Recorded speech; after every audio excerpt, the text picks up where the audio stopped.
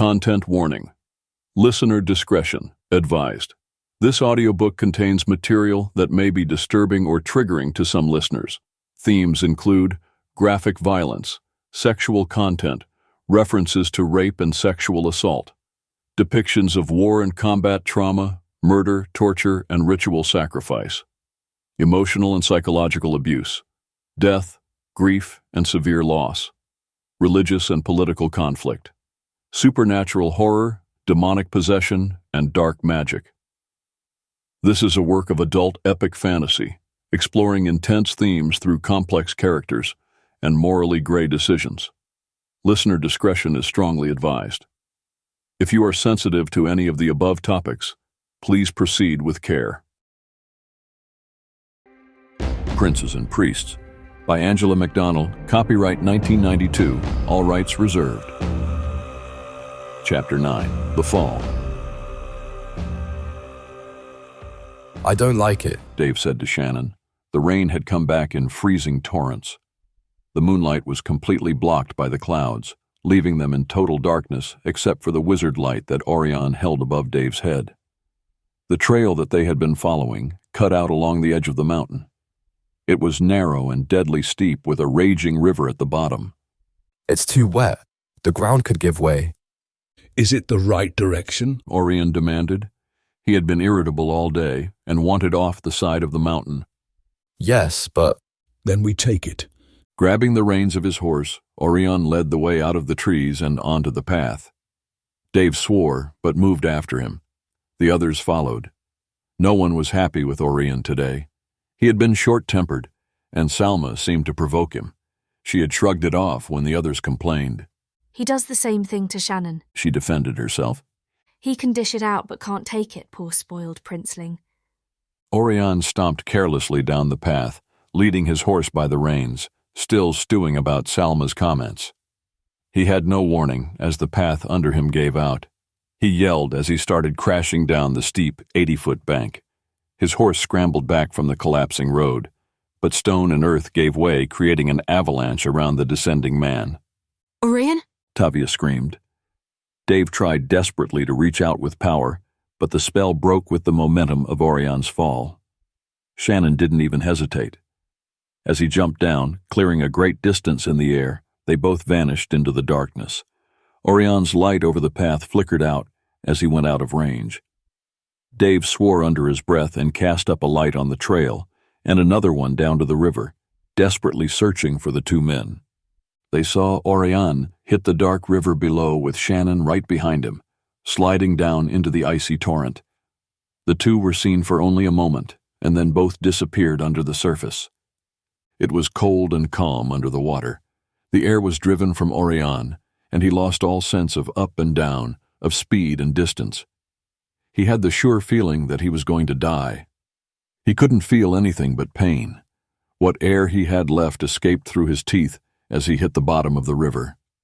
Maybe drowning wasn't such a bad way to go, he told himself.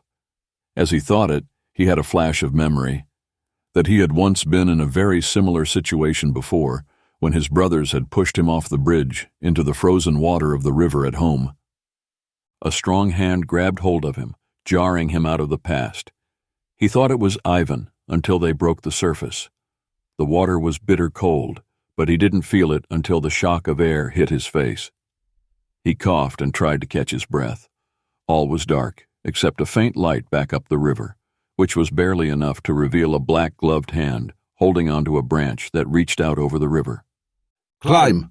Shannon yelled over the roar of water. In the back of Orion's mind, he was surprised. He didn't think Shannon knew how to yell. He sounded like a different man. Oirion reached up and tried to move, to crawl up the man who was risking his life to be here. Pain exploded in his back. He cried out and lost his grip. He barely caught Shannon's belt as he slid, but he managed to get his fingers around the leather, holding on while the river ripped at him. Shannon grabbed the back of Orion's shirt and tried to pull him up more. Shannon gasped as if he had felt Orion's pain. "Don't do this to me," Shannon cried. Oirion shivered deep inside his core as he realized that what he had heard could not possibly be heard over the roar of the river. What Shannon had said was silent. It was accented by only a short cry from the man. It was so emotion-packed that for a moment, Oirion didn't feel anything in its wake. When the shock passed, he knew it was not aimed at him, but at God. Damn. Oirion heard Shannon swear as he watched the gloved hand slip off the branch as the bark peeled away. The two of them went under again. In the back of his mind, Oirion almost laughed. That was the first time he had ever heard Shannon swear, cuss, or even use any sort of improper grammar. Oirion expected Shannon to let go, to even pry Orion's fingers from his belt. It was insane to try to save him now. But Shannon didn't let go. He kept a strong hold on the back of Orion's shirt. Oirion could feel the strength in Shannon's chest and arms as he pulled him up toward the surface. It was an odd sort of thing to notice, but he had never really thought of Shannon as all that strong. He would likely rival Ivan, now that Oirion considered it. Shannon's free hand got hold of the thick belt that Oirion wore, and he shoved Oirion up out of the white water to get a breath before they spun under again. Desperately, Oirion began to pray.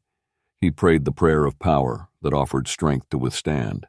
It was one of the more powerful spells that only an ordained priest could use. It had saved him several times in his years as a hunter. Shannon caught them against a rock that jutted out from the bank. Oirion heard the prayer continue unbroken, even as he cried out in pain. They were jarred by the sudden stop, making Oirion see stars for a moment as pain flashed through his back. Lying back in the water, against the current, Shannon braced his feet against the boulder and pulled Oirion up onto his chest. Oirion could hardly tell the difference between the river and the rain that was pouring down. I can't do this, Oirion. Shield up. Shannon yelled. For God's sake, shield up. Shannon's footing was lost, and they tumbled forward, pulled along by the river again. It was so unlike Shannon to sound like a real person. Oirion was a little stunned by it and didn't respond for a moment. Making things worse, the cold of the water was getting to him. As Oirion regained his senses, he raised his shields. He put all the power he had into them, even if it felt like a waste of effort. They went over a waterfall, plunging into a pool deep enough that Orion's lungs felt like they were going to explode.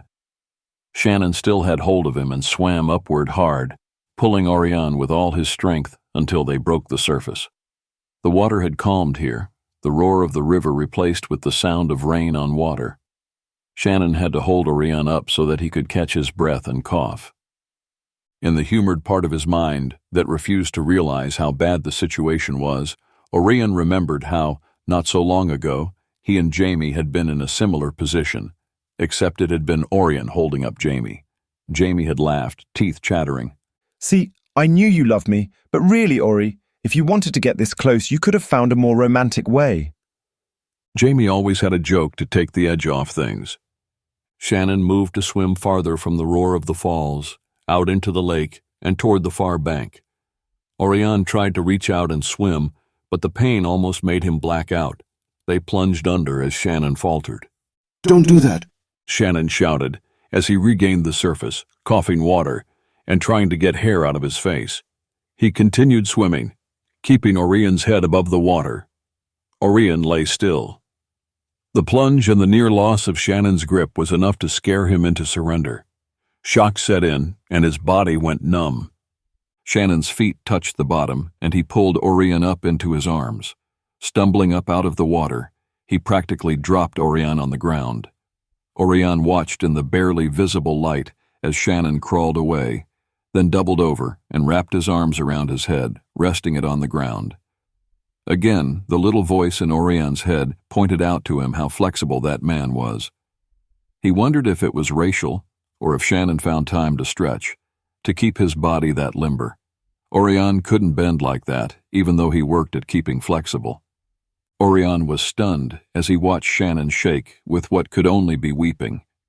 He didn't think that man was capable of emotion, let alone tears. It was his last thought before he passed out. The priest regained consciousness as he was being picked up. Orc creatures similar to those they had seen on the road had hold of him. They laid him on a stretcher and covered him with a leather blanket that shed the rain. Rolling his head, he looked to Shannon kneeling weakly on the ground. As Shannon looked up at the orc standing in front of him, Oirion saw Shannon's face in the light of the torches that the orcs carried. It was the look of a man who wouldn't shun death. It was the look of one who was tired of fighting and would welcome an end. Oirion watched an orc pull Shannon to his feet and wrap a blanket around his shoulders, and then Oirion passed out again. Oirion was seriously wounded. He was unable to find out what was going on. All he knew was that he hurt. His comrades were gone, and he was on his own to deal with the situation. He couldn't move, not even his arms. He had never felt pain like this before. He didn't know what was worse, feeling such tremendous pain or being alone in a dark tent with orcs all around. He had never in his life felt so lonely, and that was saying something. His mind returned to thoughts of Jamie. He half expected the healer to walk in through the door with a smile, tell a joke, and fix him. Somehow Jamie had to feel how much pain Oirion was in. How could he not? The tent flap opened and a light entered. Oirion felt his heart begin to pound. Unable to see who entered or what the person was doing, fear was unavoidable. He almost cried with relief when Shannon moved around and knelt beside him, setting a small brass light on the floor. Who would have ever thought that I'd be so glad to see you? Oirion confessed. He knew there were tears in his eyes, but he couldn't move to wipe them away. He could barely get his hand to move at all. Shannon bowed his head. The pain that was radiating off Oirion was so bad that Shannon could hardly look at the man. I'm hurt pretty bad, aren't I? Shannon nodded and quietly listed the injuries. You have 4 broken ribs. Your leg is broken. Your arm is broken, and your spine was shattered. There is some internal bleeding and a skull fracture. Oirion looked up at the ceiling of the tent. He didn't want to think about a broken spine. He guessed that he knew, but it was not the sort of thing that a person wants to hear. They can heal it, though. It will just take time. Shannon added. How long? Oirion asked softly, afraid his voice might break. A few days before the bones are healed. It might be a little while longer to get you running again. Oirion felt a great relief about that. As long as he'd be able to walk again, he'd be happy. He relaxed a little. Why are they helping at all? Firstly, because we stepped aside for them. Same orc? The same. And I thought it was just your good looks. Oirion tried to lighten the mood, but it hurt too much to be funny. He looked over at Shannon. The man was white-faced and he was sweating. The stress and strain of the bog couldn't make him sweat, but he was sweating now. Shannon wiped his brow with a trembling hand. You all right? Oirion asked, suddenly concerned. Shannon looked up and smiled faintly. His eyes were bloodshot, and he looked even paler with his black hair, not pulled back but hanging freely about his face. It was very pretty, all curly and very long, falling around his shoulders. It made him look very different. Several healers entered the tent. They wore long white robes and carried lamps. Can you shield him? Shannon asked, using an old trade language that Oirion recognized but wasn't able to speak. Oirion felt a shield rise up around him, and Shannon sighed in relief. The method that they are going to use will feel rather invasive, Shannon said. It is necessary because of the severity of the wounds, and because you are a different race. Whatever it takes to walk again, Oirion said. Shannon knelt and took his hand. Oirion really didn't think that was necessary until they began. Then, as they went deeper, the more he needed that hand to hold on to. At first he tried to stay calm and brave, to not seem weak. But once his breath caught in his throat, and the first sob escaped, it didn't matter who Shannon was or where he was. It was soul-wrenching, and there was no seeming end as they went deeper into his energy. They reached into depths of him he did not even know he had. When it finally ended, he felt as if he had been dropped into a cold darkness, so bitter and lonely, it burned at his cores. The orcs were gone before he even had his breath back. He was exhausted, and his eyes were blind with tears. It was hard to breathe for the crying, and his whole body shivered in the aftermath. The only light was the small lamp that sat on the floor. Shannon started to rise from his seat, causing Oirion to almost panic. Don't go, Oirion whimpered. He felt sick. His voice was raw, and he felt like he was the child that he had worked so hard to not be. He was helpless, weak, and scared. I'll stay here. Just go to sleep, Oirion. You'll feel better tomorrow. I hope so. Oirion tried to laugh to keep from crying, but it didn't work. You really seem like the last person to offer comfort to me. He looked over and met Shannon's blue eyes. He wasn't positive through the blur of tears, but it looked as if Shannon had tears on his cheeks as well. I've been where you are. Just try to sleep. If you've been here, you know sleep isn't about to come peacefully. He almost started to cry again. In your store of power, is there some trick you have to help me just pass out? He didn't expect it could be that easy. He didn't think it even a possibility, but he had to ask. Shannon bowed his head down, struggling in his own thoughts and emotions at this question. He looked over at Oirion and worked to speak. Even half-blind with tears, Oirion saw that Shannon struggled with his answer. When he spoke, it was with a lot of effort. I can take the pain away, but you have to be sure. You have to ask me to take it. Please, Shannon. Oirion closed his eyes, thinking about how Raven had warned that, at some time, he would be in Shannon's hands, and his treatment of the man might lead to some sort of denial of his needs. This was likely the time. He knew Jamie could take pain away by taking it into himself, but he couldn't imagine that Shannon would do that for him. He was sure that Shannon would make him beg for it, make him lose any dignity that he had left. He was ready to do it. He opened his eyes as Shannon shifted in his seat. The Portan slowly reached out and, with an almost trembling hand, wiped the tears off Orion's temple. At once the pain lifted and faded away, leaving him exhausted and sinking. Shannon didn't look at him, trying to keep the hand on Orion's temple from trembling. Oirion breathed a great sigh of relief and then sank into darkness and blessed sleep. Shannon fought to not show Oirion how hard this was. He was slipping in his control.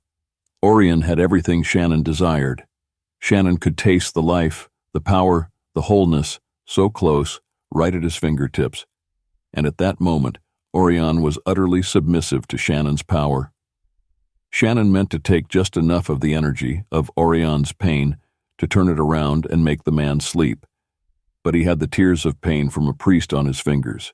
He could feel it, like the softest touch of a desperately missed lover. It coiled around his fingers, playing into the magic of his gloves with no effort of his own. He knew he could have it, take it, taste it, and for one moment he would be utterly free of pain himself. For that one glorious moment, Tyrell would jar awake from his nightmare of being Shannon. There was no fight here to distract him. There was no objective at hand to deal with. It was harder now to not take the energy from Oirion than it was in the river or with Riven in the swamp.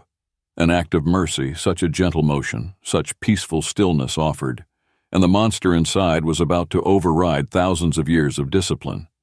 He blinked away tears to see Oirion, all the strain and pain gone, all the worry and grief eased. Part of the man at his mercy was still the boy who had more than once clung to him for safety. It was all Shannon could do to jerk his hand back. Sitting at the bedside, Shannon held his head in his hands and forced his screaming desire to cool. He was sweating, his head roaring in vampiric hunger, his entire body drained by the power it took to stop himself. He had to fight it down, crush his feelings, and purge emotion from his mind and thoughts. It was not an easy task. It felt as if he was killing the man that he used to be in order to be Shannon. Only Shannon was strong enough to endure this. Tyrell was not. He forced himself to get up. He needed to get away from Oirion and out of sight before he crashed from all this. He already felt sick at what he had just done. It was only a whisper, but it was golden and sweet as honey, warming his hand and easing all pain. Oirion was a perfect balm to scars inflicted by Jerome. There was something more. He had missed something important about Oirion. Right now he would not be able to think. He had to get away. Later, he told himself, he would look closer at the man. Still, there was Orion's soul energy breathing up his arm. Just the mere touch of Orion's power, and nothing was likely to ever compare. If Jerome had known that Oirion was on that ship and had any idea of who Oirion was to Shannon, then it was not by chance that he chose that moment to strike. Shannon clenched his trembling fist, trying to block it out. The rain had stopped, but he pulled up his hood and stumbled away to try to find privacy from the orcs and their small camp. They had been surrounded on the trail and escorted through the night to a tent. It was dry, out of the rain, and welcome, all except for the fear of what might happen. Shannon, Theo almost collapsed with relief. you're all right. He got up from his seat to meet Shannon at the door. Is Oirion all right? Travis tore from Tavia and raced to Shannon, grabbing his legs in relief, crying softly. Oirion will be fine in a few days, Shannon said. His hand rested on Travis's head for a moment. Then he gently pushed the boy toward his mother. Can we see him? Kelly asked. No. He asked that he be left alone for a while, and the healers agree that he will heal better if he has time to sleep. The healers? Riven asked. The Orcan healers, the same ones that we met on the road. Our respect for their grief impressed them. They have a request. And that is? Ivan asked. And what is that? Tavia asked. Travis turned back to Shannon and caught his hand, looking up at him. The boy reached up one arm to be picked up, and Shannon picked him up without even looking down. It was the sort of thing that is learned by parents or those who deal with children, but is not a matter of instinct. Tavia noticed, but no one seemed to understand the importance of it. Travis silently wrapped his arms around Shannon's neck and hid his face in the man's shoulder. A year ago, a group of men in red sealed off the gates to their warren. The only ones that are outside are the hunters and healers that were elsewhere that day. The orcs inside will be just about out of food. They want us to open those gates. Why could we and not them? Ivan asked. The men that did it used pertinent magic. I can deal with the magic, but they can't. The problem is that the area was set up for goblins. The men in red brought them in, and now it is infested with them. What if we say no? Then they keep Oirion, Shannon said. They went to a lot of work to heal him, and they will have him help them in other ways to pay off the debt if we do not want to pay it off for him. That is the cost of healing. Kelly asked. Why should we? Ivan asked. They're orcs. Not any more than they are something else. Theo said. Besides, we need the allies, and they will hide our trail more than anything else. I don't want to do it. Ivan said. That is your choice, Shannon said. I can do it alone if I have to. I wanted to allow you the chance to make allies. He was too tired to even worry about how he looked or what the others saw. He just wanted them to have the option. I'll go, Theo said without any real hesitation. So will I. Dave said. Kelly nodded once. I'll go. Riven said after consideration. We go in the morning. Shannon said. Then he turned to Ivan saying, Think about it. and ducked back outside, taking Travis with him. Travis was happy to be outside. He did not stray and continually looked to Shannon or came back to touch him before going back to his games. Shannon sat in the grass watching the boy, who was looking at a group of ants working. The boy studied them the same way Shannon might have as a child, lying on the grass, utterly focused. It had been a very long time since Shannon was around a child for any real length of time, and Travis was no ordinary child. Shannon knew that, but he dared not look too closely or get too attached. At some point, he would leave them and never see the child again. Travis looked up suddenly and went to Shannon, crawling into his lap. He looked right into Shannon's eyes. All his focus and insight were aimed at Shannon, and Shannon alone. You are sad. I want to help, but I don't know how.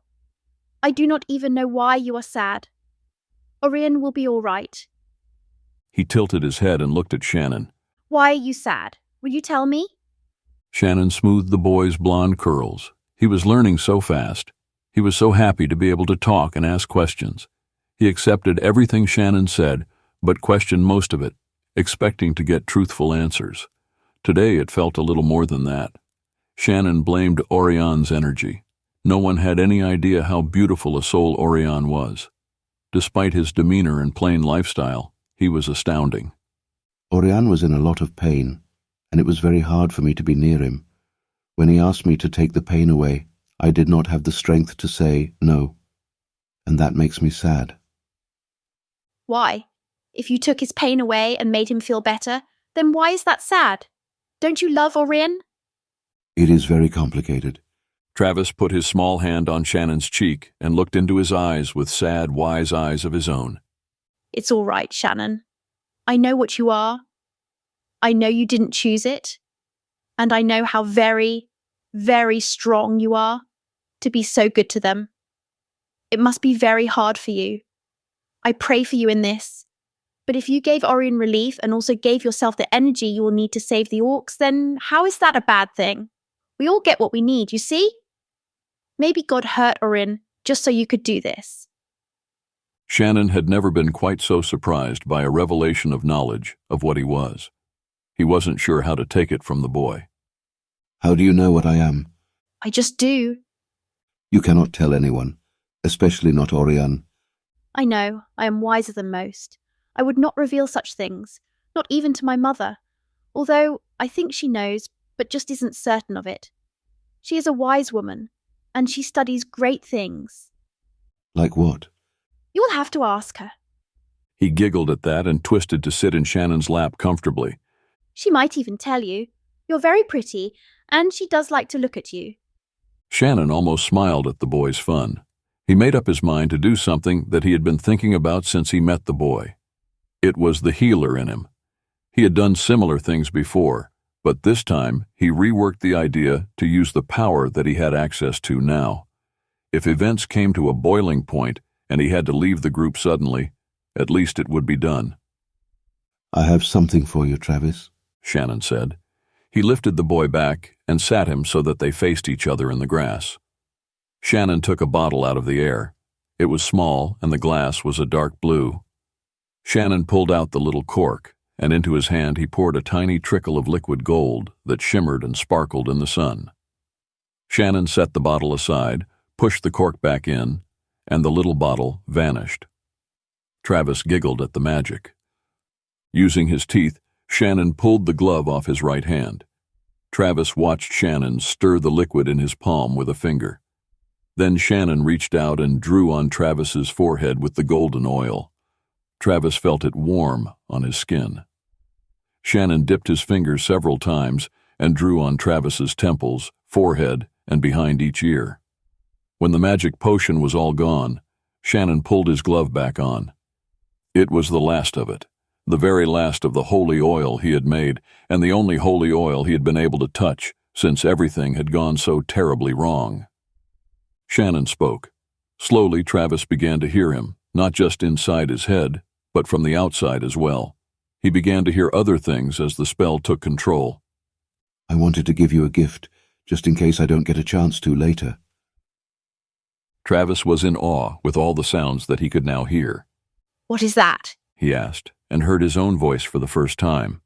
The words were clear in his head, but the sound from his mouth came out as a funny little moan. It is the wind, Shannon said. And that sound. Shannon pointed to the trees. That is the sound the wind makes in the needles. It is called sighing. Shannon sighed to demonstrate the similarities.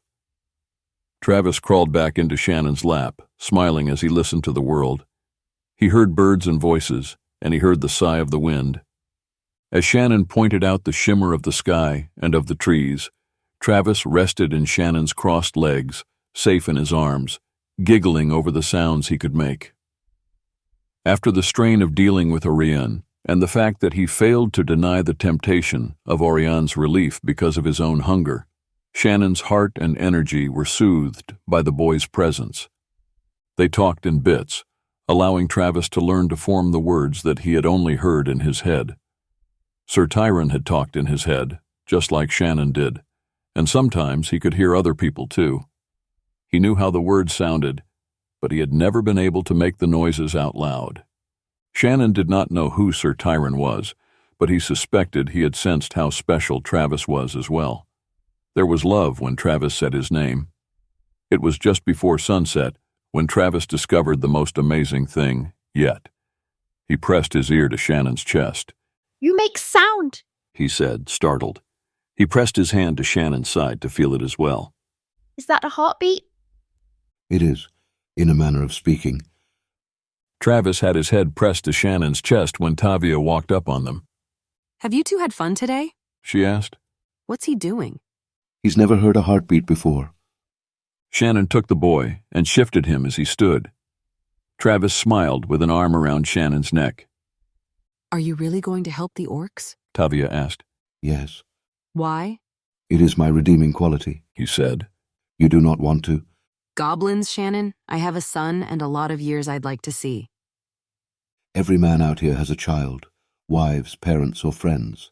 I can't go. I'm no hunter and I'm no wizard. You could be, if you wanted to. Maybe I'd rather be a mother. That is your choice, He said. He stood Travis up on his feet, feeling rather pleased for the boy, that his mother was so true and good to him. The meal is ready, by the way. They asked if you wanted to eat with us or with Oirion. I will go see Oirion. He handed Travis back to his mother. Be good, Travis. I will see you in a few days. Travis smiled and waved. Shannon cut away to get to Orion's tent. His thoughts turned back to the man. He added to the shield he would need and tried to harden his heart against any pain or plea the man might have. There was something about Orion's energy that was not what Shannon expected. He did not dare to look at the energy he had taken. That would be far too dangerous for him. It was bad enough that he even had to deal with the man at this point. He would have to look closer, but not yet, not with its still warm and whispering temptation at him.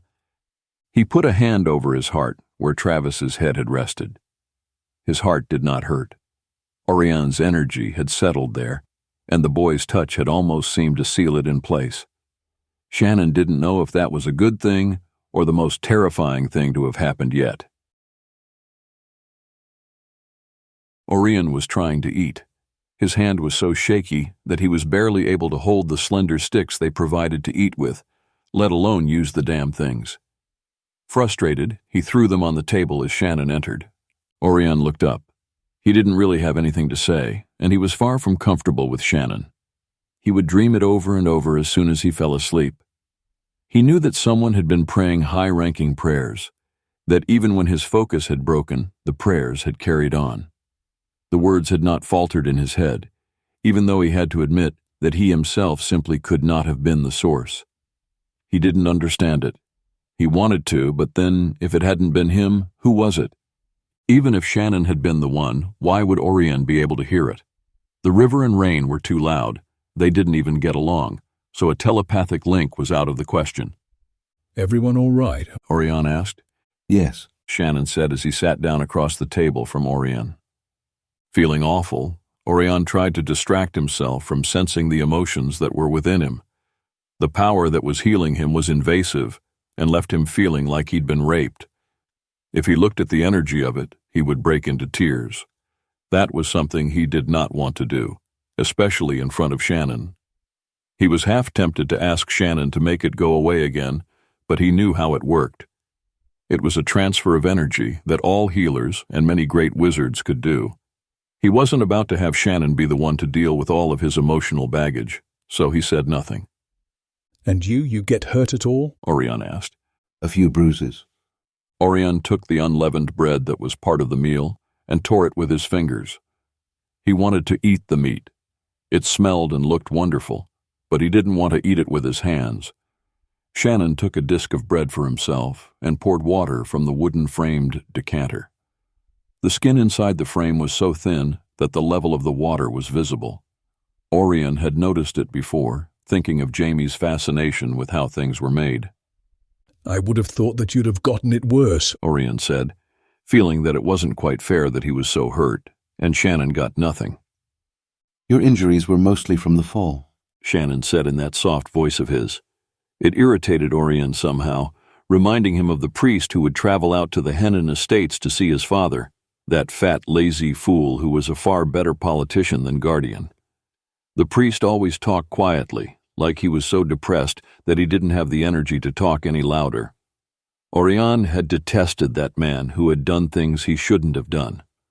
Oirion felt sickened at the memory of him, even if he couldn't quite remember the reasons why he hated the priest. But then there was a lot of his childhood he didn't recall well. Maybe it was Shannon's voice, or maybe it was the healing that made him even think of that priest. He hadn't thought about Father Don in decades. Whatever it was, Shannon was the only one he could react against.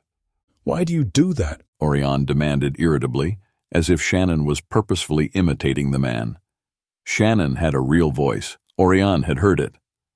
Do what? Shannon asked, pouring water for Oirion with his ever-perfect grace. Talk like that. Habit, Shannon said after a moment. My parents were very much living links to the elder days, and one of the customs was, one does not raise his voice if he is in the presence of nobility, holy men, or your elders. It was a sign of respect. If you were one of those, then you spoke softly, so men would have to be quiet and listen, in order to hear what you were saying.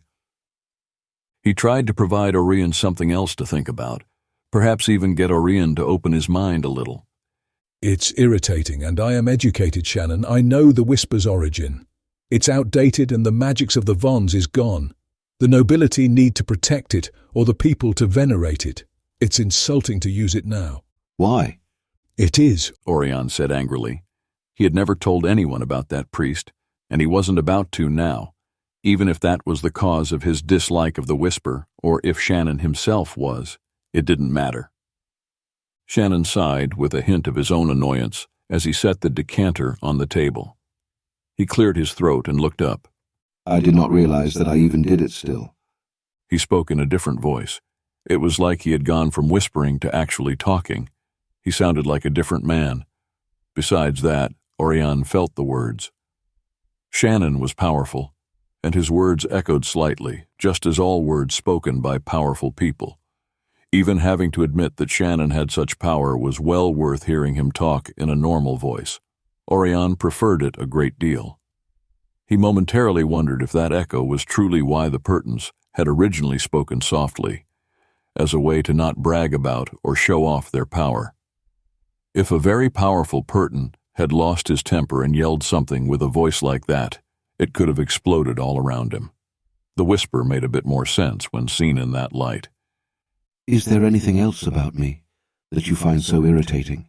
Shannon asked, lifting his gaze to Oirion. It was nice to get an insight into Orion's moods, Shannon thought, and Oirion was just glad to get his mind off the pain. Most things, yes, Oirion said. You avoid people. It's not natural for men who travel like this to avoid each other. Instinct tells us that we need one another. Those who don't share that are normally thrown out of a group or are hiding something, he added. You are actually a smart man, Oren, Shannon said. Stubborn, but smart. Oirion scowled. I'm in no mood to be insulted by you right now. It was not an insult, just an observation, an opinion. Our opinions differ most of the time, Oirion pointed out, almost in a way to be insulting to Shannon. I liked you better before you talked at all. Shannon almost smiled at that. Oirion didn't have anything else to say, so he just sat there, eating the flat rye bread, wishing for a bit of golden wheat bread and butter. Butter would be good. He looked up as he took the meat, tore a piece off, and took a bite while watching Shannon. Shannon just ate bread, always bread. We are taught how to recognize a powerful demon, to be aware that demons don't bleed, they don't eat, and they don't have imperfections like freckles or scars. They like to cover up the lack of imperfections, so the easier it is to fit in here. We are taught that demons don't like fire, they don't sweat and they don't shiver. Now that I think of it, I've never seen you sweat, bleed or shiver. He knew that he had seen some of those things on the night they went down the river, and again the night he was healed, but that was beside the point. Or eat anything but bread and you hide most of your body. Shannon took a drink of water, watching him. I do not bleed because I avoid injury. I do not sweat because I can regulate my temperature as all Pertons do. Only in rare cases do Pertons sweat, and usually that is only under extreme emotional trauma or a fever. You know that, Oirion. I do not eat much because I do not need much. Partly that is because I have been on so many purifying fasts that my body does not need that much to sustain itself. Good excuses, Oirion said conversationally. Shannon actually smiled. He had a brilliant smile, Oirion thought. He almost smiled back. Women would die to have that man smile at them. You're a full-blood Perton, aren't you? Yes. I thought most full-blooded Pertons were wiped out. There are more than you think. Where are they? All over. Most hide away in their castles and estates. It is very depressing to see the way things are now. Many wear illusions and false names. Only in Norwood do they attempt to live in the open. Vampires don't count, Oirion said, commenting on the rumor that the vampires owned Norwood, a rumor that he had no reason to doubt. The farther over the border you got, the worse it got, and once past a certain point, people didn't come back.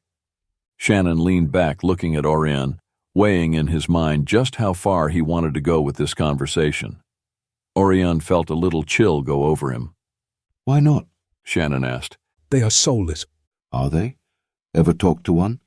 No, Oirion replied, almost revolted at the idea. Then how do you know? Where does the soul go? If a man loses his soul when he is turned, then where does it go? If all that we are resides within our soul, then how is it that a vampire lives? Is not the flesh just the house of the soul? If the soul departs, is it not death? Is a vampire thus a walking corpse with no thought, no emotion, and no identity? Is the man that existed behind the thoughts and feelings of the living simply washed away with the soul, just— He gestured away, making his point as to the fleeting soul. A vampire's soul is destroyed. Like a log in a fire, it is burned up. The ashes show what it was once, and the charcoal might have been held in a semblance of the thing that it was, but it is not a tree anymore. It is nothing but ash that needs to be cleaned out and thrown away. That tree was cut down, and that log was thrown into the fire. Tell me in your analogy, who is cutting down men to make vampires? They do it themselves. No power would be worth having your soul burned to ash. That's how the church sees it. Maybe the church is wrong. You trying to piss me off? Oirion asked, getting upset now. No, I'm trying to make a point. You think I haven't asked my questions? I take it personally. You are so quick to doubt me, and you have no idea who I am. You assume that you know every vampire, Shannon countered. You think I'm wrong? I've seen those men. I've been attacked. I have scars. I'm a hunter, for God's sake, Shannon. It's my job. We all have scars, Oirion, and no, you haven't met them all. The vampires you have met are the culls, the rejects, the ones driven out of the other places. Caught between their king and the church, they are fated to be tracked down by the hunters and exterminated. You perform a noble service, but you do so without all the facts. Their king? Oirion asked, outraged by the idea. He had heard the peasants on the border talk of the vampire king, and it was an idea that he was ordered to wipe out. To hear it from a man who was not a superstitious peasant was frustrating and troubling. You have heard of the Shadow King, Shannon said. That's what the peasants call him. He's a story made up to assure a nervous population that there is order to the darkness. Is he? If you believe in fairy tales, you are far more gullible than I thought you to be. If you blindly trust everything you're told, you are not half the man I thought you to be. You enjoy this, being able to piss me off and knowing I can't do much about it. Why are you here? I'm not trying to upset you, Oirion, Shannon said, taking a drink of water. You must realize, the major place we disagree is on the church, not God. Just the church and its flaws, its dark side, he added. The church is sanctioned by God. The church is ruled by a man, Shannon said, getting a little upset himself. His age proves his holiness. He's over 5,000 years old. So? Shannon asked. So, humans don't live that long? They do, if they are involved with enough powerful energies.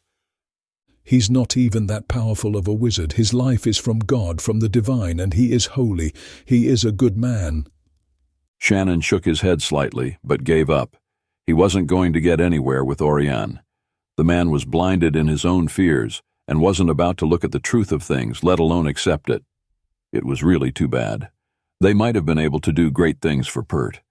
Shannon wondered what sort of reaction Jerome would have if Shannon had a new partner. He almost smiled at the idea. The idea made his heart actually catch several beats. He could feel Orion's energy there, whispering at how that might feel. It was out of the question. It would drive him mad. He wasn't even sure how he had kept control and kept his sanity this long. He tried to choke the thought down and burn it away. He must not think it. Not ever. Shannon looked at the water he held, unable to clear his head. In actuality, they had been handed when they had fought the trolls and linked in the river. Oirion had used the powers of his heritage, his wizard's blood, and the need to live. He had been so concentrated on Shannon that he had hung on with more than just his fingers. The ease with which that energy had come to Shannon was proof of that. Oirion was not ready to die. If anything, he was still trying to be born. It had been a long time since someone was inside Shannon's soul, and while it was just a whisper, it had felt odd to have that part of him tapped into again, without the horror and vileness that was Jerome. How Oirion had gotten so close, and how he was able to reach Shannon at all, was perhaps not so very odd considering the connection they had once had. Shannon knew very well that Oirion did not recall him consciously. Shannon had gone to a great deal of work to make sure the boy he had saved more than once did not recall him. But the fact that Shannon would allow anything between them at all now, let alone consider more, was troubling. He clenched his teeth. For a moment he was tempted to remove the magics that blocked the memory. Maybe then Oirion would not be so difficult to deal with.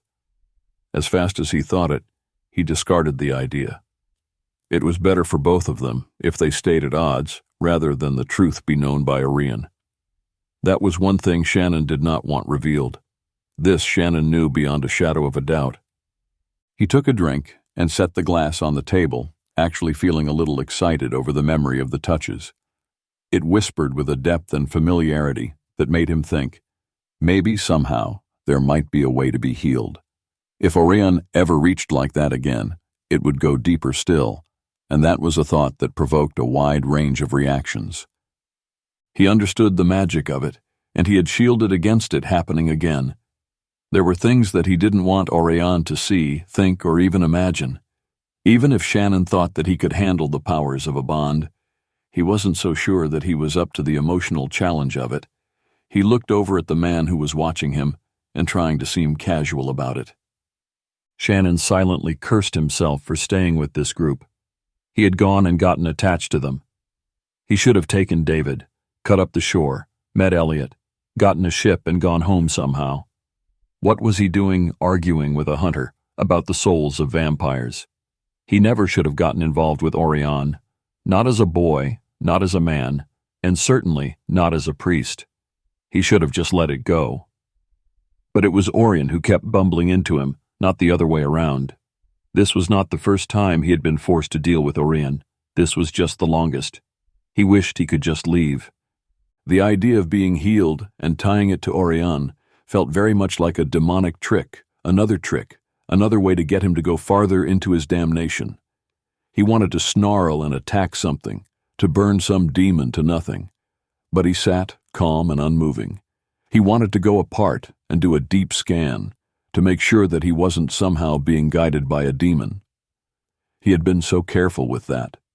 Even at his lowest yet, he didn't think any demon could have gotten that close without Shaw or himself knowing about it. He knew better than to leave Oirion alone right now, even though it was getting harder and harder to stay in control around the man. Having tasted Oirion, having had that power flow through him, was not helping. The hunger had been sated, the buzzing silenced, but the appetite was whetted, and now he knew just how sweet and filling it was to drink of that power. He bowed his head, wishing he could just get up and leave. If he could just go and forget it all, it would be so much easier. On the other hand, he had been healed once by the same method used on Oirion. It was a horrible invasion of soul, and it was after he had been so invaded that his soul was in question of existing. It was much easier to have someone, anyone, with you, even if the other just sat there and did nothing but be present. Oirion picked at the food, not really hungry. Lack of appetite was a side effect of the emotional upset that he was feeling. Shannon tried not to intrude on the man's unhappiness too much. It didn't help that Orion's pain was radiating and wavering up against Shannon's shields. It was whispering to him, just a taste, that's all, just to feel that golden light within again. Shannon turned cold against the seductive allure of the power that sat so close. He knew just a taste was never just anything. He never should have even touched the power. He had meant to let it go, slipping it into the ground. But he hadn't had the strength to deny all of it, and he had been sloppy in his work. He had brushed against it, like brushing against another man's wife, just to feel her body.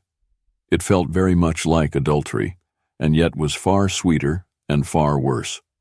Shannon wondered how Oirion would feel if he had any idea that Shannon felt that way about him. Not well, Shannon suspected.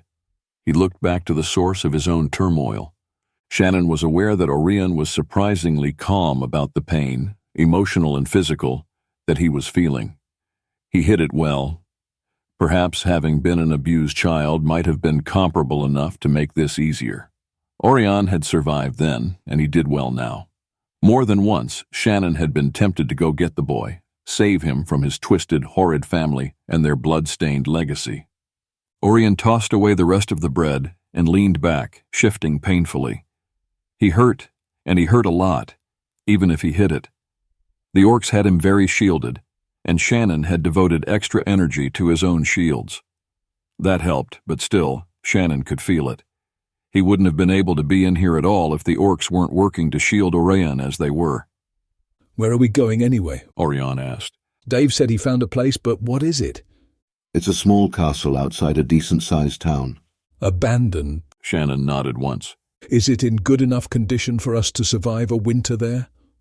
From what I can tell, Shannon said, having to clear his throat again to keep his voice from slipping back into the whisper he normally spoke with. Maybe if Oirion saw that he was willing to change a little to make life easier for the group, then the priest might relax some. How did you two find it? Basic wizardry, Shannon said. Dave has an interesting shield, you know. I can't even tell what sort of power made it. That's part of its purpose. It's inverted. Like yours? Same idea. Different, though. So why hide it? You have something worth hiding? Shannon tried to imagine just what Oirion would do if he dropped his shields. What would the righteous priest do if he saw what the shield hid? The idea was almost tempting. Tell me something, Oirion, Shannon said, changing the subject just a little. You are all church, right down to the core, and cannot even hide it. Why are you here? Why were you on that ship? You had orders to stay in Norwood, and yet you disobeyed. How do you know what my orders were? Oirion asked, a little shaken. I know the method. Shannon leaned forward on the table. One day, Oirion, we will go back, and you will have access to the records of the church. I want you to look at something when you get there. I want you to go back through the books and search. Look for pairs that have a healer and a wizard combination. Look at all the times when the healer is killed or otherwise lost. Then look at what happens. The man who is the wizard is told to stay put. He has two fates from the moment that his partner is gone. Either he is promoted to cleric, which rarely happens, or he is lost. His lands, everything he owns, is taken by the church. He is denounced as having gone mad, of having lost his mind to his power, or worse, having been turned. Then look at the rank of those men. Few are as powerful as you are, and yet they are claimed to be mad. Have you ever felt that your power was going to drive you to the extremes that the church says it will? Have you ever had fantasies of killing everyone you loved? There's a pattern there, and you might even pick up that all these men were never found, that only a few were ever killed, and no one knows what happened to them. Count them. Count every man who has fallen in the last 500 years, and then count up all the men who have been killed in the woods or other places, and see what you find. Go with it. You think that all of the teachings of the church are nothing but bullshit? Oirion said in shock. I don't want to talk about it, Shannon. I wish I could believe you. I wish that I could believe vampires are just men who are part of this conspiracy that you seem to think they're caught in. I wish that I could blame the church and curse it and go after it for all the things that had happened, but I don't. I saw my partner. He stopped, his voice catching in his throat. He bowed his head, swearing at himself for breaking down, for getting so close to tears in front of Shannon again. Shannon didn't say anything. He was tempted to say that he knew all about James, that the man wasn't a vampire, far from it. All that James had done was choose to have a history lesson from others who had been there, so that he might see and hold the bitter reality in his hands. However, Shannon didn't say anything. To admit involvement was to admit his damnation to a man who would risk his life to kill him. Shannon didn't want to do that. He didn't want to have to kill Oirion. He bowed his head and gave the man his privacy. Oirion tried to get up, but wasn't able to. He was far from that point. Shannon was up instantly to help him back to his cot. Oirion shoved Shannon away as soon as he could, frustrated, hating himself for the war of responses he always seemed to have about Shannon. Shannon just stepped back. He stood a moment before he spoke. The orcs have asked that we help them open the gates of the warren. It was sealed about a year ago, and the food stores are beginning to run low. Our group is the last chance they have to get back with their people, and to save those inside from starvation. We are going to leave in the morning. They want Tavia and Travis to stay here. The rest of us, minus a healer and a guard for you, will be going. You're leaving me here? It is only a few hours away. It is just that we are right up against goblin territory, and it might take me a while to get the seal down. We will need the Orcan protection and the group's magic. I don't want Tavia in here, Oirion said quickly. Can I ask you something seriously? What? What books did you read in the monastery? What appealed to you the most? We read and studied scripture, prayer, and the writings of Saint Tyrrell for the most part, he said. What did you think of his writing? He's a saint, Shannon. He's the greatest religious teacher the church has had in a very long time. He created his own kingdom, and every kingdom has an order to his honor within it. What do you mean, what do I think? Do you think he was inspired? That he was a holy man? Of course.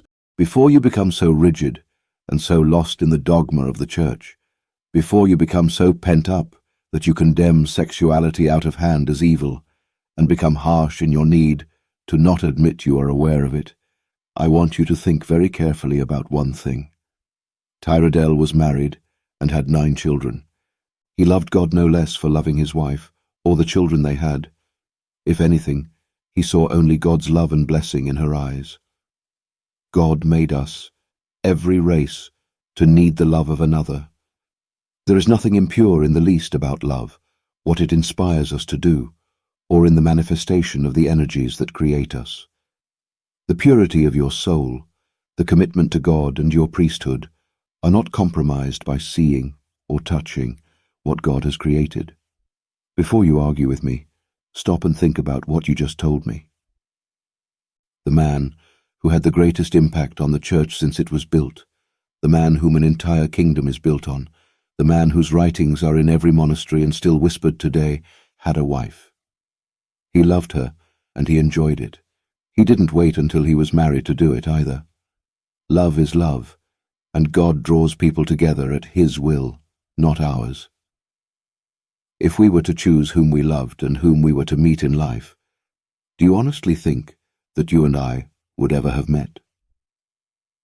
What do you know about it? Oirion asked. More than you would think. The point is, Oirion, that the greatest sin would be in denying what God has created. God has nothing to do with it, Oirion said back almost fiercely. Maybe not your God, Oirion, but my God designed a man to fit very well with a woman, and he even gave us the desire to want to. Yeah, why don't you go see how well you fit with her then? It is not a thing I can do. Why? Are you so powerful as to deny that, or are you just dysfunctional? A moment of silence filled the air. It's okay to pick at me, but not to question you, he asked when Shannon didn't say anything. You can't lecture me about this and that and then not prove yourself against being a hypocrite. I was married, Shannon said softly. She was murdered. I still look for her in crowds and reach for her when I wake up at night. I miss my wife, and I have yet to meet anyone that can reach me through the horror of her death. In all my life, one of the things that I do not regret is loving her. Life isn't always so clear-cut, Oirion. We are not always what we seem to be, and sometimes the rules are wrong for us. He wasn't so sure he cared to share that with Oirion, but he needed to make his point. He was a little upset that he had spoken so openly to him, but he had, and it was true. He'd spoken before he meant to, but the look in Orion's eyes made it seem like it had been the right thing to do. Oirion looked toward the ceiling of the tent and said nothing more. Shannon sat silent, pushing down the thoughts and memory that had been brought up by mention of it. It wasn't so easily forgotten. He leaned forward on his knees, holding his head in his hands. He was still trying to forget it all, and to think of the moment here and now. Shannon, Oirion said in the dark of the tent. The lamp had burned out, but Shannon hadn't even noticed. What was her name? Alicia. He breathed her name. It doesn't matter, you know. I vowed celibacy. Did you? Or did you say the traditional vows of the Sixth Kingdom? It's the same thing. No. Of the older kingdoms, only the first and second have full celibacy. The rest have temperate celibacy or blessed celibacy. Only the newer kingdoms, those formed under Jerome, have anything so foolish and strict as to hold to such stringent vows of the first and second orders. You belong to neither. Blessed is sixth, but that is just... Oirion started to argue. No. Shannon interrupted. Look it up if you like. What blessed is, shortly put, is that you do not behave like Ivan, and you do not use magic with it. You get married and live like any man. The church now fails to explain it. So that's not what I meant. You are a stubborn man.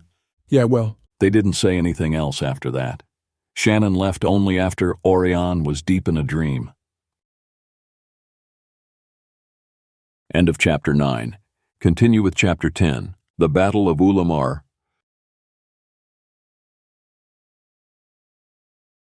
Princes and Priests. Chapter 10, The Battle at Ulam. Everyone but Tavia, Salma, and Travis met before dawn in the yard by the dome-shaped tents of the orcs. It was early morning, and fall was well set in at this high altitude. The undergrowth had turned shades of red and orange, with the leaves having fallen off the smaller, deciduous trees. Early morning frost on the conifers revealed a faint hint of the oils in their needles. Mountains, not all that much higher than this place, had deep white snow that appeared pink in the early morning. Their jagged peaks were blanketed with it, detailing their deep crevices. The faint breeze brought the smell of the new snow to them in gentle warning. There was a thrush down by the lake piping out a one-note song to greet the sunrise. They all gathered there, equipped with sturdier leather and weapons that the orcs provided. The orcs were silent. They simply nodded to each other and fell into a single-file line, heading out in the first light. By that faint, steely gray and pink dawn, they cut westward into the thicker forest. Their trail twisted and wound its way down the slope before it sharply began a great climb upward.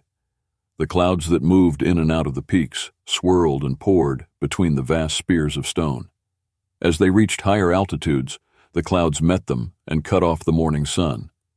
Mist turned to snow as they hiked over a cold pass and down into another valley.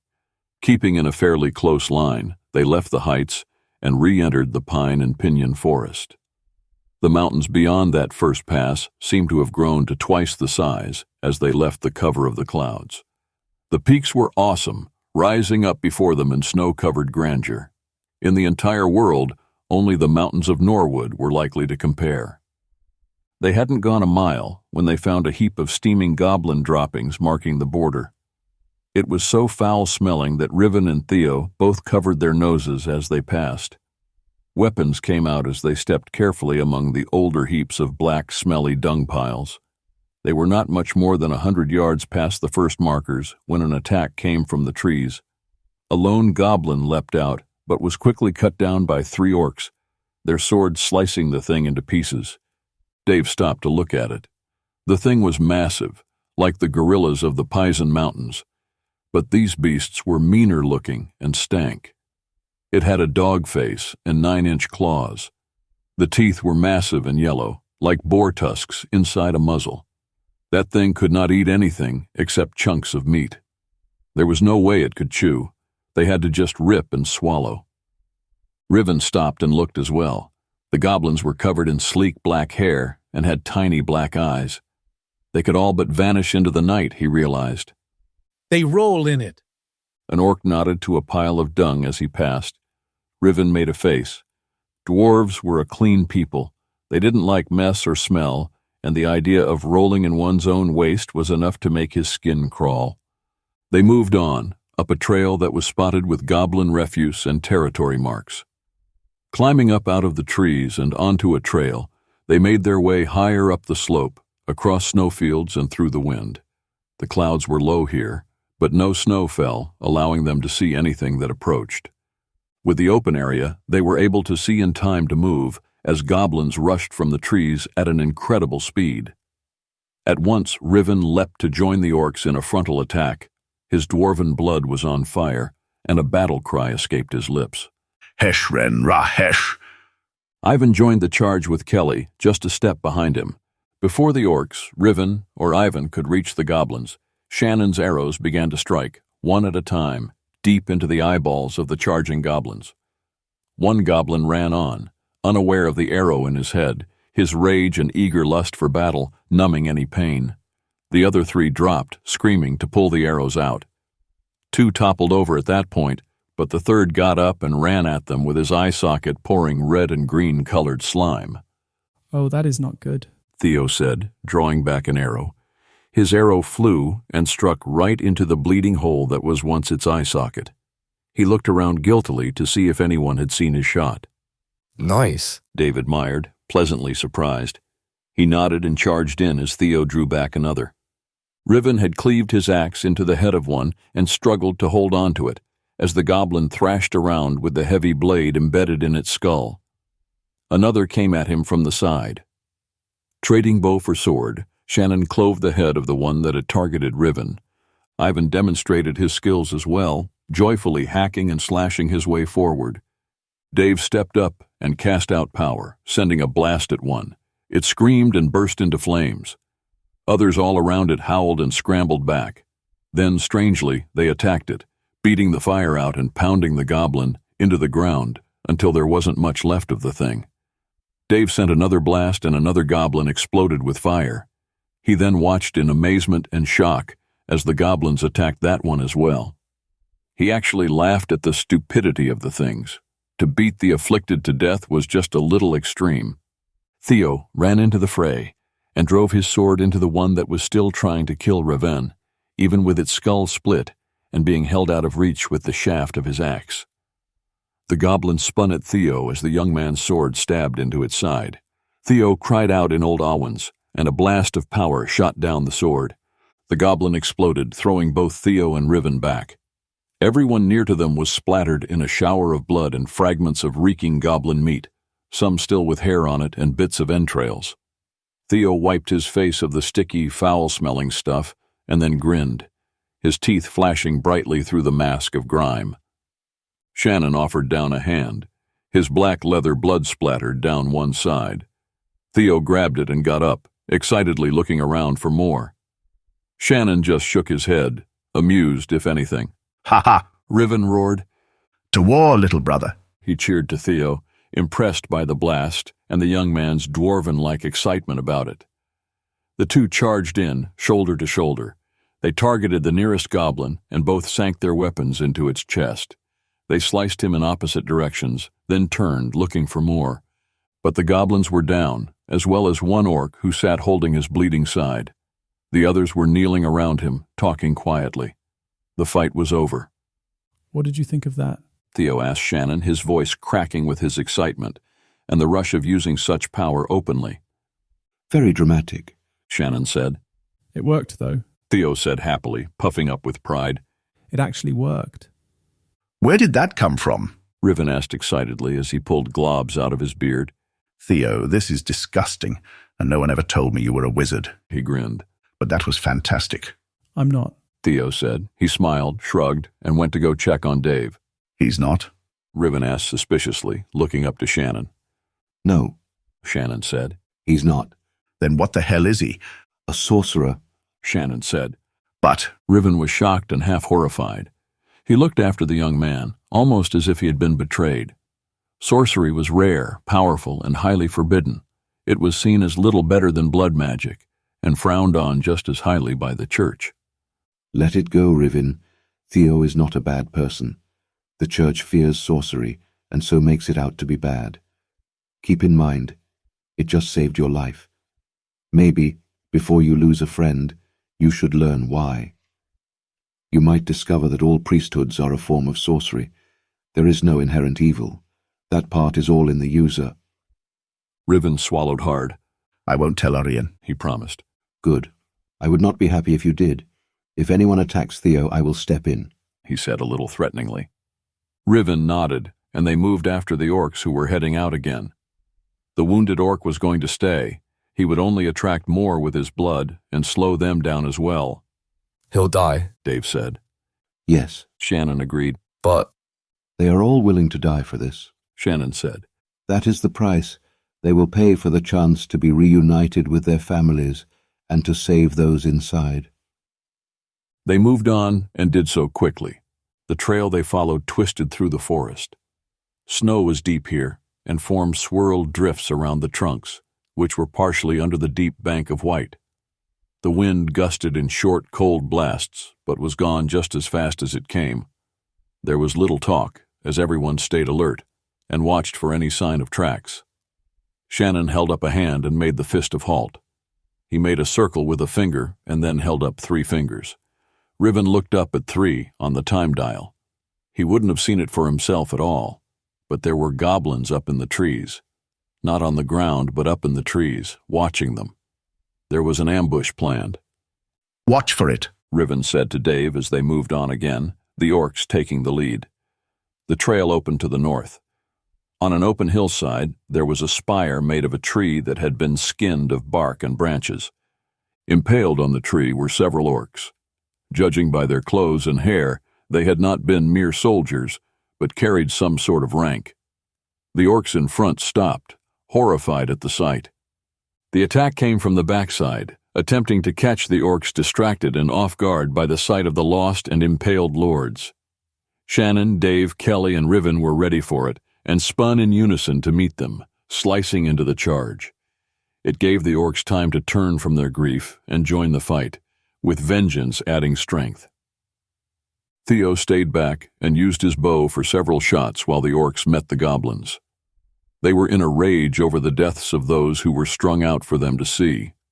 Several of them were openly crying with the turn of emotion, but making it felt against the goblins. Theo drew his sword when he ran out of arrows, but was distracted and did not charge. He watched as Shannon fought in the melee. The man was awesome to see. He moved in a constant flow of motion that was as beautiful as it was deadly. Theo noticed with some surprise that Dave moved very eerily like Shannon. Dave looked like a Purton. Not just a Purton, but in the fighting style of the Imperial Guard, Theo realized. The fight was over before it reached Theo, and he was able to put the sword away unused. After that, they were attacked often by small groups of goblins, but none large enough to put up a fight. The goblins seemed to think that they were charging down to a battle that they were missing. To their surprise, they ran right into the group, who sliced through them and moved ever higher up into the mountains. The look of shock on their faces was rather amusing to the orcs and to Ivan, who was happy to kill the goblins with that look still on their faces. They left the trees and emerged on a great flat shelf, high on the mountain, just as the sun was starting to set. The view was spectacular. The men stopped to look out, breathless. There was a lake that swirled with glacier dust far below. Sheer blue mountains, so close that you could almost touch them, rose up to the sky with their every cut and rise, accented by pristine snow. The sky was full of tattered clouds. To the west, the setting sun turned them a brilliant show of golds, pinks, and oranges. It was stunning, but it was also evidence that night was fast approaching. Soon, both moons would rise, but the time between when the sun went down and the moons rose was going to be dark and deadly. The shelf led onto a great level plateau, cutting into the side of the mountain. Several hundred feet back, there was an exposed cliff rising up to form another mountainous peak. The cliff face was covered in glowing wards that shifted in a multitude of hues and colors of the sunset and sky. In the center, glowing from the depth of the stone under the wards, was the awesome and great seal of the church in all its wealth of intricacies and splendor. Riven slowed to a stop as he gazed at the thing. He couldn't believe it. There on the wall was the last straw. He was betrayed by the church. It was like being punched in the gut. He had been able to deny having seen the pontiff in the Baron's study, but with the very seal of the church staring him in the face, he had no choice but to reconsider his vows, his roles, and his religion. No, Riven choked. it can't be. He was not allowed time to swallow it in. They were attacked in force. The orcs quickly moved to form a half-circle around the man in black, who was already raising his hands up toward the wards on the walls. Riven turned from the wall and charged at the goblins, fighting alongside the orcs, attacking and hacking with a reckless abandon. He unleashed all the anger and hurt of a man who had just had his foundation jerked out from under him. Kelly and Ivan had to move hard and fast to get in close enough to Riven to aid him and watch his sides. They were hard-pressed to even hold their own. The sheer number of goblins was stunning. The warriors were forced to use all of their talents. One of the orcs, impressed by Theo's archery, handed him a quiver with a toothy grin. Theo whispered before he kissed the tip of an arrow and took aim. The arrow hit its mark right in the chest, sinking into the thick fur and hide. It wasn't a mortal wound, but it was stuck in the chest flesh. Then Theo shouted a word, and the arrow exploded with a shockwave that rendered the goblin into 2 short leg stumps. It knocked others back and even staggered Ivan a bit. Theo shouted in shock at how much power had been in that arrow. He had never been able to openly use the spells he knew. They were working far better than he thought they might. He took out another arrow and tried it again. Dave spun back from the fight to catch his breath. He quickly raised white fire into his blade. This gave him a pause as the goblin stepped back from him a moment, confused. Dave took advantage of it. He, with an orc on either side, raced back into the fight. Theo had used his last 3 arrows too soon for his liking. Desperate for more, he looked around and moved to steal them from the quiver of the closest orc. The orc was one of those who formed the guard around Shannon. The orc willingly helped, handing the arrows to Theo. They were heavy for the bow he had, but they didn't have to go far. Runes and wards were Shannon's hobby, and he had once been, by far, the most powerful rune master in the world. He had an entire library of books on wards and runes of his own making, of the Elder Days, and of the Church. The Church used his runes and wards almost exclusively now. He knew them all well enough that he hardly had to think about what he was doing. It was odd to think that Jerome was so short-sighted as to force him anywhere near this area, and to have had the Cardinals use Shannon's own wards on the door. Maybe Jerome thought the orcs would be long dead before Shannon reached the area. He had to know Shannon would help them, but then the man might be so arrogant by now that he would think that this magic would be beyond Shannon's ability to work anymore. More often than not, Shannon chose to slip away and have no part of magic. It wasn't because he couldn't do it. It was simply not worth it most of the time. This time, however, it involved an entire race who also happened to be at war with Jerome. Shannon would not have left them, even if he'd been traveling alone. He lifted his hand to use his rarely revealed power. He knew this was going to hurt. Now committed, his options were left to very few things. Failing was simply not one of them. Reaching out, he took the first knot of power that locked the wards from attack and snapped it. The ripple of energy was carried outward, revealing the ward's lines passing through its layers and depth. Wards and rune lines were like weavings. If you pulled at the right spot, it would unravel. People often forgot that you had to build blocks against unraveling, and you had to tie the wards off. The man who had constructed this hadn't properly tied off his runes. Not only that, while the man who had built this had powerful wards, to Shannon these were simple and almost elementary. They were just stacked one on the next, creating a false appearance of complexity. Shannon worked as fast as he could without any real difficulty. Wards were unraveling all over the wall. Their lines burned, smoked, and sparked as they ate themselves up. The sparks began to ignite tiny fires before the gate and put a smell in the air that was unmistakably magic. It created light for the battle behind. Shannon held his ground, trusting the warriors behind him to watch his back. This was the easy part, but it still took focus. This was not going to go down fast. There were 6 layers of the wards with several hundred rune rings each. Each of the rune rings had to be unraveled on its own. Shannon had to wait for the wards to unravel before he was able to move on to the lower levels. Until the ward over it was gone completely, the one below could not be touched. Every unweaving took time to unwork itself and had to be watched to make sure it didn't knot back upon itself. Sometimes the lines would melt together, stopping a full unweaving, and that took even longer to undo than a true knot. As they burned away, he studied the seal under it, wondering how he was going to take that down. He doubted that the thing would recognize him, and he doubted that he had the right sort of power to dismantle it. The alternative would be shattering. It would be felt and heard for a very long way, not to mention it might blow the top of the mountain off. He let the problem run through his mind as he pulled and cut at the next level of wards.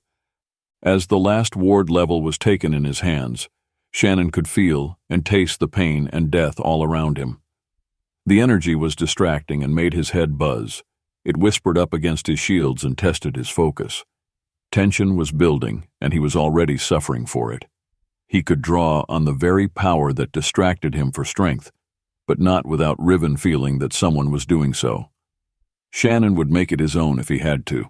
In order to have enough power, he would take whatever he needed, but still, he hoped that he could do it another way. Drawing himself up, he did something that he hadn't done for centuries, and never on purpose. This was the part he knew was going to cost him. Drawing a deep breath, he built up the inner strength to do what he knew was the only way to bring down the seal without killing the men behind him. He bowed his head and reached to the ground. He drew power up, through his hands, from the ley line below. He reached past the surface layer where the wizards played, down to the lower level where the power was so wild that the planet's core was liquid fire. Tapping into that, he drew it up. For one moment, he felt the sheer power of it before the pain hit. He felt his body react to it. He cried out at the agony that all the fire powers caused him. His inner cores seemed to rip open. Heat poured through his veins, catching his body on fire. Lambent flames ruptured over him, but held inside his leather. The magic used to protect him from the fiery energy now hid the magic from others, for one moment, before flames inside swept out over his entire body, swirling about him. Still, he held on. This method would work faster than the other ways. Time was running out. If he remained subject to the battle energies without the right shields, he would go mad. He could not work the runes with that shield up, so speed became very important. The fire might push him into madness as well, but if he worked fast enough, he had a chance to stay sane and achieve victory. As the power gathered, flames actually ruptured through his leather as it caught fire. The sheer heat drove back the snow in gusts of steam and little blasts of heat waves. Inside his leather, he could feel his skin boiling, peeling and cracking as it split apart. It was something that he was all too familiar with. The roar of the battle drowned out any cries of pain he might have made, but his focus was on the wall before him, not his body. He could barely manage to hold on to himself through the pain and the strain. Shaw shifted to bind him together, so he would not crumble to mangled bits and constructed elements. Memory as well threatened to drown him in madness. The flames made him sick, and the pain was as bad as the flames of hell. Before him he could see the seal, as if it was drawn on the inside of his eyelids. It gave him the focus point he needed and a target that provided him the emotional drive to destroy it. He thrust his hands at the seal, sending all that power through his body and directly at the great holy ward. It hit the seal with such a force that he was staggered back. The air was knocked out of him, and several orcs too near his line of fire had their clothes and hair ignite. He hadn't thought that he could still hold that much power. The seal, however, remained in place. Shannon grit his teeth. He would melt the damn thing off, burn it into oblivion.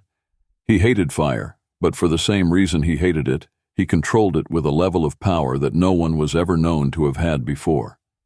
The worst part, though, was that the use of this power used up soul energy, and he would have to acquire more, a lot of it, and very soon.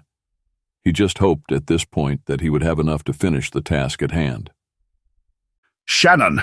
Riven yelled. Shannon's attention shifted for a moment, allowing him to feel the goblins that had gotten past the orcs, who were understandably distracted by the fire. They were running at him, but there wasn't much he could do about it. There was no way that he could redirect that much power, that fast. The power had such a grip on him that he wasn't going to be able to free himself or to move. All he could do was hope that the fire engulfing him was enough to stop them, but he doubted it. He braced for an injury, preparing to deal with the aftermath of it. Riven yelled to Ivan and Kelly to protect Shannon, and the two roaring warriors charged in, slamming into the goblins that were reaching for Shannon. He returned his attention to the spell that was beginning to waver under his distraction. If the goblins were getting that close to him, he knew there were a lot of dead orcs. Time was about up. The goblin force had pushed them all back. The small army of orcs struggled to hold a line. They were already where the guard around Shannon had positioned themselves. The fighting was at the gate area itself. The goblins were not going to fall back. They realized what Shannon was doing and were desperate to stop him. The stand Kelly and Ivan made was not going to last long. The orc guard was going down, and goblins were gaining courage even in the face of the fire. Riven had to make a choice. The power of the priesthood was not having much effect on the goblins, and the group of defenders was about to be swarmed under.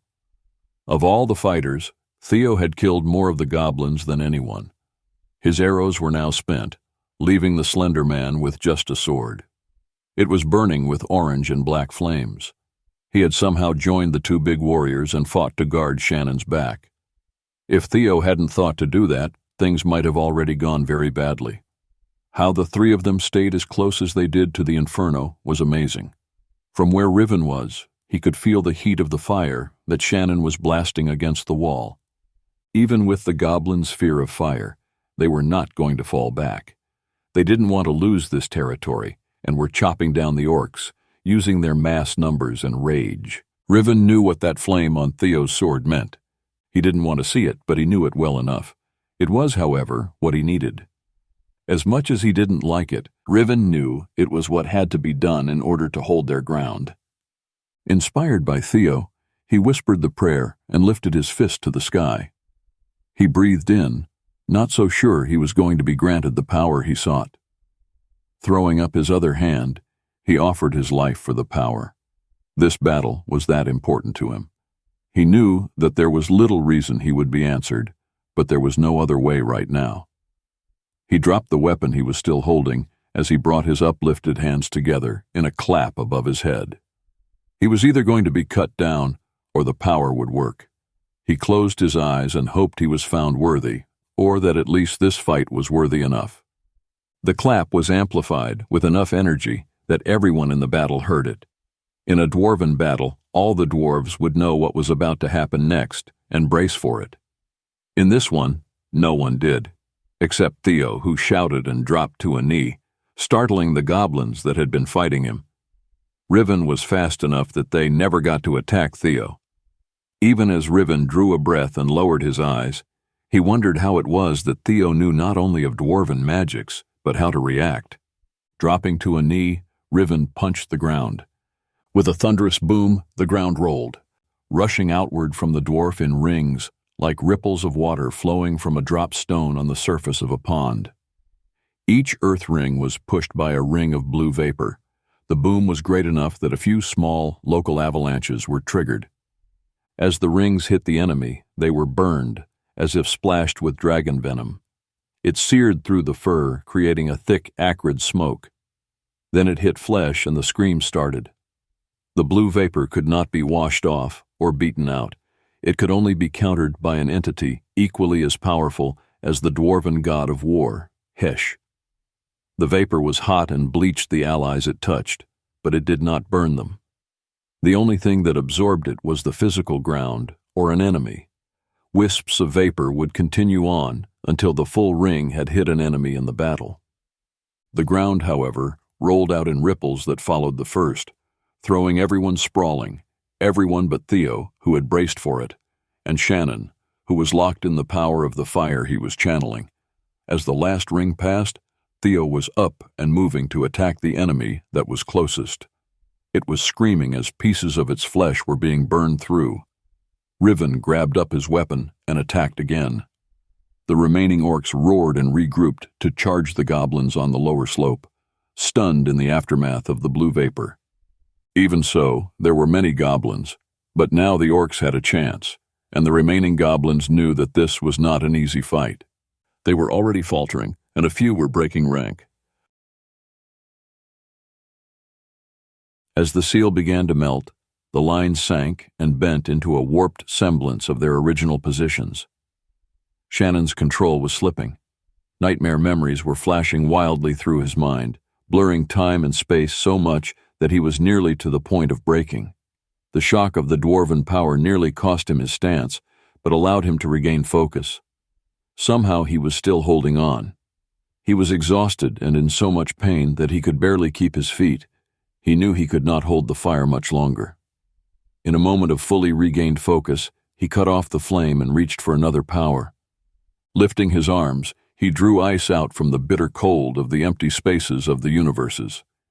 He savored the taste, the feel, and the smell of the ice that revived his burning flesh and eased the pain to his soul caused by fire. He shot it out through his hands, thrusting them at the wall and the melting seal. It was too much for the red-hot seal. There was a brief moment and then a great cracking sound as the seal of the church shattered. The power that exploded was fantastic. Shannon grabbed at it, to hold it, to keep it from dropping the mountain down on the army that he could feel waiting on the other side of the gate. He didn't want it to blow the top off of the mountain either. The force reflected off of the cliff face, directly at Shannon. He was hurled back as the mountain jumped and seemed to drop. The boom was enough to stagger them all, blasting everyone on the ledge away, knocking them to the ground. The goblins fell back with terrified shrieks. Shannon landed on the very edge of the plateau, almost falling over the edge. His palms tingled, his ears rang, and for a moment, he was utterly stunned by the force of the blast. As soon as he could, he rolled backwards to a crouch. He stopped, stunned and breathless with goblins all around him, not yet even able to get a weapon out. The great explosion echoed through the peaks, and a rumbling began. Massive avalanches came pouring down from the mountainsides. The nearest washed over the shelf leading up to the plateau, taking down dozens of goblins in its path and slowing those below. After several long moments, the avalanches began to subside, but the rumbling continued as armored orcs began to pour out of the shattered gate. They came roaring out of the darkness to meet the goblins and to reclaim their territory. Shannon saw them emerge just before he was swarmed by the black, reeking mob of goblins. One of the goblins got a good punch at Shannon before Dave stepped in with his fiery sword. He sent lightning out of his finger and threw back the goblins that were on Shannon. Dave didn't stop until Shannon was in the clear. He knelt beside his uncle, the battle forgotten in concern. "You all right?" Dave asked. "Oh yeah, I am fine," Shannon said calmly, as if nothing at all had happened. Dave took Shannon's wrist and pulled the man to his feet. Shannon needed a moment to get his balance, and then he looked at the wall and the gate. He was covered in the white dust that had been the gate stone. Everyone was covered in it. The mountain was whole, despite the nearly unfathomable power unleashed by the explosion of the church seal. The army that had been inside was now pouring past the stunned warriors to attack the goblins in force. The seal was down. Shannon had shattered it. It was said that no force in the mortal realms could do that. Only an angel or an avatar could shatter the seal of a faulted priest. No power in heaven or hell could hope to shatter the seal of a truly holy priest. If it ever came up, Shannon would argue that he hadn't done it at all, that his power simply wasn't enough, but he knew that he had done it. Later he would have to think about that. The orcs carried the battle down the hill and away with the sheer momentum of their outward charge. Shannon looked around at the members of his party. They were all smeared in blood and coated in dust, but they were all alive. That was good. Riven looked after the fleeing goblins, at Shannon, and then turned, charging after the battle with a flash of white teeth and a dwarven grin. Better, Shannon thought. It was for the best that Riven wasn't here to see or feel the energies of what Shannon was about to do. He gathered in all the residue of blood and pain, of rage and fear, all the energy that he could use. He drew it right out of the air in a simple move that he hid by swirling his cloak off and then back on, as if to get the dust off. He left nothing to waste. Replacing his cloak, he drew that power into himself, making himself steady enough to stand on his own. He would need more soon, but it could wait. That was amazing, Theo said, breathless, looking at the wall. He laughed. Wow, wow. Shannon, you're my hero. Shannon almost laughed weakly, but didn't. Weary and in pain from the fire, he could feel his left hand bleeding in his glove. He knew that would happen. Fire always did that. His whole body wasn't bleeding as it might have been, but he could feel the blisters and the cracked skin. Shah was already rebuilding him. He needed to sit and to have a cold drink of water. He knew he was going to suffer for this a good long while. And soon, the high from the blood he had just drawn in would hit, and then, eventually, he would crash. Before that happened, he needed to get more. He had to restore his power levels and shields before he even got close to Oirion. End of Chapter 10. Continue with Chapter 11. Ulam. Princes and Priests. Chapter 11. Ulam. They at least tried to talk to Oirion. He had to give them that, but they didn't speak any of the languages that he knew, so Oirion had no idea what they had said. They were in obviously good moods, so he guessed that the quest had been successful. He was carefully moved to a stretcher by two young orcs. They both wore their hair spiked, running down the top of their heads and knotted at the base of their necks. It was an odd thing for him to be utterly helpless and exposed, laid out on a stretcher and packed along like baggage. He tried not to show his discomfort or his pain as they hiked. He watched the landscape, looking for any signs of battle, but the bumping and jolting almost made him feel sick. He closed his eyes and struggled to drop into a trance. Shannon had said it was a few hours away, but to Oirion, that felt like a gross understatement. The orcs kept going with no rest. He hoped they had reached their destination as the group stopped marching, but they were met by more orcs. He twisted as best he could to see, but all he could see were mountains and trees. Snow-covered slopes spread out to either side, covered with blood stains and battle scars. The orcs who met them were just a scouting party. The orcs traded off carrying Oirion and moved along swiftly, talking in their rough language. Oirion tried to pray, tried to think how he would write about this in a report, but it all ran into how tangled and messed up all of this was. Like a bad dream, he thought. The orcs stopped at a level spot before a great steep slope that fell away into a fantastically deep gorge. Kneeling, they helped Oirion sit up, taking great care not to hurt him. One spoke to Oirion and pointed out to the west. He had no idea what they were doing, but just then the sun left the bank of clouds. It sent glorious streams of light shooting through a break in a high pass before them.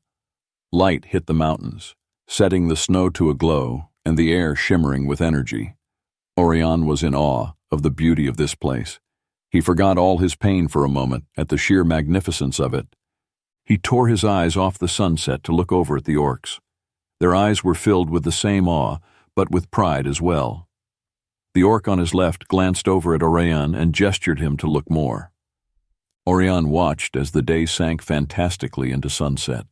For one moment, he could see the beauty of the sunset reflected and doubled off the inside of the dome that separated this continent from the rest of the world.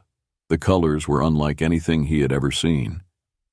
When the last color faded and the light of the stars began to glow, the orcs picked Oirion up and resumed the march. The moons rose slowly, one after the other. Oirion sank back and closed his eyes, trying to imprint that sunset into his mind forever. He'd never seen another like it. The clouds moved in, and it began to snow. Fine white flakes drifted down in the still air. Their breath froze in the cold, hanging a moment before them. Soon, the wind would pick up, and winter would set in. There was little chance that they would be leaving these mountains this year, but then maybe that meant the chase was over as well. Long before they arrived at their destination, Oirion could feel the traces of magic from the battle. They reached the base of the avalanche-ridden pathway and slowly worked their way up the mountain, climbing over the snow and buried goblins. It wasn't long after Oirion had sensed the battle magics that the snow-covered ledge became a pathway trodden down by the orcs. Off to the side there was a pile of goblin corpses. It was heaped up a good 20 feet and twice as long. Orcs were bringing more bodies down, adding bits and pieces, some that were recognizable, others that weren't. Oirion hadn't realized until now the sheer size of the battle that had been fought. The path wound up the final slope, reaching the great level plateau. Here, lamps had been raised to light the main pathway. Orcs were busy clearing the rubble from what had once been the gate. Oirion wished he could sit up to see it better, but he was left to watch as he could. What had once been the massive city entrance was simply blasted away into a vast, jagged cave mouth. Passing through it, they entered the mountain. He could see where the force of the explosion had cracked out in all directions. Streaks snaked from the opening, across the white polished ceiling, out beyond what he could see, and even down through the massive pillars that rose up to support the ceiling high above. He couldn't help but have his breath taken away by the sheer height of the space. It rose up beyond any guess he could make. The entire chamber was illuminated with bands of light that seemed carved into the walls, gracefully flowing like lines of water or natural energy flows. It was a magic that Oirion had never even heard of before. It was similar to the Perton lights of old, but those didn't flow as these did. He knew that Jamie would have been asking 1,000 questions about it all, but Oirion just admired the beauty of it. Mixed with the soft, flowing energy of the lights, there was the remaining shattered energy of the battle fought, already well cleaned up. Any battle with enough power to blast a great hole through any solid wall, let alone a sealed gate, would normally take decades, possibly centuries to clean. The skill of the several orcs who were using crystals to clear the energy marks and remove the chill that hung on the walls had to be awesome to have made such progress. Crowds of orcs were moving about, talking in the low hum of many voices. They all had long black hair and wore it braided down their backs. White robes seemed to be the fashion. Both the males and females wore them with only slight differences in the cut. A few had colored belts, fine beaded detail, or jewelry, but for the most part they wore plain white. Oirion was carried through the main entrance, through a side door, and down a hallway. The hallways were rounded, having no corners, neither at the ceiling line nor where the rooms met. It was completely smooth, as if carved by the flow of water. There seemed to be no way to tell where you were if you simply didn't know. It would clearly be very easy to get lost in these pristine halls. He could only guess at how long a walk it was before they entered a small room. Several more orcs entered just behind them. One of them was in a pastel green robe with elegant yellow flowers embroidered on the trim. He smoothly lifted Oirion as if he were a sleeping child and laid him in a large soft bed. The relief of the bed after days in a cot was extreme. The green-clad orc pulled up a chair and sat beside the bed. He looked Oirion over slowly, with eyes full of thought and compassion. He cleared his throat a little before he spoke. Your healing has been well seen to, but the work of the spine in a Burton is very fragile. They have done all they could for you. The healers you had were field healers, not masters. I want you to understand that the racial gap makes it very hard for us to work on you.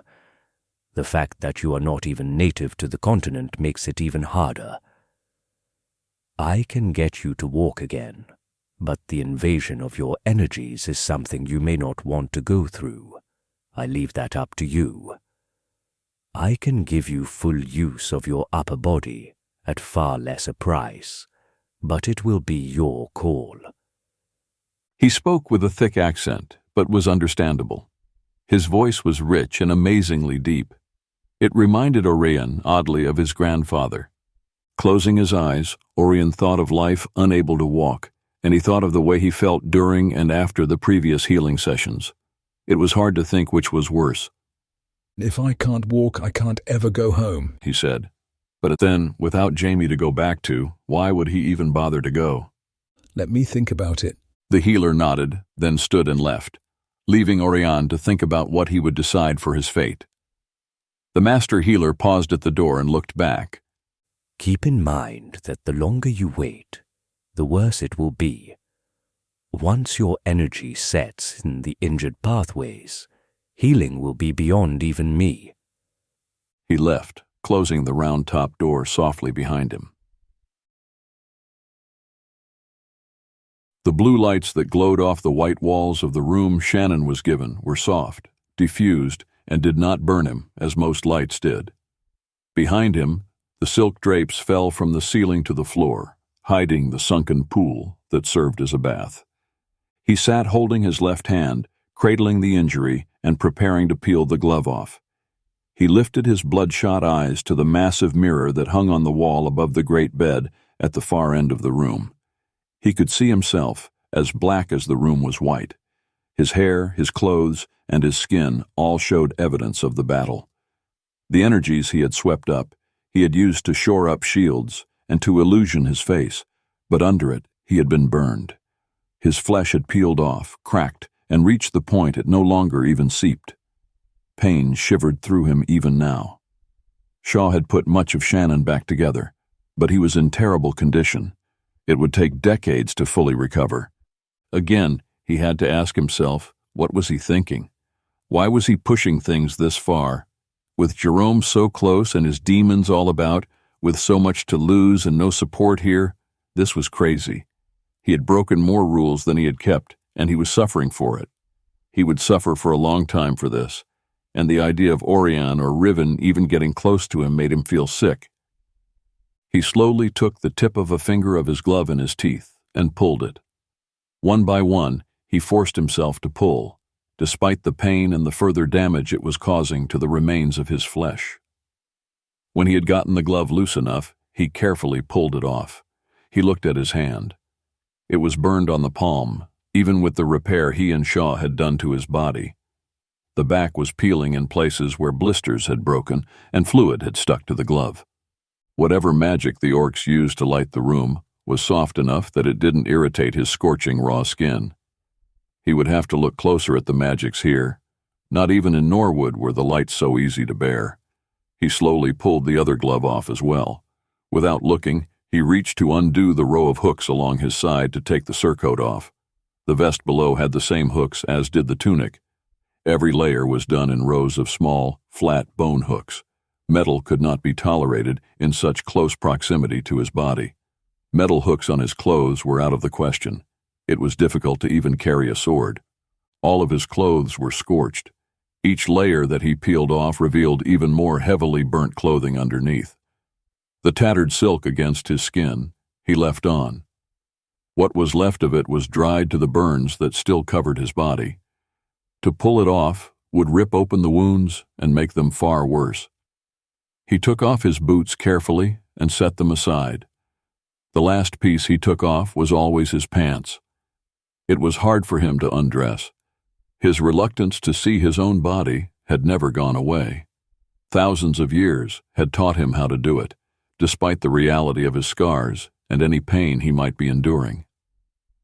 He moved to the pool and stepped in carefully, not looking at himself. There was something about the severity of the scars that was tangible proof that he was not a mortal man anymore. He had turned the hot water off and left only the cold running before he set to undressing. The water was deep, cool, and offered relief to his body. He found the walls of the pool lined with a seat, which allowed him to ease down until the water reached his chin. He closed his eyes and let the cold bath pull heat out of his body. He might have cried if he had the energy or enough fluid in his body to make tears. Having neither, he simply remained still. His only motion was the small twitch of his heart that was burning up the last bit of Orion's energy in him. He focused on that, uncertain how he felt about it. Part of him was relieved, part of him most certainly was not. After soaking until the scab softened, he carefully peeled off the blouse without causing too much damage. It was not painless by any means, but it allowed him to wash the wounds clean and seal them with what magics he could afford. It would be far better to use energy now to seal his flesh than to allow the energy to seep out through open wounds. He stood up, letting the water sink back to his chest level. His head was growling at the lack of energy now. He had pushed it a fraction farther than was wise, but he had little choice. He breathed slowly and deeply. He had no real healing here tonight, just repair. Nothing but the living would offer him the proper energy to heal with. What he had just used were binding spells to stop the bleeding of energy. After the woman on the altar, the idea of orc energy made him feel a bit queasy, and goblins were even worse. Either way, it would have to be dealt with soon. Slipping out, he took the long white robe that was set on the poolside for him. Taking great care not to further damage his skin, he set the robe on over his shoulders gently. It was soft and light, but too large. Too large was better than too small. Even though the fabric was soft, it still hurt as it drug over his damaged body.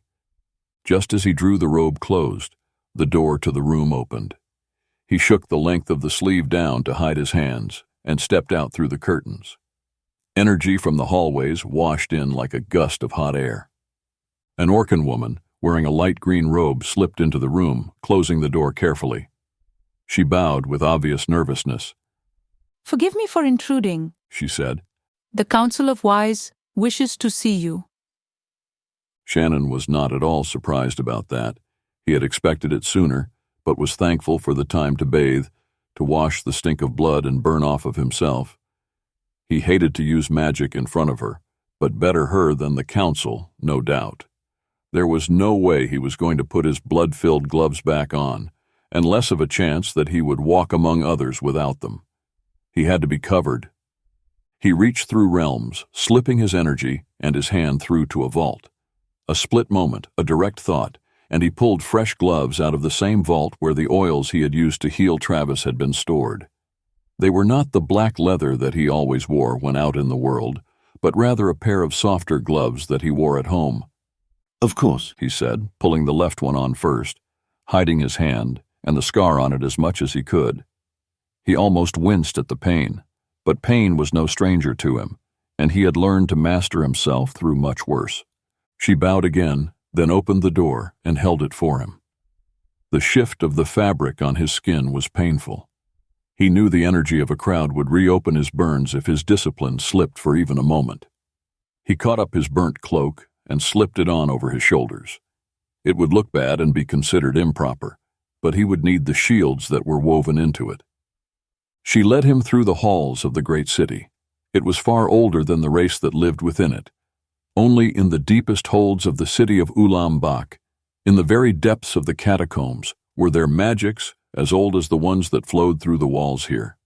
Like the ancient halls of the capital of Pert, there were hidden doors that could be opened or were visible only to those with the magic keys. In Pert, those keys were tied to the bloodlines of Armond, but here that could not be. Shannon had to wonder how these orcs had first opened the doors. He could see the doors, like faint outlines, but doubted that he could get them to open for him in this realm.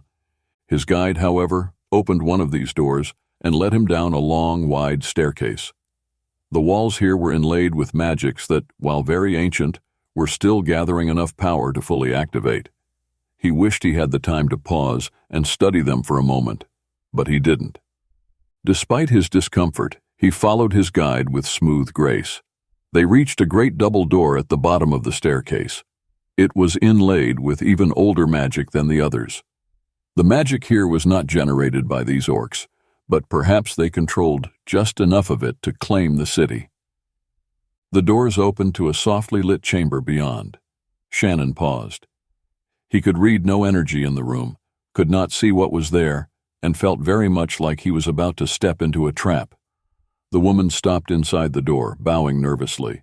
"Please." She gestured forward. Shannon drew a slow, deep breath. Too many times he'd been entrapped. Too many years of capture forbade him the comfort of trust. It would be unpleasant, but possibly necessary to come with backup. Before he entered the room, with just a whisper, he woke Shaw. Out of its sanctuary, the demon stirred and rose up through Shannon's core like a spine-covered serpent. Painful in its own right, Shannon tried not to even flinch as Shah placed himself in Shannon's chest. The demon was not happy at being called on so soon after working, but Shannon was not going into the darkness alone. He was not eager to do it at all, as the price was always high, but as before, it was imperative that he not be captured. Their deal, made several thousand years ago, still held, and the demon knew what he was summoned for without explanation. He settled in, ready to defend Shannon at the slightest command. The moment that he passed through the door, Shannon sensed that it was a very good idea that he had woken Shah. Magics clicked and locked. He could see nothing of the chamber except for a glowing demon ring on the floor before him. The energy within it was very ancient and very powerful. It radiated with a dark, deep, sapphire blue color. He knew that the moment he moved to the center of it, the color would change. It would, however, lock onto either him or Shah, not both. The other would be free to use magics in a fight. "Please step before us," an orc's voice said. Shannon knew that there would be no possible escape if they chose to betray him now. There was little difference between being locked in this chamber or locked in the ring itself. He had been fighting, running, and escaping far too long now to not know the rules at this point. It had happened before that Shah had deflected the magic Shannon had been attacked with, allowing him to slip a demon ring. This ring was far older and far more powerful than most he had faced, but Shannon suspected it would work the same. He would summon Shah again after he escaped, if it came to that, and heal him then. He walked across the outer rings of the circle, his footsteps making the lines of magic ripple outward with black light. Without faltering, he stepped into the center ring. He felt the magic of the ring lock, and Shah shift into readiness, starting to bristle as he gathered in power. Shannon's knees almost buckled at the pain of Shah's action, but he had expected it. The magic of the ring flashed, changing from blue to an alternating maroon and purple, not the colors Shannon had expected. Either it was not reading Shah at all, or it was not reading Shannon's energy right. Or maybe it was reading him better than any other magics he had come across. The light should be burning blood red for a demon. "You would draw your blood magics into our halls?" An orc demanded in a high tone from somewhere off to his right. "You sipped the energy of the deaths of our people, denying them their soul energies in the next life," another exclaimed. "Do you expect us to believe that you walk innocently with golden priests? You linger at his bedside, absorbing his pain," another half roared. "You sip his energy." Each accusation came from another part of the chamber. Shannon guessed that there were at least 12, the standard number for white magics, or perhaps twice that many. It might take 24 to hold a ring this large. "What have you to say for yourself?" one asked from behind him. "Why should we not seek to banish you now?" another asked in a softer tone from somewhere in front of him. Shannon flexed his left hand, feeling how weakened he already was. A fight here might reduce him to crawling into a demon's hole and trading his own blood off for a place to hide. If he hadn't taken such injury, if he hadn't had his shields torn apart by the company of the last few months, this would be dealt with very differently. As it was, he did not want to fight. He would avoid it, if at all possible. "You would ask my aid," Shannon said softly, "and then betray me when I'm weakened by the magics I used to free you." "You drank the soul life of our people," one shouted. Shannon did not bother to try to look toward the voice. "I set you free," Shannon said simply. "You drank the pain of the priest whom you pretend to protect," another said with bitter accusation. "Demon spawn." He snarled the words as if they were made of venom.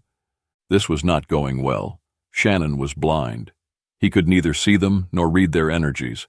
He was trapped in a magic far older than they were, and he was already beaten beyond anything he would dare to risk even for his own people.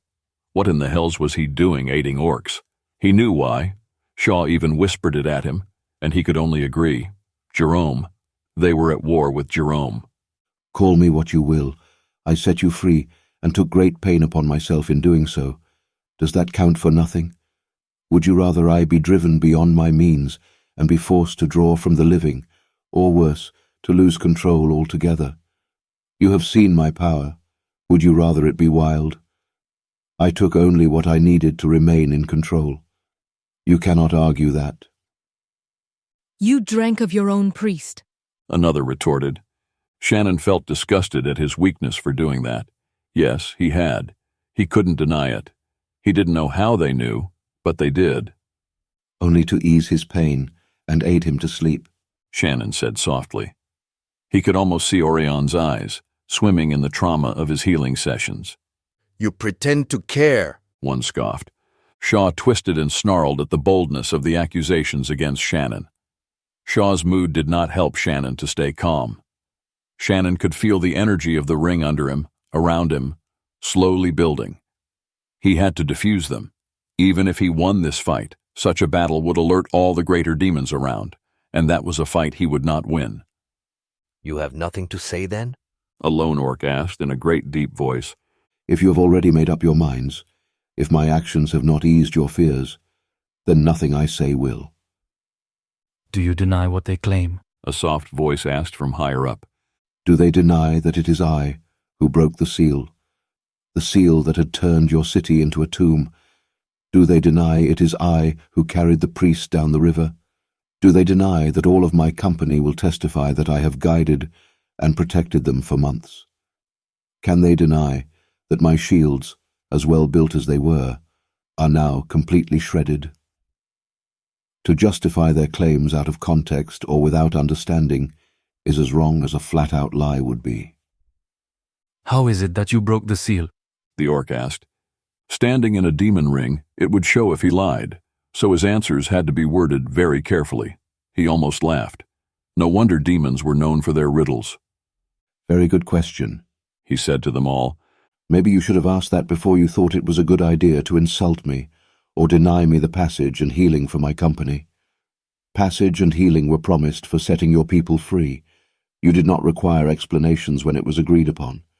If I were what you seem to think I am, would I not have made a deal and shook the hands of your men? I did no such thing. He chaffed at the reality of how demon-like he was, dealing with all of this. Jerome would be so pleased. Red ripples from your very presence, an orc to his side sneered. Perhaps we should seek to banish you, and then see what happens. Shannon looked over, trying to see the orc who spoke so boldly and recklessly to him. It wasn't so reckless, he reconsidered. Today, anyway, not so much. Normally, this would never be happening. Once again, he was put in a bad situation because of the company he was with. There was an odd irony that he was in the company of princes and priests, and it was they who kept putting him into trouble, not the other way around. Perhaps, the soft-spoken orc said from his position further back and above the others. Perhaps the question we need ask is not what you are, but who you are. Blindly following the images on the surface has brought down empires on misunderstandings. I cannot help but know they travel as 10. He paused a moment. Look at the company. The golden child, the mother, the warrior king, the high priestess, the dwarven monk, the son of Pert, the sorcerer, the queen of the woods, the masked king, and we all know who would be left to fill the 10th place. Before any of you speak so quickly, consider a moment if it is he you test or he who tests us. Has he not fought our enemy? Has he not set us free? The orc's voice was slowly moving closer until he was right before Shannon. There is one last thing I must ask to prove to my people who you are. Should any of your companions wish to, will they be free to stay with us? They may stay if they wish, but Oirion will be healed. He must be. Shannon wondered why he had said that. He really didn't care if Oirion was healed or not. It would be entirely better if the man chose to stay put and remain far away from Shannon. An old orc, leaning on a great staff, stepped out of the darkness onto the outer rings, breaking the magics and allowing the room to slowly come into view. Around the ring, 24 cloaked and hooded orcs stood. Beyond them was a vast hall that seemed to be a tomb of some sort. On the other side, a flight of stairs descended from the far wall, matching those Shannon had come down when he entered the room. The old orc walked to Shannon, his voice and face more elven than Orcan. He sank to a knee before Shannon. Forgive my children, Malchazedon. They have been under great strain and fear. They perhaps feared you would not come to our aid in this age. Shannon was utterly stunned. He had been called a lot of things, but never that. He had never been called the Angel of Death. He didn't even know how to respond to it. The ring of orcs all sank to a knee about him. Out of habit, he laid his hand on the old orc's head. If he'd had a blessing, he would have given it. Fate and prophecy are different, Shannon said softly. What can be and what will be are not always the same. Free will, often with ignorance, drives men to do things and make choices that they would not have made otherwise. To the world, just now, I am simply Shannon. I have been known by other names, but that is what I wear now. My company is young still, needing to get back to the world. They are in need of allies both today and later. They are not kings, but lost and exiled princes, confused children. Do not put titles on them yet. They have much to do to earn such things. He knew that his response was trickery. To speak the truth and yet not say that he was the archangel, nor admit that he wasn't, could prove somewhat difficult. He didn't like the game, but the last thing he needed was for them to start calling Dave the son of Pert. Then we will simply honor your arrangement with the scouts. The old orc rose to his feet. The priest will be healed, even against his wishes. That was what we promised you for opening the gate. Rest and recover. He motioned with a hand, opening the great back door. The city is yours to move about as you wish. Shannon bowed his head, turned, and quickly walked out of the ring, knowing that the ring would relock if the old orc moved out first. He needed no guide. He could follow his own trail back just fine. It also gave him a chance to clean up any evidence of it as he went. Oirion stared at the ceiling, feeling defeated. He could not go through anymore. He wanted to walk, but if the orcs would let him stay, they had said he could teach. He would have a life and a place, and wasn't that enough? Maybe it was God's will that he be put here to help them learn of him, or to learn of humans as good people. He was wishing for and missing Jamie's counsel. Jamie would have never even hesitated to be here to study this new race, but Oirion wasn't Jamie, and he did not find the same satisfaction in study. He had once loved to study, but had lost it along the way. Jamie, on the other hand, had only gotten more joy from study the older he got. The door opened. He lifted his head up as best he could. He had some mobility again, but he couldn't sit up on his own. The sessions he had gone through to get him this far were simply horrid. He felt ill at the thought of more. Then he saw his guest, and his thoughts shifted. He barely recognized Shannon. The man wore a white robe, similar to that of the local people. He had a long gold-embroidered belt. His hair had white streaks that ran from the temple all the way to the ends. Whatever magic had been used had definitely taken its toll on the Perton. He wore soft buckskin gloves and a tall collar. It was like the black one, covering his entire neck, but this one matched the blue of his eyes. It rose up out of the robe and added color to his attire in a way very out of the ordinary for Shannon. The man seemed to almost move differently than he did in the leathers. Somehow, Oirion knew that, under the robe, Shannon was burned from whatever magic he used to break the gate. Even from where Oirion had been, it was felt and heard. He watched Shannon sweep the robe elegantly with his hand, sitting smoothly, as one does when practiced with wearing robes. You made it, did you? Oirion asked. The others? Everyone made it, Shannon said, resting his hands in his lap, one in the other. Even Theo? Even Theo. Shannon looked up from his hands to Oirion. They tell me you are giving up. I cannot have that. I'm sorry, but you will go through with the healing, the entire process. You are not the one who has to endure it, Oirion objected. I have endured that and worse. You will do it. I will not leave them or you any other option. You enjoy my pain that much? Oirion demanded angrily, obviously fearful of the healing. No, but I have not put up with you this long just to have you cowered out and die. You are more than that, and have more to offer to the world. You have a choice. I will sit with you through it, or I can leave. Make your choice. Shannon finished, as 3 green-robed healers came in. Shannon, no, I can't do it. He tried to push himself back. Shannon spoke to the orcs. They nodded and took their positions around Oirion. Shannon, you can't make this sort of decision. It's my life and my body. Shannon reached over and took Orion's hand. A healer took his head, and 2 others each took a foot. You said I could make the choice, he yelled at them. But he didn't let go of Shannon's hand. They did, and they would let you. I will not, Shannon said.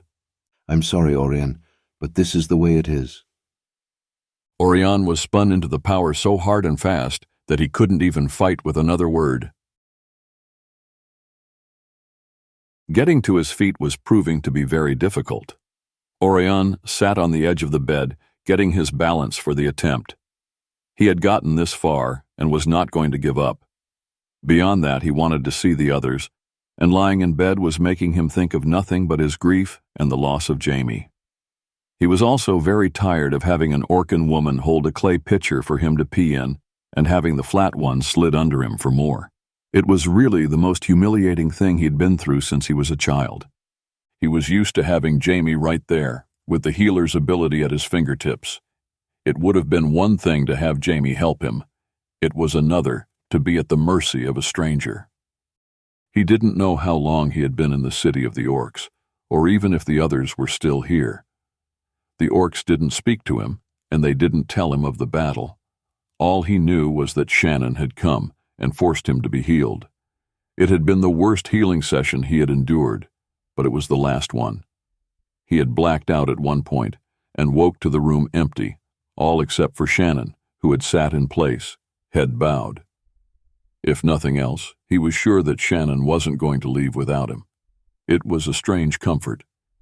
He drew a breath and pushed himself up. His legs were slow to respond and weak, nearly jelly under him, but somehow he held on long enough that they remembered what to do. Gripping the back of the healer's chair set at his bedside, he moved toward the small door that led to the orc-style privy. Normal orcs have a chamber used by those within the same social level. They would just heap it on the floor to grow mushrooms and certain beetles that they feed their imps. He wasn't real sure what to expect. He wasn't even sure how he knew about it, but he seemed to. The room was white, as every other room he had seen. The walls were smooth with no seams, and an orb was set halfway into the ceiling, glowing softly. In one corner there was a basin that stuck out of the wall and flowed with moving water. A towel and a ball of what he expected was soap was set on a small stand of polished pine beside the basin. In the back corner, if it could be called a corner, was what looked rather like a birdbath stand, in Orion's mind. As he approached it, he could see that it was hollow and had water flowing down the inside from just below the lip. There was nothing else in the room, so he assumed that was the thing to use, and he did. He held the wall, desperately trying not to make a mess or fall over. By the time he followed the wall back, his legs were trembling.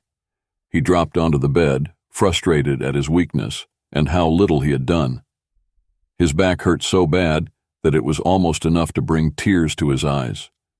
He wanted to roll over, to at least be on his back, but he didn't have the energy left. He felt older than he ever had in his life. After several hours of rest, Oirion forced himself back up. It wasn't easy, but he managed to get the robe on and revisit the privy before the healer returned. He sat on the side of the bed, too tired to do anything else but too stubborn to lie back down.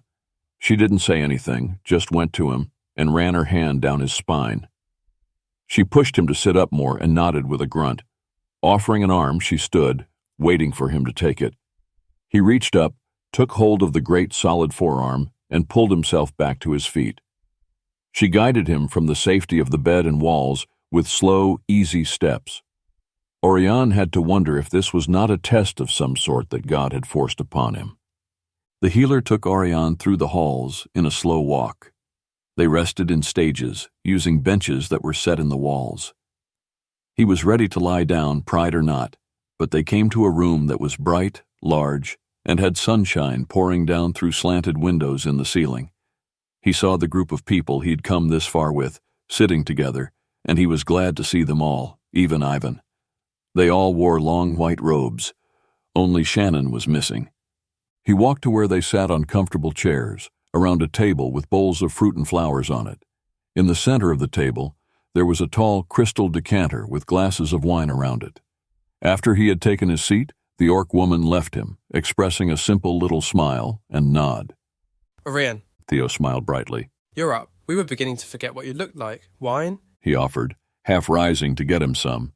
No, thank you. The walk here had made Oirion tired, and his back hurt from the length of time on his feet. Nonetheless, he was glad to be there. He worried the wine would make it too hard to get up and get back to his room. Already stumbling, wine would not help his dignity any. The energy that had been emotionally violating was all but gone now. It had begun to fade as soon as the healing sessions had stopped. He was still angry at Shannon, but now that it was over, he was begrudgingly grateful it had been done and that he was back on his feet.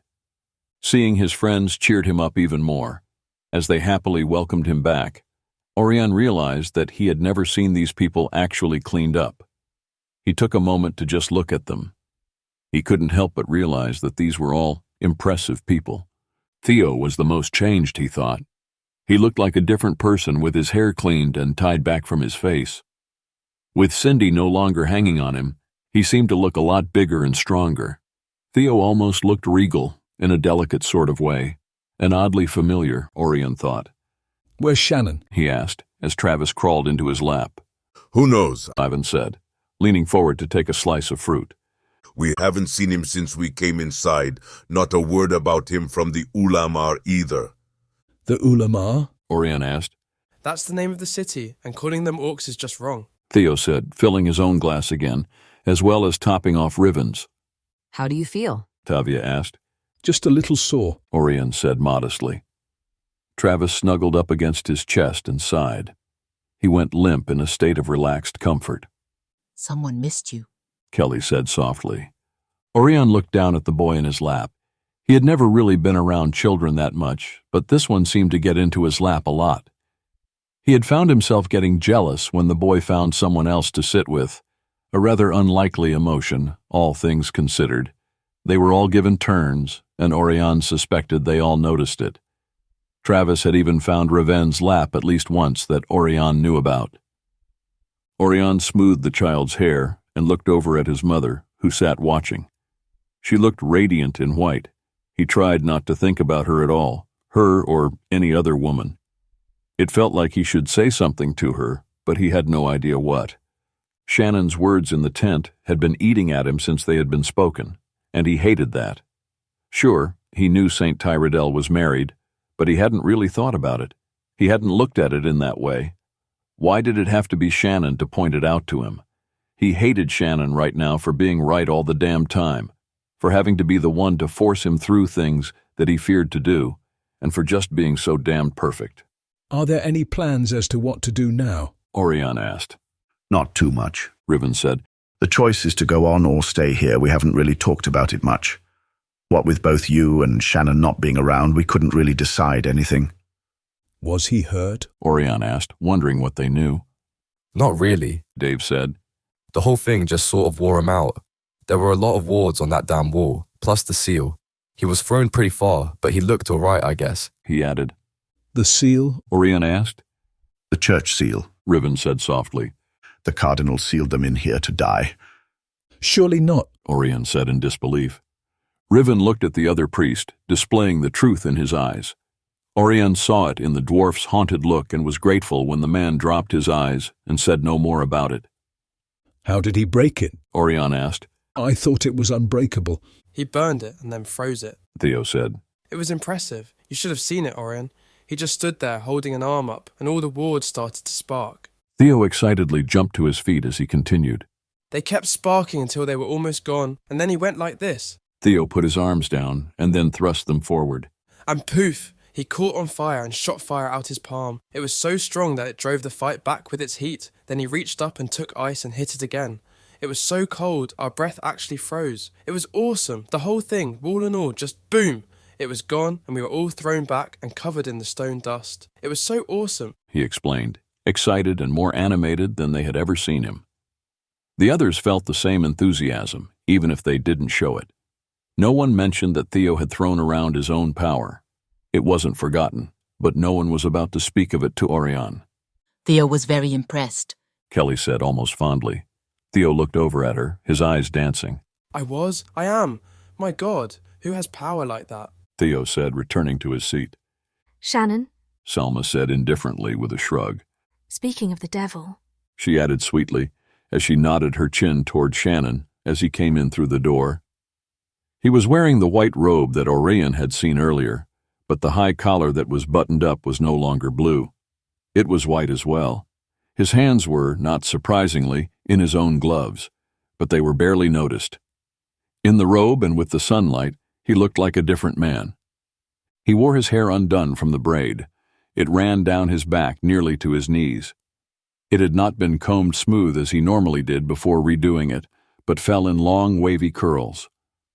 Oirion suspected that Shannon had suffered far more than the others had any idea of, and the fact that he was unable to comb out and braid his hair was proof of that. Oirion heard Tavia breathe in sharply at the sight of him. She was clearly impressed. So was he, but not in the way she was. Shannon had fooled them. He had stayed away to heal, and only came out as soon as Oirion did for a reason. It was impossible to not also notice how Shannon looked out of his black. Oirion had once studied St. Tyrrell.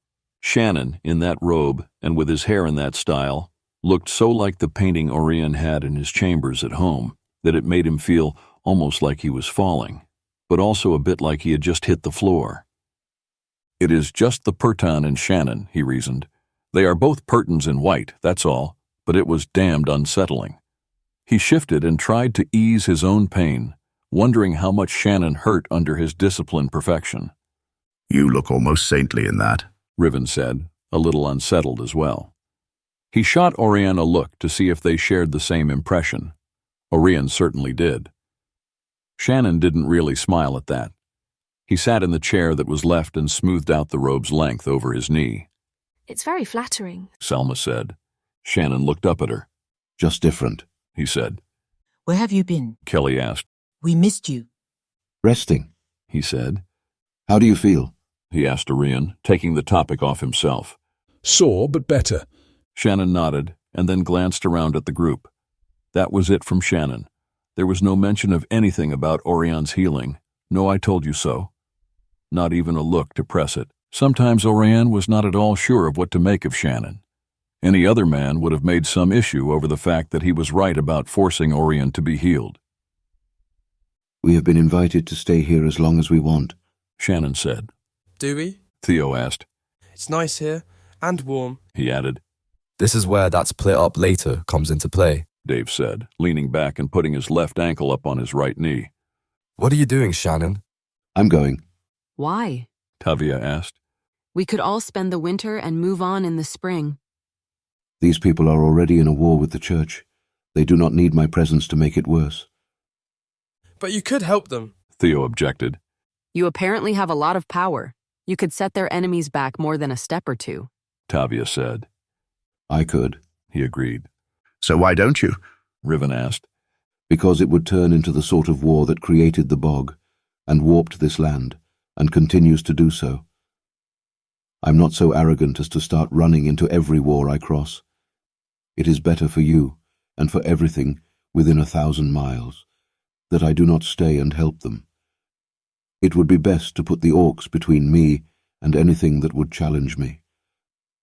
What I am doing is not the question at hand, he continued, cutting off more objections. The question is, who is staying and who is going? It is a personal choice and has to be made on your own. They all sat there quietly, considering their next move. I'm going, for whatever reasons. Dave shrugged. Me too, Salma said. There's no way I'd stay here. I'll go, Kelly said, and then looked questioningly at Theo. Ivan licked his lips and thought about it a moment. Yeah, I guess I'm in too, he decided. Oirion? Riven asked. You going? Oirion looked at Shannon. He had the feeling that everything he believed, everything he valued, Everything he knew to be true was a lie, that he was on the verge of a cliff and was about to fall off, and it was Shannon's fault. He was torn, knowing how much Shannon tolerated from him, but also angry at it. I think we should all stay together, Tavia said.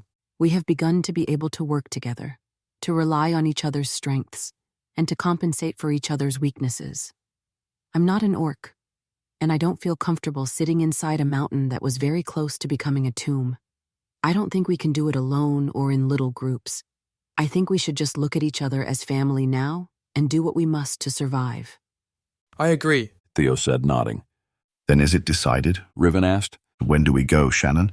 When the weather breaks. How long do you think that will be? Theo asked. I do not know. What do we do until then? Ivan asked. Make use of the time. Salma said. Rest, and maybe someone might teach Travis how to use that dagger. Of course, we could make use of our beds in other ways than just rest. She shot Shannon a smile. What do you think? Shannon just gave her a steady look. Obviously, he was not interested. He's a child, Tavia said, glancing toward Travis. I was 7 when I killed my first man. Kelly said. He's nearly that age. This isn't the fields of Pert. It isn't the ports of Dakan either, but worse. The boy needs to know how to defend himself. It may save us all grief later. I'd like to teach him myself. Travis sat up and smiled. He scrambled up and ran to her. He jumped into her lap, threw his arms around her neck and kissed her nose, then snuggled into her big, tattooed arms. Dave looked with a startled expression at the boy who had seemed to hear. He opened his mouth to say something of it, but caught a look from Shannon. His uncle gave him a small shake of his head to say to let it go and keep it to himself. Dave had to wonder what sort of magic Shannon might have laid down that the others all seemed oblivious to the boy's change in manner. That settles it, I guess. Haha. Dave laughed, changing the topic. I'll train with Ivan some more. I should be able to take him out soon. In play, anyway. Ha! Ivan laughed. Bring it on, boy. Dave grinned, looking forward to testing himself against the big gladiator. What about you, Theo? You up to playing a bit? Dave asked. Theo looked at them, a skeptical look on his face. No bows, Ivan said quickly to Theo, who smiled a tiny bit. It was obvious that tension remained between the two, but all things considered, Theo was very tolerant of the man who had slept with his wife. Things might have been different for the party, they all knew, especially now that they were aware Theo had not needed to have been so tolerant. Now that they all had a chance to get to know each other in relative ease and comfort, they were getting along, even Ivan and Theo. I think it's a good idea, Theo said out loud. What's that? Oirion asked, as he sat trying to unlock the power of the staff that Riven had brought to him. What? Theo asked, looking over at the man. Oh, I was just thinking about the way that Shannon spells his clothes. It might seem vain, really, but then, in a situation like this one, it really pays off. Here we are all sore and worn out, and part of that is due to the condition of our clothes. Shannon spells his clothes, Ivan asked. Really? You haven't noticed that his clothes are always clean, and they never seem to rip or wear? Theo asked. It's magic, and a lot of it. I can see that. Can't you two?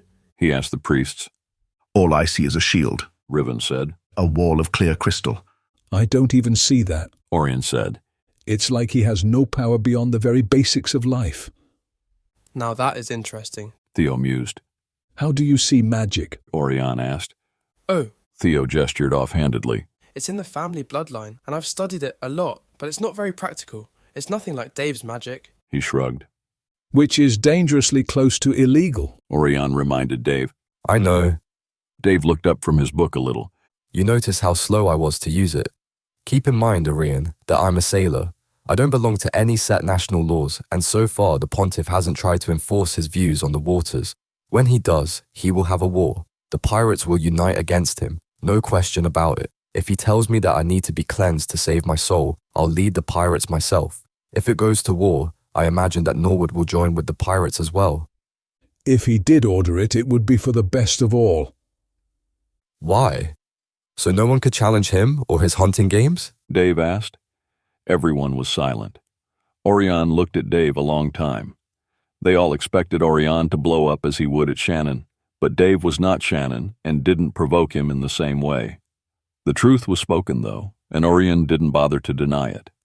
That alone said a great deal to several of them. Even in the laws that might seem wrong, there is a purpose, Oirion said. Even if the pontiff was corrupt, he belongs to God. Even if he thinks he is serving himself or some other entity or purpose, he isn't. He still serves God. In the end, the laws are the laws of God. Perhaps not dealt out in a fashion that is purely God's, but the law holds. Yes, the laws that are rising up against magic seem unfair and extreme, and a lot of people are upset at what is being lost, but in another few generations, there will be no chance, ever, of another mage war. God gave us the powers and deals the powers out to us before we are born, Dave said. If he meant us to not use them, he would simply take them away, like a parent who takes away a toy that a child abuses and hurts himself with. He's a good parent, Oirion, and no good parent lets his children play with things that could hurt them. God gave us gifts and promised he would let us keep them. He did not promise he'd always let us play with them. He's hanging that sword up on the wall over our bedroom doors, Oirion argued. Dave considered taking the argument farther and pushing as he would in a sailor's tavern, but he didn't have the eloquence of Shannon, and this was Oirion, so there was no point. Dave knew he wasn't about to convert the man or even get him to see the other side of things.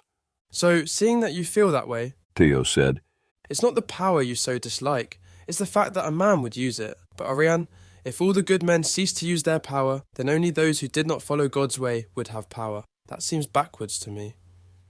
That's why you don't like Shannon, Ivan said. He has power, a lot of it, and it's old. He, of all people, should know what magic can do. If what you say is true, then he should be opposing its use. I suppose so. Oirion lied, but thought to himself that was only part of it. But there was so much more to his dislike of Shannon than that. Is that not, then, also a point for it? Dave asked, not able to let go just yet, now that Theo was on his side. Those who have seen the powers do not let go. They are angry and frustrated with the church and say it's not what it once was. It's not the same religion anymore. It's so humanized that most Puritans don't even acknowledge it. They hold to their old ways and their old prayers. They grieve that a false prophet is in their holy places, and Shannon wears the cleric's uniform, only in black, the color of grief. That should say something to you. So you think that Shannon was a priest once? Ivan asked, almost excited at the idea. They all looked at him. None of them had ever thought that, except Dave, and then only because his father had said it, but he never really believed it. Well, if he's wearing the same uniform he wore back then, only in black, wouldn't that say that he was once a cleric, and that the whole thing is so tainted and corrupt that he is in black to make a point? Puritans are slow to recover from grief, and slow to adapt. That's why they're falling. They just can't adjust to a world without the von Armonds to rule them, Dave reasoned. He does rub his hand like he's playing with a ring, Theo muttered. I can't believe that, Oirion said, but his heart was pounding. He had heard those prayers, and he was not the one saying them. He reasoned that he had been allowed to hear the angels that watched over his prayers. Somehow, they had carried on his prayers, but that idea was faltering. If he was, he isn't now, Oirion said. I do not think well of any priest who would take off his ring just because of a political change. No one said he took it off, Ivan responded with an odd intensity. You know, they say that most vampires are priests who became too powerful, and the other vampires couldn't resist their blood and the desire to hunt them down. Do you think that Shannon might have escaped a vampire attack? If he was a vampire, he would never be able to be out in the light. He wouldn't be able to deal with Oirion at all, and that's for damn sure. A priest goading him like Oirion does. No way could a vampire take that. He'd rip Orion's soul out and bathe in the pleasure of that touch of power. But what if he was sort of injured before he escaped? What if, instead of helping him, the pontiff ordered him to be cleansed? He gestured to Dave. And he sort of joined the other side, like Dave said. That would explain his anger at the church and why the church is hunting him. He's half priest, half something else. You can't be half vampire, Riven said. You are, or you're not. You are either killed by the vampiric magic, or you change into one. They have no halfway. Just a thought. Ivan shrugged. What do you think? Theo asked Dave, who was quiet on this topic. Me? Yes, you. He and your father were friends, weren't they? Well, yes, but... What's he like when he's not under stress and being attacked by a hunter every time he turns around? Ivan asked. He's quiet, and he doesn't talk to crew or to passengers. He gets on and he gets off. Now and then he has dinner with the captain, and that's it. The conversation ended when Shannon entered the room. He didn't notice, or maybe he didn't care. He was probably used to it, Riven thought.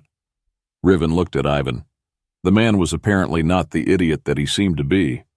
Maybe Shannon was right to call him on his feigned stupidity. Ivan had shaved and was happily wearing the jewelry he had, plus the few trinkets Riven had given him from the witch's bag. The big man shifted and looked at Shannon. Good morning, Shannon, Ivan said in his ever-cheerful manner. Shannon looked at him as he took a chair in the common room they all shared. Good morning, Ivan, he said back, rather well-mannered. Shannon, we were just talking. Ivan grinned. And I have a question. Where did you study as a youth? Ulam back, Shannon said, opening the book he had brought in. Not the same city now, is it? No, it is not the same city at all. You think that maybe the pontiff saw to that on purpose? He wanted to make it clear to the Purtons that their empire has been taken away? No, I think he is an idiot and has no idea how to maintain a city like that. He never was a very good wizard. He was an over-pious zealot with an attitude about being a human in a Purton empire. That must be just as annoying as a heretic with an attitude problem about being a Purton in a human empire, Oirion said cheerfully. Shannon lifted his gaze to look at him, not impressed. You must be feeling better, he said. Oirion smiled sweetly, but Shannon had already gone back to his book. It's more than that, Theo said. The magics of the older cities are key to the lines of kings, and the King of Kraus isn't home. King of Kraus? Ivan asked, interested. The Emperor? The last true King of Kraus was the Emperor Tyrell. He inherited Kraus through his mother's line. He was of the line of von Armond through his father, Theo said. The imperial power of his father's line was more powerful than any other line because they were not only of the line of Armond, but also because they had married into the line of von Aesar. Aesar was an angel from Pert whose line was later lost, but his bloodline survived within the von Armond line. Wait, Ivan interrupted. I thought Ulam back was in Kraus, and that made the Emperor also the King of Kraus by default. No, Theo said. Ulam back is a city-state ruled by the Emperor, alone. Each kingdom has a king from a line of angels. You must have the blood of an angel in you to be keyed into the wells of Pert, and thus into the underlying power of every kingdom in Pert. The Emperor is keyed into all the wells of Pert, while each king is keyed into only one. Ulam back is where the angels were called from and where they left us from. The very stone the city is built on is sacred, or was once, he added as an afterthought. Maybe I am stupid, but I still don't follow. Ivan scratched at his head and scowled. I am confused. Tyrell was king of Kraus through his mother, and his son Tyradel was king of Norwood through his mother. Does that mean that Tyradel would have been king of both Kraus and Norwood, as well as heir to the throne of the Emperor? Rank does not always follow the paternal line, Theo explained. Purtons rarely marry in the way we think of it now. The higher rank gets to name the child, and the purer bloodline gets the heir. Tyradel was king of Norwood because his mother's bloodline flowed more powerfully than his father's, but the von Armond outranked his mother's line of Norwood. It would have been that each of Tyradel's children would have gotten one of the kingdoms in time, and he would have ruled as emperor without the daily burden of a kingship at all. In his arrogance, Tyrell could not let go of Kraus and so held it as his own until he vanished. Now, Jerome has put false kings on the thrones, almost all of them pure human, with no real tie to Pert or the angels at all.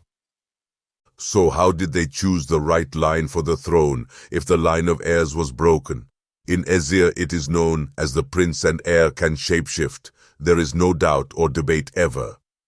When the first line of von Armond died, the descendants of the other daughters of Armond came to the palace, and one by one they went to the yard of the sun and stood on the seal of the angels and knelt before the angels. Many passed with no reaction at all, but eventually a young woman knelt, the seal lit up and the city flared with life. She was crowned empress. Tyrell is her great-great-grandson. Every emperor must kneel and be chosen in such a way. It is not always the eldest, nor is it always the son. Angels look at the soul, not the flesh. Oh, Ivan said with a scowl still on his brow. Not all of the lines are dead, Oirion said. So if the imperial magic were true, then the magics themselves would follow the line of kingship. The heir to the throne of each of the kingdoms within Pert is chosen by the emperor. Theo said. The power of the bloodline is only activated when the emperor names the king. The magic of the angels chooses the emperor. The kings do not. The fact that Ulam back is dark is proof that the angels don't accept Jerome as Lord of Pert, and therefore the power of the bloodlines cannot be activated by him. The line of Armond is dead, Oirion said. The magic is void. No emperor will ever name a king. The von Armonds are not the first dynasty, Dave explained. They're the third. They were preceded by the children of Arel, the first daughter of von Armond, the von Arels. Arel was the first dynasty, but her dynasty was ended when each of her sons died in battle heirless. It was a very hard time for all races. The second dynasty was a far descendant of hers, through her son Tivenenar. The line held for only 3 generations before war and fate wiped them out. The third dynasty was from the line of Landra, a daughter of Armond, like Theo just said. To make it clear to all Pur that the line was of Armond, they took up his name. All her children and their descendants are called von Armond. All of the older lines of Pur who use von before their names are descendants of angels. Child of angels is what von means. Once, most all of them were lines descended from Armond, but all the 12 angels who stayed with Pert had children who became the rulers of the kingdoms of Pert.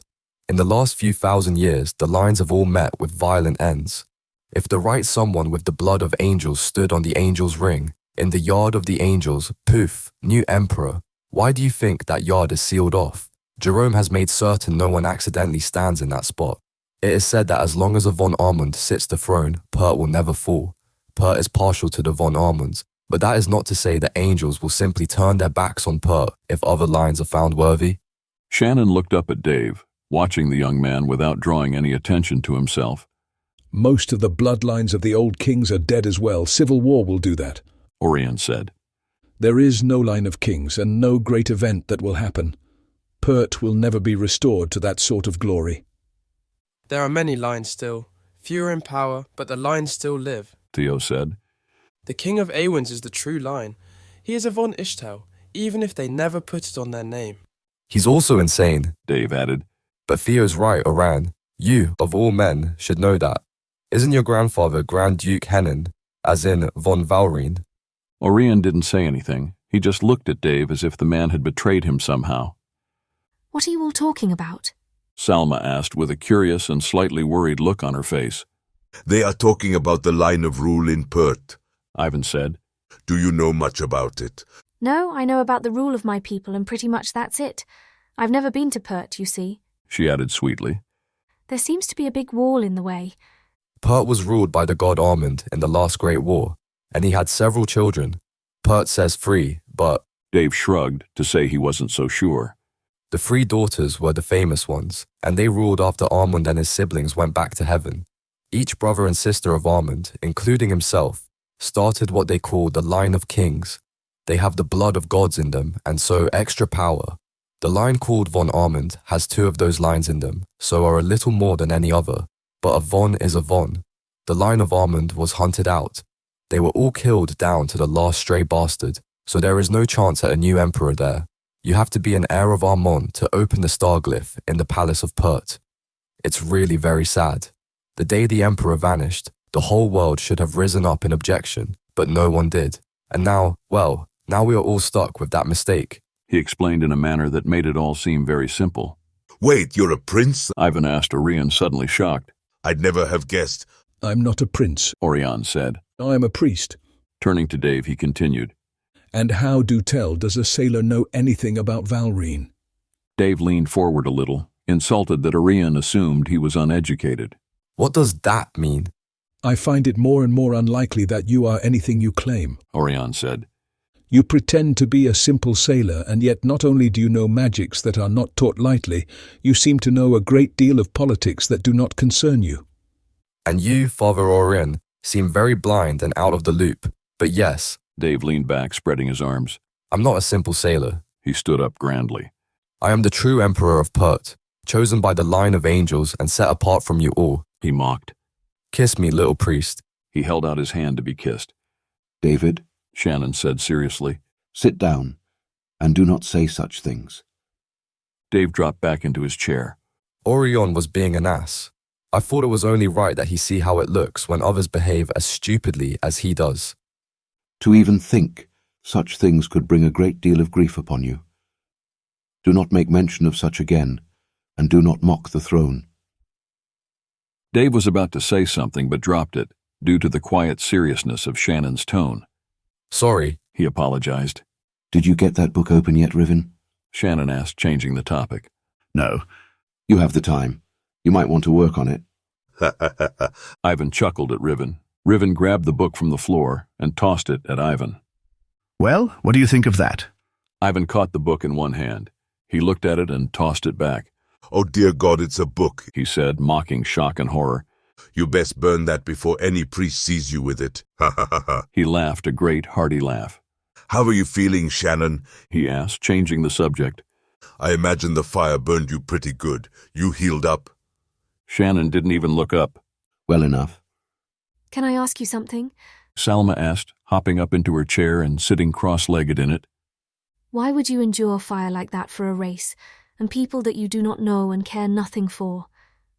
Every magic within 1,000 miles will have felt the shock waves of that explosion, and your hunters now know exactly where you are. Why would a man of your power play hero? Shannon looked up at her a moment, his hand resting on the page of the book he had been trying to read. The same reason I would tolerate you, little kitten, he said in a rather honest tone. Even if you hadn't helped, your friends would have, or maybe not friends, comrades. She chose a better word. Then let it be the same reason that they are even that to me. What is it? Oirion asked. Compassion, Shannon? Mercy? He challenged. Is it guilt for getting us into this in the first place, or a desire to seek some sort of redemption? Maybe a portable food source, Ivan laughed. Every blood wizard needs a priest or two on hand, right, Oirion? Come on, Dave, let's go play and let Oirion be an ass all on his own. Ignore him, Salma said of Oirion. Why, Shannon, you confuse me, and I do not understand why a power such as you would bother. You risk your soul. If he catches you, the end will not be pretty. If every ally against darkness would stop a moment, Tavia spoke softly and sadly, and help each other, it would make all of them stronger. Yet each covers his eyes and denies the truth, or they fight alone, refusing the aid of others because of their pride and the distrust created by the very thing they fight. If people would just understand that. Tavia smoothed Travis's hair. She rested her cheek on his head, her eyes quiet and expression sad. Not even in one person is everything in exact order. Why would a world or a divinity be any different? We are parts of the whole and reflect it back, creating as we go. To join like purposes together, even if from very different points, makes all stronger as they unite. Would this group be together anywhere else in the world, let alone united in a purpose? No, I think not. Yet here we are. She lifted her gaze to Salma. That might answer why you are here, Mother. Salma said with softness to her voice that they had never heard. But why is Shannon here? His truth will be no less than yours. She looked back to Shannon. Travis got out of his mother's arms and then crawled into Shannon's lap. Shannon barely seemed to notice, simply adjusting for the boy. Travis, however, put his hands on Shannon's face and made him look at his eyes. You should tell her. Travis said telepathically. Why? She will help us. I do not know why I'm still here, Travis. I ask myself that very thing often. How do I tell her what I do not know myself? You know. He smiled at the man and then snuggled into his chest, getting comfortable. Shannon looked back to the Sphinx. After a moment, he asked her, Do you know what a holy vow is? I can imagine, but not exactly. I have not heard the term. It is a vow made on, in, and with the very fibres of the world and all of the touching realms beyond.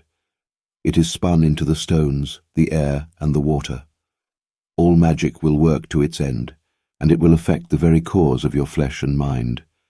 It is made in the presence of at least 3 archangels.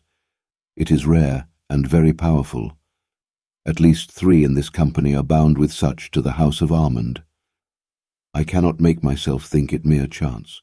If I would honor that, I would be obligated to protect them and do all in my power to keep them safe and well. Holy vows made on the foundation stones of Ulam is why I am here.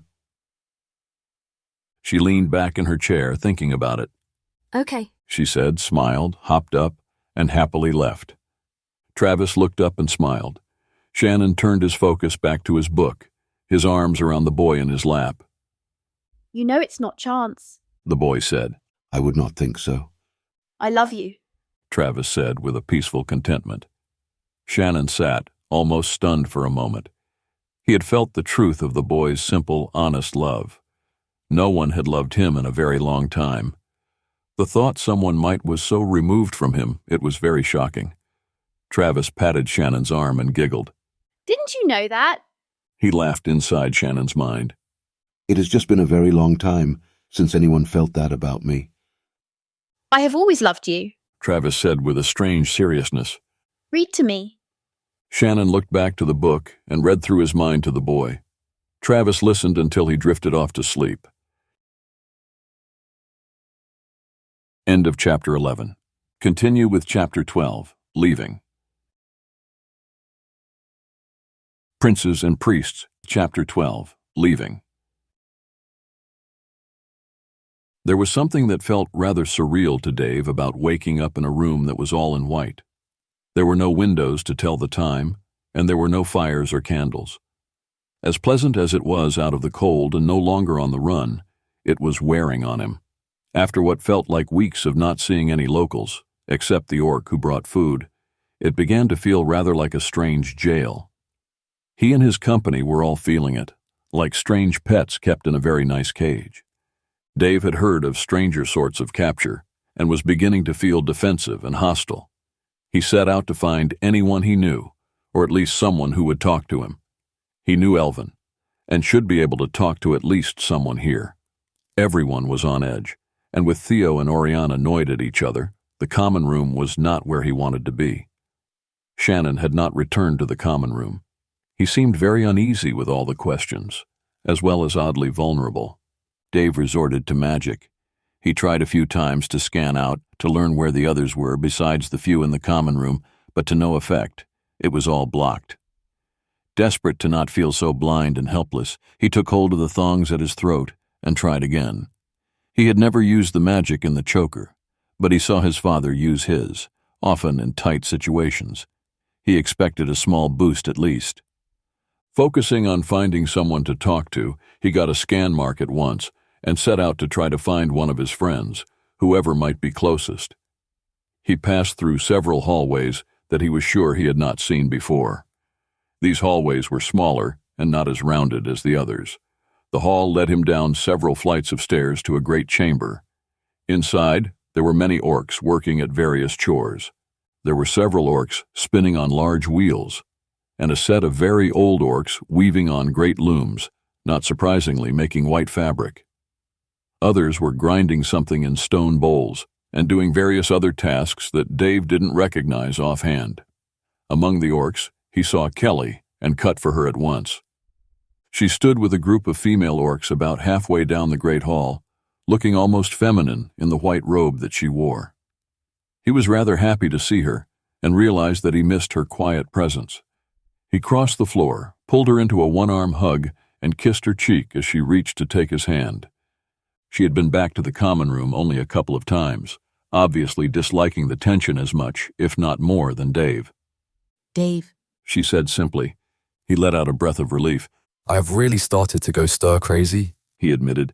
What are you doing here? He asked, realizing he had intruded on the group. Talking. You? Talking? He asked teasingly. She smiled a little and then spoke to them in Orcan. It was far too fast for him to follow. They parted to let her lead Dave out of the group. Did you learn much? He asked, hoping for anything to help him calm his tight nerves. They are orc on the outside, but remind me of elves on the inside.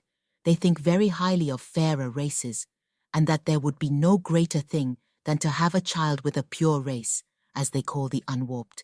You are quite a celebrity. Am I? I feel more like a prisoner. In a way we are, but not by their doing. They are trying to hide us from those who hunt us.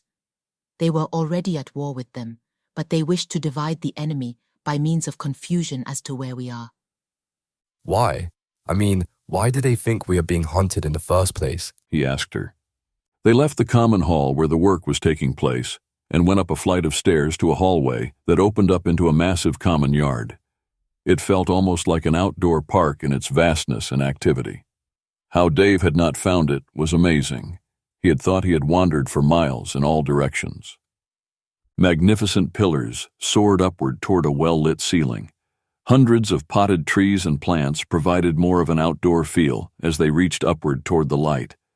Many orcs were moving around, talking, browsing, and doing business in an open market. Dave let out a great tense breath. He already felt better. They believe that Shannon is the angel Malchazedon, said Kelly.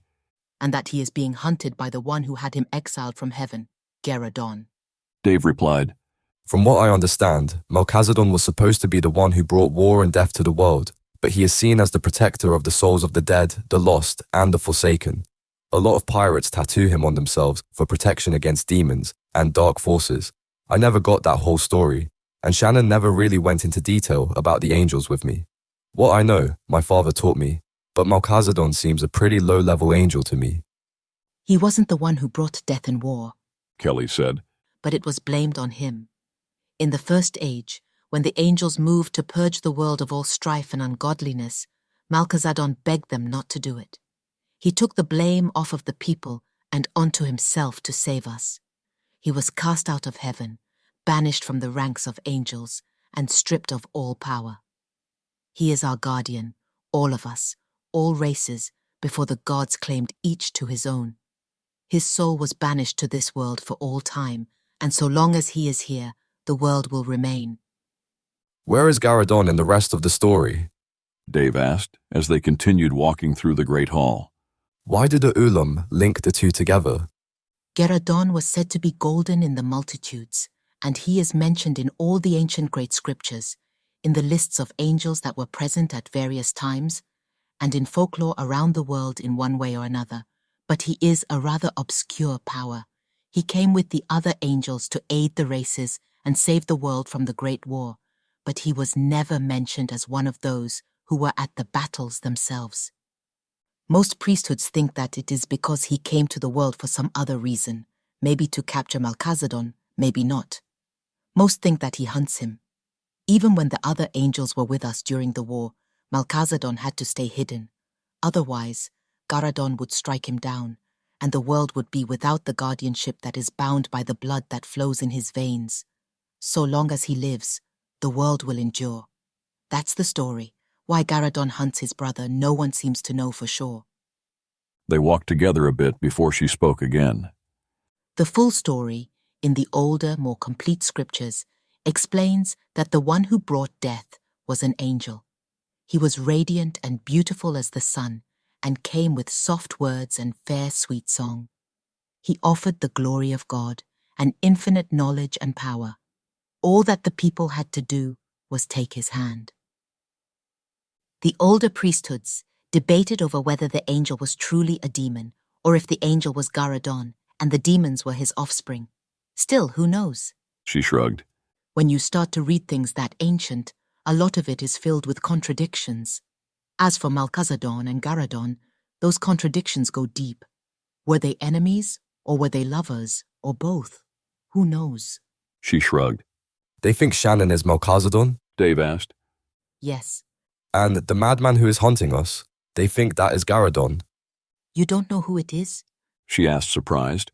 I thought we all did by now. No, he admitted, feeling left out of something he should have figured out. It's Jerome Forrester, she said. I thought for sure you knew that with your comment the other day. Dave walked with her a bit, not saying anything. He let the information sink in. It was deeply disturbing at so many levels, he couldn't even begin to accept it. Jerome, the Holy Pontiff, the ruler of Pert, was hunting them. He had feared such. He had even made a stab in the dark at that, but had gotten no reaction from Oirion about it, so had tried to let it go. He had barely dared to think it, but with Kelly's confirmation, he felt ill. Shannon is a good man, he said after a while. He scares the hell out of me most of the time, but he is a good man. If he wasn't, then he would not be with us. Still, you can see why those who live here might think as they do. I don't know who Shannon was before the Civil War, but the Pontiff does. He is entertained by Shannon's struggles and amused by the fact that Shannon has to run away instead of face him. An all-out war would cause a great warp. Shannon has said as much. So he runs, and the Pontiff chuckles at him. Kelly agreed. That must be hard for a man like Shannon to swallow. To be helpless while his people fall apart would be horrific. They continued to walk until they saw Ivan running across the yard towards them. He was wearing one of the white robes, but wore it clumsily. He held it up around his knees in fistfuls, giving him clearance for his feet. He ducked behind Kelly with a rather distressed look. "What's wrong?" Dave asked, amused at Ivan's ineptness in wearing the robe. She won't leave me alone, Ivan panted. We have to go, and soon. They looked over and saw a huge Orcan woman coming toward them, obviously following Ivan. She slowed when she saw that Ivan was no longer alone. Ivan moved to keep Dave and Kelly in between him and the woman. She watched him, her chest heaving and her nostrils flaring. She's going to rape me, Ivan half-whispered. God almighty, can you imagine? She'd bite my head off as a snack afterwards. Haha, Dave chuckled. Come then, my brave comrade. We will put you in Shannon's shadow to hide. He put his arm across Ivan's great shoulders, trying not to laugh too openly. Please, where is he? Ivan pleaded seriously. Shannon no longer wore the white robes. He was wearing his black leather again. He sat in the common room with Theo and Oirion, resting in the light trance that he commonly used to conserve energy. Oirion was reading a small book, and Theo slept curled up in a chair. Oirion looked up as Dave, Kelly, and Ivan entered. Hey. He closed the book. I was just wondering where everyone was. How are you feeling? Dave asked Oirion as he picked a chair. Restless, I am ready to go. This place is just too... He gestured vaguely, not sure what it was that bothered him. Why? Dave offered. I feel like I'm stuck inside a pearl or something. I want to go. Oirion nodded. As nice as they are, I want to breathe fresh air even if it's a bit cold. Ivan dropped down, sighing heavily. So where are Salma and Tavia? I could really use a good smooth-faced woman to play with. Now see, Dave laughed. You could have all the women you want, but you're just too superficial. You leave them weeping in the hallways. It's not funny, Dave, Ivan said with a grin. What did I miss? Oirion asked. Ivan has an admirer, Kelly said with a perfectly straight face. She sat easily, not seeming to notice Ivan's pained expression. Oh, come now, Ivan, Theo said sleepily. I've heard about the Aziran and the things they do up on the highlands. Isn't your god the son of a bear? That's different, Ivan said, shocked at the comparison. Theo chuckled a little. Maybe, the blond man said, pushing himself up. Or maybe not. From what I understand, most gods who were born to the world were produced out of rather unlikely unions. Maybe they failed to understand the way it works when they are choosing parents. Ivan huffed, folded his arms over his chest, and tried to hide how upset he was. You're pertinent, Theo, Oirion said. You should not talk of gods in any context other than mere folklore. Theo lifted an elegant eyebrow at the priest. I'm Arwen's, Oirion. Arwen's is part of Pert, Oirion pointed out a bit sternly. Only on a map, Theo said right back with the same tone. The king and queen regularly host the pontiff. They are great lords of Pert, Oirion added. The king and queen? The king is a spineless, insane fool, and the queen is as corrupt as she thinks herself beautiful. She is also a self-proclaimed queen. She is the king's sister, not his wife. She is your queen, Oirion said, shocked at Theo's obvious disgust at the king and queen of Awans. She's a lot of things, Oirion, but my queen she is not. I would burn in hell before I knelt before her of free will. Oh no, she is a dark and vile woman. I do not want to even talk of her. He held up a hand to stop Oirion from saying more. What's different about Arwen's? Kelly asked. Why isn't it part of Pert? In the days before the angels, there were two races that lived on the land of Pert. The men that became as Shannon, he motioned to Shannon, are true Pertons. They are very similar in this age to what they were before, but have been influenced by the magics they used and the eventual blood of angels. The other race was the Aowans. They looked very much like I do, I suppose, a blonde version of the Pertons, but tall and built more like Shannon or Dave. The mountain range, which later became known as the Armond mountain chain, divided the land, and the races lived on either side. In the Dark Age, they united their magics to defend the continent as a whole against the invasions of the Razan. The war was very hard on both races. Then, when the angels came, Pert was made into a single empire through the blood of Armond. The Pertons took the religion and teaching of the angels and let their old religion go. The Arwens kept their religion and their magics, and many of the herdsmen and hills folk still do. Do you? Oirion asked, almost accusing. The true Church of Pert doesn't deny the reality of other gods, and does not demand others to accept their faith. Do not wear that ring and then glare down at me when I make mention of gods who are every bit as real to their people as you are to us, Theo said, with a strength that made even Shannon look up. Enough, Oirion, Dave said, stopping the other man from an argument. We are all a bit testy. Just drop it. Oirion shook his head, but let it go. Theo curled up to go back to sleep. Dave was right. It was pointless, and they were all in poor moods. They needed to leave, and soon. I do have a question, Ivan said a bit seriously. How do we plan to hike the mountains? On our feet, Dave said. No, I mean with the air, Ivan said. I can breathe up in the heights, but... He shrugged, looking around for answers. Shannon opened his eyes and looked at the big man. Can you do anything? Ivan asked the Perton. Not for anyone but myself, Shannon said. The Perton blood that some of you have will help. The thin air will be painful but not fatal as long as we do not linger too long. What about Tavia and Oirion? Ivan asked, concerned. What about Travis? He asked, this time with worry in his voice and eyes. Is there nothing you can do? Riven asked Ivan as he joined the group around the table. I thought Ezirans had the magic to guard the lungs of other races, a magic that could help us all. Ivan looked half desperate and half trapped. He ran his hand over his head, troubled. Azir is not what it once was, and the magics have left. I don't even know if my lungs will hold out in the higher passes. He looked to Shannon. Don't you have any sort of magic? He blew the gate, Ivan, Theo said. He's lucky to be on his feet, let alone casting magics to guard our lungs. What about the priesthood? Don't you two have something for this? Not in the priesthood, Riven said sadly. The dwarves have such magics, but it's through that priesthood, and I don't know it. He folded his arms over his chest, holding his elbows. So where does that leave us? Maybe the Ulam knows some sort of magic. I'm afraid they are not likely to, Kelly said. Most of their magic is very elven in nature, or is keyed to the city. There are few wizards and even fewer healers. The elders are the only ones with any real powers. This has to be answered, Dave said. We can't just hike off to have our lungs give out. Will it really be that bad? Theo asked. Does the air get that thin? Yes, Shannon said. Were you going to say anything? Theo asked. Or just lead us into it? It is not time to go yet, Shannon said. One of you may think of something, or I might heal enough to help you. There is time still. How much? Dave asked. I want to leave here. Shannon looked at him a moment before he answered. We cannot leave until one of you thinks of something, or I recover enough to figure something out. Ivan got up abruptly. He didn't say anything, but left with a troubled look. Theo. Ivan shifted on his feet, a bit uneasily. Can I come in? Sure. Theo let the big man enter his chamber and shut the door. Ivan started to pace. He stopped and looked around at the room.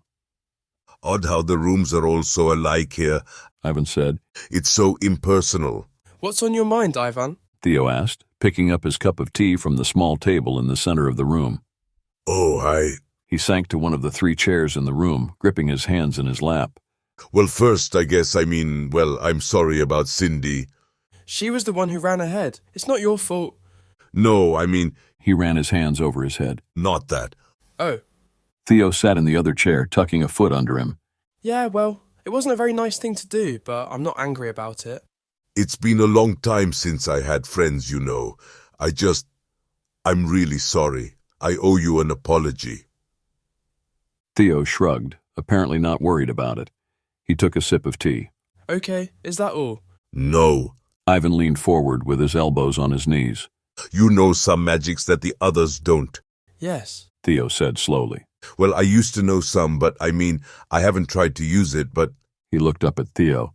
I don't know if it'll work, and if it does, I would rather no one know about it. Why wouldn't it work now, if it did before? I'm not in Azir, and the magics that once worked no longer do.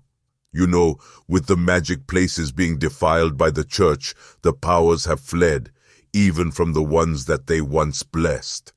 I don't think the powers will come to me at all, but even if they would in Azir, they might not hear.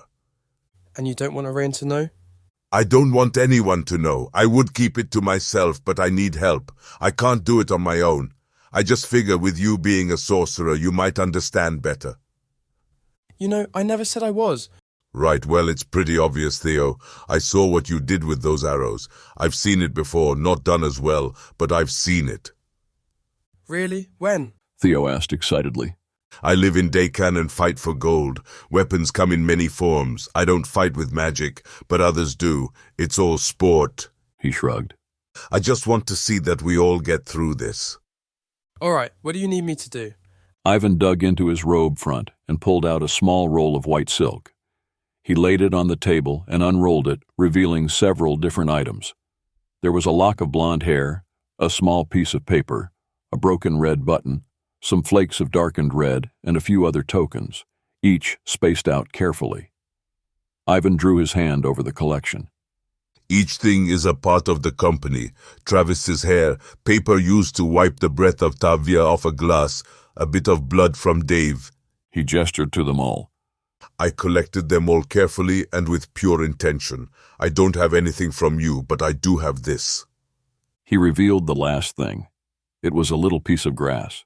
It's grass that Shannon spun in his fingers. He was making grass ropes for the fire.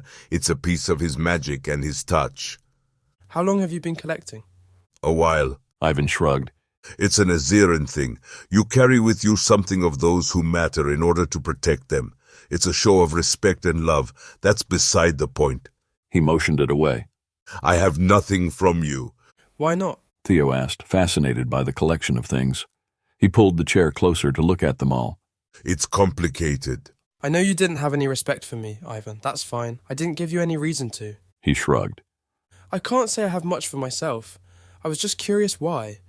Is it part of the magic, part of your religion, or is it my magics? It's partly religion, and partly because I felt that your contribution to the company wasn't worth my sacrifice, that if one of us should fall in battle, I wouldn't have given my life to save yours. Ivan hesitated and then choked the words out. I was wrong. The rest is chance. Dave's blood is from play fights. Travis gave me his hair. Shannon dropped the grass. You don't do things like that. So, is that what it is? Those you value equal to or more than yourself in a battle? Sort of. It's complicated. Ivan shrugged. I'm sorry, Theo. It's been so long since I had to even think about it, and then to try and talk about it in another language is hard, and it might not matter at all. You have my interest, Theo said. What do you need me to do? It takes two people to do it. It's sort of an overall blessing for those you adopt as brothers. I should not be doing this, but it's what I am going to do anyway. He rubbed his hands together. I need you to offer something of yourself as sort of a payment to the powers for the others. It's for the powers to use, to spin into the magic of the protections. You just have to hold out your hand, let me put the stuff in it, and then give it back to me. Okay, that's pretty simple. Theo bit his fingernail, ripping off a moon-shaped arc. How's that? Ivan smiled. Perfect. He took the small piece and laid it on the white cloth. Hand out. Theo held his hand out and watched as Ivan simply picked up each little bit of the company and set them, one after another, into Theo's palm. The big man seemed to do nothing else. Theo's fingernail was last. He set it carefully with the rest and then closed Theo's hand around it all. Ivan sat with a bowed head for several moments before he held out his own hand. Theo turned his hand over to pour the things back to Ivan, but the scattered trinkets were no longer there at all. What poured out was a bit of shimmering golden sand. It fell into Ivan's great paw, melting into his skin, and then faded into nothing. Ivan let out a great breath, almost as if he was about to cry. It worked, I take it, Theo said, leaning forward to see the giant's palm. It worked, Ivan whispered in Aziran. They heard me. He wiped his eyes of tears and drew a deep breath. Thank you, Theo. I will tell Shannon we can go now. Theo nodded. Sure, Ivan. I hope the magic works well enough to get us all over the passes. Ivan smiled and nodded. Me too, little brother, me too. It was early morning when they all gathered on the massive plateau outside the recently reopened gate. Each was led out by an Orcan youth. They could all feel the cold wind blowing into the main yard as they approached the opening where the massive gate once was. A cold mist hung over the valleys, and ice crystals sparkled in the air. Snowbanks created by strong winds, now quiet in the stillness of the dawn, rose up, reaching well over their heads. Winter had blown in while they were inside. They were well dressed in heavy leather pants, soft wool blouses, and woven fur tunics. The pants were reinforced down the outsides of the legs with embroidered designs that went over and along the seam. More than that, they wore vests, fur ponchos, leggings, hoods, gloves, and scarves. The orcs weren't sure of their tolerance levels, so generously gave them various other clothes for their packs, just in case it got too cold for them. As they gathered outside, they found that their horses were well groomed. They had been well cared for, and it showed. Their legs were wrapped in fur, and the saddle blankets replaced. The new blankets were long, made of brightly dyed wool, and embroidered with decorative designs. The animals were a little nervous and clearly glad to see the group. Holding the reins of Shannon's horse was an impressive-looking Orcan man. He was not wearing the typical white robe worn by the other orcs, but wore a beautifully crafted leather vest and leggings, all of which were embroidered with golden designs that appeared to be ancient scriptures or spell runes of some sort. He had a wicked-looking blade, some sort of halberd jutting up over his shoulder, and a fur cloak that he wore draped over the other. Stunning carved bone brooches, gleaming with lines of silver, held it in place.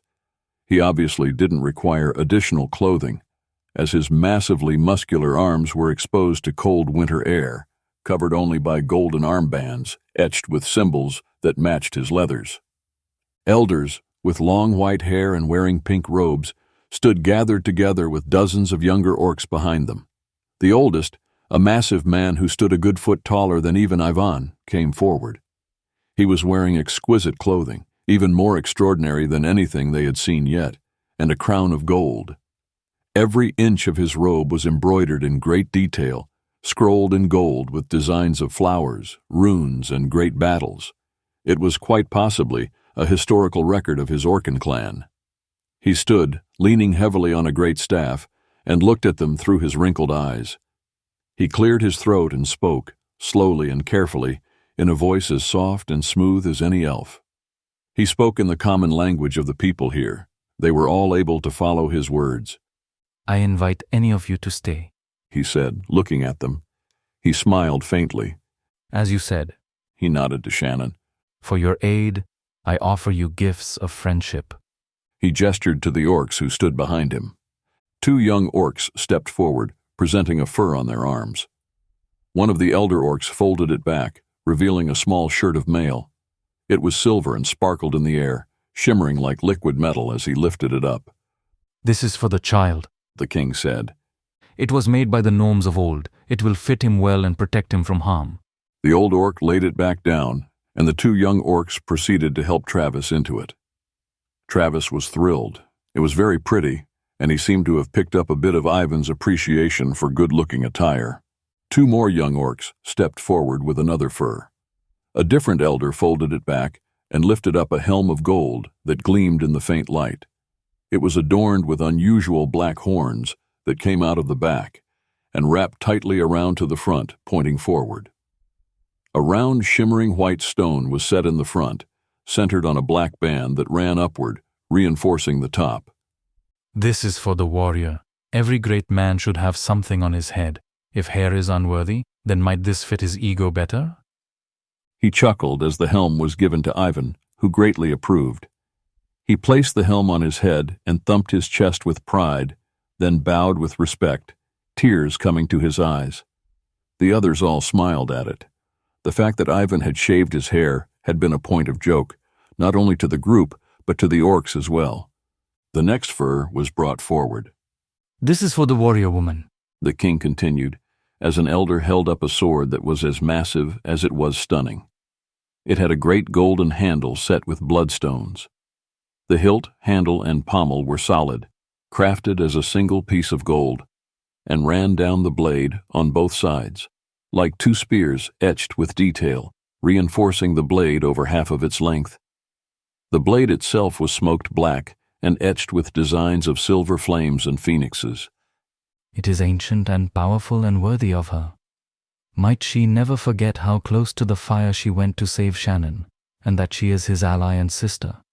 Kelly accepted the gift with humble gratitude. This is for the dwarf, he said, as a double-headed war axe was presented. Light reflected up its razor edge and down the veins of silver that were set in the rosewood handle. Might it serve him as well as it served his kinsmen, those who once dwelt in these mountains, and who offered us trade and allies when no others would. The king lifted from the next fur a tiny thing. He held it up so it could catch the light. For a moment, a soft glow of lavender light illuminated from the stone in its center. This is a gift of great value to us, and maybe more to you. It is a ring of insight and intuition. It should help you to choose your roads more carefully, and hopefully it will remind you to look deep beyond the skin and not to forget us. It went to Oirion and was placed on the first finger of his right hand. An elder took from the next fur a long coat of Pertan mail. It was even longer than Ivan's. While it had no jewels on it, it was made of tighter rings and shone in the light as if it was lit from within. The beauty of it bespoke the craftsmanship and power of the race that was all but dead now, making it just as impressive as Ivan's mail. This is for the son of Pert. May it be worn proudly and serve him well. It was passed over to Dave. Ivan helped him into it, admiring its craftsmanship and elegance. The next gift emerged. It was a plain wooden staff with 4 large claws on the top, gripping a large clear stone. The stone was perfectly spherical and flawless, but the entire staff seemed unremarkable in comparison to the other gifts. This is a sorcerer's staff. May it be of use to the only sorcerer we know. Good luck in unlocking its powers. It was handed to Theo. Theo bowed to him with a noble grace that said more than words could have. The Orcan king looked at little Salma. Orcs fed on sphinxes, naturally, and even if these weren't full orcs, they still had the inkling in them, just as she had the inkling to run. To the brave cat, this, he said. A bow was held up. It was a recurve made of light wood and bone, laminated and decorated with intricate designs. There was also a quiver made of golden leather, set with dark green and brown tassels and a matching belt. She lit up and smiled as she took the gift. She bowed her thanks, belted on her new quiver, and swung the bow over her back. To the mother, he said, as a small round buckler was lifted up. It was lightweight, crafted of smooth white leather, and had a design set into it with small silver nails. The design was that of a woman standing with a sword in one hand and grapevine in the other. She accepted the gift, bowing in gratitude. He looked last to Shannon. I have no single gift worthy of you, he said. I give you the mended body of your brother. I give you our gratitude, and I give a day that we will all recall and pray for you, celebrating the day in which you freed our people. Even though the prayers of healing for us have not been heard, perhaps our prayers to heal others will be. I give another gift that might be of aid in your ventures. He pulled a small book out of his pocket and held it toward Shannon. Shannon held out both hands, one under the other, and took it. The orc smiled faintly and motioned to the one who held Shannon's horse. My final gift to you is Kava, my grandson. He has asked for the honor of traveling along with you as companion, guide, and guardian. Kava bowed to them. May heaven walk with you wherever you go, and may your lives reflect your God. The Orcan king finished with the prayer of his people, bowed, and then they all went inside, leaving the group to depart unwatched. You don't have a horse? Tavia asked Kava. He shook his head and smiled. Orcs aren't naturally up for riding horses, Kava said in a deep, full voice, but rather running them down instead. I have greater endurance and speed than any of these horses. You can outrun a horse? Rivin asked, impressed. On 2 legs? No, Kava said and then smiled, showing that he had teeth like a dog. On 4. On 4? Dave asked. I can pop my shoulders out and run on my knuckles. He made a fist, showing that when he closed his hand tightly, 4 long spikes shot out the back of it, extending several inches over his knuckles. Traction, he explained with a smile. Remind me not to have you punch me, Dave said, going to his horse. Ha ha ha ha. Kava laughed a deep chuckle and then lifted Travis up into the child-sized saddle. Travis smiled at the big Orcan man and giggled a little. End of Chapter 12. Continue with Chapter 13, High Passes.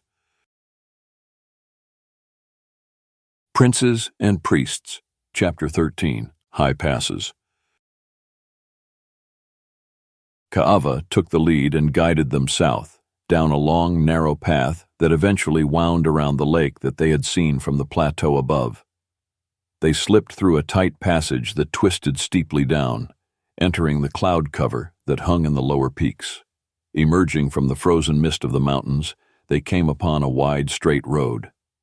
The road builders here were quite impressive, Ivan said. It looks just like that other road. It is one road, Kava said. It runs coast to castle and on down to the southern islands.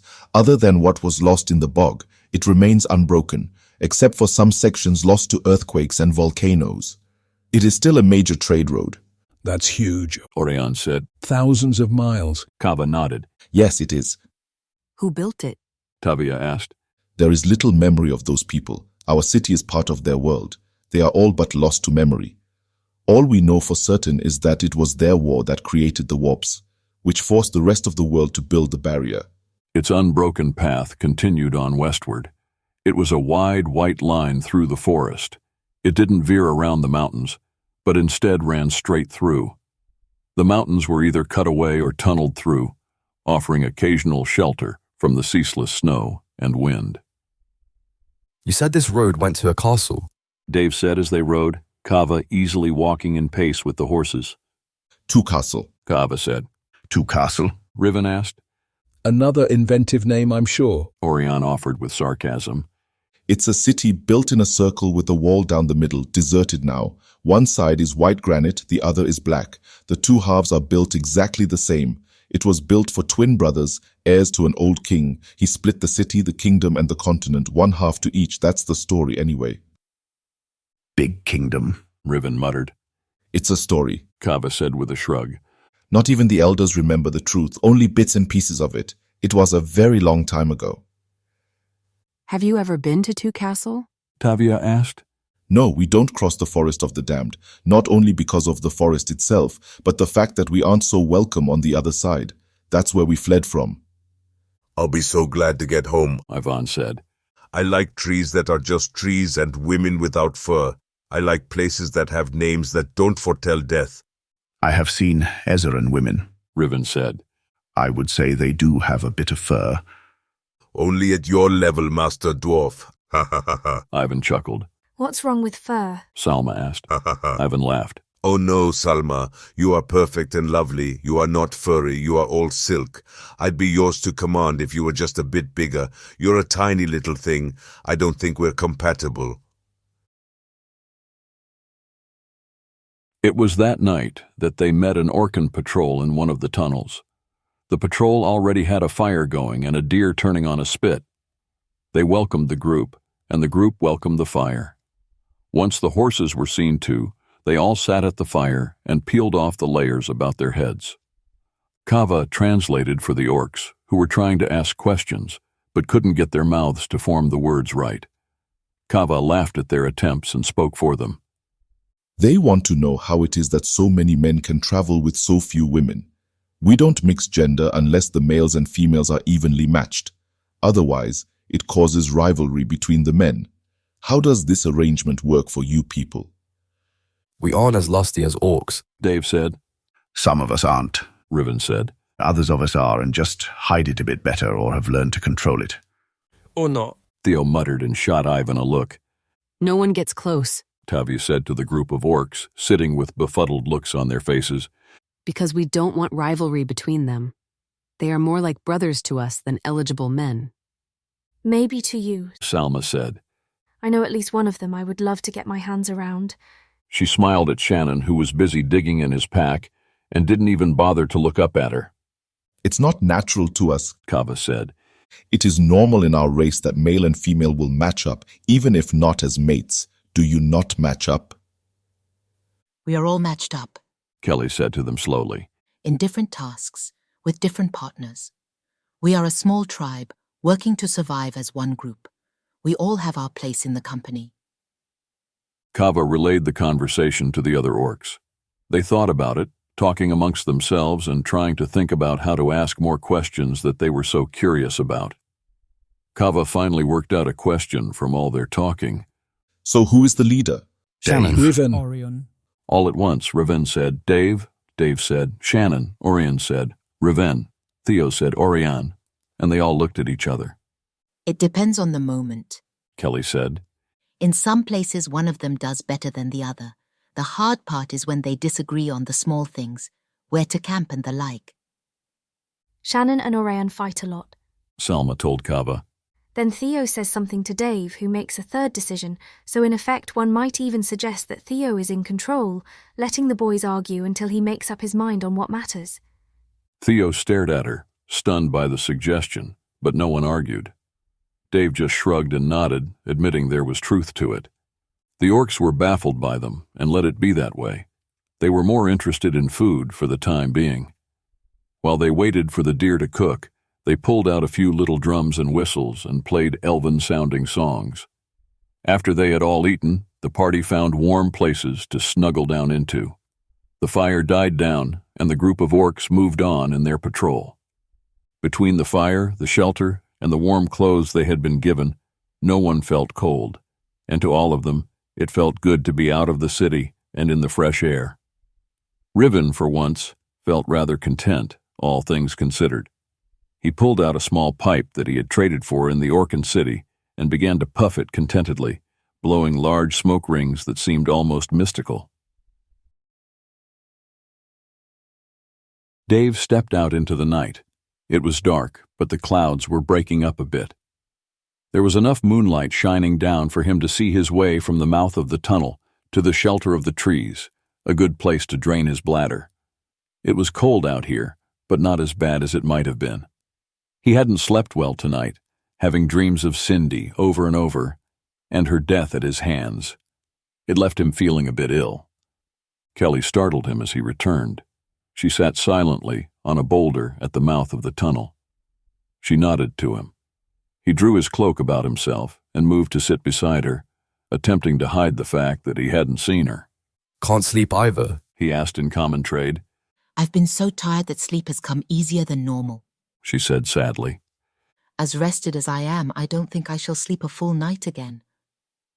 So, do you know where Shannon went? South, just after everyone settled. He's been gone for hours. Dave shifted to sit on the stone more comfortably. He was not at all disturbed to sit close to the big woman and made no attempt to not brush against her. She, however, gave him more room, scooting over to avoid his innocent touch. I meant nothing by it, Kelly, he said softly. I'm not Ivan. She looked up at the tattering clouds as the wind picked up, her face lit by the moonlight for a moment. You forget what I wear, she said, speaking in the form of Elven that was spoken on the water. It was the language of pirates and those who would deal with them. It brought home all at once that Dave was a green-tide pirate, and not just any man. It also said that she knew it. He hugged his elbows, feeling suddenly torn inside over who he was and what he knew. Being a green-tide was not just a job. It was a brotherhood as real as any nation, and perhaps more so for many. It was an entire culture that could not be shrugged off. It came with its own magics, rules, and rituals. It was nothing he could ever deny, and was as a part of him as his tattoos were. I did, he said honestly. But then, we are a long way from the waters. Does it matter so much? For me it does, she said. But not for the reasons you might think, Dave. He tensed, but didn't leave. Her words made his gut tight and his heart hurt. It's not because our tattoos imply opposing factions, she tried to explain. What do you mean by that? He asked. She drew a deep breath and let it out slowly. I'll greatly miss you as it is. I don't need to make it worse than it already will be. Dave looked over. Does it really matter? He asked her, more upset than he thought he would be. You didn't hear what I just said. She switched to common trade. Her southern accent was strong and rich. In it, a further reminder of who she was and what she was, and that they were a world apart. He moved on an unplanned impulse, something he wanted to do for the sake of doing and not for anything else. He reached over and slid his hand under her arm, down to her wrist where her hands were tightly gripped in her lap. How very pertinent of me, haha. He half laughed at himself. I try not to do that. It gets a man teased by his shipmates, but then there are no crew and no humans to tease me here. Are you so pertin? More so than not. My mother was part elf, but the rest is pertin. He looked over. And don't let Shannon fool you. Pertins are an affectionate race. Touch is very important to us. Touch is important to all fair races, she said. Some just interpret it differently. You take my touch however you like, Kelly, just so long as you let me sit here. He leaned his head back on the stone and watched the clouds move across the sky, tattering and racing. He had completely forgot what the tattoos on Kelly's arm told of. She hid them most of the time, and with all the things happening, he had simply ceased to care. How a priestess of Raz had gotten on his ship was beyond him. Had Elliot known, he would have thrown her overboard. After a short while, Kelly turned her hand to better slip into his. He tightened the hold but made no other move. It was just nice to sit here and be halfway warm, with someone he felt no need to amuse or prove something to. There was a sudden bit of guilt when Shannon walked up, as Dave leaned back against the stone, still holding her hand. He knew that Shannon could see in the dark, no matter how dark, and he surely saw the unlikely contact. Shannon just glanced at them and then went into the tunnel. Beautiful man, Kelly said. Beautiful and dark and powerful, Dave said. He scares me. I think anyone who knew him would be scared of him. Travis isn't. Nor was I as a child. I used to swing off his hand and leap from the rigging, utterly confident that he would catch me. I would climb in his lap, brush his hair, sleep in his bunk, and have him read me stories. I think you must have been quite a child. I was a handful, I'm sure. I think he used to come on board just to give my father a chance to go ashore without me, so my father could try to forget about my mother. She died? Swept overboard in a storm, or so they tell me. But, you know, the more I think about it, the more unlikely that strikes me. Why is that? Even I could catch myself from washing over by the time I was 10. She was a powerful wizard, my father even more so. It was not that bad of a storm and shouldn't have had enough force to break her ropes. All I know is that my father was devastated, and Shannon stayed with us longer than normal. He was your teacher, wasn't he? In many things. Haha. Dave laughed. I asked him once how to kiss a girl. The men on the crew talk about such things, and I was rather certain that they were idiots and had no idea how to do much. Oh? What did he tell you? He said, "You are a bit young to be kissing anyone, Tide of Row." He whispered in the pertinent whisper that Shannon used, if only in a mild form. The volume was low but carried enough power in it to make it heard. Dave had never used it around the group, but the hint of magic and the softness of his voice was remarkably like Shannon's. Kelly laughed softly at the impersonation. I, of course, argued that I didn't plan to at the moment, as there were no girls on board, but that I should be better instructed by someone with a measure of intelligence greater than the crewmen. I was rather a pest, I think. He eventually had me sit across from him, and he looked at me and said, "All right then, what do you want to know?" Dave smiled at the memory. I learned a lot that day. I can't see Shannon giving such answers to a boy, she said, rather amused at the idea. What did he say about kissing? He said it was as much about the closeness as the contact, that if it wasn't pleasant enough to take one's time and say what you mean with a kiss, one ought not to be kissing that particular person. He said that a man could change a woman's life with a kiss, if he did it right. He sighed. I have yet to manage that, but you know I try. I'm sure you do. She laughed. But then I'd bet Shannon has.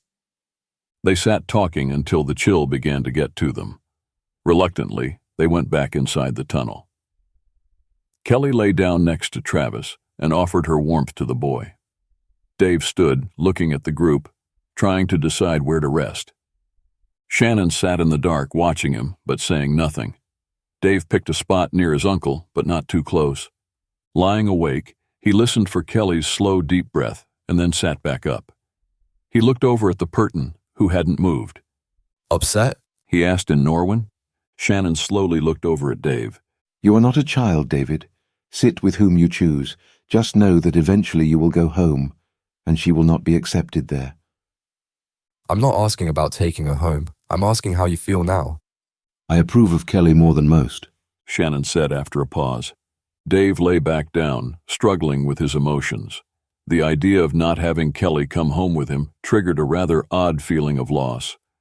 The truth remained, she was one of the Razan, one of the priestesses of the secret and powerful cult of the southern goddess, Raz. The very utterance of the name caused pirates to make the sign of the holy star for protection. But there she was, sleeping just on the other side of the fire, her arm over a little child who sheltered in her strength. What a very odd set of events that had brought them here. His mind turned, spinning up memories of conversations from the last few months.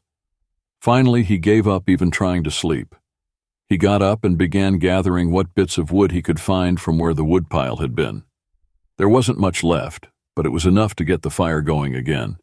He glanced around to be certain the others were sleeping, saw that Shannon was gone, and only then did he begin to spin magics into the twigs and bits of bark. It was a magic that he shouldn't have had. This was not wizardry. Wizardry left too much of a mark and was too easy to track. The magic that he used to keep the fire going and warm his comrades was dangerous to be caught using. His father had taught him, but forbade him to use it where anyone might see. Nicely done, Shannon said softly.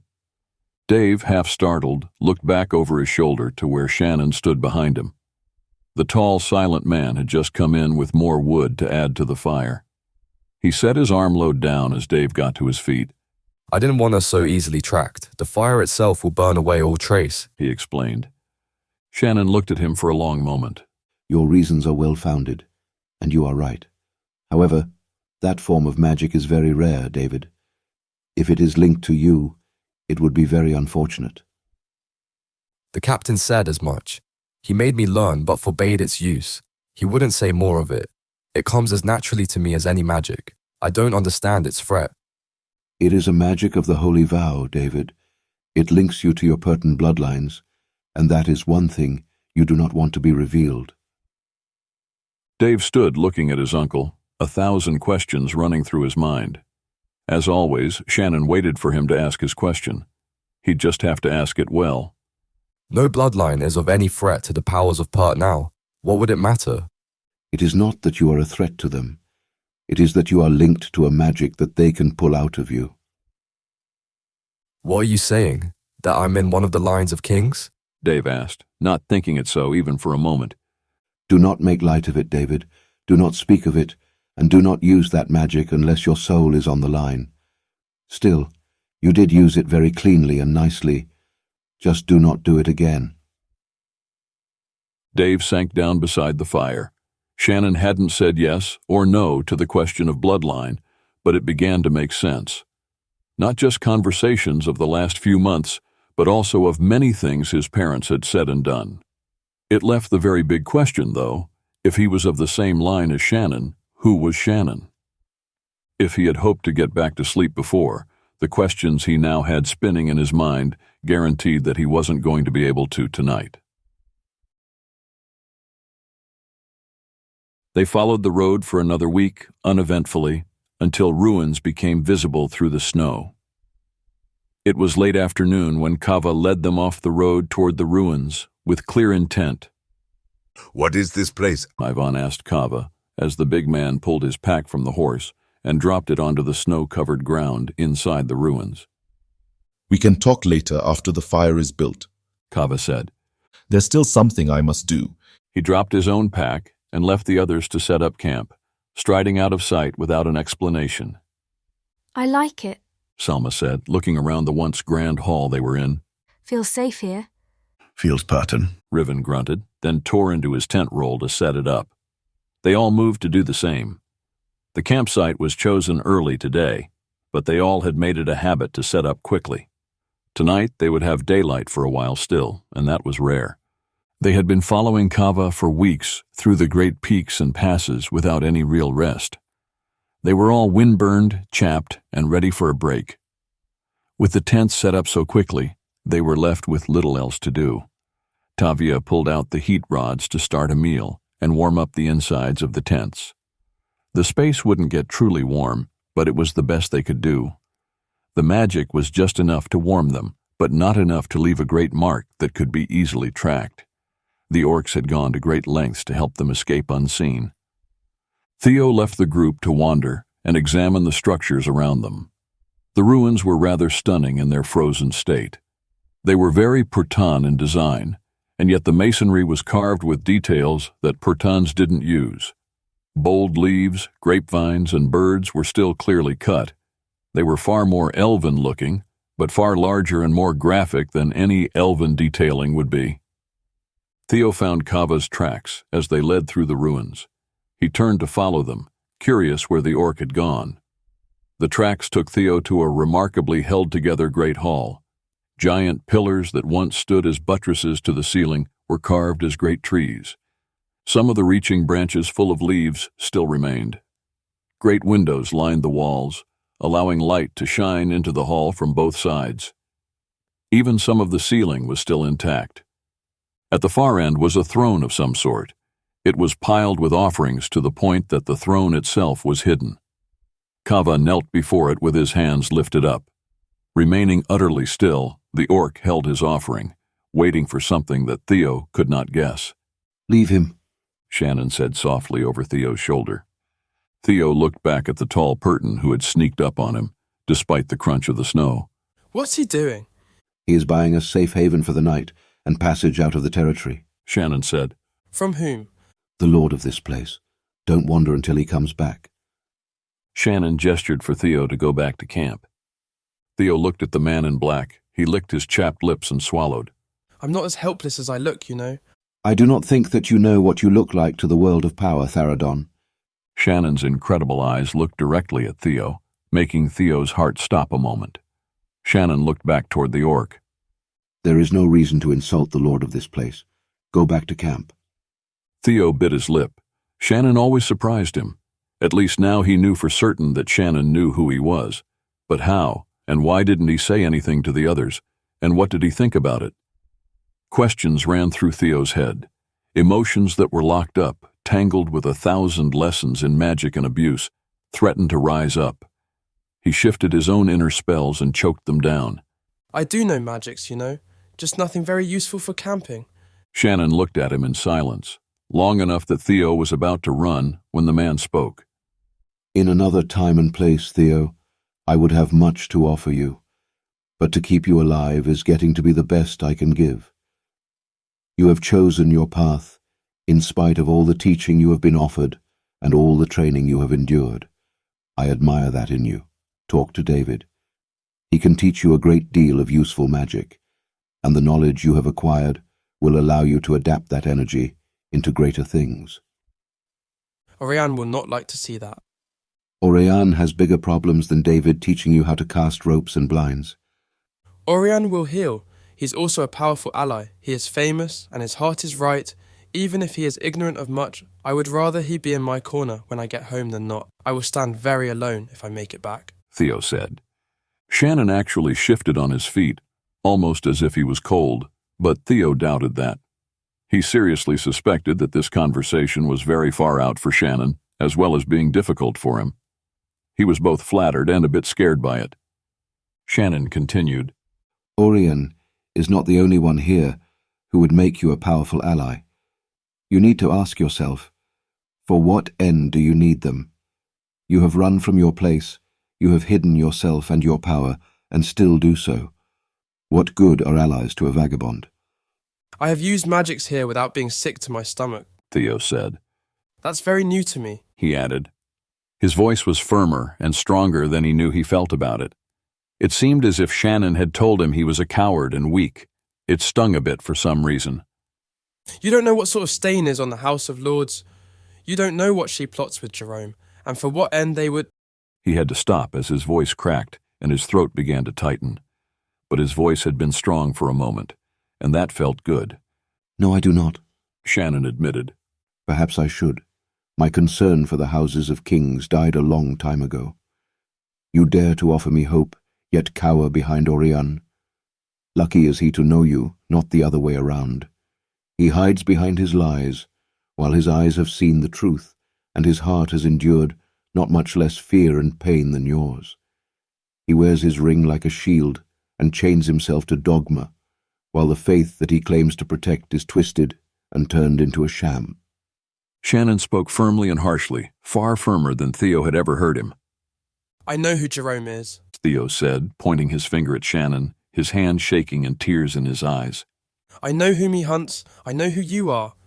He said it. He had never meant to. He felt suddenly weak, ill, and terrified. The truth was, he did know, and had been afraid to admit it even to himself. But in that moment, and for whatever reason, as he did sometimes, he said what he hadn't allowed himself to admit until he heard his own words. Shannon actually twitched just a little in the cheek, then turned and walked away. Theo wiped at the tears on his face, trying to catch his breath. He stood, struggling to calm his breathing, trying to undo the knowledge that he had just slapped Shannon in the face with. "You all right?" Dave asked, joining him out of nowhere. Theo nodded and sniffed. He was desperate to escape his own emotions, but not so tired as to show them. Not now, and not with anyone to see.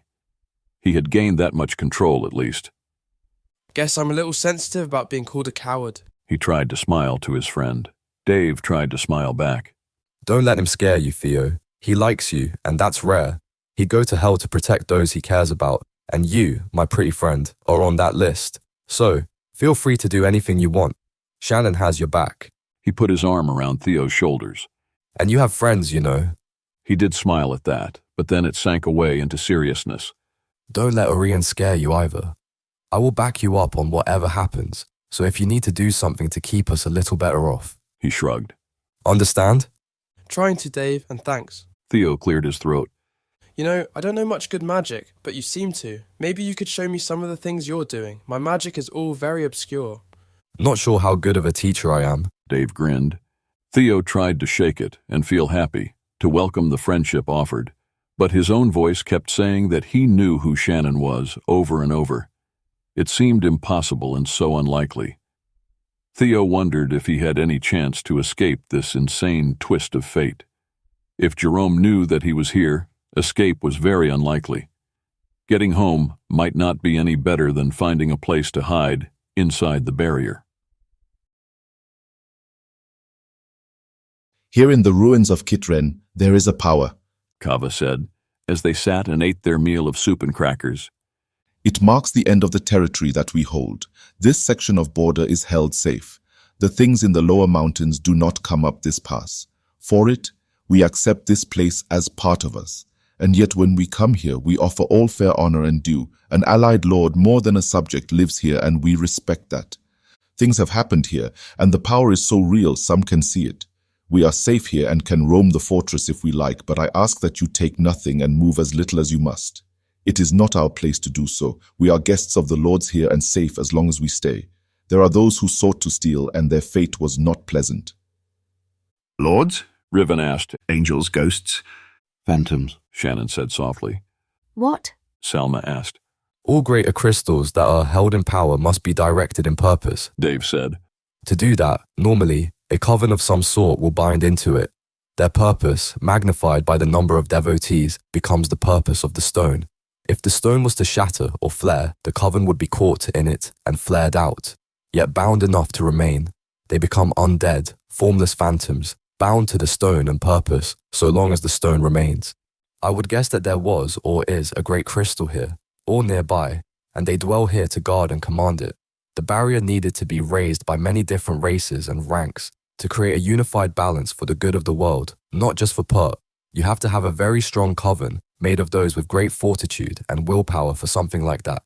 Anything less would make for an unstable crystal and unstable magic, either of which would defeat its purpose, most likely shattering it with the effects of unbalanced minds and power. When you are part of such a magic as that, you are bound to the magic in body and soul. You become a part of the crystal, and death leaves you as a phantom until the magic is released. Do you see?" Do you think this?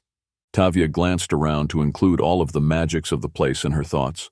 Could be linked to the barrier? She asked. Likely, Shannon said. but not directly. Can you see them, Shannon? Kava asked. Shannon looked at Kava for a moment.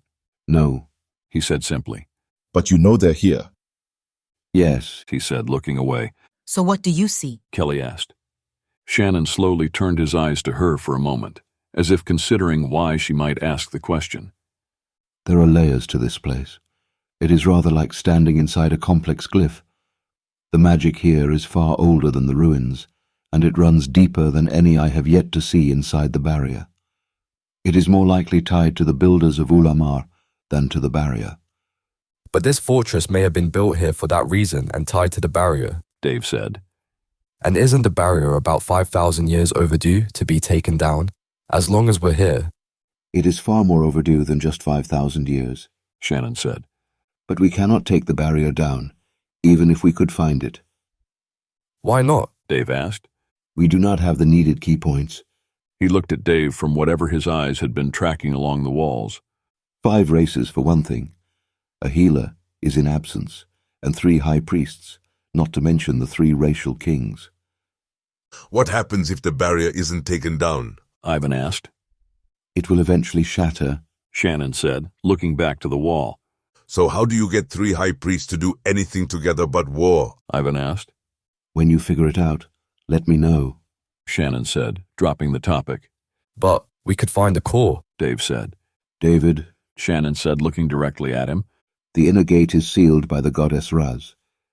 It will take a blood price to open it.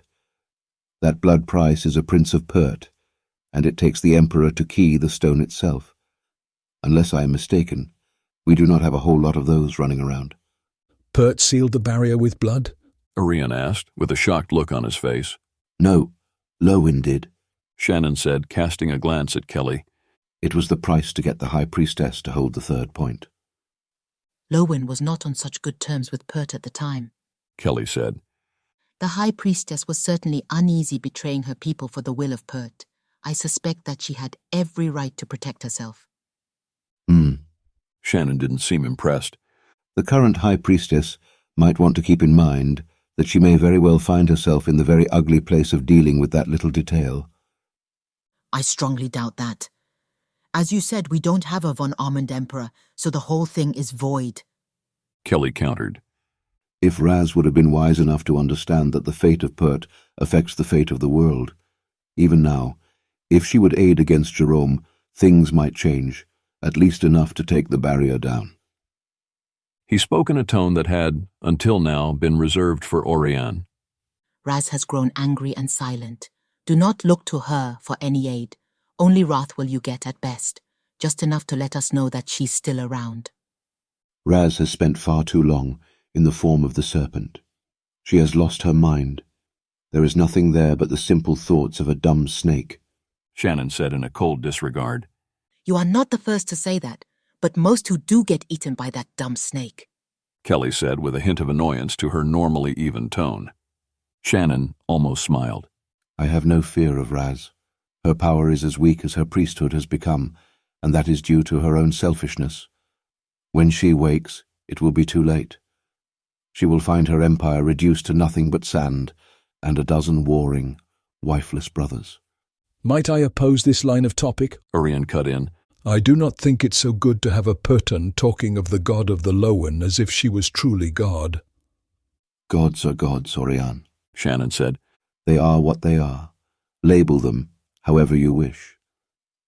The God you are supposed to herald in the true church does not deny this, but steps beyond even that. You call Armond an archangel. The rest of the world calls him a god, and we all give him the respect due to a god.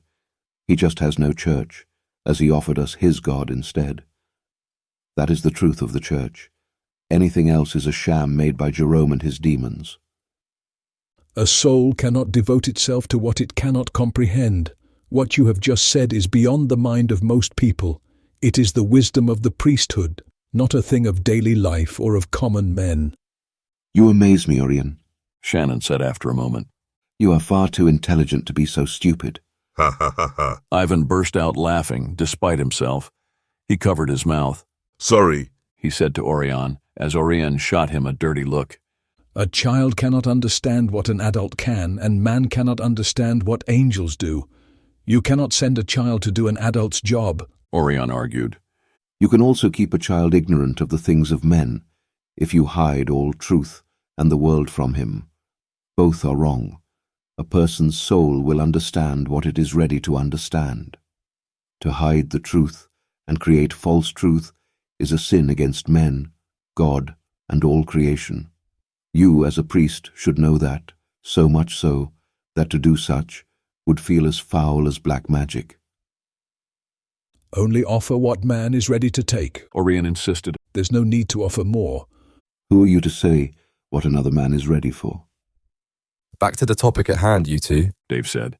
Could these ruins be one of the side gates to the halls of the barrier stone? It might be, Shannon said, distracted and annoyed at Oirion. So, should we explore? Dave asked. If it is a gate, then the powers here will not be offended if a couple Pertans and a couple priests look for the links to a barrier that should have been down a long time ago. Or they will object, Riven said. Time limits on such magic are put in place so that purpose is not warped. The very guards put in place as aid might turn out to be the greatest threat. It is a moot point, Shannon said. With Jerome in place, there is nothing that can be done, and there is no Armond prince that is about to be blood sacrifice for the world. I am sorry, but I will let the gods, with their blind eyes and cold-shouldered choices, rip it all apart, before I allow any more abuse of the line of Von. There are no Von Armonds left, Kelly said. So even if Raz was to act to depose Jerome, it would be still a moot point. Shannon looked at her a long moment before he said anything, and he spoke in Loan when he did, cutting the others out, all but Riven and Tavia. The sun does not set on the bridge of Almun-Ra, and Jerome yet lives. He has the key to the palace gates, and that alone would tell Raz the truth if she was not lost in her own selfishness. Tyrell is lost, Kelly said, also speaking in Loan. His soul is cast to hell and is beyond the reach of even Raz. There is no aid for him, and his flesh is no more. Von Armond is no more than a trophy for demons now. Whatever fragments of what Tyrell might still recall are not enough to deal with. The line was hunted by stalkers, and now it's gone. There are no Von Armonds left, and you know that. You are far too powerful to not know otherwise. You're wrong, he said simply. Shannon, you're a Pertan and you hold to your hope.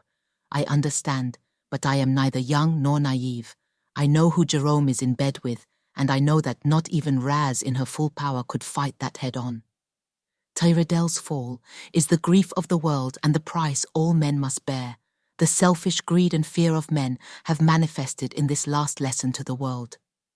Jerome, for his crimes, is condemned and cast out. His beloved is destroyed beyond this realm. Nothing is manifested in this world by one soul alone. This crime rests on all. A beautiful soul was destroyed, and we all pay for it. Shannon slipped his hand into his surcoat and pulled something out. He offered it to Kelly. She was uneasy and clearly not comfortable being spoken to openly, even if she thought the others didn't speak her language at all. Still, she got up, walked around to him, and then held out her hand. He held whatever it was in his fingertips and set it in her palm with a sharp motion. She nearly fell over, but held, her eyes locked with Shannon's. His look seemed to hold her in place. End of chapter 13. Continue with chapter 14, The Heir of von Armond. Princes and Priests, chapter 14, The Heir of von Armond. Kelly caught her breath, and then she was gone. She was 1,000 miles from the snowy mountain top. The world was dark. There was no light at all. The strain to the mind and eyes of utter darkness was not there, though. She tried to relax. Slowly, she could make out her surroundings, as if her eyes were adjusting. She was in what appeared to be a garden. The ground sloped to one side, dropping down to a dark, wide river. Trees grew ancient and tall with weeping boughs and vines. She saw that she cast her own light here, as if her body was a lantern of soft blue. She looked down to see her true body, the one she had lost so long ago. She started to weep for it. Her body was lean again. She ran her hands over her muscular stomach and hips, the body of a dancer. She touched the length of the fine fabric of her long kilt. She ran her fine, slender hands through her long braids of hair, over her face, feeling her own true features. She ran her fingertips down her neck to her collarbones, down toward her breasts, over every lost detail. Just as it was all sinking in, tears filling her eyes, she saw him moving toward her through the garden. At first, she had no idea who it was, but as he drew close, she knew. She forgot about her body and the feeling of it, her hands falling away. She watched as he brushed aside vines and stepped through to her. He was stunning. She couldn't help but catch her breath. He looked as pert as Shannon, and was robed in black leather that moved like grass in deep, slow-moving water. It flushed with power like light reflecting off of black oil. He had bat wings that mimicked an angel's in shape and form. He was crowned in barbed cords of power that twisted about his head. His eyes were utterly black and his skin white. His left hand was on fire.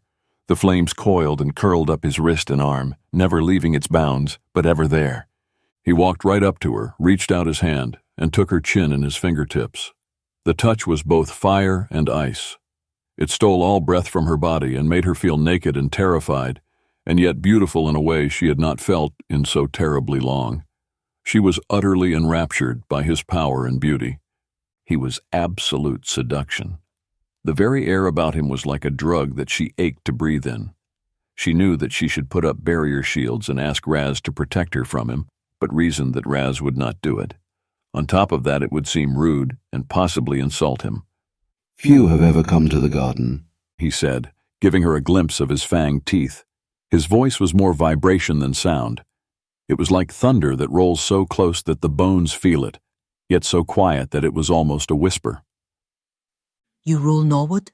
she asked, breathless and awed, as well as terrified. She had to know, to confirm who he was. It was he that she had traveled north to see, and yet she could not believe that he stood before her. "I do," he said. He let her chin go, his hand sinking down so very close to her and yet not touching. "Why did you bring me here?" she asked, trying to calm herself and yet failing to do so. "Already one great religion is lost.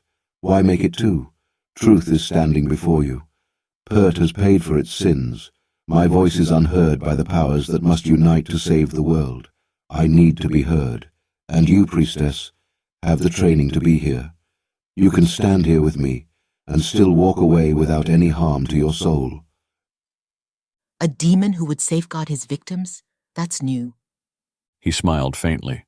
"A Razan priestess who would fall in love with a von Armond. That's new," he said back. "I'm hardly in love with you." She half scoffed. "I do not speak of me," he said with a hint of humor and a smile. His smile made him seem almost touchable for a moment. "I'm certainly not in love with any other," she shot back. "Do you think a master vampire cannot smell your feelings for Tydavrel?" His smile vanished. "You hurt him, and I have a very dark side you will meet. Your god will not be able to protect you." He was so close she could almost smell him, ache to feel him. She swallowed hard. "Dave is a von Armond?" she asked, her stomach nodding as she considered it. "He is." "Raz will—" She looked away with the reality of it suddenly, the realization so terribly bitter that it made her feel sick. She had felt Raz's jealousy before, but that was nothing compared to Raz's rage should she know that Kelly's love had been given to a von Armond. "You stand warned, Kelly. She is a jealous god. You know that from your past. David is honest in his affection for you. He is a bit confused due to his youth and vanity, but honest." "Raz will not allow it," she said, a bit terrified. "She would come after Dave herself if she were to know what bloodline he is." She felt as if she was going to cry. "That's why you're here." He offered his hand to her. "A deal," he suggested. "What?" "Power to fight in a specific place and time has to be channeled. I detest this form." He indicated his body. "Should it be manifest in your world, I would grow ill and suffer a great deal, not to mention I am ever hunted there. Every moment I am revealed runs the risk of capture. But give me your hand, and I will give you the key to summon me in your need. To protect you from Raz and her jealousy, I will offer this to you. In turn, you must agree to never harm the house of von Armond. You must only protect and serve David as a friend and lover, if that is what both of you desire. She looked at him, half confused and very scared. What's the catch? She asked. You know I am no child to grab so easily. Just tell me now. You choose your words carefully. You are a demon after all. I am of the house of von Armond as well. You will never harm me, nor risk my safety, except for the risk incurred if you ever need to call on me. You will not tell of this place, and, should your mind be searched, you will not reveal it at any cost. And I will have your aid against Raz? She looked to his hand. I do not deal for your sake or mine, Kalarahan, but for David's. She reached out slowly and folded her hand around his. As the magic hit, her knees nearly buckled. Instantly, she was back in the cold, back in her exiled form, and holding Shannon's hand to keep from falling. She blinked and caught her feet. Kelly pulled her hand slowly from the grip of the man who held it just tightly enough to be felt. You know? She asked him, regarding what she had just learned of Dave's line, and of the living truth about the King of Norwood. So will the world shortly, Shannon said softly. Do not waste what you have been given. Remember yourself. She nodded, turned and tried to walk away, but stumbled. She needed to be alone and to shake the allure of Tyrell out of her. She needed to walk in her own garden. She needed to adjust to the idea that Shannon was something more than she had thought. He served his true emperor in all things. He was likely the most powerful man in the world, and that was why Jerome was hunting them. It had nothing to do with her, as she had initially feared. Shannon stood alone, watching snow fall slowly out of the low sky. The mountains all about them were lost in the whiteness. Even the walls around them faded into gray. He watched the flow of magic as a living web of power. He wanted to touch it, to trace it, and to understand its full scope, but he knew to do so would push him too far and leave him shifting out of self-control. He had tapped the energy around him gently, to breathe in just enough power, to talk to the exiled high priestess of Lowen in a way that she couldn't deny. That had been dangerous on many levels, and he knew it. Now he had to shake the desire and seduction of the power about him, just as she would have to shake his touch and breath on her. It had been necessary. He had to protect David, and that was the best way he could think. He had known she was a priestess. Her tattoos said as much, but he had not known who she really was until now. He was glad he had done what he had. Raz would not be kind to Kelly's relationship with David. What did you do to Kelly? He looked back to Dave, who had walked up. In the calm of the ruins of Kit Wren, Dave had taken down his scarf, revealing that he had grown a dense beard of dark red. Age would soon start to turn his hair black, and then his heritage would begin to be a danger to him. Shannon did not look forward to that day coming. More than I should have. What did you do, Uncle? Dave whispered at Shannon's elbow. I offered to help her, should she need it. He half looked back. I gave her a key of power, nothing more. I may regret it later, but then again, I know that I would regret it more if she was left on her own. A key? To what? Why? Shannon turned to look at his nephew. What are you asking me? You're not a child to be so vague in your questions. Dave stood still and thought his questions out for a moment, weighing between the belief of what he thought he knew and what he really wanted to know. Shannon was going to stop talking to him if he was too childish or uncertain of himself to ask the right questions. Raz will punish her for any affection towards any other. She is not allowed to have friends. Yes, more or less. And you fear that Raz will use her to get to us. She will try. And you would rather fight to defend Kelly than run the risk, so you made a deal. So, what is your question, David? Dave bit his lip and looked away a little. Nothing really worthy of asking you about. What is your question for me, David? Shannon asked again. Why do I care at all? And what does she feel? He looked to his uncle for such mundane answers as to what emotions were in another. You make me feel 12 again to ask such things, he accused with injured pride. She is far more than she would seem, and you are heir to a heritage that allows you to feel it, if not know it. She cares enough for members of this company that she knows she will pay for it, and she was willing to make a deal that she knows could cost her soul. Dave chewed on his bottom lip beard hairs as he looked at the man. You say that as if you were a demon, and that you hold her soul in your hand, locked into a deal that you need not have made. Is that a question or an observation? Shannon asked him, not looking away. That's cruel, Dave accused softly. You set her up, Shannon. Oh, yes, I did. You know that I would defend her and aid her. You know how I feel about her. Yes, I do. Then why? Why spin it so that I must choose, and do so with you reminding me how terrifying you can be? I ask no choice of you, David, he said. You set out to scare me. Why do you do that? You didn't used to do that when I was little. Now you do it every time I stop having fear of you. Shannon drew a slow breath and exhaled. Dave felt himself chill a little at the fact that Shannon's breath didn't steam at all in the cold. Sometimes I hate you, Dave said softly.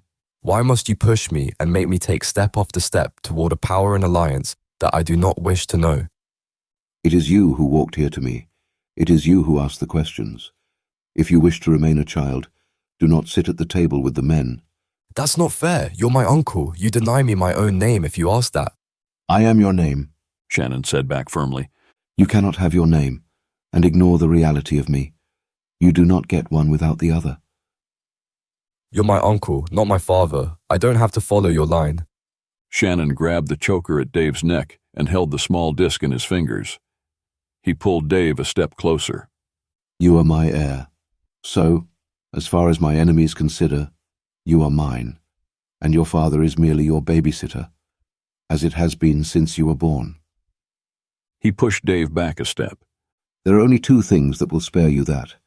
One is death.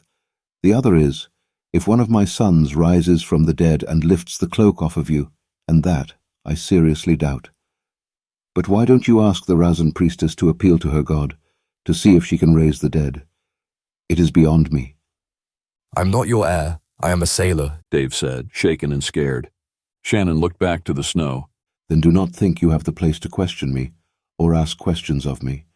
If you wish to be a child, then mind your place as one. Dave didn't even argue. He just backed off. He was glad to escape, but remained feeling very shaken. That cold, angry master was the Shannon that he knew from the ship, the one who would kill a man for the slightest offense. It was chilling to even think of it, let alone add it all on top of what he had learned far too recently. Dave woke up sick, scared, and soaked in cold sweat. Thoughts of the conversation kept running through his head, making nightmares of whom and what Shannon was. Childhood events added to it.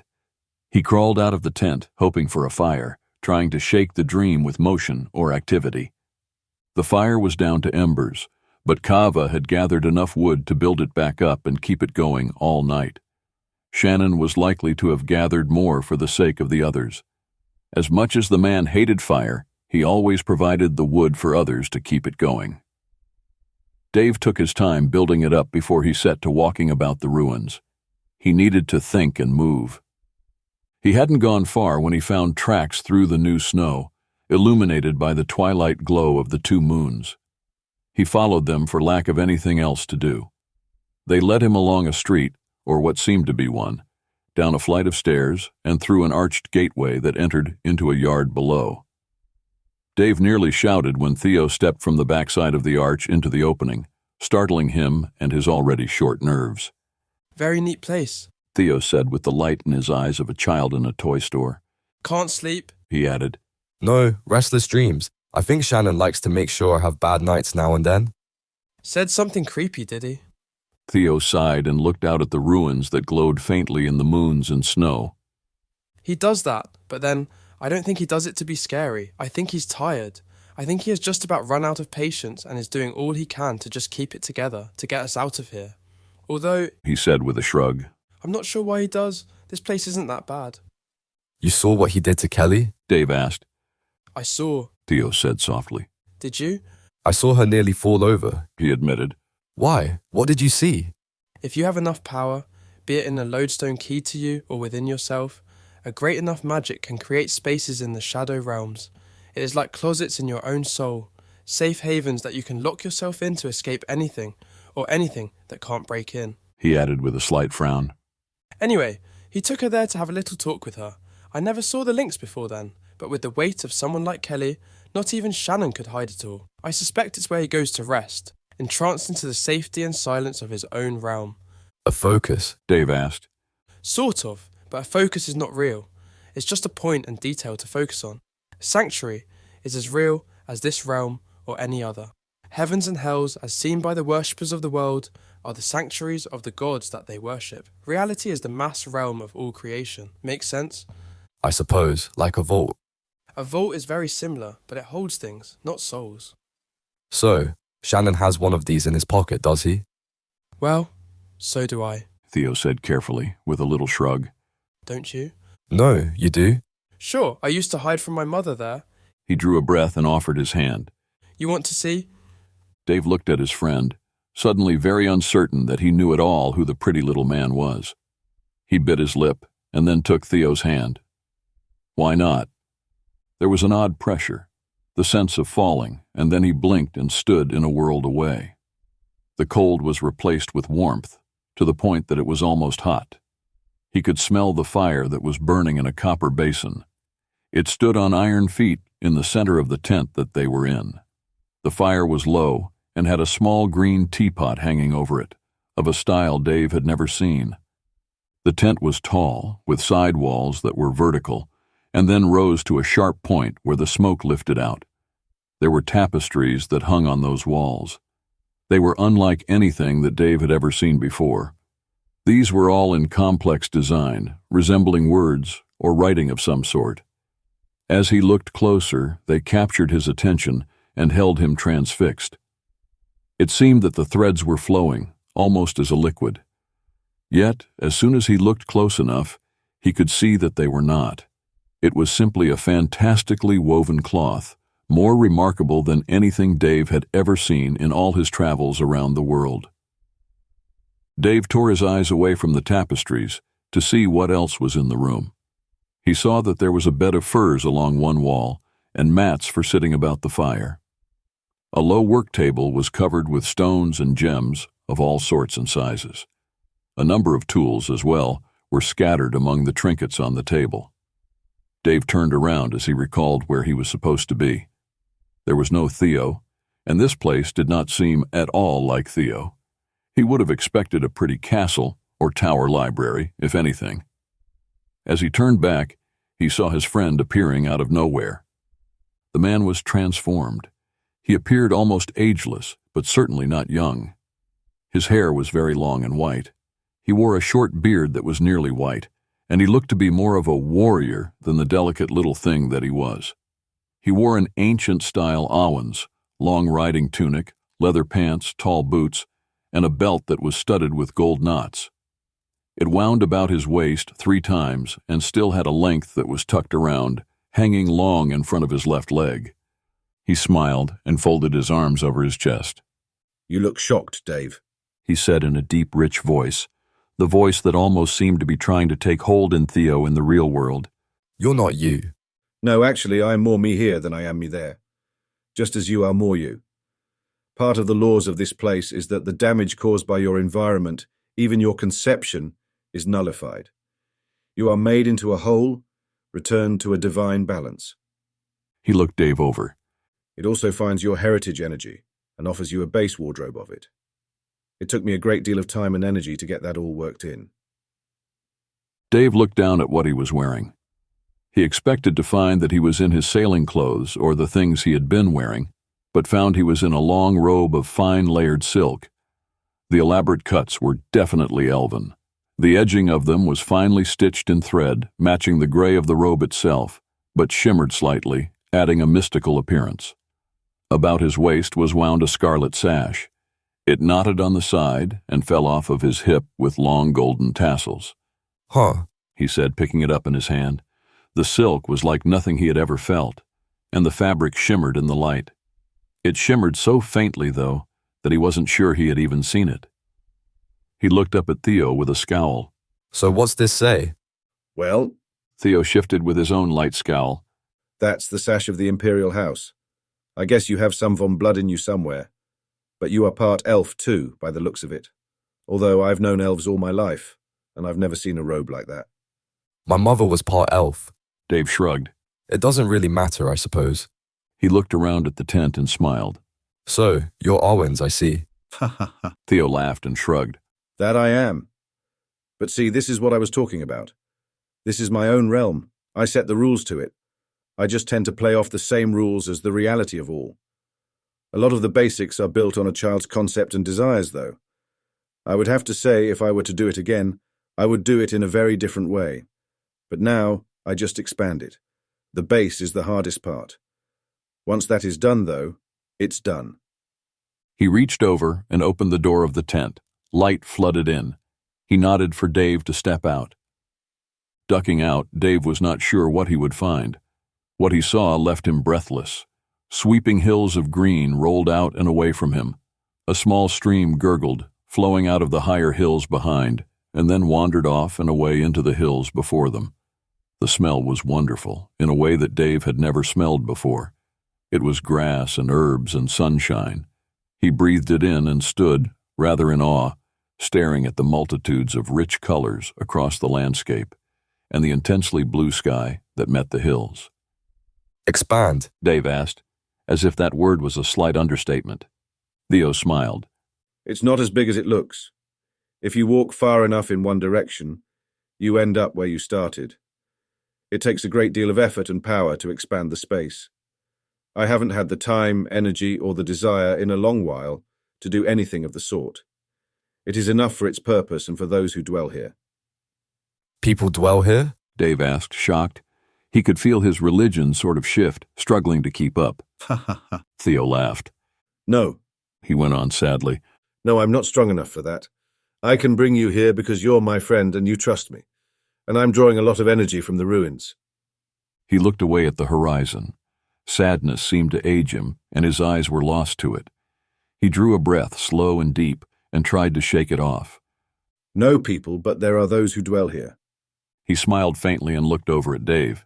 The little things I killed as a child, I would send here. The spiders, crickets, a few small birds. Nothing with a complex mind or energy. Nothing that worries about food or anything. They just are, and do as they do. Spin webs, build nests. He shrugged. How long have you had this? Dave asked. I started building it rather young, I don't even really know. I read about it and as a child daydreamed that it was real. Somewhere along the way it actually became so. They started to walk, following the stream. Theo stopped and pointed to a spectacular, flawlessly spun spider web that was shimmering in the sun. It was strung between tall reeds that grew along the bank and held dewdrops that glittered like magic gemstones. He nodded farther, towards a bird perched on a rock that suddenly burst into a warbling song. The sound was almost as if it was in a great hall, echoing back with a grand quality to it. Wow, Dave said softly. They stood on the bank of the stream, watching and listening, until the bird flew away and left them with just the wind and the grass. You think this is like what Shannon has? Dave asked. Theo sighed. On the basics, yes. It's the same sort of thing, but sanctuaries are as different as clothes or weapons. I don't think Shannon's is anything like mine. He sighed heavily. We should go back. I am starting to feel the strain. I haven't brought anyone here before, and I don't know what I'll feel like in the morning. Dave nodded, and just that fast, they were back in the bitter cold. Back to chapped lips, stinking furs, and freezing wind. His breath steamed in the cold as he sighed. Theo sagged a little, but caught himself. He looked past Dave and almost shrank back a little. Dave turned to see Shannon standing in the shadows watching them. Dave didn't linger at all and turned to walk away at once. He got as far as around the nearest wall, but stopped as he heard Shannon's voice. You risk using the local power to show off? Theo cleared his throat. I took nothing more than you did, he said back, even if a bit shakily, his voice cracking a little. Dave almost winced for Theo at that. I did so for a very good reason. So did I. Theo actually stood his ground. Dave was impressed with his friend's sudden lack of meekness. You disappoint me, Theo, Shannon said, walking away. Dave remained in place and waited for Theo. He came around the corner, pulling his furs up close about his face. What was all that? Dave asked. Theo jerked the coat even tighter. I am not a child and I am not an idiot. Okay, so why did you do that? Why show me that? Theo stopped and looked at Dave. A lot of reasons, but the main one was to show you first before I try to teach you how to build one. Why would I build one? Haha. Dave laughed. I have no reason for that. You have to know what that belt means. Yes, but it could be wrong. The heritage is in your blood, Theo said. The powers see it. They are not looking at your father or his father, but at you and your power. And if Jerome, his demons, a vampire, a blood wizard, or any of 1,000 other evils see it, you are in for hell. Your mind and soul need a place to retreat to, should you be taken. But you didn't know about the belt until you saw it. No, that just makes it worse. Now I'm almost desperate to teach this to you. Before, it was just practical concern for my friend. I have had unpleasant dreams of late, and they tend to be all too quickly manifested. You're a seer? Dave whispered in half shock, half awe. I'm a lot of things, Dave, and right now I'm very cold, very tired, and about to pass out, but we can talk later. If you say so, Theo. Dave smiled a little. Let's go get some sleep then. Like I told you, my magics are obscure and impractical, but I will teach you mine for you teaching me yours. It's only fair. It's not wise to anger Shannon. I'm not sure he will approve. He thinks he can protect you always. I fear it will be he who needs protecting before too long, and that will leave you very vulnerable. Dave's head hurt when he woke. The dream of Theo's tent was still in his mind, but began to fade as soon as he got up. He crawled out of the tent and found the others up, and camp already being taken down. Shannon caught his chin and looked at him, his eyes searching. You all right? He asked. Just a headache, Dave said, feeling a bit nervous about Shannon's intent look. It left him feeling a bit vulnerable and exposed. Just a headache? What did you dream about? Dave opened his mouth to tell him, but the memory was gone. It had slipped away and left him with the vague feeling that he should know, but didn't. I don't know, he said after a moment. I did for a moment, but it's gone now.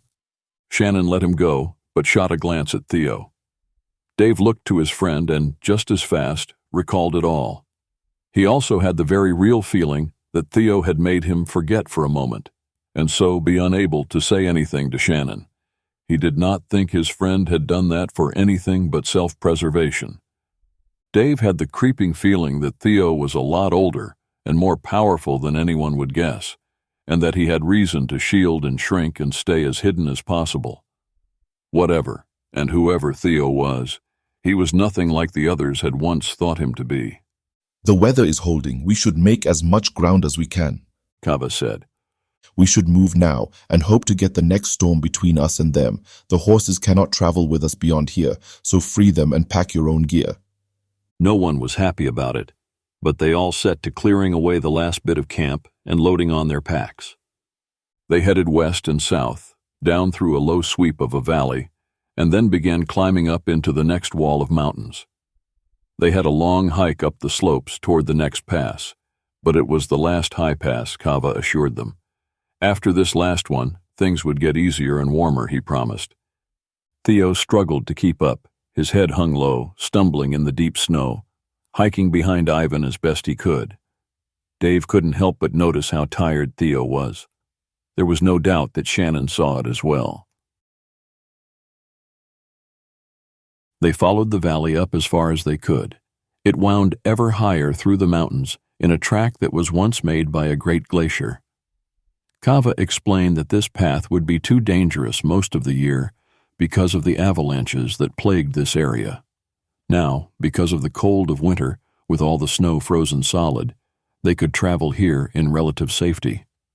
Over the next few weeks, they climbed continuously higher.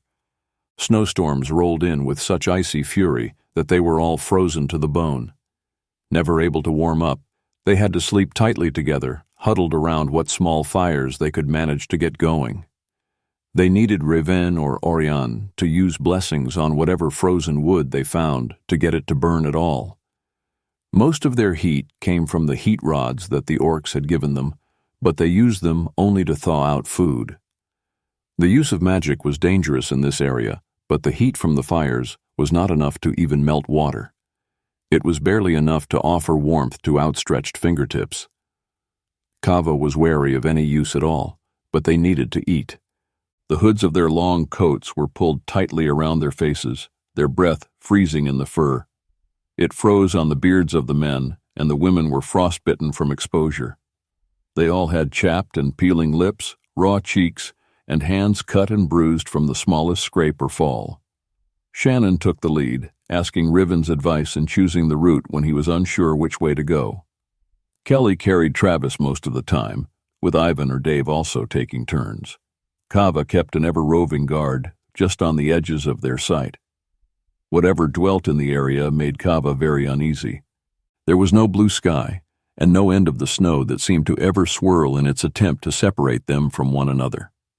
It felt before long that they were in some desperate game of survival against the mountains. Almost every night, they found decent shelter, with Riven, Shannon, and Kava working at it. They made it, night after night, finding somewhere safe to pitch their tents, until they got stuck on the mountain pass itself. Then, their luck seemed to fail them, and dark was coming up quickly. Shannon, Riven, and Kava stood together, out in the wind, looking at the options through the snow that churned like a white wall before them. The others huddled back against the frozen cliff face, trying to stay out of the wind as best they could. The three men spent longer out there than they had before now. Finally, Kelly went out to them. Catching at her fur to uncover her face a bit, she stepped up to Shannon, cleared her throat, and tried to talk over the wind without yelling. If we go up, we can cross the peak and get out of this storm. Shannon turned and looked up through the snow toward the peaks that were unseen above. It will take too long, Riven said back. We wouldn't have shelter by dark. If we don't keep moving, we'll get buried in snow, she yelled back to him, as the storm seemed to pick up even more rage. The storm center hasn't even hit us yet. We have to get out of it or they will freeze. You and I will make it, Master Dwarf, but even the Aziran would be put to a trial in the cold that is about to hit us. He's not accustomed to the cold anymore. He's been in the south too long. Riven swore, frustrated, and looked at the silent Shannon. I'll lead up, but I told you already how I feel about it. Shannon bowed his head. Just keep moving. Kelly can keep the others on track, and I will bring up the rear. Ivan should carry Travis, Kelly said to Shannon. He's got the strength, and he needs the extra warmth, or he won't make it. He will adjust eventually, but not by dark. Shannon nodded and led them back to the others. Ivan, you take the boy. Ivan grunted, adjusting his cloak to have Travis crawl up under it and ride on his back. Dave helped him belt Travis in place so that the boy was held securely, but Ivan still had the use of his arms. This way, Riven said, and then turned to start climbing up the cliff face, disappearing into the white wall of windswept snow. Kelly urged Theo up next, and then Salma. She nodded to Shannon and went third. One by one, the others followed. It was going to be a very long climb. The climb went up a cliff that was sheared off in layers, offering an almost ladder surface to climb on. It wasn't overly hard in the reaching and finding of handholds, but it went up and up, seeming to go on endlessly. They could see the one person above, and if they looked down, the person below, but little else. The snow hid everything in an ever-shifting wall of whiteness. Wind gusts tried to rip them off the walls, and the gloves they wore made it hard to hold on to the frozen stone, but they gripped and pulled themselves up, inch by inch.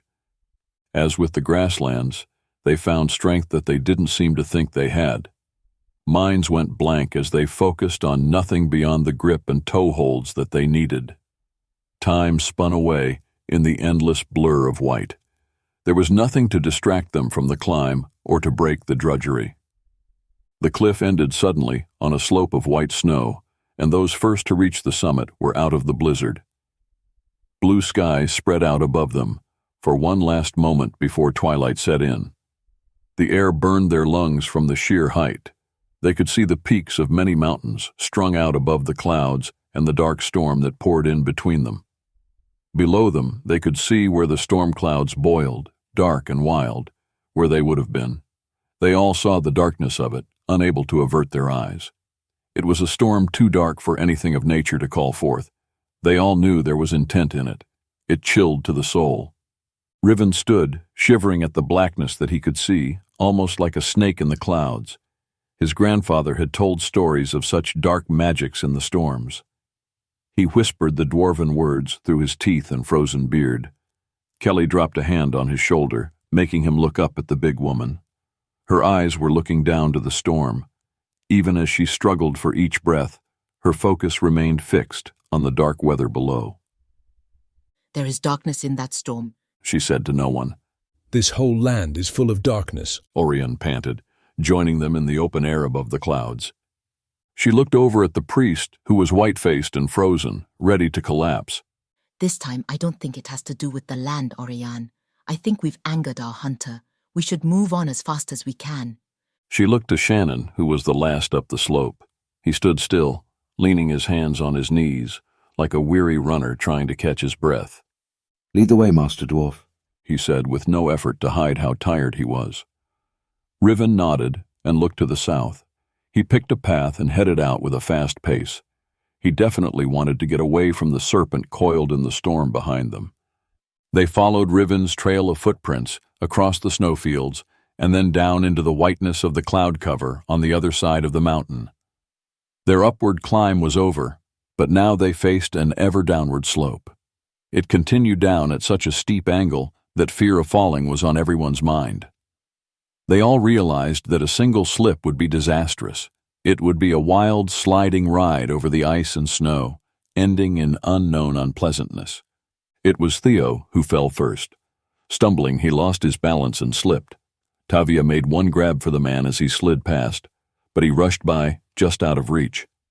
She fell in her attempt to save him, but was able to catch hold of herself to keep from sliding after him. She shouted, startling Ivan out of his blank-minded hike. He jumped and dove after the man. Sliding on his side, he caught Theo by the fur belt. He then twisted about and stabbed his dagger into the ice. With a shout, he drove his toes in, spreading out to slow the fall as best he could. It was very clear that he knew what he was doing, and no stranger to ice slopes, but even so, they didn't stop their pell-mell descent. As they rushed past Dave, the sailor's training kicked in, and he cast out lines of power. His ropes, when cast instinctively like this, also sent out back ropes that held him from joining the wild fall. The ropes caught the two men, jerking them to a stop with such force that Dave was driven to his knees and nearly fell himself. It felt as if he had been slammed between two brick walls. Ka'ava moved down to them and with relief helped the men up. "All right?" he asked the boy on Ivan's back, patting him. Travis nodded, and the hike began again. Theo brushed off the ice and snow, trying to hide his hurt pride and his hurt body. "Thanks, Ivan," he said. Ivan grunted. "It's what brothers do." They moved on, trying to stay in closer groups, straining to be careful, to be ready should it happen again. The slope dropped off into a cliff, forcing them to turn to the west. Riven tried to keep them up, away from the edge, in case any of them did happen to fall again. If they went over, there would be no way to save them. They trudged on in mindless exhaustion, slowly spreading out as the wind and snow began to blind them again. It was well after dark when Riven stopped. He had no choice. The hike had gotten too dangerous, and to push any farther was to risk lives more than necessary. They had dropped down low enough that the air was breathable. Even the humans would be all right here. He dropped his pack and set to putting up his little tent, driving the tent stakes into the snowpack and muttering dwarven blessings against the dangers of such a campsite. They were exposed, on a slope, and in danger of both attacks and avalanches, but they had no choice. He had the little tent up and staked down by the time Theo stumbled into camp. The blond man dropped to the ground, not having nearly enough strength to set up his tent. It was all he could do to just keep sucking in ragged breaths. Riven hauled Theo up and stuffed him into his own tent. He pulled out Theo's tent and was still setting it up as Kelly arrived. She helped him set it up before starting on her own. "Go curl up with Theo before he freezes. He needs you in there," she said with a nod. Riven considered arguing, but she was right, and she looked remarkably better than he felt. He just nodded and crawled into the small tent to try to save the delicate man from the cold. Kneeling by the tent, Kelly dug in her pack. She found one of the Orcan torches and ignited it. The red light flared, acting as a marker to hopefully aid the others in. It was already dark. With the wind and snow, it would be amazing if most of them managed to find the camp. A miracle if they all did. They were almost out of the warming rods, but tonight, she figured, was a worthy night to use her last one. She crawled into the tent that she and Riven had set up to heat tea for those who came in. They would need it. She debated how much to have on hand. It was unlikely that everyone was going to make it. How they had traveled so far she was not sure, but she knew it was not on their own powers. Alone and unaided, they would never have gotten here. She had no doubt that Shannon could have made this hike, but as for the rest of them, only she, Riven, and Ivan might have made it this far. Dave might, if he was conditioned for mountainous environments, but he wasn't. She pushed it from her mind and set her thoughts to other things. Kava and Ivan arrived together, grateful for the tent and the tea. Travis was so cold that he just clung to the big man as they entered the tent. All that Kelly could do was try to get the little boy to sip the warm tea. Kava was just as tired, cold, and short of breath as any of them, but he still carried the extra packs that they had taken from the horses left behind at the ruins. He dropped the packs and dug out what rods he had left. As Kelly emerged from the tent, he gave them to her and then went into the tent with Travis and the big man.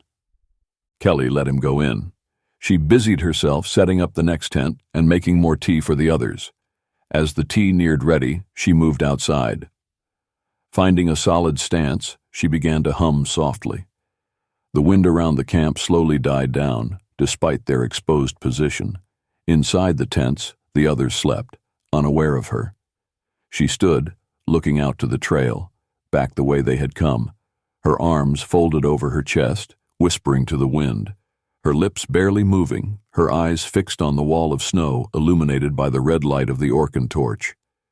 It was over an hour before Salma and Tavia stumbled into camp and collapsed, with blood on their lips from the lung-burning air above. Kelly dragged them into the shelter of the tent and pressed warm tea into their hands for them to sip at. Travis? Tavia asked in a harsh voice. Asleep with Ivan and Kava, Kelly assured her, then took the empty cups. She tucked a heating rod into the blankets between the two women. Both were asleep before Kelly crawled out of the tent to wait for the others. It was hours later when Dave emerged out of the cold and blowing snow, stumbling into camp. He found Kelly waiting with a cup of tea. He sank to his knees, wrapped his hands around the cup, sucked in air, and struggled to just lift the cup to his lips. She let him take one sip before she took the cup away. Then, catching him under his arm, she helped him into the nearest tent. In the stillness of the tent, warmed by the last of Kava's rods, she pulled his tent out of his pack as he sipped at the tea. What took you so long? She asked, trying to not sound too upset at him. He looked at her through his frozen hair and iced-over fur collar. I slid and had to crawl back up to the trail. Are you hurt? No, just tired. He drank his tea. Well, maybe a little, he said after a moment, then gave the cup back to her. Who isn't here? Oirion and Shannon. Dave nodded. They will be. Kelly grabbed him in a furry hug. You had me worried. I would rather you not do it again. He chuckled at her, despite how tired he was. I had me worried, Kel, he said. He sat with a blank look for a moment and then looked up at her. Nice to see you waited, and with hot tea, no less. He tried to smile, then closed his eyes and sank over. Wake me when this is all over. Kelly stayed in the tent for a bit before she left Dave sleeping. She crawled out to set up the next tent and to watch for the last two men. She waited in the middle of the camp. The storm here had slowed to barely above a breeze, in a ring about the tents. It made snow drift down and lay heavy on the small shelters, but they were not whipping and tearing in the wind as they had for the last few nights. A great bank of snow was building up about them as well, forming a wall to further protect them. Oirion entered camp with his head hung low and his every step slow and shaky. He had a grip on Shannon's arm. Shannon matched Oirion's step, keeping him moving one step at a time. Kelly moved to them and pushed a cup into Oirion's hands. Oirion looked up at her, not realizing he had made it to camp. After a moment, he took the cup and drank several little sips from it. Dave could use another body in the tent he's in, she said. Come on, Oirion, you should lie down. She took a hold of the man, moved him to the tent, and helped him crawl in. Orion's pain was obvious. It was hard to force him to keep moving. His hands shook, and his entire body shivered in pain as well as cold. She had to all but roll him inside the small space. Once he lay back, she shoved one of Dave's rods down his collar to warm his back. Thanks, he groaned. Try to sleep, Oirion. She touched his head, whispering long unspoken magics to ease his pain and aid him to rest and heal. For all the power that she once had, the most she could do now was to deflect the wind, make tea, and help him to sleep.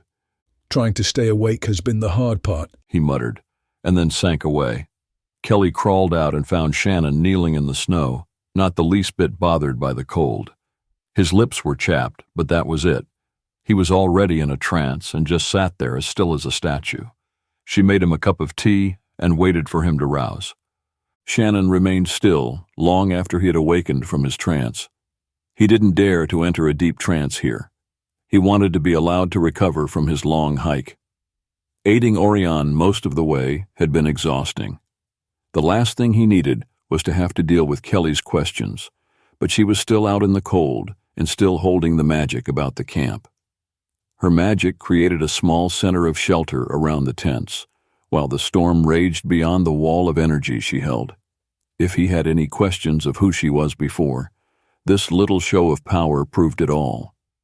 He didn't care about the details, only for the affection that Dave was holding for the woman.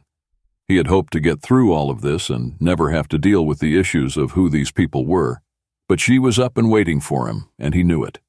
Settling his emotions as best he could, he opened his eyes and looked at the woman who sat across from him.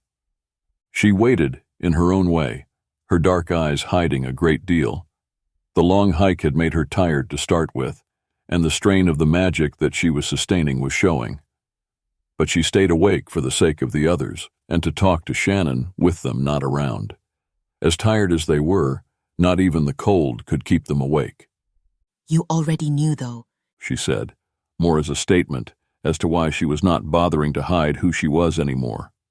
It said that she knew he was aware, and also that she hadn't put together the full scope of things yet. He didn't bother to respond for a moment. She was about to get up and leave him to the night. She would let the ring slowly sink inward, eventually exposing him and the tents to the full force of the wind. Hopefully, it would not rip the tents off the snow slope. I wouldn't care about the magic, he said, stopping her, just as she tensed to get to her feet. Such politics and magics are nothing I bother to concern myself with. But, she asked, often power comes at a price, and often that price is taken in relation to how much the one who used the magic values a thing or person. She will come at you for payment. The price to hold the storm will be paid, but the cost of letting it go would be lives. If lives are going to be lost to the storm if I do nothing, why not save those that I can now and deal with the price later? Shannon leaned forward a small bit, resting his elbow on his knee. Do not think yourself the only royalty in this company. Do not be so arrogant to think that they will not be defended against your goddess. They might win. Keep that price in mind. You want to play with your magics? Do so, but the price will be paid by you, and you alone. Kelly sat looking at him. You serve a powerful king, Shannon, but even he has weaknesses. All do. I am all too aware of the magics I use and the price I will pay. I have made my deal, and I know the vows and the price for breaking them. Do not think me a stupid child. That I do not, Kelly, he said. But on the same note, do not assume that I am ignorant as to how your magic works. You are rousing a sleeping serpent. And you would rather I let them freeze? You are worn out and at your end of strength. Your magic also has a price. And you losing hold may be worse than anything I must pay for. Do you think I do not know what you are now? You think I do not see how you watch and care for Oirion? You would aid him and linger at his side at no less risk. What price, and just by whom, will that be paid for? When you become exhausted and lose control, will it be worth it? You are a hypocrite, Shannon. I do not think your king would be pleased if harm came to Dave because you took a walk with a priest as powerful as Oirion. I do not think he would care if Oirion froze to death at the price of your sanity. The line you walk is far finer than the one I do. He didn't reply and let his eyes sink closed. She got up and went for her tent when it was clear he had no intention of responding to what she had said. You know of the deal? She asked, turning back toward Shannon. Yes, I do, he said, not opening his eyes. You also know why he would make it? I do, he said. Her question told him that she still didn't know who he was. That was for the best and made him feel a tad better about the whole mess. The deal is far more than I know, isn't it? It is more than it is. That is the way of great power. You of all people know that. Has he set me up then? Not in the way you mean, but hold your magic, woman. If you inadvertently awaken your goddess too soon, you will find the price very high indeed, and not worth anything you could possibly gain by using your magic now. She stood there for a moment before she went into her tent. Shannon clenched his teeth. He was exhausted and wanted to lay down. That in itself was a bad sign. Oh, the king of Norwood was well aware of the terrible idea it was for him to be anywhere near Oirion, but God kept throwing Oirion at him. Time and time again, he found himself having to choose the wise thing and to let Oirion die, or to stop and aid him. He was so tired. His shields were so tattered, and Oirion was in so much pain, Shannon could barely focus past it. His head hurt, his heart hurt, everything hurt. And all of it because he could not just leave Oirion on that damn beach. He should have taken Dave and run, but now he was here, in pain, being scolded by a Tazan priestess. End of Chapter 14. Continue with Chapter 15, Mountain Challenges. Princes and Priests, Chapter 15, Mountain Challenges. They hiked for several more weeks along the mountain's ridgeline. No mountains in the world were like these, their sheer peaks reaching right up into the barrier itself, creating views that had to rival any heaven, but nothing prepared them for the one at the end of the ridge.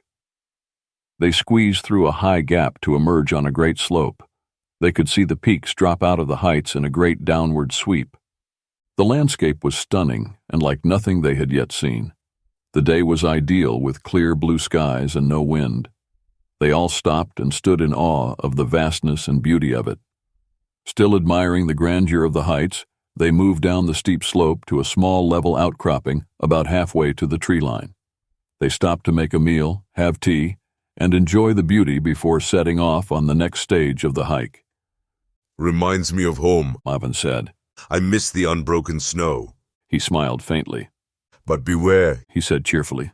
The ground is neither level nor flat, and the snow can drop out from under you and let you fall 1,000 feet into a raging river. He leaned back on his elbow, his ankles crossed.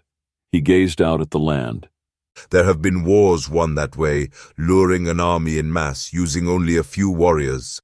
If you run fast enough, you can get across. The snow bridges will give out under the weight of the army while you might survive. Not always, though. He sighed at the memory of his people. What's your home like? Salma asked Riven, sitting down next to him. It's sort of like this, but different stone that forms what seems to be towers, not peaks. Not like the serpentine ridgeline we just hiked. Flat-topped more often than not, and full of caves and hidden vales, mist and tree, rock and stone. He shook his head. But I left that home long ago. I hail to Pert now. We should keep moving, Kava said.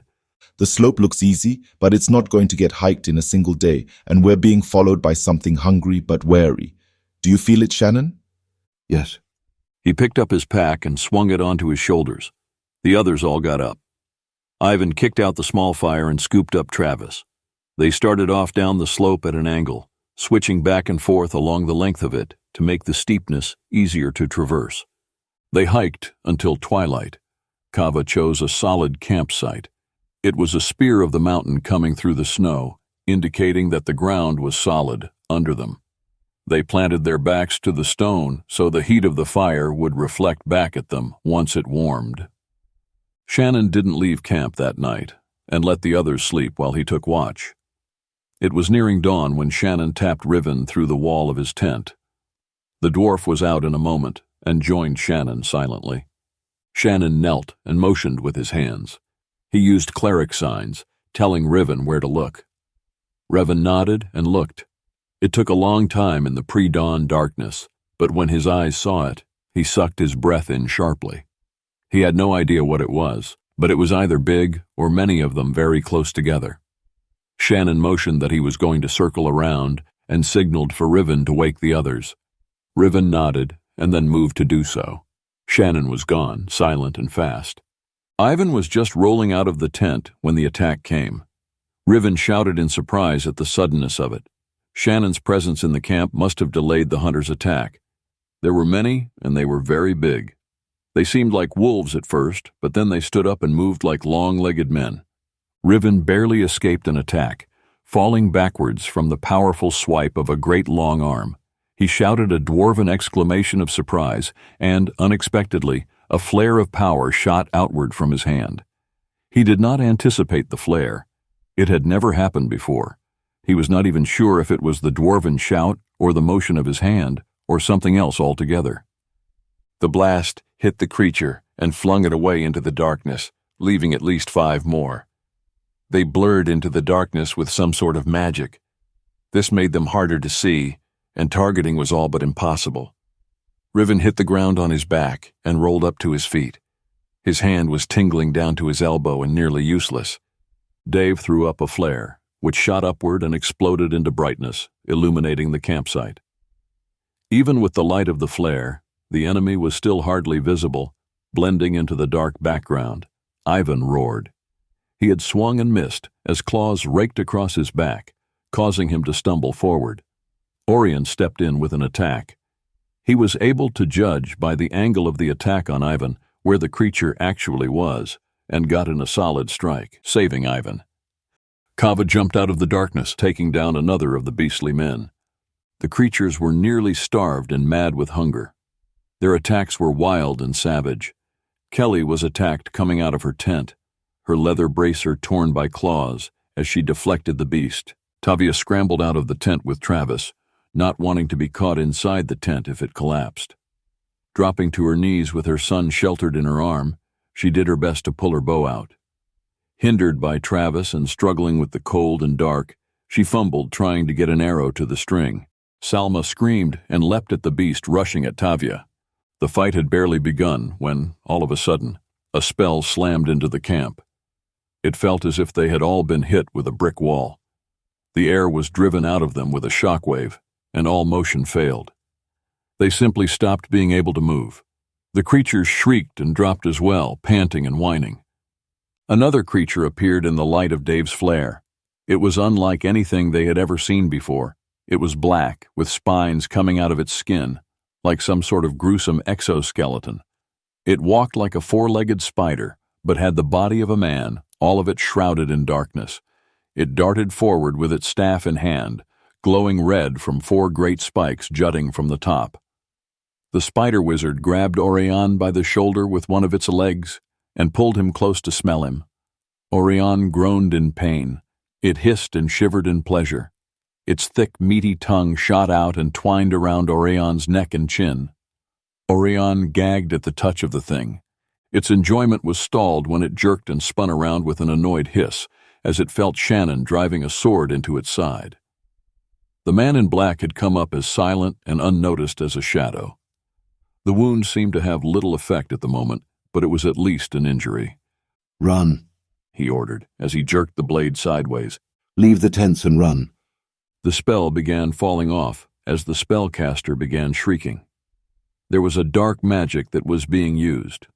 The priest could not tell if it was the creature's attempt to stay alive or if it came from Shannon. The thing dropped Oirion as it turned to deal with Shannon more fully. Shannon drove the sword in again, ducking through arms and attacks. The last of the spell dropped away as the thing screamed with its dying breath. Riven glimpsed the motion of 1,000 more wolf creatures rushing down the mountain toward them and swore a dwarven curse. Run!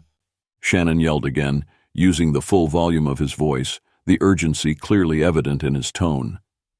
They all started to move, staggering out of the spell. Before the stunned wolfmen could move to follow, Kava was on them. He had shaken the spell faster than the others and attacked while they were still recovering from the magic. The wolf creatures in the camp didn't have a hope of beating Kava. He swung the halberd with brutal efficiency, taking off their heads with a single precise swipe. The company stumbled onto their feet and began fleeing from the camp. Shannon cleanly severed off the head of the spider wizard before he stepped in to help Kava kill the last two wolfmen. He then turned and took off into a sprint with such speed that even Kava was impressed by it. Kava suddenly felt as if he was about to be jerked off of his feet, as if some kind of powerful magic was pulling him down after Shannon. He began running full speed down the hill and caught up to Shannon and the others in what felt like just a few strides. They ran all out until the sun came up over the peak behind them. Only then did they slow and stagger, almost as if dropped, collapsing to the snow. Kava was exhausted. He had no idea how any of them had run so far and so fast. There had to be some sort of great magic that Shannon used to keep the others going, Kava thought. What were they? Ivan asked. Hungry, Shannon said. He looked back up the slope. Rest, then we move. He stayed on his feet, out of breath, sweating, with his attention still focused up the slope. Well, that was enlightening. Salma shot at Shannon, obviously annoyed. We run and lose all our packs and tents, and all you can say is hungry. That's petty, Shannon. She flung herself to the snow. Not all our packs, Kava said, holding up the one he had grabbed. Shannon looked at the little woman as he dropped his own pack on the ground. If you would like to hike back up and ask them what they call themselves, and to what god they hail, please, he gestured. Be my guest. I'm sure they would love to have you for dinner. Go to hell, she snarled back. Drop it, Salma, Dave said. He just saved our lives, again. You should be grateful for that. Well, maybe I am, but I'm also scared a little, and venting helps. She growled back. He knows that. He can smell emotion like any good demon. They ignored her, and all sank down to rest a bit. After a short while, they moved on down the slope, eager to get to a place where they could build a fire and possibly hunt up a meal. Within a mile of the tree line, the slope shifted and began to ease off somewhat. They spread out and crossed the crust of hard snow. Their thoughts were interrupted as the snowfield thudded underneath them, dropping several feet all at once. They all froze in place. Move, Riven ordered. They all began to move as the snow began to drop and settle in sections. Dave, cast out a net line, Shannon ordered with a calm that seemed oddly urgent. Disperse the weight. Dave made a motion, as if casting out a great net. The cords of power flashed for a moment as they flew through the air but went invisible as they landed on the snow. They could all see their footprints press outward, leaving impressions that were 5 times larger than their feet. Spread out, Dave said. We'll drop into an avalanche if our weight presses too close together. They all spread out, moving slowly and carefully. Dave remained in the center of them, his magics like a spider web, spreading their weight out over a span of 100 feet. Just when they were starting to think they had made it, Orion's foot dropped through the snow crust. The cords under him broke with a visible snap. Dave almost lost his balance. Shannon? Dave's tone was half question, half shout. Oirion dropped through the snow crust up to his waist, gasping in pain. Keep moving, Shannon ordered the others. He walked softly to Oirion, caught the priest by his shoulders, and pulled him up slowly, moving him an inch at a time. By the time Shannon had pulled Oirion back to the surface of the snow crust, the others had already reached the tree line and turned back to watch. Oirion was so tired and so sore, he stayed there, kneeling in the snow, his head hung low. Shannon waited still as a statue, stone-like, only his cloak shifting in the wind. He remained beside the priest, a silent guardian not about to abandon him. Let's find a place to set up camp, Ribbon said. We can make some lean-tos with boughs, and Kava, we need food. I'm on it, the orc said, and trotted off, leaving them to try to find a suitable spot to prepare the campsite and build a fire. They were almost finished by the time Shannon finally took Oirion under the arm and pulled him to his feet. Oirion struggled to get up, but wasn't able to without help. For once, he accepted Shannon's assistance without argument. The others intentionally kept their focus on the camp, allowing Oirion what dignity he still had, as he once again limped into camp with the aid of Shannon. The campsite was sheltered by a snowbank that had swirled around one of the few great fir trees. It had a wall of snow wrapping around it, which provided a backrest to lean against. It also blocked out all the wind and held in some heat. Tavia had a fire going, built out of small twigs and pine needles, and the others had built a roof around the top of the snowbank to hold in more heat and to hide the light of the fire. Kava was not yet back, but the others were gathered in their snow shelter. All of them offered Oirion a wary smile, but nothing was said. Shannon aided the priest down to the ground. Tavia gathered extra boughs to put under him to ease the cold and soreness of his body. Oirion groaned, despite his attempt not to. Riven left his last bit of shelter building and knelt with the other priest. They took hands and sank into prayers of perseverance. The others huddled around the meager fire. Everyone was exhausted and sore. Tonight Shannon made no effort to go food-seeking or to help with any other tasks as he normally did. He sank to the ground with his back to the wall of snow, his knees drawn up. His arms rested on his knees, his hands limp with weariness, and his head hung low. There was no movement out of him, but it was obvious that he didn't enter his usual trance. Theo struggled along with Kelly and Ivan to put up more boughs. They did the best that they could in the gathering darkness and limited space. They all hurt, and the cold never went away. But tonight they had a real fire and a more solid shelter than they'd had in weeks. They were all glad for it. The pain of the cold was a constant thing that never left them, but despite the cold, this campsite actually gave them the hope of sleeping. Tavia made a meal of thick broth, using a powder that the orcs had given them, which she found in the remaining pack, along with a small pan and a few bowls. The others were very glad for it and ate all that she gave them. She didn't press Shannon to eat with them, but kept a small bowl for him, set to the side. The broth was hot and filled the stomach, but was the last of their food. Unfortunately, Kava had nothing to add to it when he got back. Shannon didn't move to help, nor did he react when the meal was done. Too high yet, Kava apologized as he finished the broth. And I think the things on the slopes have come down to hunt the area out. No one said anything but shrugged it off. No one blamed him at all or worried about it. They were far too tired. They ate and then, one by one, crawled into their cloaks, and with each other's company, they tried to get some sleep. Tavia sent Travis to sleep with Kelly and Salma. She would join them shortly. She took the little bowl, watered it down, and crawled over to Shannon. She knelt in the snow, holding it out to him. He lifted his head slowly, looking from the bowl she offered to her face. He didn't say anything, but looked at her as if he had no idea who she was. He had to wonder if she realized what gesture she was making. In that stance, and with the way she held the bowl, right down to the way her fingers crossed under the offering, it meant so much more. In another age and another place, her motion could well be taken as a marriage proposal. It almost struck him as funny that he would even notice such a thing. The last time he had seen anyone hold a bowl that way was at his wedding. Please, she whispered. He didn't move at all. He could taste that she was tired, sore, and cold. Shields blocked her emotions as always, but all her physical pain was open to him. Her life was so close, whispering at him, as real as a perfume and as welcome as warmth to a cold man. She pushed his knee aside to kneel closer to him and held the bowl out to him. She hid her emotions behind shields, but as he looked at her, a single tear ran down her cheek. It was far sweeter than physical pain. He could see the power in it, like swirls of light and flecks of gold. Whoever Tavia was within her soul, she was far more than the farm wife she played at being. His hands began to shake, and his head buzzed with hunger. His body ached to pull her in. He could not even take his eyes off her face. The broth she offered was nothing he needed or even wanted to bother with, but the tear offered so much more. He could not just let it go.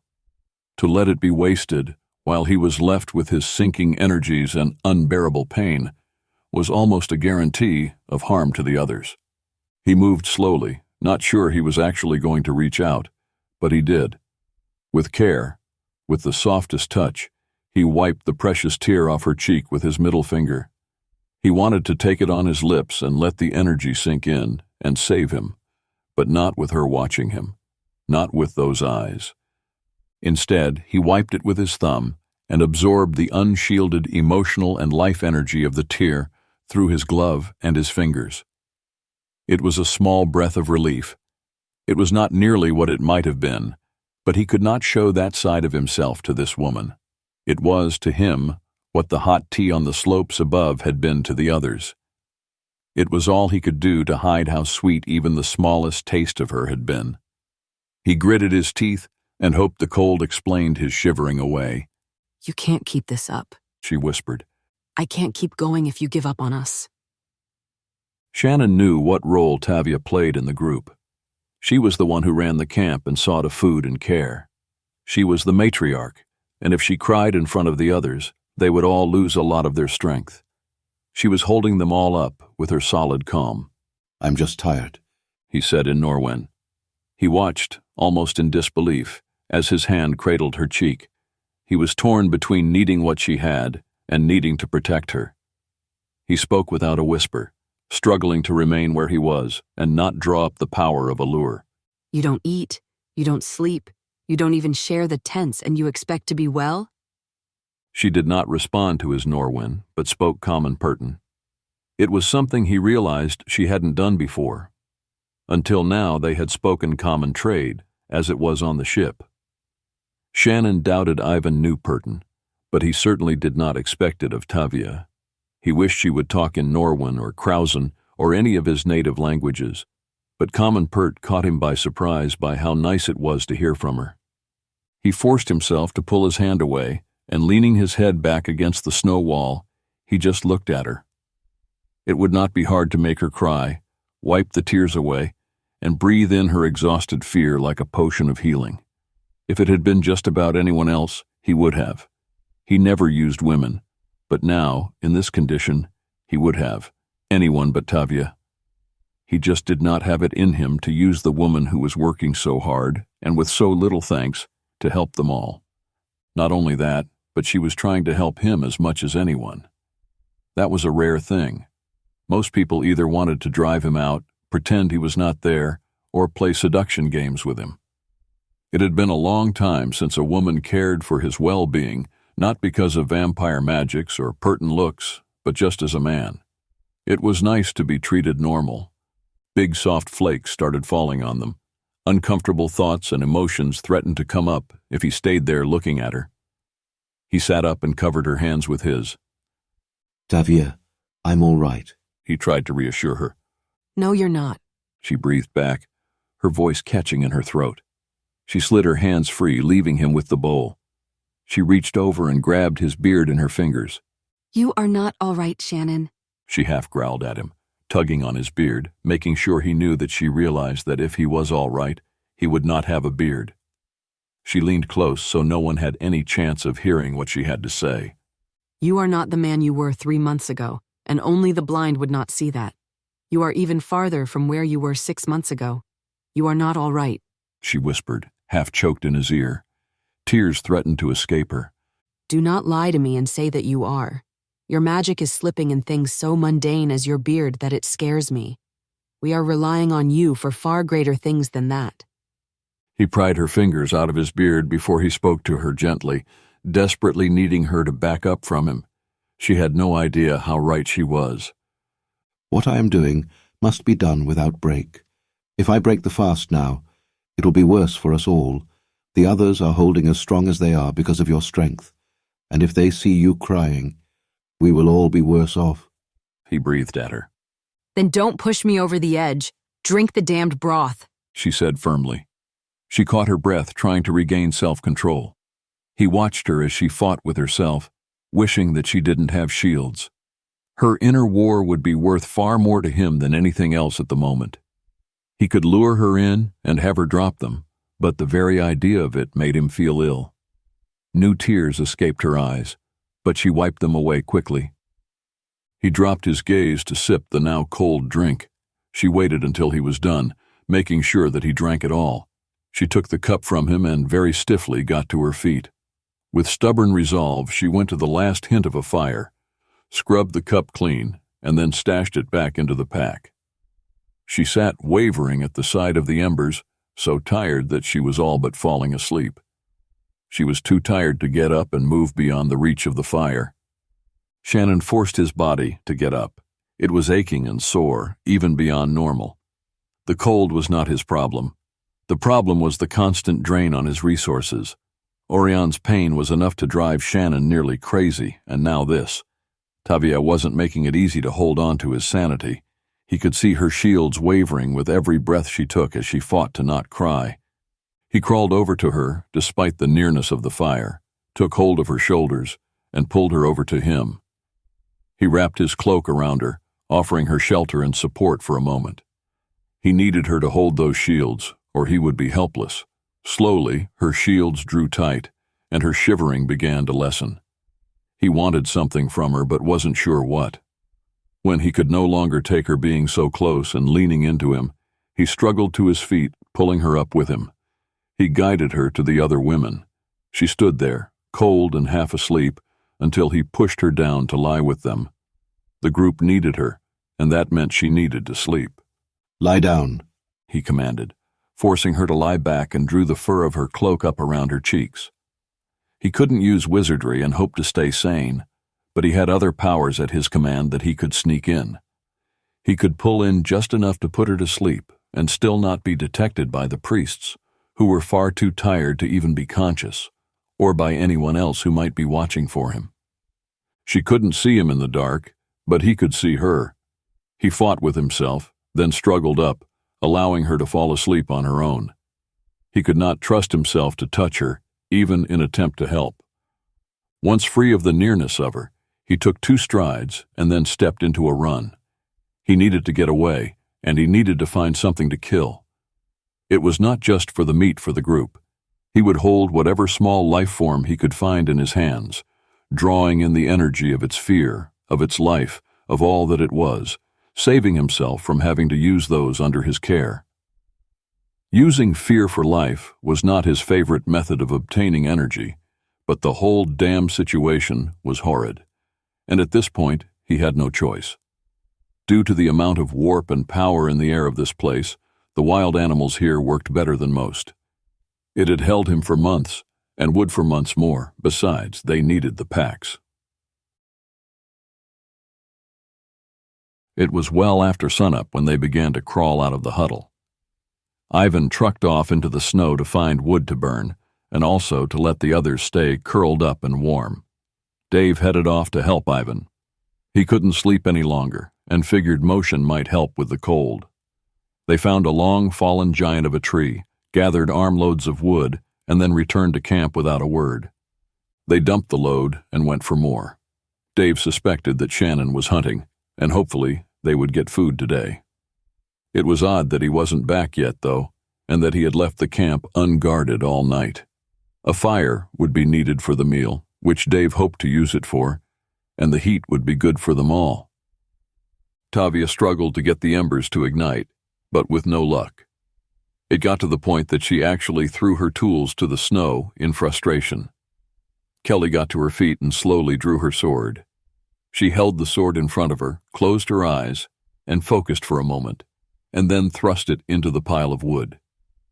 The blade ignited in flames that curled up the blade toward her hands in serpentine golds, reds, and blues. When the fire began to coil about her fingers, she had to pull the sword free. It was enough. The wood was burning. Nice, Tavia approved, shooting a grateful smile to the other woman. Kelly knelt behind her, putting her arms around the mother of the group, and just held her. Engulfed in warmth that seemed to be more than just cloak and arms, Tavia knew there was some sort of magic to the embrace. Kelly remained for a moment, then got up and went after the men to help gather wood. Tavia looked after Kelly with an odd expression. What do you suppose that was? She asked Raven, who stood near the new fire, looking wild and worn. We all feel that way, Tavia, Riven said. You do a lot for us. He pulled his hood up over his wild hair and went to gather wood as well. They returned with a number of armloads of wood and piled it as a defensive wall. Then they dropped down to soak up heat from the fire. Shannon returned hours later. He carried a speckled brown deer over one shoulder and had several of the lost packs in his hands and slung on his arms. They had been torn and likely emptied, but he had them, and none of them were empty now. He had to have risked a great deal to get them and to gather up what had been scattered. Ivan jumped up with a cheer as Shannon dropped the load of packs. He caught Shannon up in a great hug, lifting the Purton off his feet for a moment. The big Aziran kissed the man with a show of his affection. Setting Shannon down, Ivan grabbed up the packs and began passing them out with delight. Shannon stood stock still, as shocked as the others. Dave had stopped breathing altogether. For a moment they were all so stunned that no one moved at all. Ivan didn't even notice as he dropped to his pack. Pulling out a pair of clean socks with the happiness of a delighted child, he started to sing a little happy Aziran rhyme. They all had brightened at the idea of meat. Having the tents and packs back only added to it.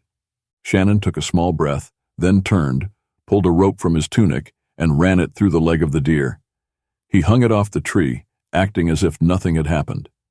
With his pearl-handled dagger, he sliced the skin around the ankles and skinned the deer with swift, skilled speed.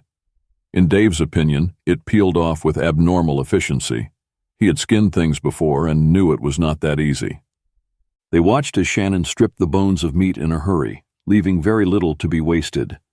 When he had it cleaned, he tossed the spine and skull to Riven. Deal with that, Master Dwarf. Theo, Shannon said, turning to the thin man. Theo came over and helped him gather up the rest of the bones. They headed down the mountain with the waste. Theo was tired and cold, but he hoped maybe he would earn another lesson if he helped without a word. He suspected this was Shannon's way of easing the tensions from their talks earlier. On the edge of a deep wash, they stopped. Shannon set the bones down and knelt in the snow. Theo dropped down across from the man. Shannon stayed there a moment as if too tired to move. The bones of all creatures hold power, Shannon said. Within the bones is the essence of the creature. That is why some cultures burn their dead, and others glorify the bits and pieces as holy relics. The best tool for a sorcerer to start with is wood. The second is bone. Bone can be made into jewelry and tools, but also into weapons and wands.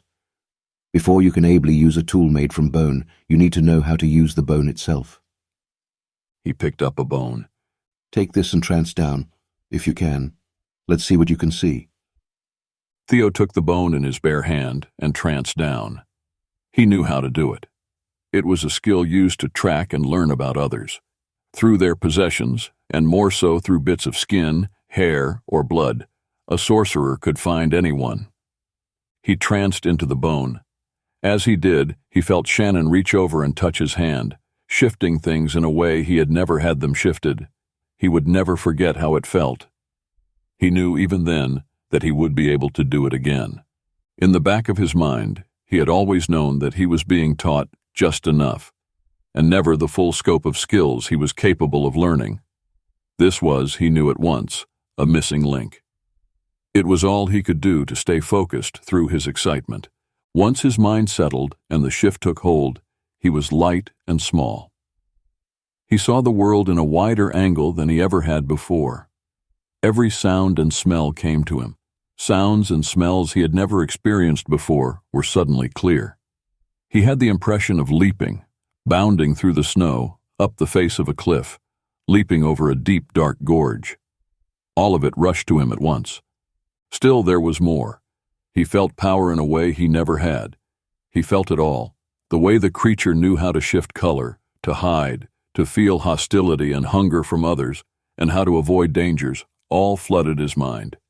It was a rush that seemed to last a lifetime, and yet it was over before Shannon had folded his hands back into his lap. Theo was breathless as the sensation still flowed through him. What did you learn? Shannon asked. Lightness, to leap, how to shift colour and to hide, to smell for danger. So many little magics. Theo said breathlessly. desperately clinging to it as it all began to slip away like a lost dream. Let it go, Theo, Shannon said gently. You cannot hope to master it in one breath, but you feel it. Now, do it on your own. He took the used bone, tossed it out over the slope, and handed Theo another. It took several tries, but he did it again. One at a time, they went through every bone, until the last one. Shannon held it. It was a piece of leg bone. Bone is not dead for some time. You can take a bone and grind it into potions. If you do so correctly, you can boil certain essences out of bone, and you can use the bone as a tool to give you powers you do not have for yourself. The power you gain will differ a bit. It is different for each man who makes the tool and what sort of bone is used. The energy resonates differently off of each of us. No two sorcerers are alike.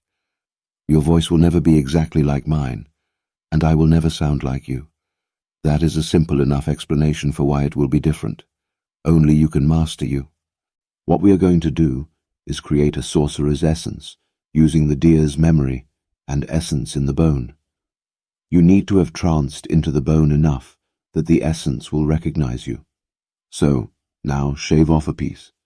He handed over the bone and the dagger that he used to butcher it earlier. Theo looked at it a moment, then moved to saw through the bone. He found that the knife sliced through it as if it was nothing more than a block of cheese. Shannon had him slice the entire length into discs, which he then gathered together.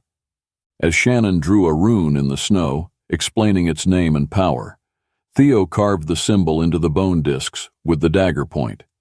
They repeated the process for most of the bone discs. Shannon set aside the extra discs before he set to work on the carved ones. The discs that Theo had carved were strung on a cord of sinew that Shannon had saved from the deer's gut. He explained how to twist the cord, preserving the essence in it, how to bind spells, and how to add more spells for wear, strength, and other small magics, most of them rather mundane. In the end, Theo had a bone disc belt. It was a little crude-looking, but it was his. It was made by him for him and held more magic than anything else that he owned. Shannon took the last 3 discs, carved different runes on them, and strung them together. He handed them to Theo. Tell me what this is, and for whom I made it.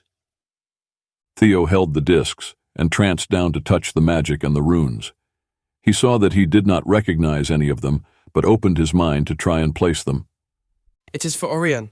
It's a shield to hide his pain, in the way the deer would have hidden from the creatures here, creatures that prey on the energy of pain. It has magic to make him feel lighter, to aid him with his back. He looked up, amazed at both the fact that he knew what the new runes were, and that Shannon would make such a gift for Oirion. It seemed even more amazing that it was so easy to read. Oirion will not accept anything from me, Shannon said. But a gift from you, he might wear. Won't he know that it's sorcery and be mad as well as refuse it? No. To him it is but bone and sinew. With the warp here, the tiny bit of power that we use to activate the essence spells will not be detected. Rivin will know not as a priest, but as a dwarf. Look at a dwarf's jewelry, and see what they wear. Bones hold power, and dwarves are masters of bonework. He might ignore it, or he might give you lessons. If he does, listen well to him. His bloodline is very powerful. Shannon rose and offered a hand to Theo. The gesture was huge and complex. Theo knew who and what Shannon was, and to take his hand would be to open himself to Shannon's powers. Reaching up, he firmly took hold of Shannon's hand and used it to get to his feet. Theo held Shannon's gaze. He knew what he had done, and he was not afraid. He had chosen sides a long time ago, and while the King of Norwood scared him, Theo would always take his hand if it was offered. Shannon almost seemed to say something, but Theo took his hand back to tie the belt on under his fur. He slid the new belt for Oirion into his pocket, and they headed back up. He smiled at how light he felt, and noticed how much less he sank into the snow than he had on his way down. This trip might be worth every step if Shannon kept giving him the missing pieces of power that he had so desperately been seeking. Thank you, he said, stopping just as they reached the top of the slope. Shannon stopped and looked at the often misunderstood man. He didn't say anything, but just turned to hike back up the steep hill to camp, pulling his hood up as he went. Theo smiled and trotted ahead to beat Shannon to camp. Riven knew what Shannon wanted. He moved uncertainly, not sure if he was going to do it. He took the skull and spine away, wondering why Shannon would want him to do this. It was a dwarven magic that the Pertin asked for, and one that Riven knew well enough. All boys learned it before they ever went hunting. Riven hiked up above the camp, still not sure how he felt about it. He stood, holding the bones, debating if he was going to call on the gods of his childhood. He was not so sure he was ready to just give up on the religion he had devoted his life to. Closing his eyes, he stood in the snow and waited for a sign. He moved easily when he finally did. Lifting the bones before him, Riven looked to the white-gray sky above and to the dwarven gods. He began to whisper the words that he had not whispered since he was young. As he did, he felt the priesthood of Pert falling apart and slipping away. Weight seemed to be unweaving and sliding off his shoulders, one heavy cord at a time. The ropes he used to hold his priesthood together and had clung to were unable to hold him any longer. Patched over 1,000 times with denial and refusal to accept what he saw and knew was wrong, they began to fray apart.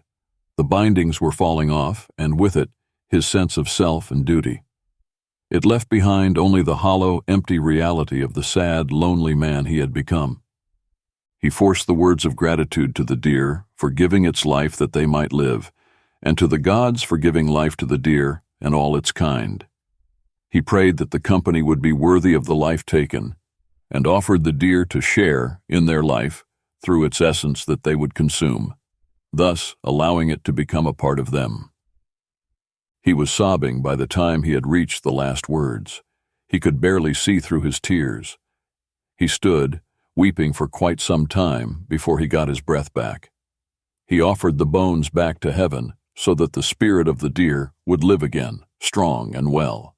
He laid them in the snow at his feet and at the feet of the gods. As he did this, power flushed through the bones.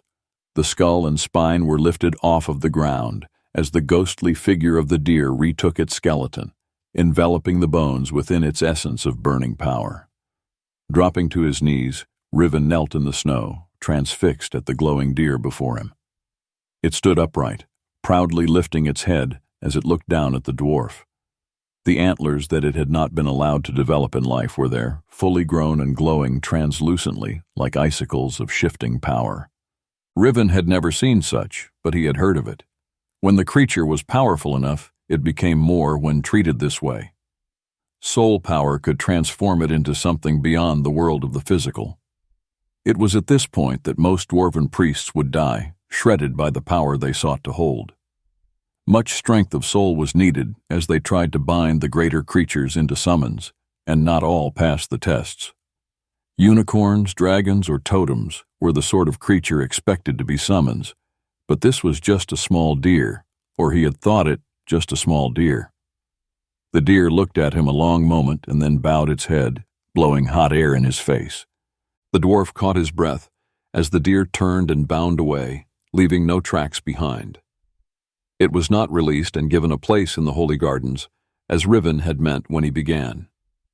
Instead, it had chosen to become a summons for the dwarven priest that it saw in Riven. Covering his face in his hands, Riven tried not to cry again. He didn't succeed. Dwarves were emotional by nature, and the trip was catching up. He just could not bite it all down anymore. Everything flooded out, from the stress of the caves to the fact that he knew he was no longer a priest of Pert, but was taken back by the religion and gods of his grandfather's world. Shannon must have known not only that the deer was so powerful, but that Riven would pass the test. End of Chapter 15. Continue with Chapter 16, Older Than He Looks. Princes and Priests. Chapter 16, Older Than He Looks. No one moved much due to the cold. They just huddled by the fire and tried to thaw out. The meat was cooked, and they were eating when Riven finally entered camp. He sank to the ground and accepted the meat that Tavia brought to him. He looked up at her. After such an encounter, as seeing a guardian summons, it was said that a person would have insight into the truth of others. And while he was half afraid to see, he was too curious to not look at her. Tavia looked like herself for a moment, but then she was swept clean and was in a long, elegant, soft green gown with a golden belt worn low on her hips. There was a crown of golden flowers on her head, emanating sparks of light. He saw her offer him a chalice of life, not a meager meal of roasted meat. For one moment, she was a queen. She was radiant with visible power. Her aura was not the white of a priestess, as he might have expected, but golden and sapphire flushing with pinks and greens. Then he saw her once again as the battered, wind-burned, snow-chapped, weary Tavia. "Thank you," he said with great gratitude, taking the gift she offered as if it was the chalice he had seen for a moment. He looked over as Shannon and Theo returned to camp. He saw Theo without even trying. Theo wore dark velvet robes that trailed on the ground and had a great black and silver fur upon his shoulders.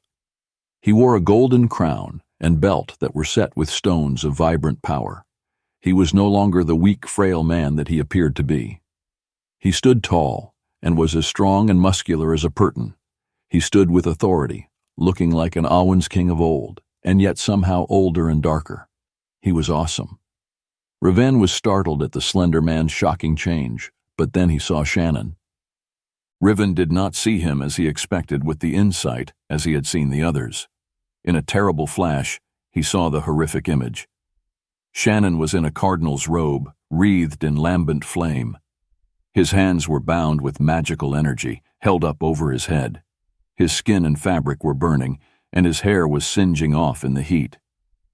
The rings he wore, that of a priest and that of a married man, were both melting, running down his hand and wrist. There was no sound, but Riven saw his scream, the tears on his face, and realized the pain that brought the man to his knees. It was a single horrendous image, one flicker of hell, and then it was gone, but the taste remained. Riven felt ill, he trembled inside. His dwarven mind threatened to go into survival mode. The image was seared onto the inside of his eyelids. He wanted to forget the shocking vision, the touch of hell, but he could not move. He was forced to see Shannon lift his gaze and look at him as he entered the camp. Riven was unable to look away from the man. Every blink flashed the image, almost making it impossible to breathe. Riven knew that there was something he should be putting together. With what he had just seen, what he already knew, things should all fit, but he just couldn't think it through. There was a block. "How did it go?" Shannon asked in Dwarven. The feelings washed away, and Riven let them go with relief. He knew that he was not ready to understand it all. The Purton's soft voice seemed to purge the vision from his mind and give him back sanity. He caught his breath, grateful for it to be over. "It went," he said, trying not to let his voice shake. He wasn't sure how to even begin to say what had happened. Such a conversation was certainly not a good idea with Oirion sitting right beside him. He knew that he should be trying to recall what he had just seen, but at the same time, he was desperate to forget it as fast as he could. Shannon bowed his head to him. Theo walked over, took some meat, and then sat by the fire. As Shannon moved to take his usual place, Tavia got up and brought a piece over to him. She stepped in his way, blocking his path. When he moved to step around her, she sidestepped. "I expect you to actually eat." "You expect a great deal, woman," he said, a bit annoyed. "Shannon," she warned, using a tone that indicated she was going to fight him about it. "I explained to you last night why I am not going to eat that. Give it to your son." "So you can wither into nothing," she demanded. "You drop on us and we are going to have a hell of a time keeping our feet. Eat." She pushed it at him. Shannon's cheek twitched ever so slightly, but Oirion saw it, and so did Dave. Riven looked at the woman as she proved the vision he had seen of her. "Tavia," Shannon said, forcing himself to calm. "Ty," she snapped back. That froze him for a moment, and they all saw it. Oirion raised an eyebrow at Shannon's reaction. Most Purton men, at least all of the older ones, had Ty at the front of their names, and so calling a Purton man Ty was a good bet it was his name. It was done in honor of the angels who founded the Purton Empire, and the great sacrifices the Purtons had made to turn the tide of the Razan War. Shannon undoubtedly would have used the racial name that so many Purton men had, sometime in his life, making it odd that he would react to being called by it. I am not going to eat that. Shannon pushed it and her hand away. It will do me more harm than good. If you have not noticed, I do not eat meat. What language do you need me to say that in to make you understand? Now see, Shannon, Oirion said. That leads us back to that conversation we had about the odd things you do. Shannon looked over at him, clearly annoyed, and becoming more so. It is not supernatural, Oirion. As I've told you before, I am Purton. Racial, is it? Oirion asked. Dave, are you able to fast for months? My mother wasn't Purton, Dave said. But my father has gone weeks without eating. To give the crew larger rations when things have gotten tight. He just trances a lot and tightens his belt. I have to say, when he comes out of one of those fasts, he almost thinks starving to death would be better than recovering. It takes a lot of vomiting and debilitating cramps to come out of one of those. Now would not be a good time for Shannon to go through that. He exaggerated about it, making it sound worse than it was. This conversation was getting into a bad place, and he needed to get them off of Shannon. The man was tired, and when he was tired, people got hurt or killed. Myself, I do not think we have the supplies or the time for Shannon to come out of the fast he is in. At his age, I am sure he knows how far he can push himself. Dwarves can do that as well, Riven said softly. Only we use bits of dried meat, not tea. He held up the rather small amount of meat he had taken. I don't think any of you have seen how a dwarf eats by choice, and I assure you, this is not it. Shannon, sit. Why don't you tell us what your favorite meal is, and we can each say ours? It'll give us something to talk about and maybe a bit of insight into each other's cultures. Myself, I was just thinking about seal, he said.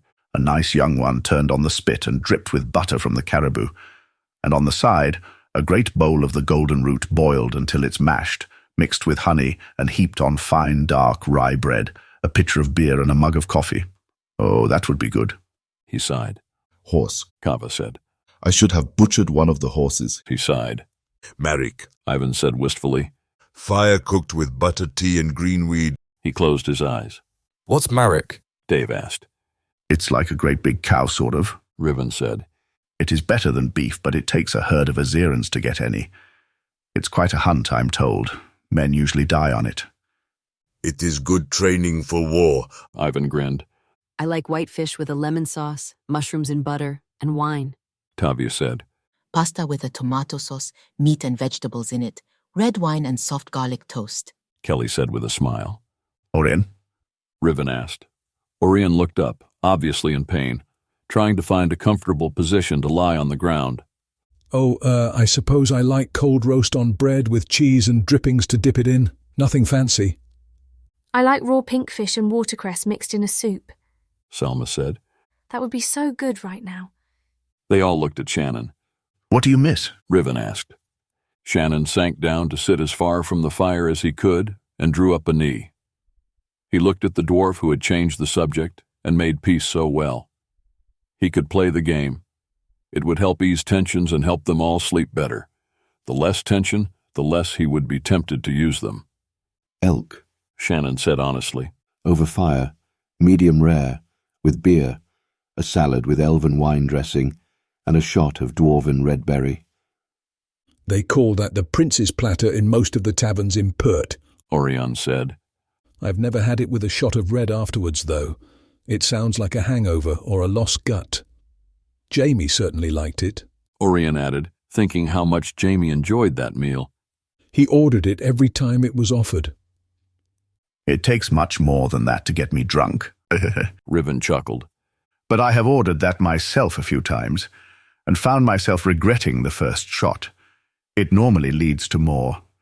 One day, Riven, you and I will have to have a short war, Ivan said. The winner buys dinner. They all relaxed and sank into their own thoughts. Most crawled back into their makeshift beds to sleep the day away, emerging for a sip of hot tea or to stare at the fire before going back. Theo was with Travis, who was playing for the first time in weeks. Shannon tranced lightly, just off to the side, away from them. Riven crawled out of bed, sitting with the book he had gotten from Shannon, fighting the lock for a bit. Think dwarven, Shannon had said. He tried to start all over with the idea that it was a dwarven lock. On the off chance that it was, he tried a simple dwarven lock spell. The lock would have you believe that it was holding the book shut, but the true lock was where the owner would put his seal. Riven touched the monogram. The lock opened as simply as that. It had been a riddle lock more than a power lock. Ha ha! He cheered at getting it open. He saw Shannon looking at him. Riven grinned and opened the book. He read what was handwritten on the front page. Hey, Riddell, take a look at this and see what you think. I thought you might enjoy it a bit and get a good chuckle out of it. I certainly did. It's not the best written thing, but the guy has a great sense of humour. He might love to get a letter from you. Yours in God, Roman. The title of the book was A Mage's Journey into Mastery. He turned the page and saw, in beautifully written Pertan, a note that was stuck in the cover. He carefully pulled it out of the inside folder and unfolded it. The note was beautifully written in a graceful, strong hand. He was sure he had seen that print someplace before. Roman, I got the book. Thank you. I only laughed out loud once during council, but that was rather fitting for the book, I guess. The looks I got were rather of the that was not what was supposed to happen sort. I just wanted to send you a word. Later, if you're in the city, maybe we can meet at the Green Roof. Ray. Riven looked at the note a bit, then turned it over and read a set of short notes on the back. They were written by the same two hands, replying back and forth to each other.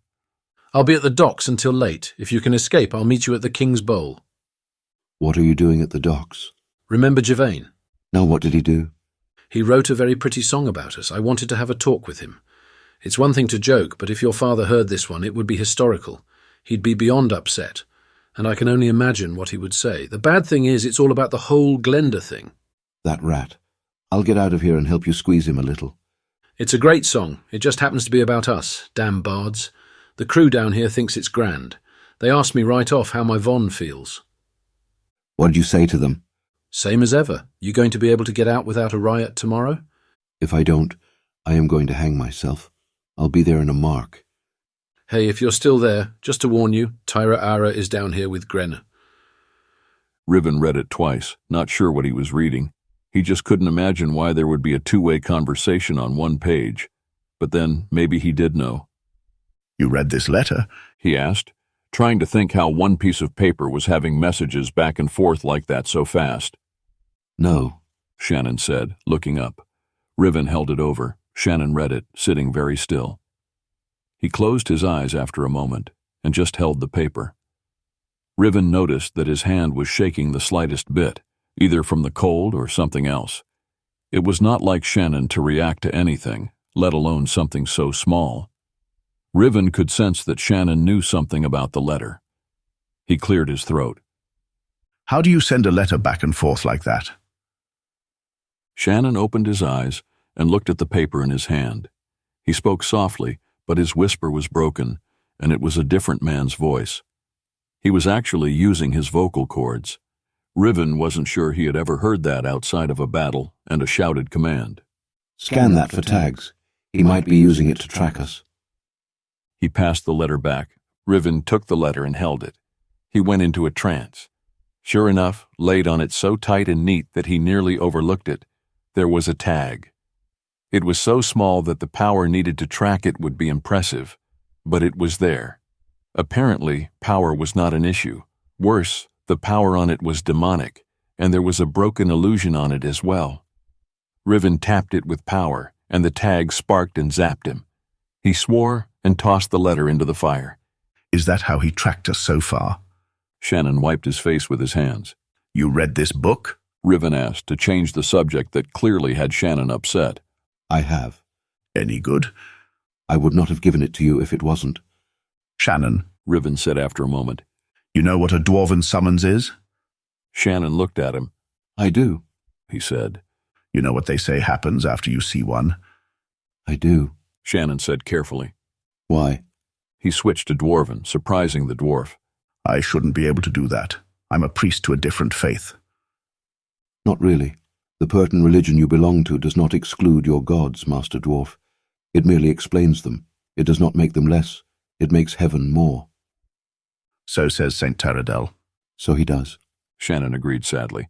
Often you say things that herald back to his writings. I studied them once.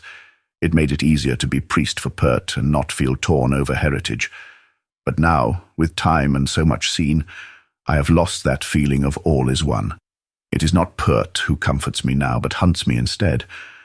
I am exhausted and torn, and feeling rather betrayed by it all. You are not alone in that, Riven. At the moment, that is exactly how I feel, Riven said, still speaking in Dwarven. He was a bit surprised that he had confessed such deep feelings, and to Shannon of all people. He was fairly certain that it was only due to what he had seen. That if it was true, Shannon had not only been a priest once, but one far higher ranking than Riven was. The idea was chilling, but Riven's heart and soul needed the counsel of a priest, and Oirion would be incapable of it. You do not have to forsake the religion of Pert to adhere to the faith of your fathers or the gods that heed to your people. They can walk together in one man, and you can condemn the church as warped as it has become, and still love the Spirit. That which is said and that which is are not the same. What was and what is are now different than what was meant to be. It would be better for your soul to forsake Pert and fall back to the ancient truths of the gods, who might offer guidance through the tangle of lies and deception of Pert. Perhaps, Riven, that is why you are here now. You might have to endure a trek such as this in order to hear them. So you might be true to the angels and aid others in finding the Spirit again. Riven looked at him, not saying anything.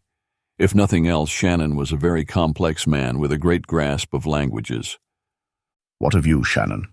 You guide with the words of a priest, but your name means deepest of all grief in Elder Elven. I'm educated enough to know that. How do you seek to give counsel when you are beyond being consoled? Take my words or not, Riven. I do not claim to be a saint. I do not claim even to be wise. I merely say what I think. It is up to your heart to hear it or not. Isn't the Dwarven priesthood just a form of sorcery? Theo asked, butting into their conversation. All priesthoods are a form of sorcery, Shannon said. Riven almost argued but let it go. He was not going to argue for the church that he was finding out was not the holy thing he once thought it was. He turned his focus instead to the book that he held. It was an amusing retelling of the life of a man learning to master his magic on the road in the long outlawed journeyman state. It was only later that he realized he had heard Theo speak in Dwarven several times now. He looked up at the lean man standing at the fire, silently watching the flames flicker and curl. He felt sickened a moment, then pushed it aside. There was no way a young Awans noble would speak the language well enough to understand that conversation. They stayed at the camp all that day. Shannon left them just before dusk and was gone for several hours before he returned, with several small creatures that looked like rabbits of a sort. He handed them to Tavia, who sat at the fire. She paused a moment before she took them from him. How did you manage to find those? Kava asked, impressed. I didn't find so much as a trail. They were hibernating, Shannon said softly, watching Tavia lay them out. He had already skinned and gutted them for her and stuffed them with dried herbs and rose-like hips. It was a peace offering as far as the others could guess. Well, thank you, Selma said. I don't care how you found them or killed them. I'm just happy to be able to eat tonight. Travis caught Shannon's hand and pulled him to sit down near the fire with him, where he had been playing with little snow-made men. Shannon sank to the snow and let the little boy wrap a blanket around him before crawling into his lap. Tavia turned her back to him to cook. There was no meal in the morning. They just packed up and headed down the mountain toward the forest. Once they reached the tree line, the wind was blocked and moods lifted. As they hiked, the snowdrifts tapered off and the temperature rose. It was soon warm enough that they could pull back their hoods, and scarves and gloves were taken off. They moved through the forest, arriving at a sudden change of growth. The pines ended at the bank of a small, shallow creek. On the other side, the forest was deciduous. It was late, and they were all tired and hungry, so they stopped. Everyone sensed a change that was more than just trees, or the fact that there was no snow on the other side. I don't like it, Salma announced as they dropped their packs to the ground and prepared to set up camp. Me neither, Dave muttered. What is that smell? Ivan asked. A breath of air stirred, carrying an odd reek to them. Zombie, Riven hissed. I hate zombies. He fingered the handle of his new axe as he looked at the dark, thick forest on the other side of the creek. What's a zombie exactly? Ivan asked. It's a corpse, Riven said. One that has been raised from the dead and is like a puppet to the master. A ghoul and a zombie are basically the same thing, but the master, if he is really strong, can stuff a low-level demon in a zombie. That makes it into a ghoul, able to think and act with some measure of intelligence. Zombies aren't as smart and continue to rot, so must be replenished. But they are tougher, harder to stop. See, the thing about them is they don't feel pain. You can't kill them. Not even if you hack them apart, they don't stop. They keep coming. Hands will drag themselves after you until they reach the end of their master's territory. How do you kill them? Dave asked. You can't, Oirion said. But they're already dead. How do we get through? Dave asked, almost impatiently. He was used to having Shannon answer his questions with the information he was asking for. Shannon looked from the woods to Dave. Shannon, what do we do when we meet them? Dave pressed. Fire works well. Shannon said with a slight scowl. You have a good grip on that. Use it. What about Tavia? Ivan asked. She and I have no magic. Stay close, Riven said. I can watch you well enough. I have played with worse before. The trick is to not get cornered, and if it's real important, you just kill their master. They all drop. No one was about to suggest that they keep going tonight. Riven might have suggested a blessing, and he was sure Oirion expected him to, but he didn't. His heart was not in it, and false blessings were not of much good. Camp that night was restless, knowing what they were going to be facing. They didn't talk much, but just sat around watching the fire or trying to sleep. Oirion had walked apart from the others to look at the forest and to think about Shannon's questions. How a damned, a thing that is supposed to be nothing more than a zombie, can live, can cast spells, can think, write, and hide in society if given the chance. He had a fear that there was a reason that Shannon knew so much about it, but he couldn't imagine that a vampire was a real man. That even one of them was soulful and aware was just too much to consider. He shuddered to think of having that sickness, of falling that far. What would that do to a man? What makes you want to drink the blood of another? These thoughts and more went through his head, but there were no answers. There were just more questions. Riven walked up to Oirion, standing silent for a while. You study history much in the monastery? No, not much at all. Why? I was wondering about the pontiff's past.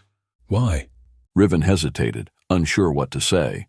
He liked Oirion, but he wasn't really sure that the man was ready to hear this. The gate of Ulam was sealed by him, Oirion. He entombed thousands to die slowly inside that mountain, and then, in the barrens, there were men there. Men from the Holy Palace.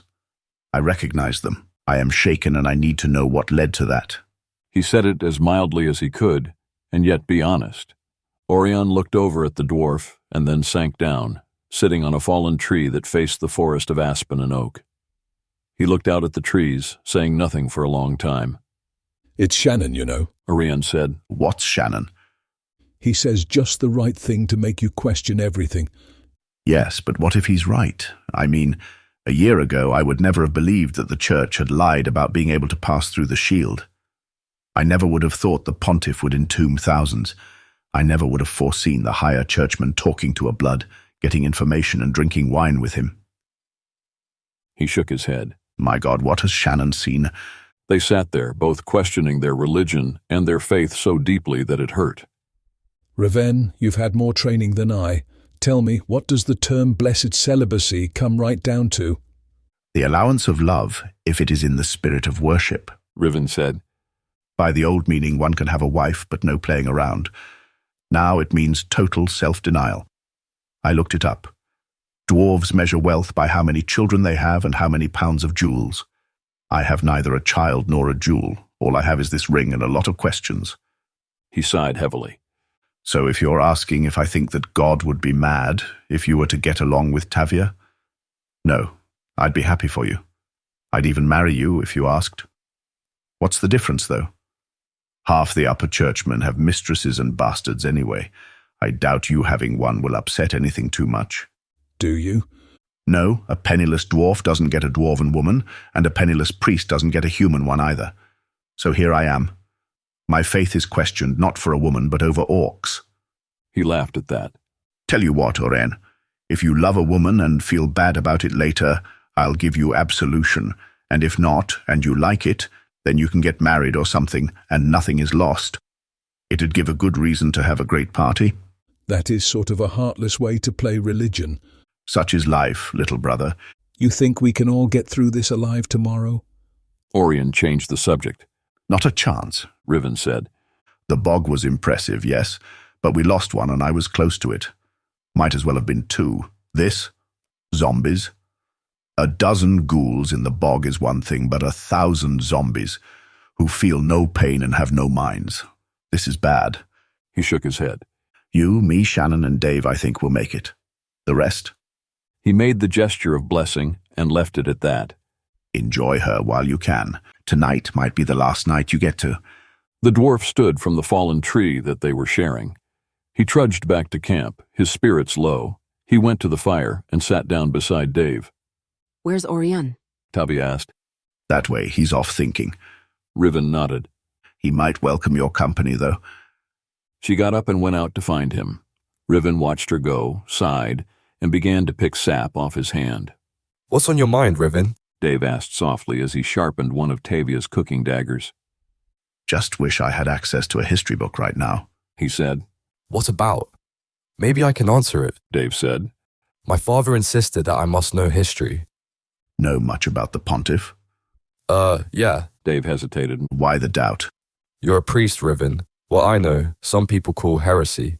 Ah, well, I'm questioning the priest thing about now. What do you know? I have no idea about the man, really.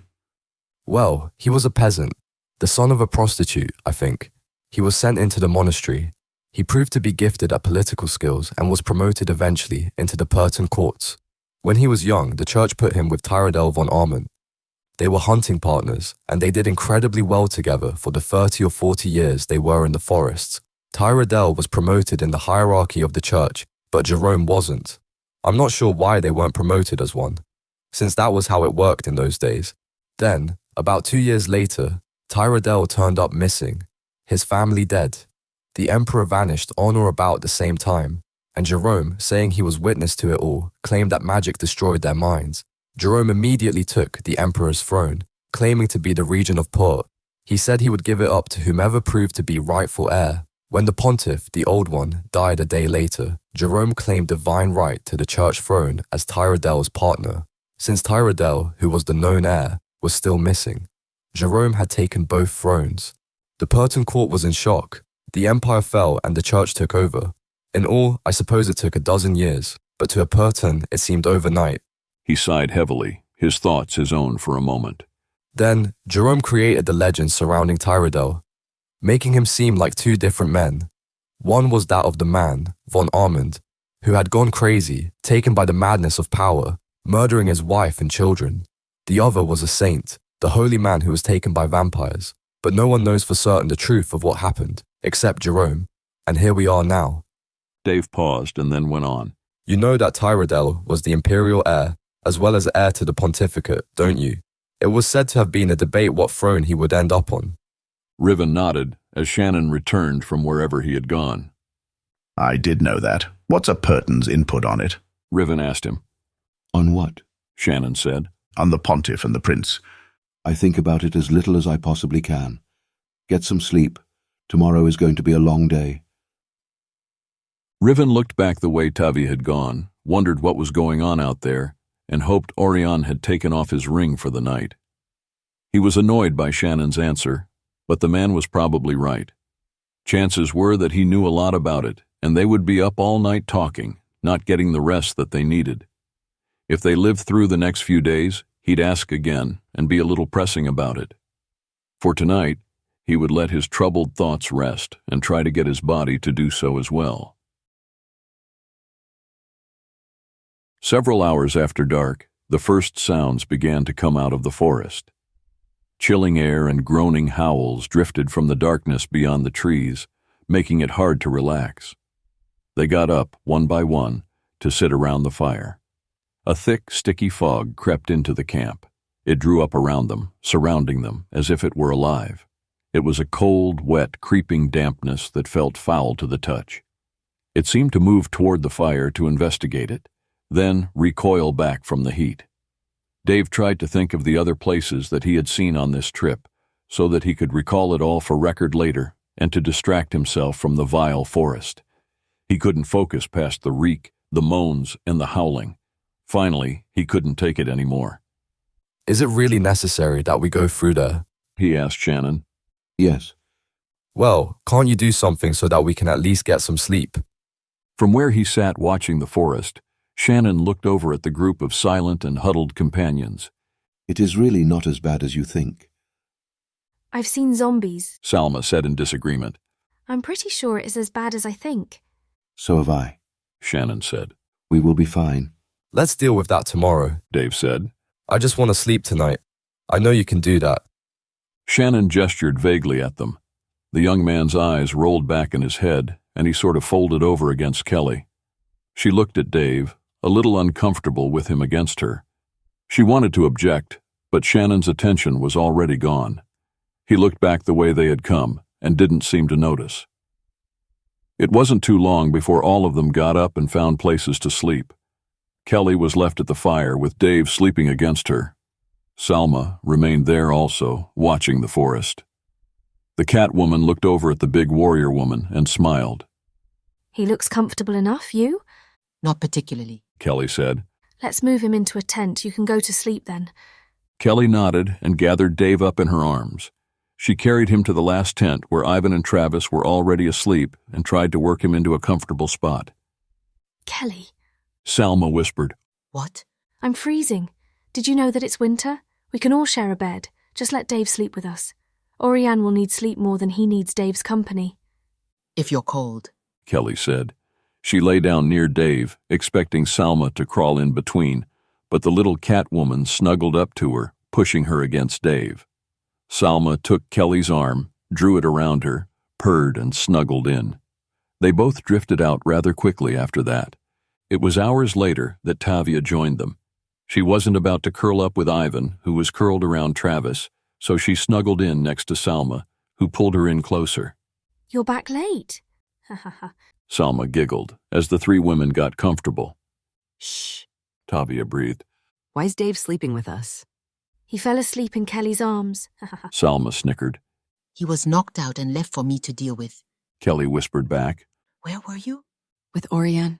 She whispered. Shh. Would you? It's about goddamn time, Kelly muttered. We didn't do anything. Tavia objected. Salma hugged her. That's too bad. Didn't you try? No, now shush. Morning came all too early, but none of the women moved. It was Dave who sat up on his elbow. He was surprised to find himself wedged in between Kelly and Salma, and even more so to find Tavia curled up against Salma. The last he remembered, he was sitting by the fire with Shannon and Kelly. Salma sat up and draped herself over Dave's side, looking at them. Well, now you can say you woke up with 3 women in your bed. She kissed his cheek. How's that view strike you? She whispered in his ear. Kelly might look tough, but she's a woman where it counts, you know. He half looked back at Salma. Why don't you reach around and find out how that view strikes me?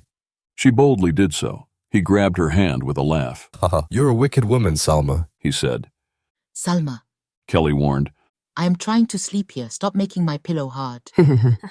Tavia and Salma snickered. It was an unexpected joke from a very quiet woman. Tavia crawled out to start breakfast. Salma kissed Dave's cheek again and left to help Tavia. Dave lay back down, pulling the warm blankets close. If he wasn't needed, he was not going to get up and get cold. The only problem in his mind was that Kelly stayed as well. He shifted around trying to get comfortable. It was not working well. Oh, just get comfortable, David. You're losing all the heat. He took her permission and spooned up against her back, his arm around her waist. He was a little over-aware of the effect that had on him, and the fact that she had to feel it, but he was comfortable at least. Better? She asked. No complaints? He asked. No, just be still and let me go back to sleep. He pulled the blanket over his head, hit his face against her back where it was warm, and went back to sleep himself. Soon they were all up and seemed quite refreshed, despite the long night, the cold, and the difficulty falling asleep. The sky was clouding over, and the peaks behind them were lost from view. Shannon divided the packs more evenly before they shouldered it all, and then turned toward the forest. "Stay close to me," he said, as they went under the trees. "And Salma, if you feel anything, tell me." I feel a little scared. She offered, then smiled warily. I'll keep alert. She promised seriously. They moved out, each crossing the stream carefully in order to not get their boots wet first thing. Leaving the early morning light behind them, they entered the darkness of the trees. "Into the dark underworld of the Forest of the Damned," Ivan said grandly. "The mighty company fears no evil. Ha ha ha." He laughed, but fell silent after that. Early on, they hit a section of the great wide road that ran across the land, much to their relief. It stretched on before them, but it was covered in fallen trees and centuries of debris. It was going to be slow going. The sluggish pace was nerve-wracking. Just knowing how little ground they were covering was enough to make all of their nerves edgy. The men fingered their sword hilts and kept alert. It feels like a damn nightmare, Theo muttered softly. You're in a rush, but you can't move any faster than a walk. North. Salma said. There's something to the north of us. Shannon nodded. "Keep moving," he said. They hadn't gone much farther in before Salma was feeling things in all directions. Once in a while, a breath of air would carry a smell to them so foul that they all gagged. It felt like an eternity in this twilight night. They were tense with nerves and wanted to be out of this stinking place. Then Shannon drew his sword. The others followed suit. The hiss of the swords escaping their sheaths was a signal that the peace was about to end. They hadn't made it another 10 feet farther before they were attacked by the zombies. There were at least 5 of them coming out of the trees. Shannon jumped and spun, kicking one in the head. The head exploded, and the zombie dropped to the ground. Shannon swung his sword, cutting off the head of another. Dave chopped at one that came at him. His sword went right through the top of its head, splitting the skull.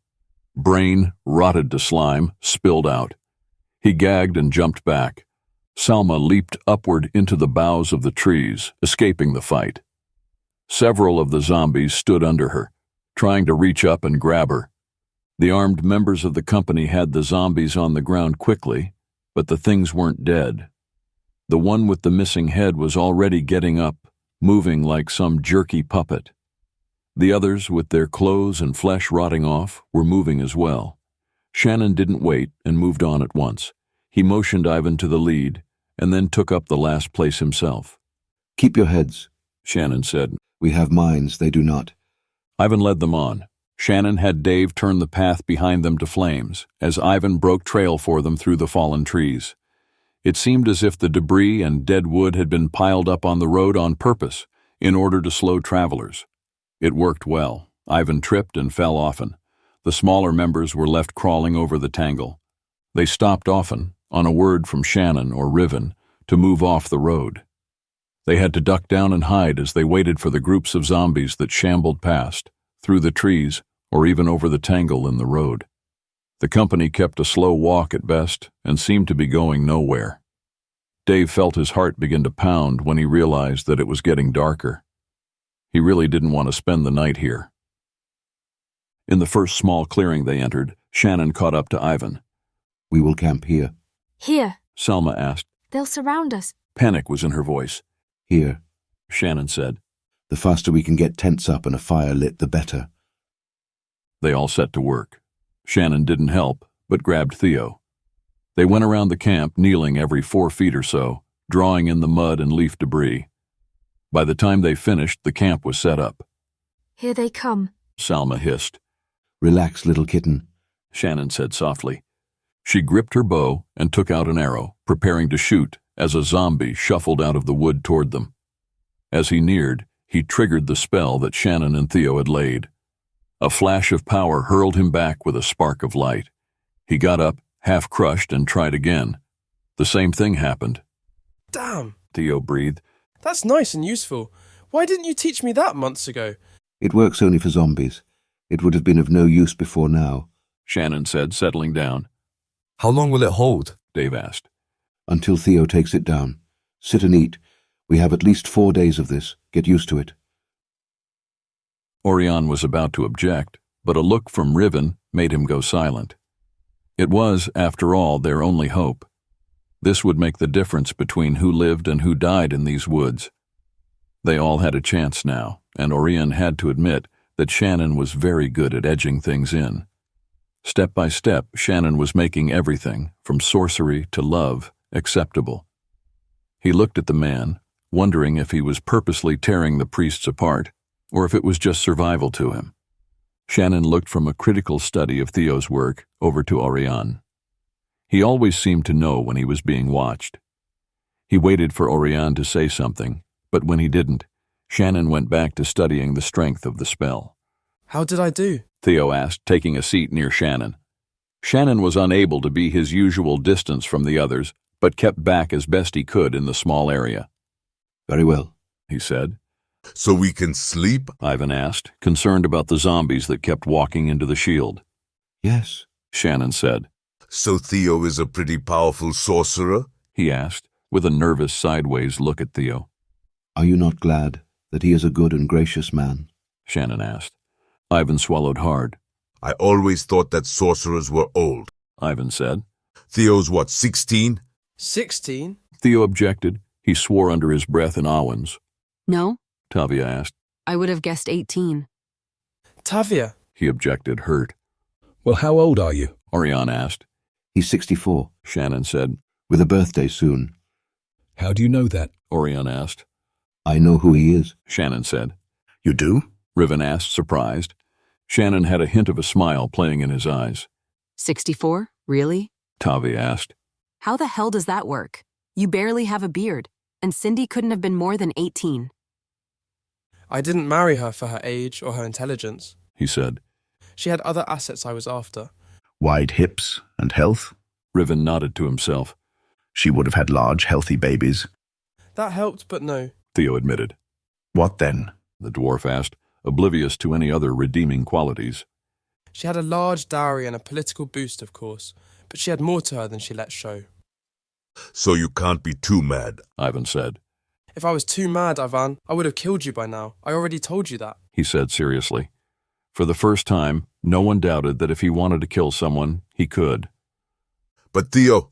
Drop it, Dave said. Let's just try to get some rest and get the hell out of this forest as fast as we can. End of chapter 16. Continue with chapter 17, Forest Fires.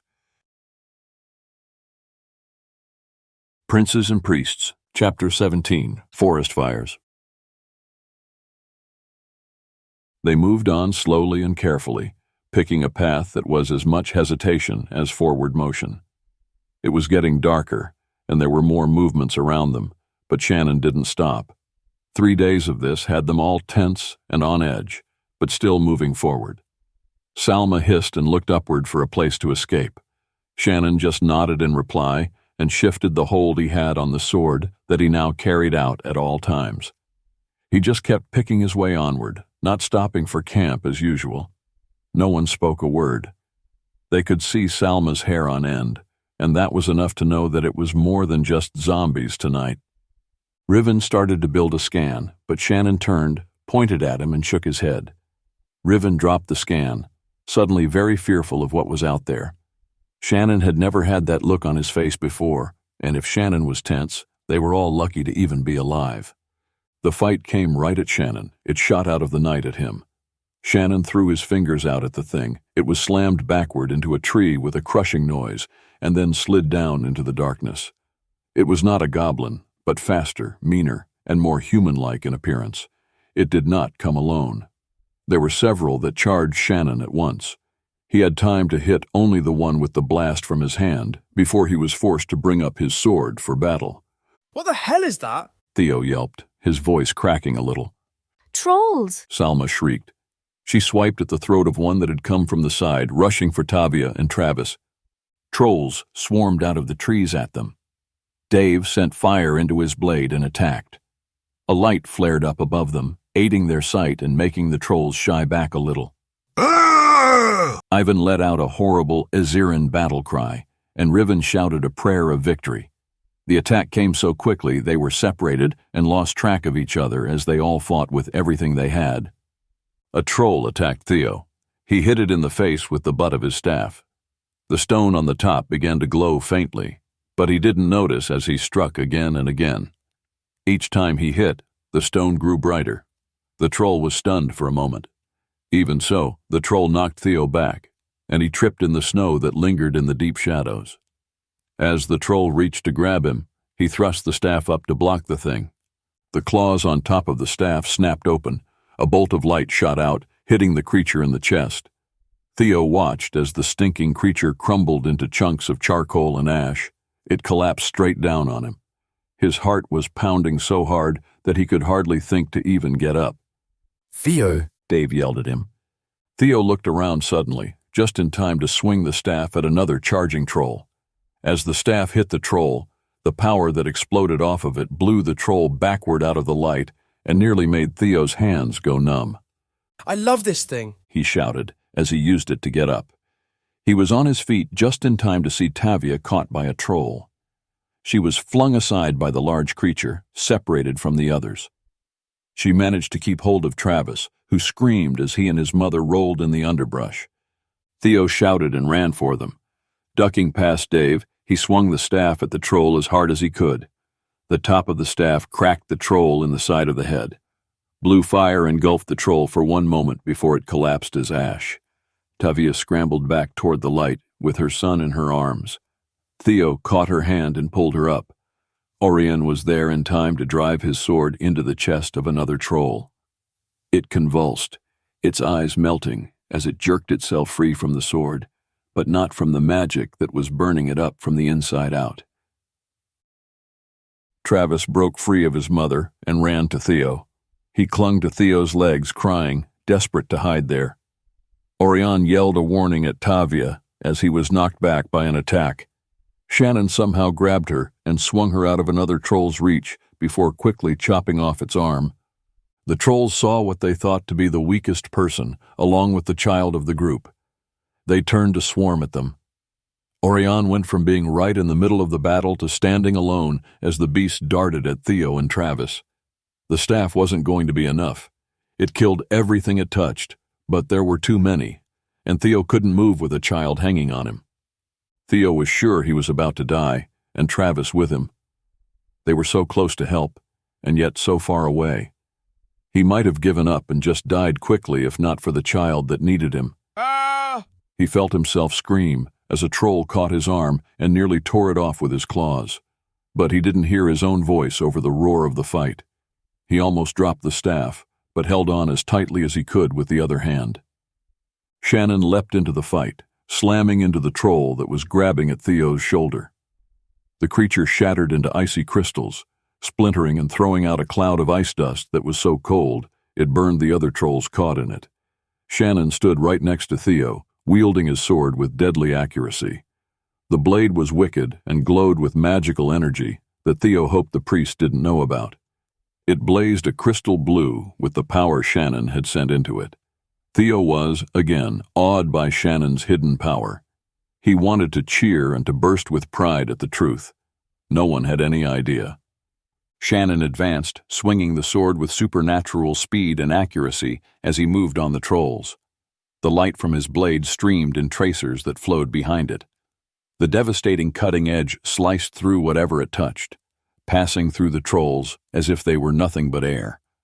Arms, hands, heads, and torsos were cut off, driving the trolls back.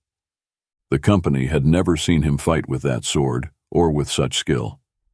Theo was truly awestruck. He could not do anything but watch the man move. He had seen master fighters before, but never anything like this. He had even seen those who were said to have mastered the fighting style of old, but nothing compared to what he saw now. Kelly stepped in. Her sword had become a brand of fire that burned as it cut, setting those she met on fire. Between blows, the runes down the blade glowed and sparked.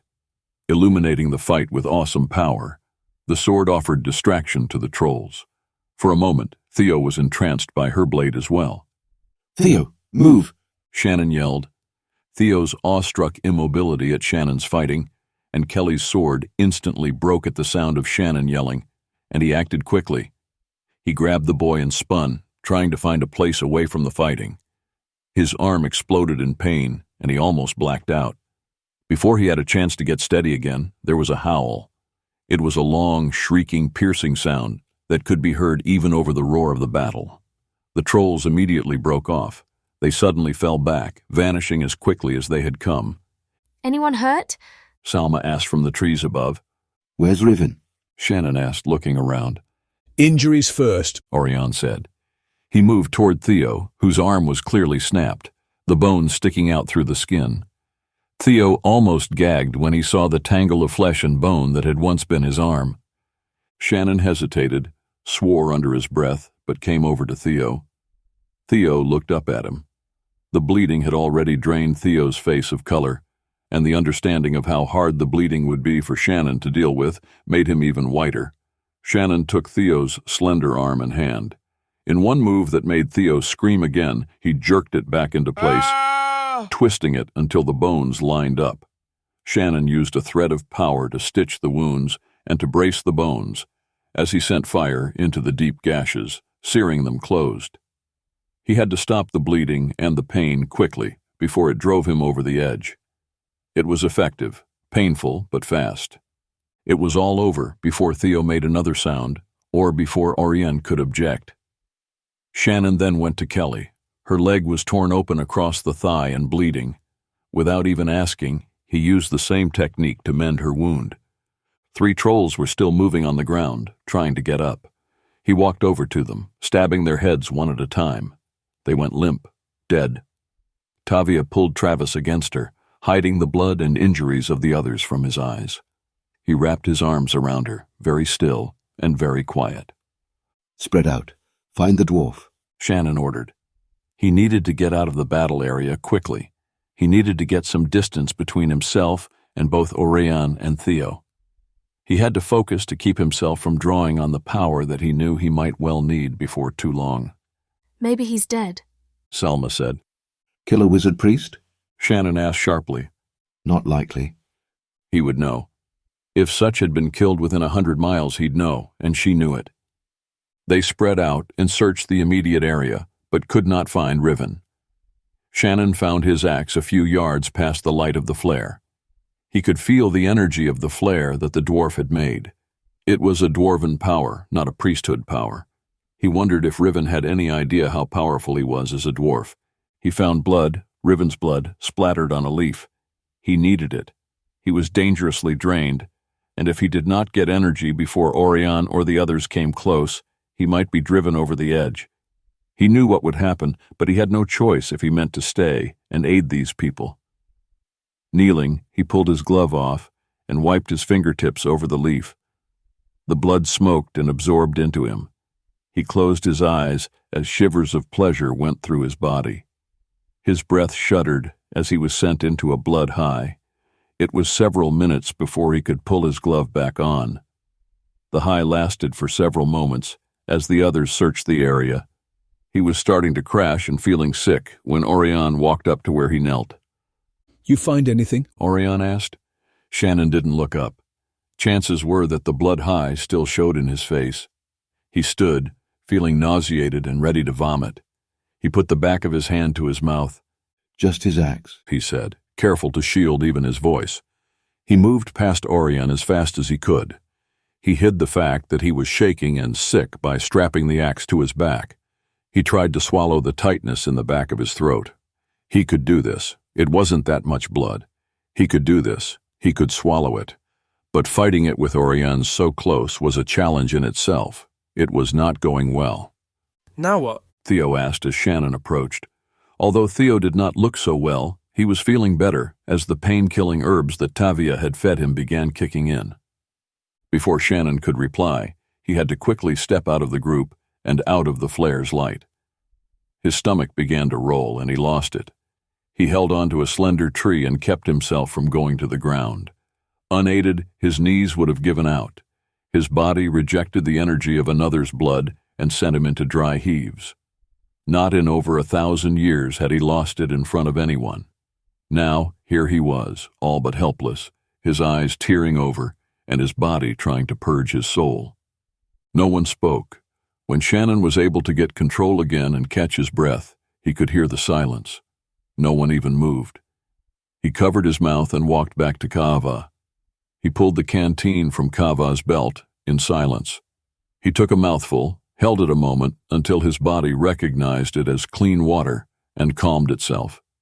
He spit the mouthful out before he took a drink. What's the plan? Theo asked again. We go get him, Shannon said softly. Shannon, Oirion said. This group is not warriors, not even hunters. That'll get us killed. Shannon looked at the priest. He felt sick and was not at all in the mood to fight with Oirion about anything. He would rather have them all just leave him alone anyway. Fine. Take them out. Whoever wants to go with Father Oirion, do so. If any of us live, then we'll meet at the edge of the forest. Theo, come with me, Oirion said. You're hurt and of little help to him. I'm going with Oirion, Ivan said. He can't fight through alone. Sorry, Shannon. Salma said, dropping down from the trees. I'm not staying in these woods longer than I have to. Do what you will, Shannon said, turning to the trail that was left by the trolls. Dave, Kelly, and Kaava followed him. Tavia and Travis reluctantly watched them go as they stood with Theo and Oirion. The trail wasn't that hard to follow, as the trolls made no attempt to hide it.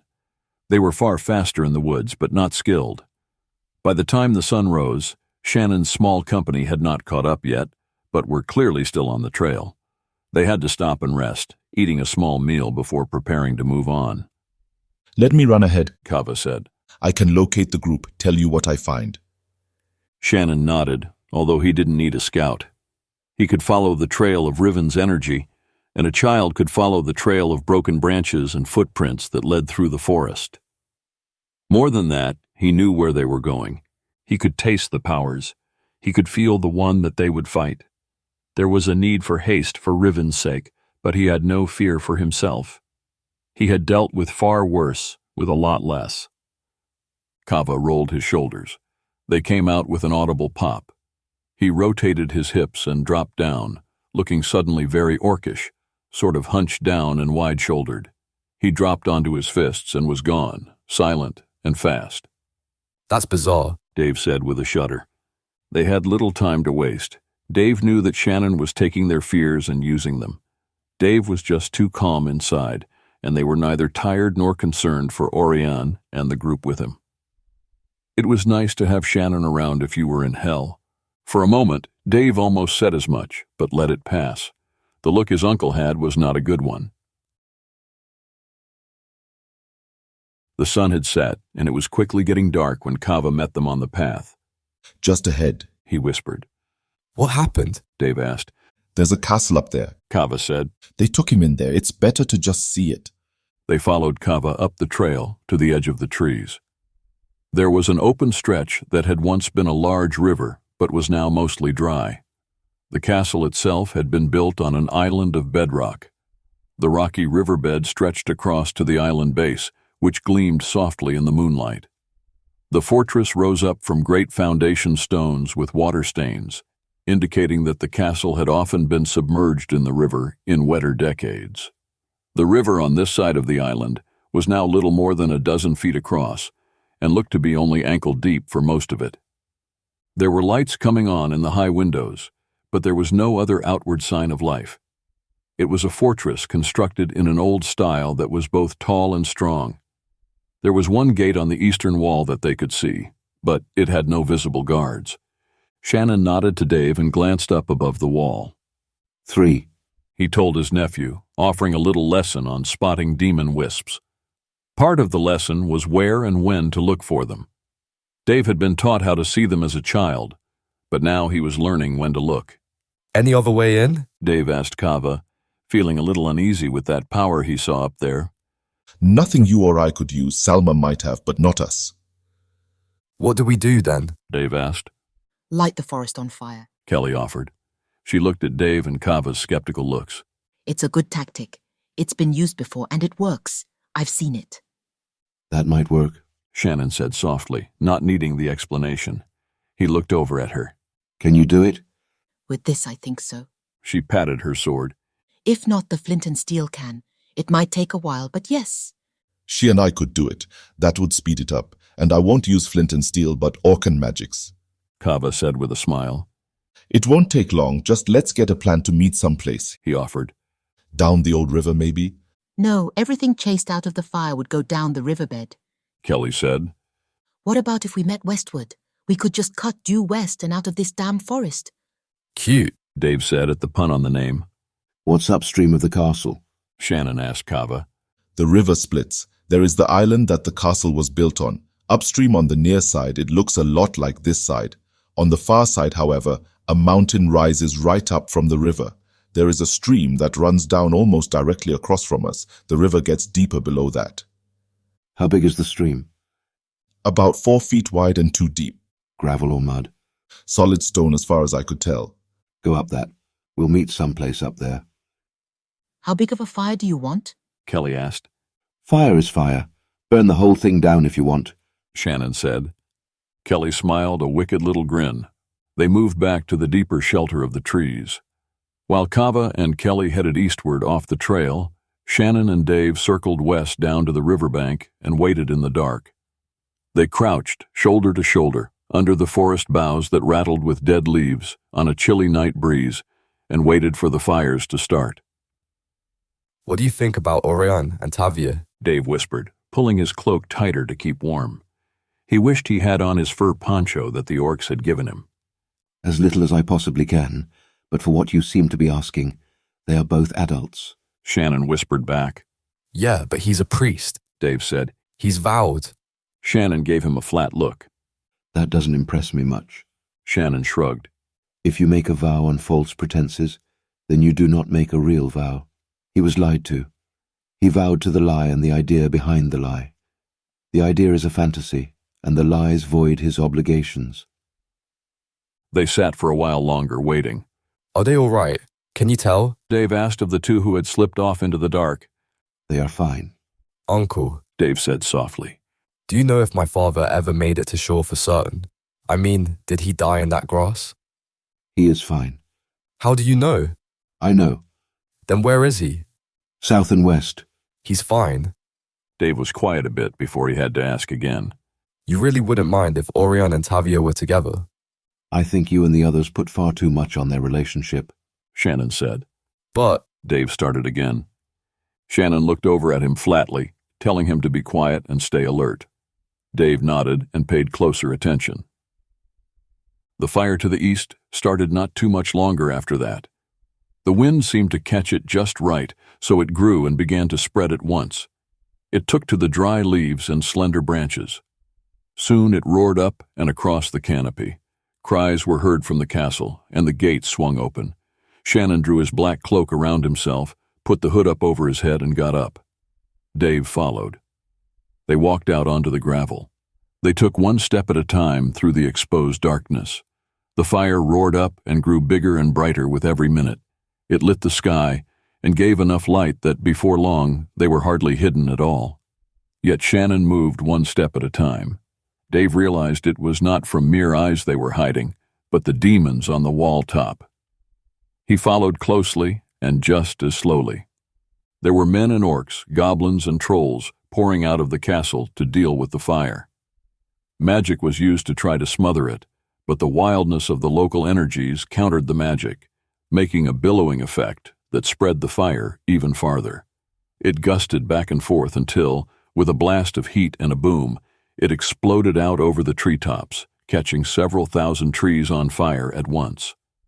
Dave caught his breath and stepped back.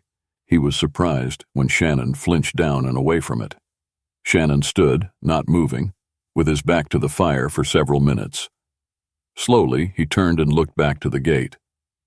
They carefully waded across the river to the island and climbed up the bank to the foot of the wall. The gate stood open with creatures racing out. Shannon led the way, right to the edge of the gate itself, and waited.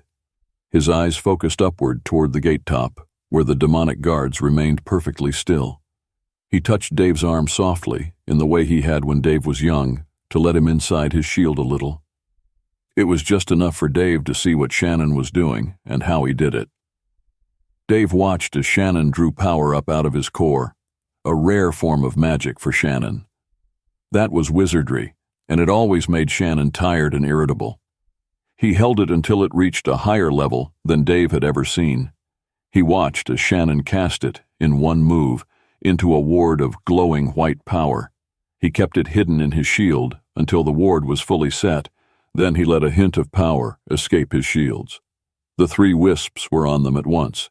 Shannon grabbed each with a rope of magic, snatching them out of the air. He pulled them toward him as he revealed the ward, shifting it to the skin of the shield. They hit the shield and the ward at the same time. As the demons hit it, before they realized they had been caught, they were burned up. It was quick and left no mark. To Dave, it seemed that their energy had to have been absorbed by Shannon. It alerted no one at all to the fact that the 3 were attacked, let alone defeated. Dave knew he would never forget the ward he had seen, and if he had to, he would be able to repeat the spell, recalling every detail. That was the greatest gift Shannon had given him. It was the only way he or his father had mastered the powers they had with so little training. Stupidity, Shannon whispered, as clouds began to move in quickly, brought in on a cold wind. Lightning cracked in it. Before long they could hear thunder, and in just a few more breaths it was over them. The rain cut down, but it was going to take a lot more than a mere burst of rain to put the fire out. For one moment, the fire seemed to fall back, but the rain did nothing but make smoke boil and roll off the forest. The rain became thick with ash, coating everything in streaking ashen mud. Lightning cracked, creating an instant of illumination. Dave could see that Shannon was already on the move, running through the main gate. Dave darted after him, and then they were inside the fortress. The power that was rushing and tangling in response to the conflicting energies wiped out all the spells around them. Even if someone scanned for them, they would remain invisible. The yard was a paved 100-foot square, with walls that rose up, towering above them, giving the yard a pit-like feeling. Windows, tall and narrow, ran up and down the walls. Most were dark holes with flickers of motion, hinting of unknown creatures darting past. A few were lit, but they were so high that nothing in them was visible from the ground. Now where? Shannon didn't even have to think about it. The smells of blood and pain in here were incredible. It seemed at every turn in this little adventure, he was being further and further tormented. He still had not even recovered from the intake of the mere drop of Riven's blood that he had taken from the battle site. Now he was all but swimming in blood. He wasn't sure what he had done to make God hate him so much, but it was days like this that he was sure that he did. The buzzing in his head was growing into a roaring thunder that never seemed to go away. Absolutely barbaric, he half snarled. His stomach rolled and his eyes began to burn. The leftover energies here were enough to destroy the place. He led the way in through a side door, sending a blast at the man who was just coming out. The man hit the back wall and slid down it, leaving a bloody smear on the wall. David was chilled at times by Shannon, and how death was so casual to him. Shannon dealt it without so much as a flinch. Inside the fortress, Shannon looked around and chose a hallway as if he knew the place and was just deciding which way would be fastest. Dave kept close as they went through the dark halls.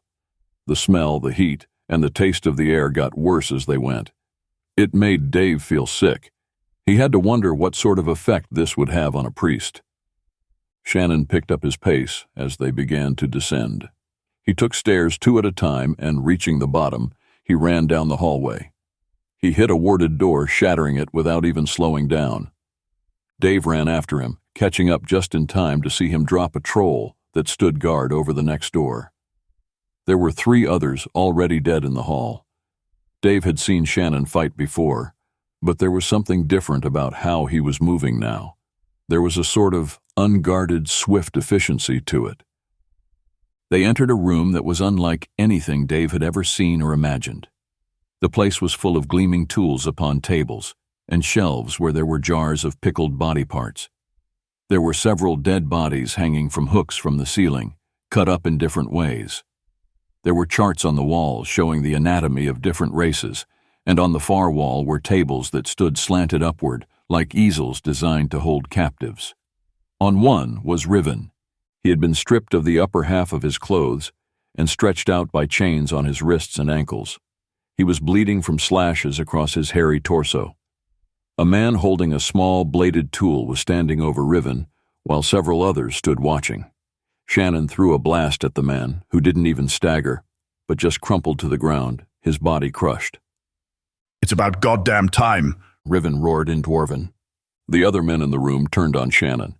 "Get him out of here," Shannon said to Dave. He pulled Riven's axe from the back of his belt where he had been carrying it and tossed it to Dave. Dave circled around to get at Riven, who was already struggling to get free. With a Dwarven yell, he tore his fist through the cuff, ripping his hand, but setting it free. He punched the other cuff, shattering it. Wrists free, he slid to the floor and sent a blast of power at the men who had turned to fight Shannon. The men caught on fire, but they quickly put out the flames that had momentarily engulfed them. Echoes of footsteps could be heard as more enemies charged down the hallway toward the room and began to filter in through the doorway.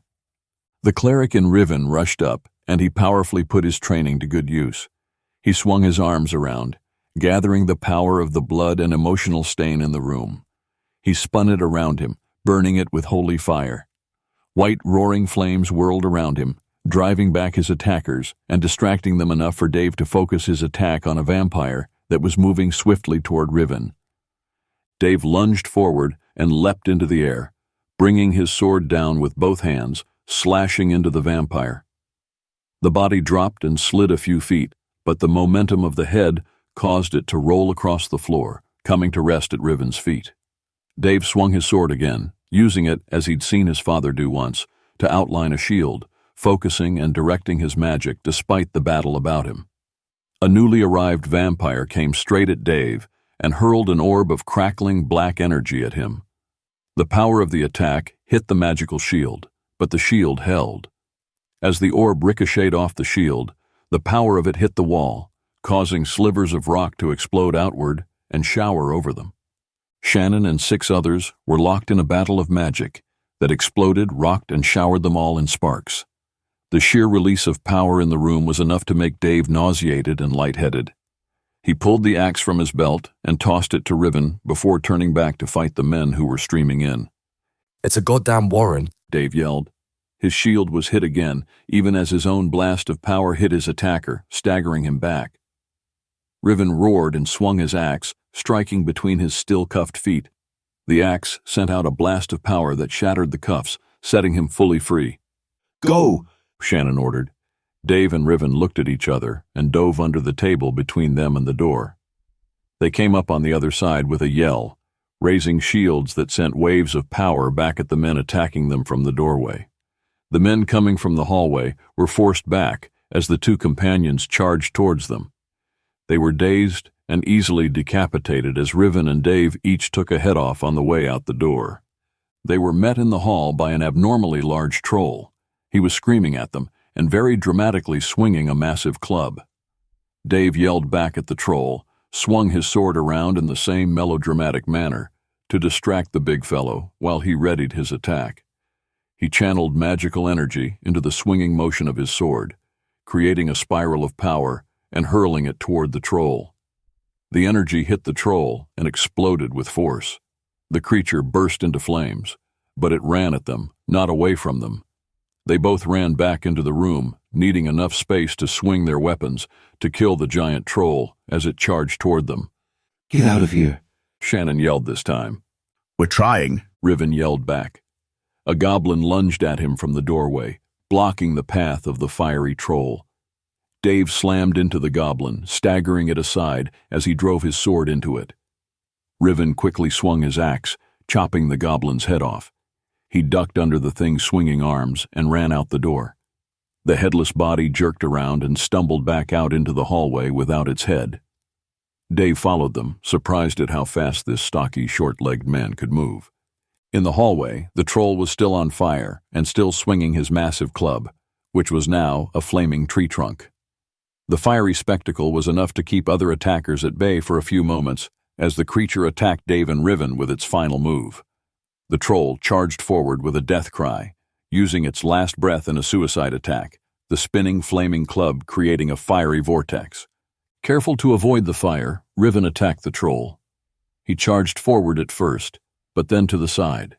Leaping up sideways to the wall and pushing off with a strong jump, Riven reached the head of the huge creature with his axe. The axe cut through its neck at the base of the skull, sending the head flying down at another target. The flaming skull, still screaming its death cry, flew into a smaller goblin, hitting it right in the gut and sending it flying backward.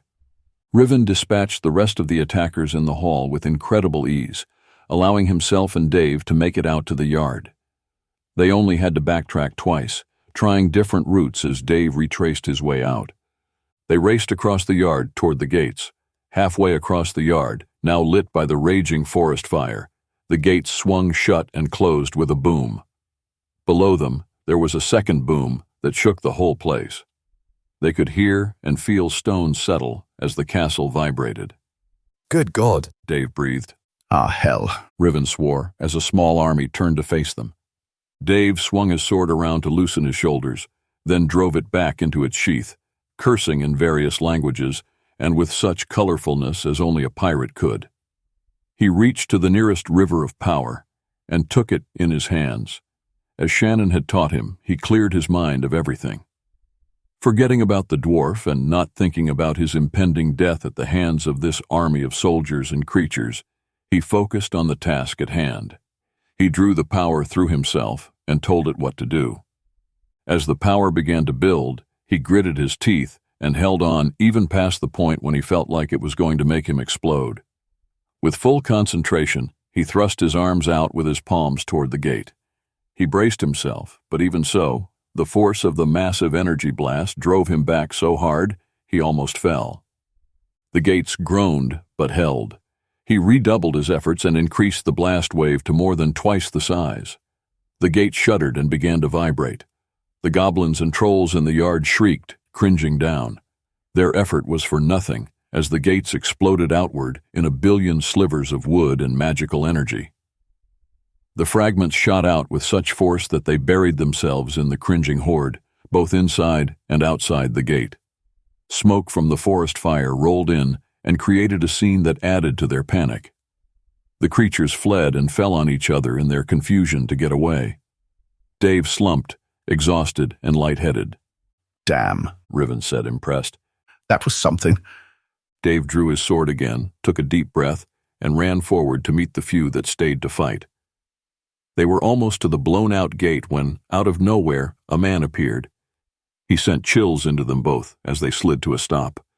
Riven toppled backward, landing heavily on the ground. The evil within the man who stood before them made the priest all but numb, like a rabbit under a lion's paw.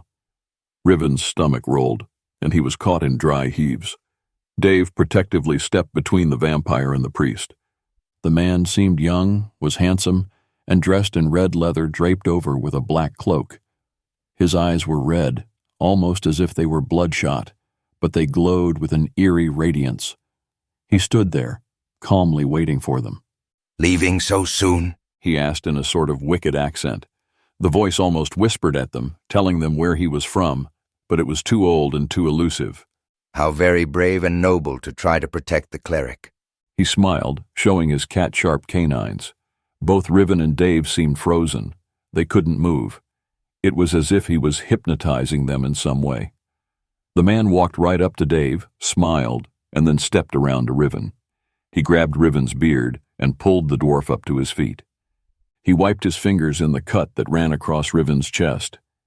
The vampire's eyes half closed as he tasted his fingertips, unable to hide his pleasure at the power in it. Riven tried to move, but he couldn't. The vampire was breathing a little harder, and his eyes dilated. He was about to move again when, all of a sudden, he was hit with a blast that shot out from behind the two captivated men. The strength of the blast sent the vampire flying back. In the air, the vampire caught himself and landed softly on his feet. His spell was broken, however, allowing the two men to move again. "Shield tighter, Rivin. Put your all into shields," Shannon ordered sharply, as he came out of the door behind them, moving with a long, solid stride. Rivin obeyed, shaky and ill. Without saying a word, the vampire attacked Shannon with thrown power.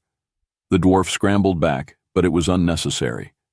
Shannon threw another blast, and the vampire was thrown away again. The vampire's attack went wide and hit a wall, exploding it and leaving a gaping hole. As Shannon reached him, they met with swords. Dave was impressed. He had never seen Shannon actually fight like this before, at least not in a situation where he could just stand and watch like this. Both Shannon and the vampire used power in every move. Whoever this vampire was, he was well trained. They fought with swords, but also with unseen magical attacks that sent showers of sparks exploding on contact. Their shields lit up with explosions of light and color until they were in a nimbus of flashes and sparks of power. It ended suddenly when Shannon hit the man in the chest with a well-placed kick, sending him flying back into the wall of the building behind him. "Go," Shannon ordered. "Now, run." The two didn't wait, running out through the destroyed gate. Shannon went to the vampire, who lay stunned. He jerked off his left-hand glove. He had been bleeding inside the glove from the fiery magic he had been exposed to, and now he was going to use it. Standing over the vampire, Shannon flicked his hand, splattering blood on the face of the man who dared to attack Shannon's company. It would be the fool's last mistake. The vampire lifted his gaze with defiance. He was young and stupid. This would-be master was nothing but a cull, one of the many that men like Oirion would hunt down and kill.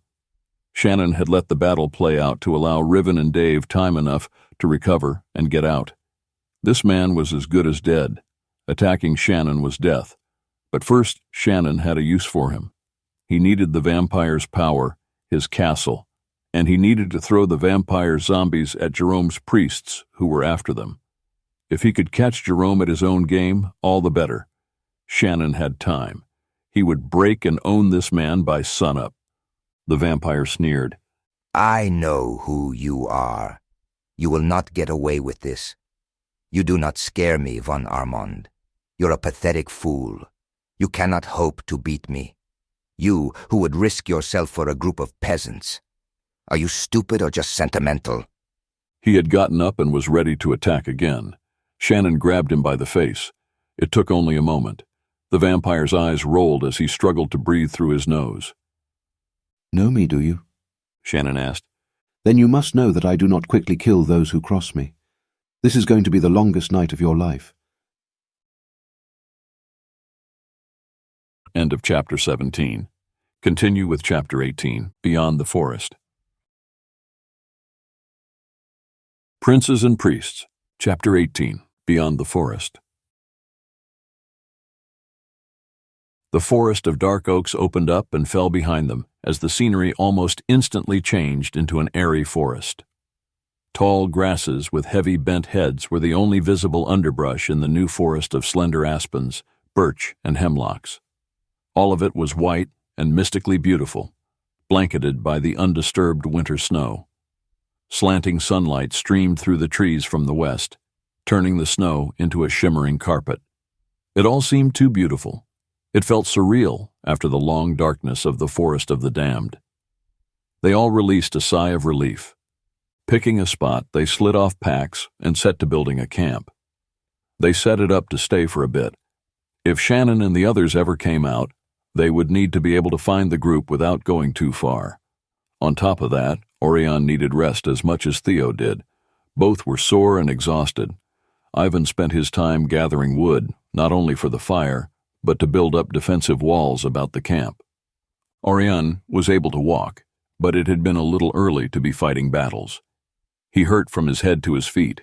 He couldn't help but think he would have lifelong damage from the strain on his spine from the fight. The cold and the motionlessness of sitting in camp did not help. Pain started to creep in as soon as he had stopped moving. He needed to walk. He needed to think. He remembered the other night, staying up all night, talking to Tavia about nothing at all. He had learned nothing new about her, but had enjoyed her company nonetheless. More than he should have, he told himself. Was it her company, though, or just someone's company? He missed Jamie and desperately needed his partner's counsel.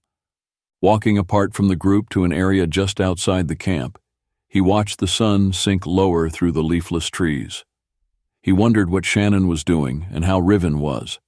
He couldn't help but wonder, if there had been no other priest watching, what might he have allowed himself to do, using this place as an excuse? He wrestled with the moral dilemma that he had to face. It was not Tavia that came to mind, though. It was the constant war he had about Shannon and just what he was that bothered him so much. It all made no sense. He really missed Jamie. He sighed and folded his arms over his chest. Maybe it really was just this place. As he stood watching, he saw a herd of sabbats move through the winter landscape, scratching for whatever it was they ate under the snow. Oirion doubted it was grass. They were big birds, at least 5 feet tall at their backs. The birds the Wooders had were nothing compared to these golden-feathered creatures here.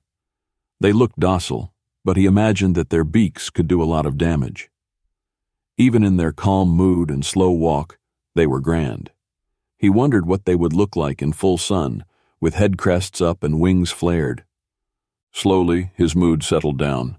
The turmoil in his heart eased as he allowed himself to think of Jamie.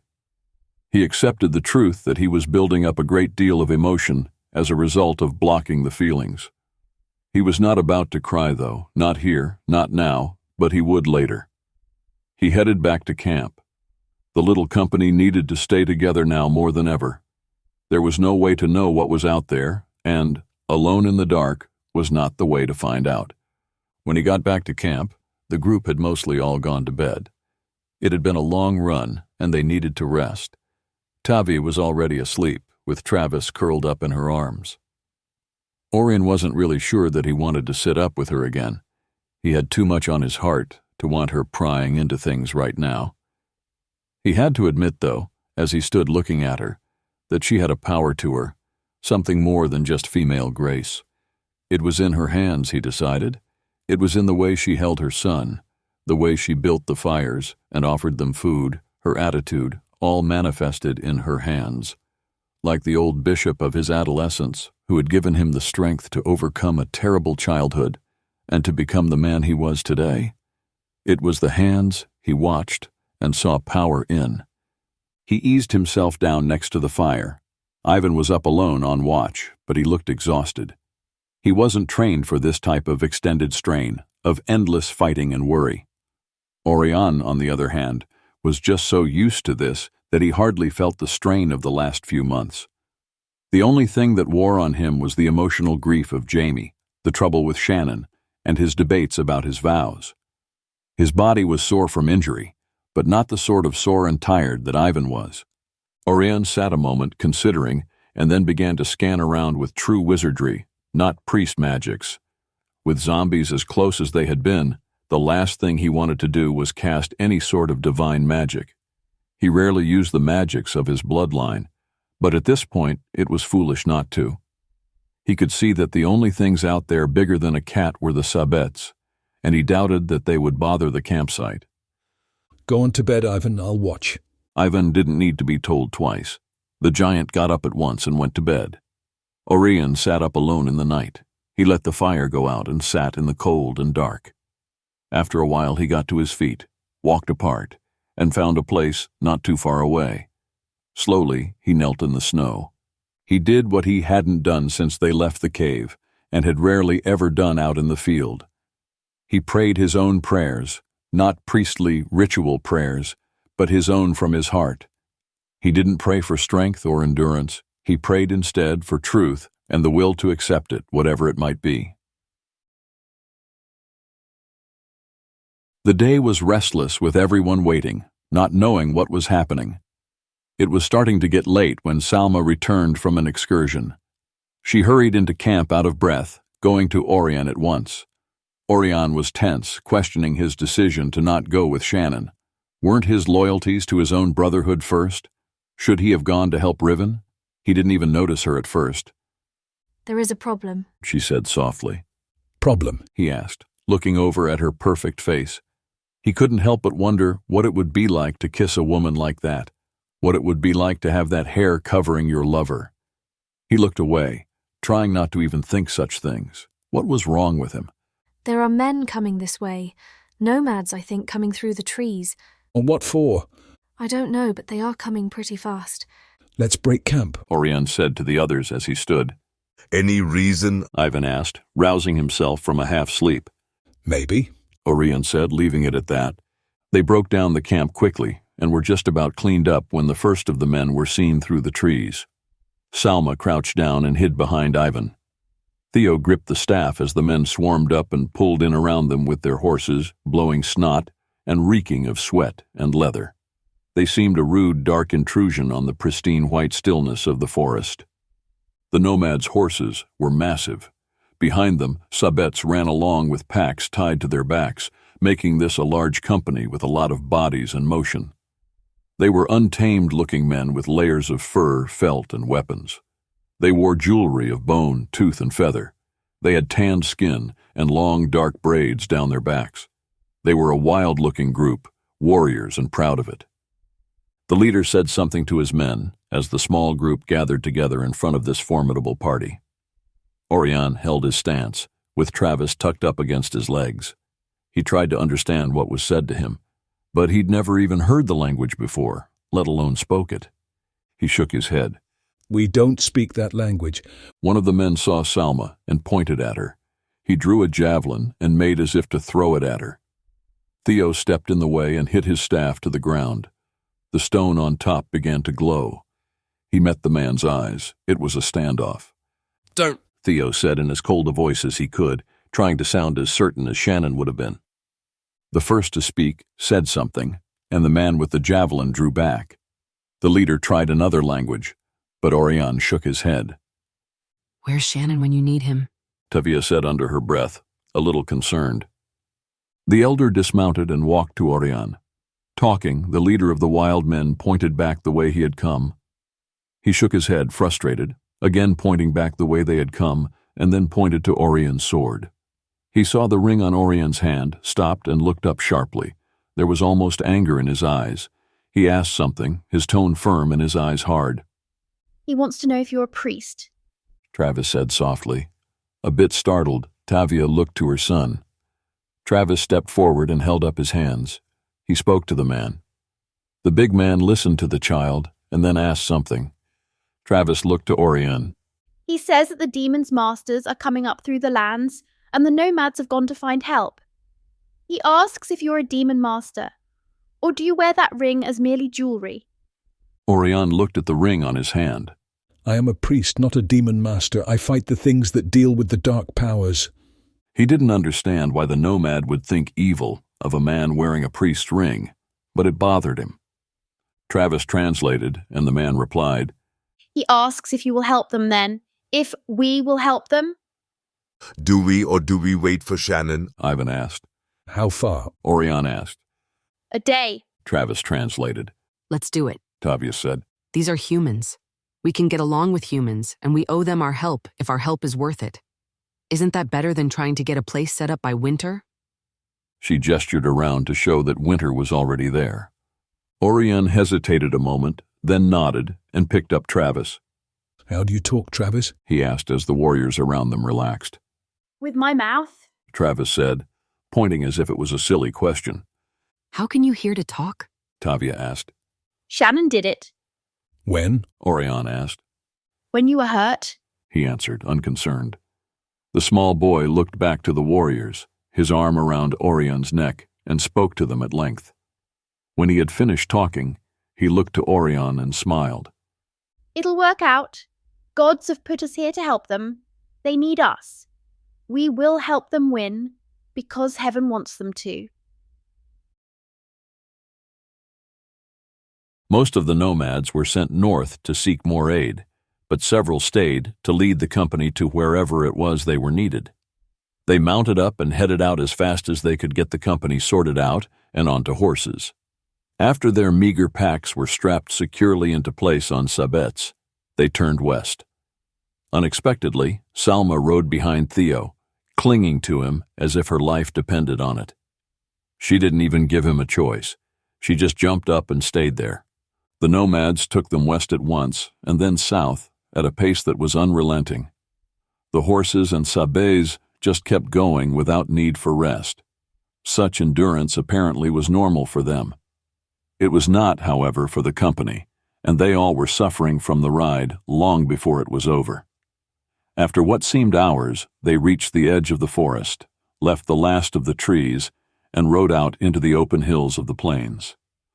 The hills rolled away into great swaths of level grassland beyond. There were long great snowdrifts blown up by the ceaseless wind. Behind them, they could see the great mountains they had crossed over.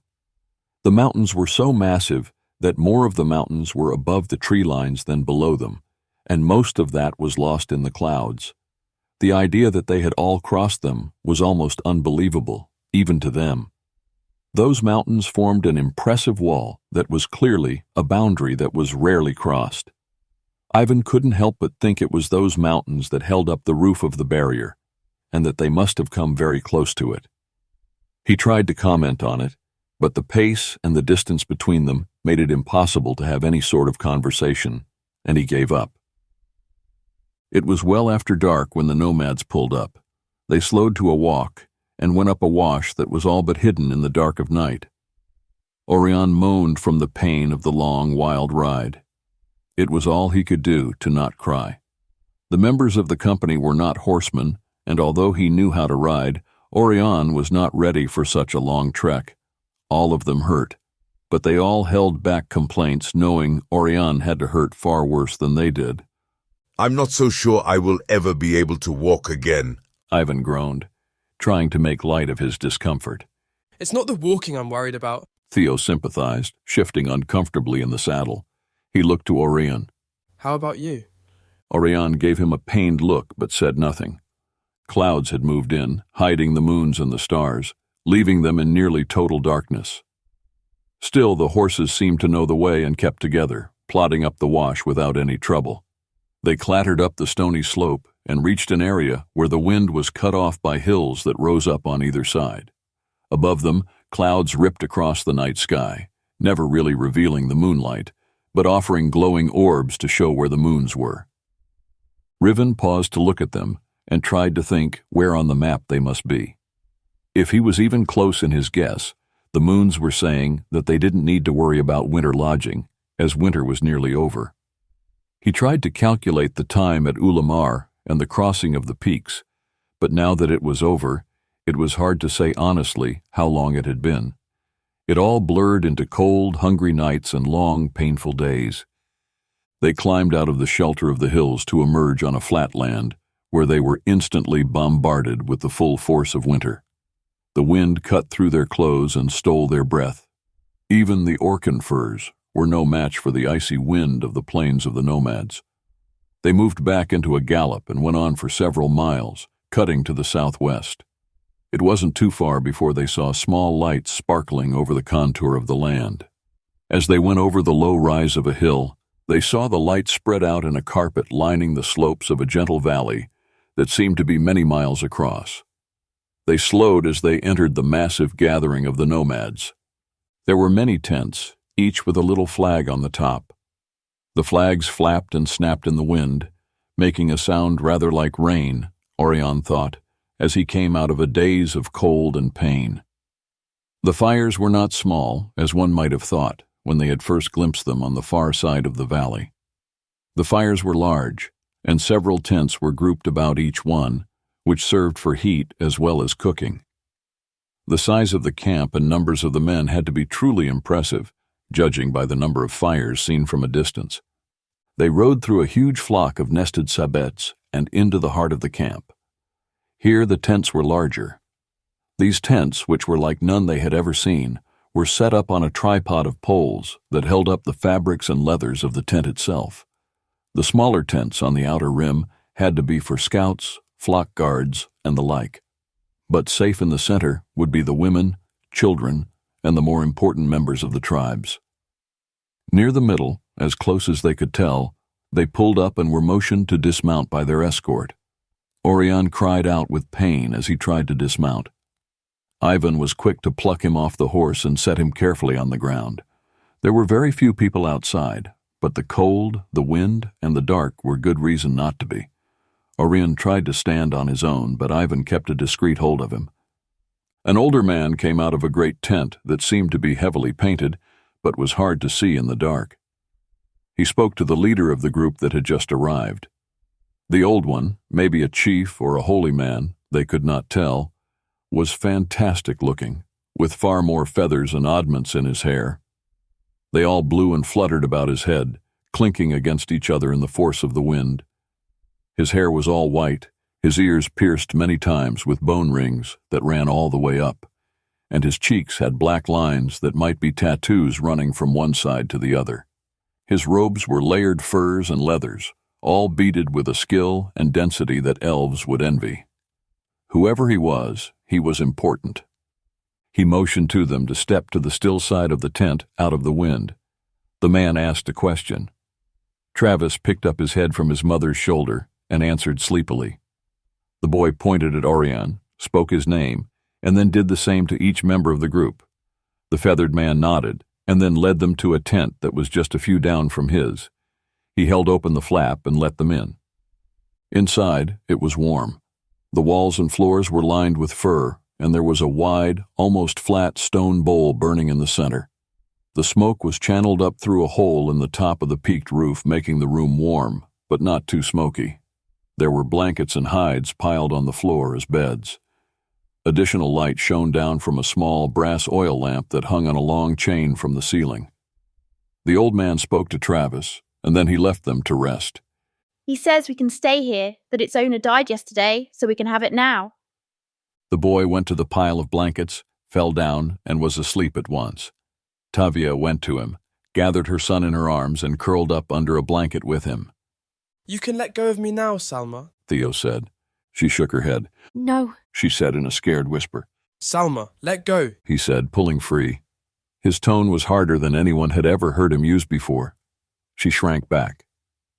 Theo went to the blankets, divided them, and chose a place to sleep.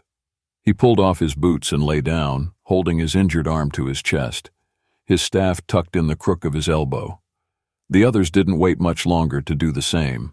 They were just settled when Oirion blew out the light. Theo, Salma whispered. What? He asked wearily. Can I sleep beside you? She asked timidly. Theo sighed. Just don't touch my arm, he said. She took her place beside the slight man and cuddled up against him. Travis woke Oirion far earlier than Oirion wanted to wake, but the boy shook the man's shoulder until Oirion finally peeled open his eyes. What is it? He asked, trying to wake his mind and recall where he was and how he had gotten there.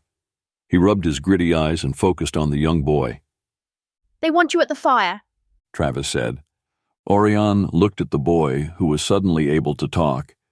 His voice was so small, innocent, and fragile to have been through what they had endured on this trip. He pushed himself up. Travis was ready, dressed up in his gear. He offered Orion's fur coat to him with a little smile. I think they will have food and something to drink. I hope so, Oirion said, taking the coat from the boy. He carefully got to his feet, forcing his body to move. Trying not to wake the others or to jar his sore body too much, he worked the coat on with clenched teeth. He felt a moment of panic when he didn't see all the company here. Then he remembered the others were still in the forest. He had no reason to think that he might ever see them again at all. He had to just put it aside and concentrate on the moment. He followed Travis out of the door and picked the boy up on his arm. The snow was well packed here, but it had become a habit to just pick Travis up whenever he was down. Travis pointed out the way through the tents toward a larger one, not too far away. In the daylight, he could see that the tents about him were all painted with details along the bottoms and along the door seams. Most were animal totems in blues and blacks, but a few had bolder colors and more details. He guessed the paint had more to do with rank than fashion. There was obvious care and meaning in the paintings. Even the clothes these men wore seemed to show rank by oddments of feathers, bones, and fringes of leather. Outside of the tent they were heading toward, several younger nomads waited for them. They all stood proudly with their chest puffed up at the honor of being there. They wore very little in the way of trinkets or clothes, in Orion's mind. It was rather cold out here, and the young men had exposed skin on their arms and chest. If they were cold, they were too proud to show it. As they approached, the boys held the round tent flap open to let them inside. This tent was larger, far beyond any others Oirion had seen. It was more than painted. Bones, snail shells, and stones were part of the detailed artwork along the bottom of the tent. The sides were painted blue all the way to the top, with stars in a grid of circles and lines that left no doubt they held significance. Oirion set Travis down and ducked in. It took a moment for his eyes to adjust to the low light of the embers at the fire. Travis took hold of his hand with a smile and moved to the right, happily taking a seat beside the warrior seated at the fire. Oirion followed his tiny guide and sat next to him. The other men were in some sort of prayer that ended with a grunt from them all. More wood was added to the fire. It caught and raised enough light for Oirion to see them all clearly. There were 12 men about the fire, dressed in different nomadic styles. Even Oirion could see they were all leaders of different tribes. Each seemed to wear the mark of a different animal totem. The old man who had spoken to them the night before appeared to be the Raven Lord. The eldest of them wore very few ornaments, in contrast to the younger men at the fire, but his wrinkles were deep and strong. He nodded and began to talk. Travis listened for a while and then spoke. They are talking about their battle strategy, how best to fight the churchmen. They are seriously outnumbered, and they worry that they will simply not have enough men to hold the ford. They have already sent a small army downstream to cross the river and try to flank the enemy. They have been gone several days. They pray that the men are not discovered. They are hiding most of the men here, so all that the enemy can see are the few that show themselves. They have a small camp set up for those men near the river. Right now, the men at the river camp are shooting at anything that gets too close, hoping to hide the true numbers and lure the church into bad tactics. They have built a great spear trap in the river made of many poles, some long, some short, all sharpened like spikes. They've been lowered into the river, and with a pull of a rope can be raised up to cover the river bottom, except for where they want the battle. Right in the ford. He looked up at Oirion to make sure he was making sense. The water above and below is too fast and too deep for men or even horses to swim, and there's a massive waterfall downstream. Swimmers would go over if they tried to swim it. Upstream, swimmers would just get washed down and over the spikes. It allows the nomads to control the direction that the church army can attack from, and will also slow their numbers as they stumble across the river. The nomads would have preferred no battle, but that is not an option. Control is better than nothing. Travis shrugged and then listened for a little while. The basic plan is to let the bulk of the church army begin to move across the river, let them reach this shore, and then charge them, driving them back into the water. Once the nomad cavalry has the churchmen back in the water, the horsemen fall back and let the archers along the river open fire. Then they pull back and wait for the next charge. Hopefully, we get to do it a good number of times, so that the men downriver will have had time to get into place and hit the church in a well-timed strike. They might even have time to divide their force and hit them from both sides, but that's wishing for a lot. When the second army engages the church army, the heavy cavalry will cross the river and hit them as hard as they can. Travis said. The elder spoke to the boy at that point. Travis listened carefully. They want to know what you think about it and what you can offer. The enemy will have power, a great deal of it, Oirion said. If they have competent commanders, the defense will not hold for long. As for what I can offer, it's not much against men with the same training as I have, but I can offer my sword at least. He needed to find out what was going on. He needed to talk to Raven and to see the army. It could not possibly be that the church was attacking these people. It made no sense. Travis relayed the statements to the men. It was starting to sink into Oirion how difficult it was to try to communicate with a different race, not having the benefit of Shannon's magic. The men nodded and then spoke back to Travis. Travis asked a few questions and then nodded at their reply. Travis motioned Oirion outside, and they exited the tent. The other men came out behind them. The meeting was over. You're supposed to take Ivan and go down to the river to help there. He thinks that by seeing you, the men on the riverbank will be encouraged and feel that they have divine aid in this battle. I have to go talk to the others. They have places to be as well. Oh. He smiled and looked up at Oirion. I know where to stop to get food for everyone on the way back. The landscape was stunning here. To the east, the great mountains rose up in fantastic glory. Hills rolled away from them where the land had buckled in the creation of the mountains. Rivers made of melted snow and glacial ice rushed down from the high peaks. They joined together, widened and slowed as they poured into the lower hills and plains beyond. The great river rushed deep and wild until it reached this place. Here it widened to nearly half a mile. Little more than knee-deep, it twisted to bend to the south, then back west again. Wide and relatively shallow, it offered the only place to cross the river.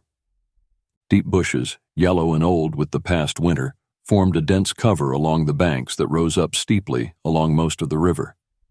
Oirion saw at once what Travis was trying to explain. This one section along the miles of river was a shallow area of low banks that would offer an easy crossing. From Orion's vantage on the top of the hill, he could see the river twisting off to the west and getting far narrower, forming very steep banks. Mist lingered in the hills on the other side of the river, hiding the army they faced. Just as well, he thought. He needed a moment to just breathe. His eyes went back to the mountains they had left. Farther south than they had crossed, almost due east, he could see a strange glow that was lingering, even after the sun had risen above the mountains and into the clouds above.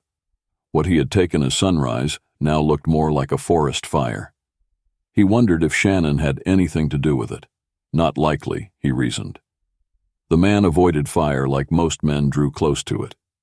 He looked back with a faint smile just as the mist broke on the far side. Across from him, on a hill ridge lower than his, but the highest on the other side, he saw the flags of the army they faced. He felt sickened as he stared at them in disbelief. Not only were they undeniably church forces, but there were also far too many. He counted 60 flags, but that was not what troubled him. The flags were not those of cohorts of a single nation, a mere 100 men each, but were those of legions, 1,000 men each. The Nomads were about to be invaded by an army of many nations, far too vast a number for this task. Why in God's name would that many men be gathered for any reason? He counted and recounted, and wondered if they were fewer than portrayed.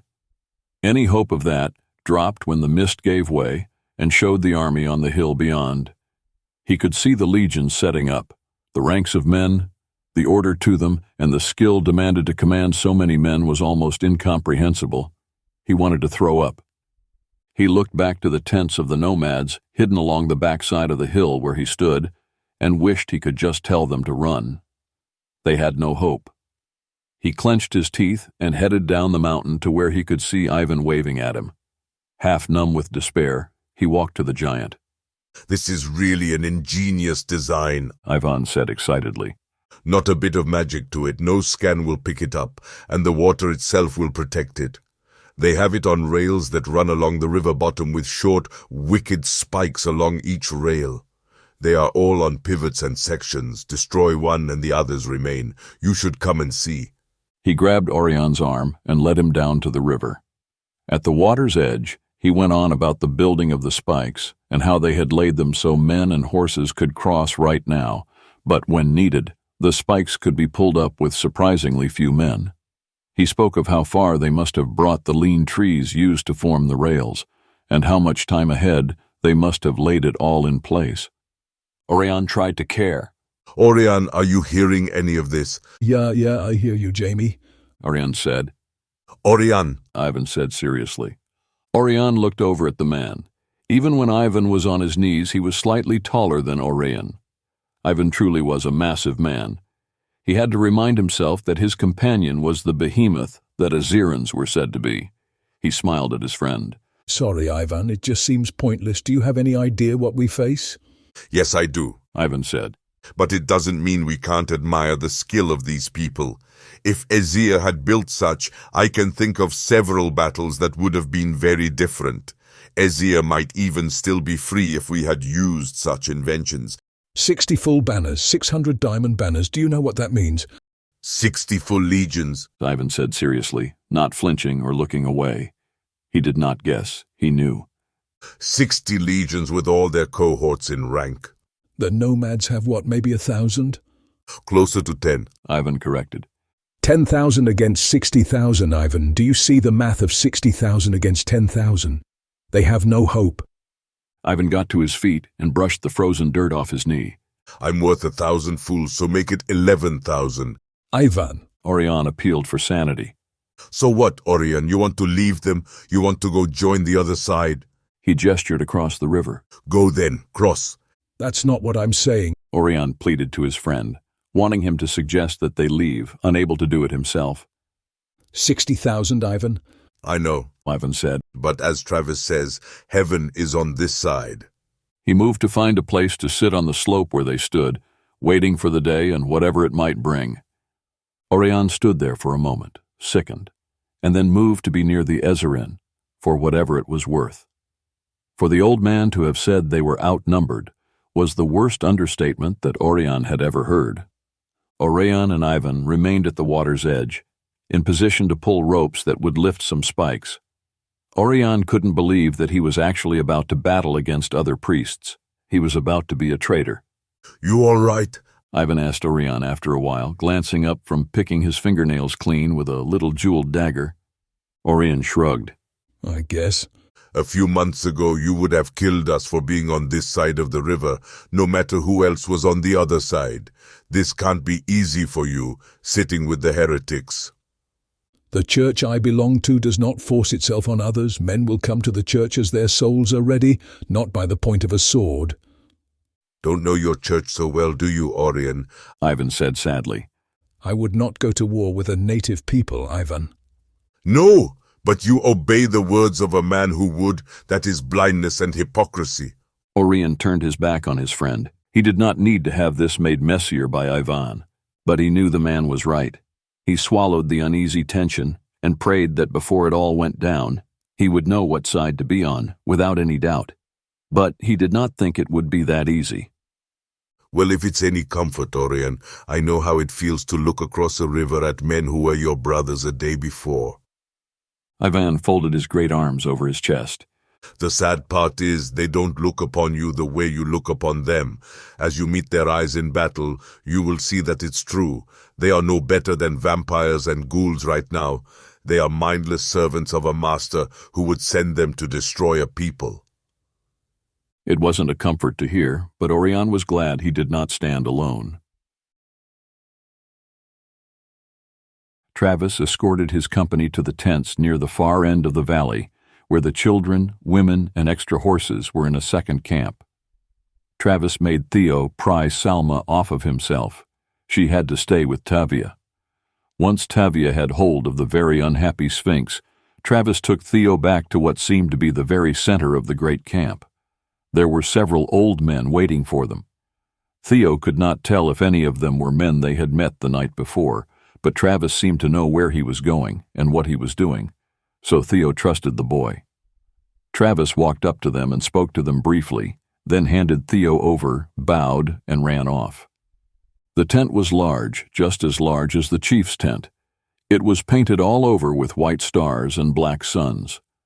White stones were set into the leather about its skirt, and black ones along the top. The old men ducked inside, motioning Theo to follow. Inside, Theo found that it hummed with energies and smelled sweet with incenses. Several men and 2 women were already gathered here. They sat around a fire. They were all old, white-haired, and commanded respect. Theo felt that at once. This is he? The oldest man asked from his seat on the floor. Theo understood the men here, but tried to hide his surprise. The child spoke so, the man at the door said. The old man looked at Theo critically. You are young. Theo didn't reply to that. He wouldn't have, even if he had the words at his command. One of the old women spoke up. Come and join us if you are a worker of the way. Theo walked over to the fire and gently set the butt of his staff down. He had discovered hitting the butt on anything was what brought the staff to life. It required no thought on his part, just the motion. But when Ivan tried it, nothing happened. It responded only to him. Is it real? The other old woman asked, peering at the staff. That yours? The old man asked, pointing. Theo nodded once. He had learned by watching Shannon that sometimes the smaller the movement, the more it said. Silence was also a powerful tool of communication. Prove it, another man said, clearly portraying doubt and distrust. Theo looked at him coolly, trying to do his best Shannon impression. Then he hit the butt on the floor. The claws snapped open, and the stone began to glow a soft blue light. It had only glowed red before. He wondered at the change, but didn't look up. They all looked impressed and nodded. Be welcome, the oldest-looking man said, bowing his near-bald head. Let us begin. The old people began to strip off their clothes. Theo wasn't quite sure if he was happy about what they were doing. The eldest man looked at him questioningly. Do you not know our ways? He asked. Theo raised an eyebrow, looking at the man's wrinkled little body, and half smiled, shaking his head just a little as if to say, apparently not. Ah, the man said. We paint power on our skin. That way, when we go to war, there is no need for us to shield from the enemy. No need to think of certain spells during battle. They are already there on our skin. The drawing of them will take time and many chants. We must begin now.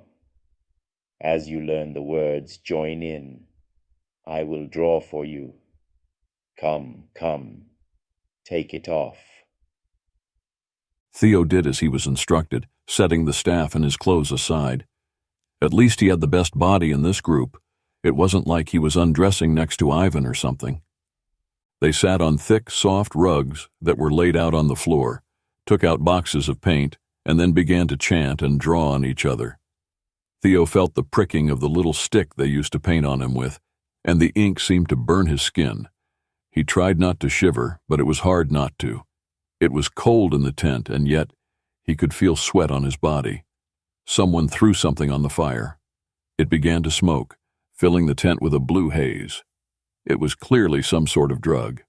Theo felt himself start to detach and wander. On some level, he knew that he was chanting with them, even though his logical mind knew that he did not know the words. He took up a little stick, and as he was drawn on, he drew on the old woman before him in the circle. He let his hand move as it would, and gave no thought to the designs or where they went. How long he drew or was drawn on, he had no idea. It might have been a few minutes. It might have been centuries.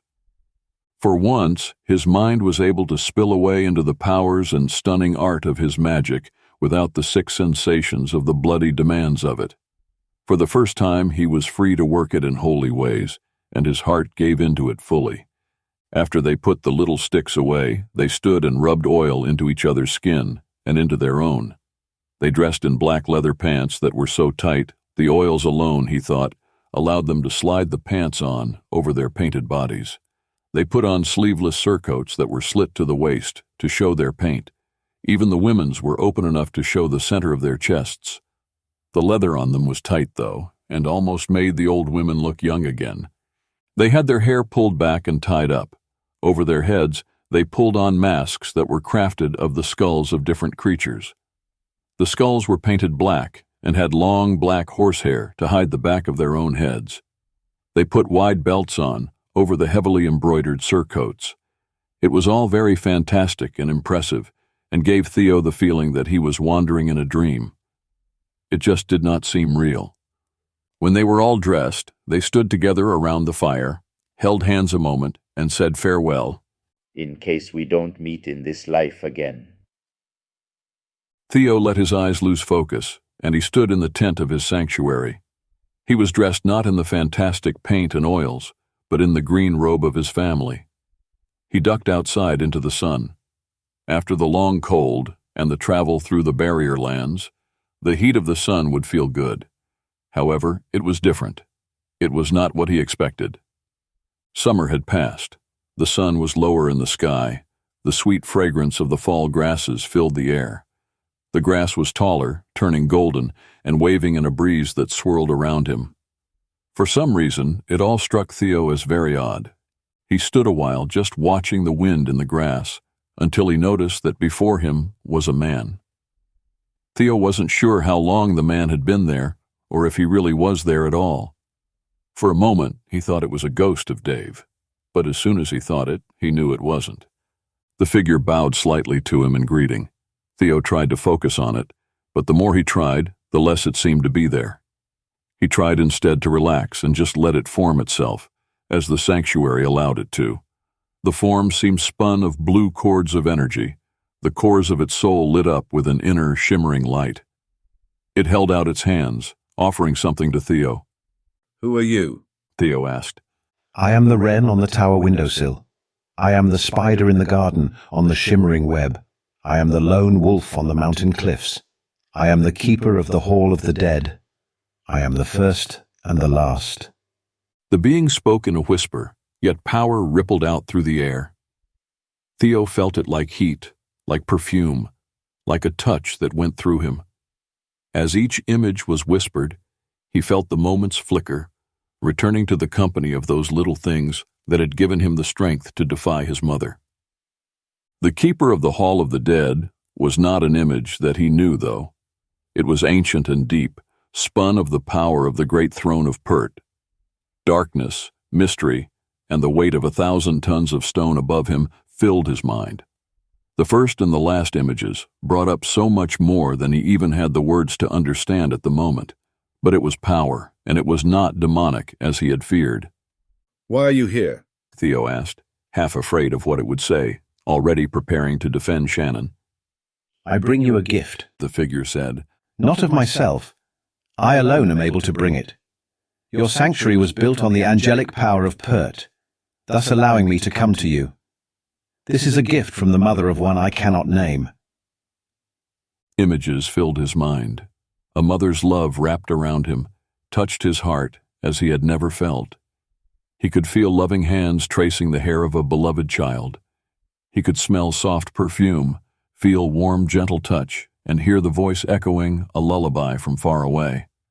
"Why?" Theo asked. "To aid you, to give you support." Theo slowly put his hand out. Never was it a good idea to reach out and grab an offered gift in such realms. Such action could, and often did, bind you to the benefactor. The gift, however, was gently placed in Theo's hand. He looked down in his hand and saw a small egg. It was swirling with the same energy as the figure before him. "What's in it?" Theo asked. "A soul," the figure said. The image of an infant, pure, newborn, and sleeping securely, filled his mind. "She has none other whom she can trust to guard it well. Do you accept? Will you aid her? She begs you." Theo could feel it, the mother's plea, the desperate need to shelter and hide the soul within. Here, built on the power of Pert, the soul would be safe. Safe beyond the reach of demons or the searching eyes of Jerome, at very least. She wanted the soul to go where it would be able to emerge and grow. There was so much more, but his mind just could not grasp it all. He struggled with the plea. "Please," the being whispered. Theo could almost see the woman sobbing on the floor, begging him to aid her, to protect this little soul that meant so very much to the world. "I could not even protect my own sons," Theo objected, unable to prevent his own tears from forming. "What if I fail?" "There is no one else. Evil must not have him." Theo looked to the egg, almost seeing the infant within it. "I go to war. I may die soon. But if this is the wish of Pert, then who am I to refuse?" The being bowed and grew solid for a moment. He was so familiar that Theo almost knew him. "Thank you," he said with a young man's voice. His red curls caught in the wind for a moment, and then he scattered as a mixture of seeds, butterflies, and bees. Theo stood still, watching them all spin and float away. He looked to the egg in his hands, and then carried it back inside. Carefully, he nestled it in a blanket, even as he returned to the tents of the Nomads. Getting up slowly with his mind too full to think of anything at all, he took up his staff. Following the last painted elder, he went outside where black horses were waiting for them. The identical stallions were saddled and ready, wearing hard leather armor. Each was painted with designs clearly the same as the designs of the elders, and they all had long, flowing saddle blankets matching the shaman's surcoats. Trinket-laden ribbons were tied in the tails and manes of each. The painted Nomads each took their respective horse and mounted up. As they took to the saddle, they heard the first faint yelling of the battle commencing in the distance. Riding together to the hilltop, they reached the crest in unison to be seen as one force, before they split up and charged down the hill into battle, to counter the powers of the priests of the foreign god. Theo had never felt like he belonged somewhere more than now. Never had he felt more like he had come home, and that this was what he was supposed to be doing. Power warmed his skin, flowed through his body, and shivered in his staff. He drew a deep breath and headed down the slope to go to war. All else was set aside. The church army stood along the river's edge, silent and deadly, like a sleeping dragon. It was a force so massive that it lined the edge of the river for over a mile in both directions and stretched back into the distance, as far as the eye could see. Finally, after what seemed like an endless wait, they began to march forward. The Nomads remained silent and watched them come. The first rank of men, priests on foot and paladins on horses, in their red uniforms with their black capes and gold sashes across their chest, hit the water all at once. Up and down the river, Nomads stood up from their hiding places in the bushes on the banks. They pulled on the ropes, raising the spears that made it impossible for the church army to avoid the narrow ford. Ivan alone pulled 3 of the ropes to lift a section by himself. His great arms flexed and rippled with power, even as men about him grunted to raise the spikes. Ivan laughed. His delight in the design was very clear. Oirion couldn't help but wonder how it would be to command an entire army of Azirans, or more awesome yet, to try and stand against one. They didn't have to wait long for the army of the church to discover the nasty surprise under the water. The horses were the first to go down. They squealed with the shock of the spikes in their soft feet. The glorious-looking paladins tried to stay mounted, but most simply hit the water, falling into the men about them with no dignity at all. Oirion winced for the pain to the horses, but it had to be done. It was only a moment before the rangers and clerics on foot all felt the spikes as well.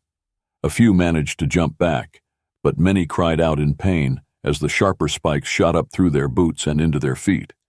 The ranks behind them had to aid them out of the water. In that moment, the army stalled. The Nomads showed a measure of their force for the first time, as several hundred more men rose from the reeds of the banks and fired a hail of arrows at the churchmen in the river. The orderly advance turned to chaos, with men and horses paying the price for arrogance. Oirion took the bow he had been given and held it, but he could not fire it.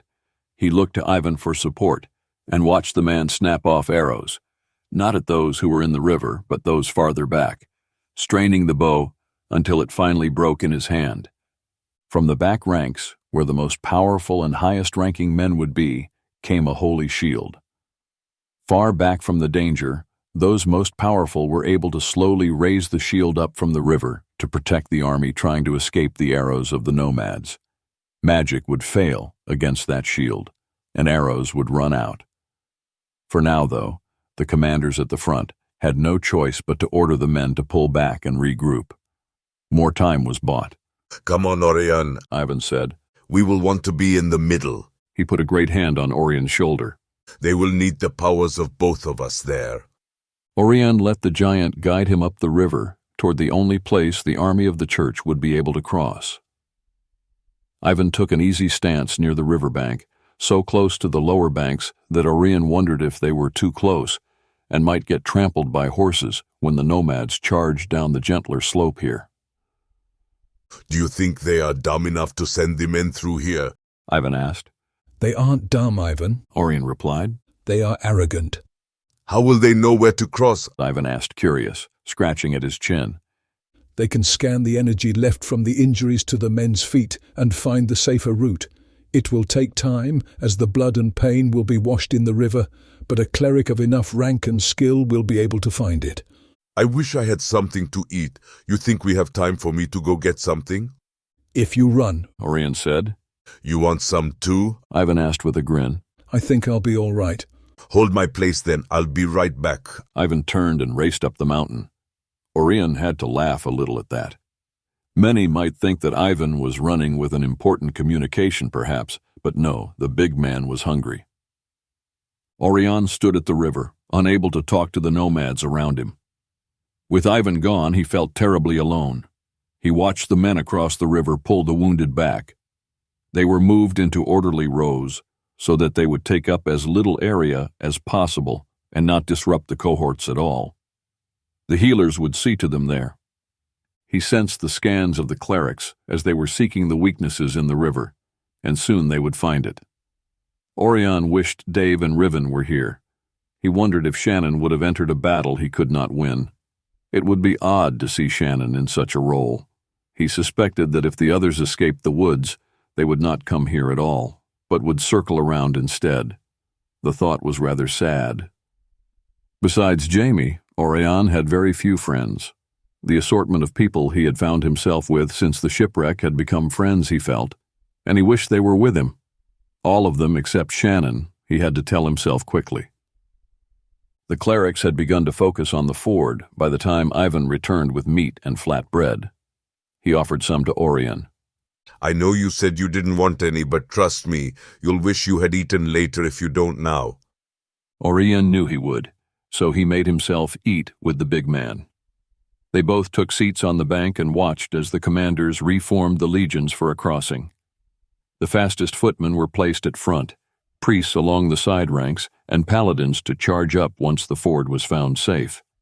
Oirion suddenly felt sick as Ivan stood up from his meal to take aim.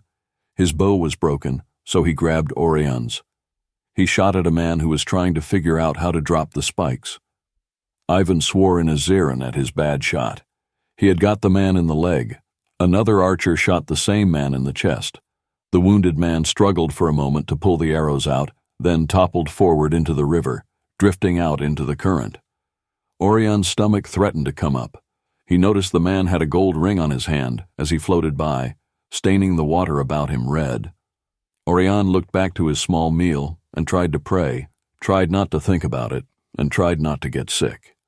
It was a wait that seemed to take forever, and yet not nearly long enough for Oirion. The day was pushing into its tail end when the charge came. The churchmen raced down the bank and hit the river in a run. The nomads made no move and allowed them to cross. The advancing army reached the bank and began to race up. Ivan looked over at Oirion with a wicked grin, knowing what was about to happen. From behind the hill, the nomad cavalry appeared at a full charge. The thunder of hooves of several hundred horses rumbled and shook the ground with such force that it was heard over the roaring of the men at the riverbank. The churchmen looked up to see the cavalry charging at them. The expressions on their faces said very clearly they had not expected to face such a force. They came to a staggering halt just in time to become perfect targets for the nomads. The fantastic and exotic-looking warriors leaned out or stood up in their stirrups to shoot their recurve bows at the men that they were charging. Their aim was impressive, and to have it so skilled at such speed while mounted made Oirion appreciate them a great deal. He felt an immense respect for these people. Draw your sword, brother, Ivan said, as the cavalry charged down the hill. It's time to show what sort of man you are. Oirion looked at the big man beside him. This was not that easy. Ivan put a big hand on his shoulder in a gesture of comfort. It was not a churchman who held on to you as you drifted down the river, or a churchman who healed your broken body. Maybe, to be the best priest, the priest you were meant to be, is to draw your sword and fight now. Maybe you should trust that heaven put you here for a reason. Oirion nodded and drew his blade. All right, then. He accepted the assurance that he was on the right side of the river. He could not ask for more. Ivan charged forward. His battle roared deeper and louder than humanly possible. He was wielding two full-sized, two-handed swords like they were barely more than toys. Those who came near him were met with his massive form, rushing at them in a blur of steel, the shallow water not even slowing him down. He sliced through the enemy 2 or 3 at a time, effortlessly, gleefully. It almost seemed as if his attacks were purposefully causing maximum blood spatter.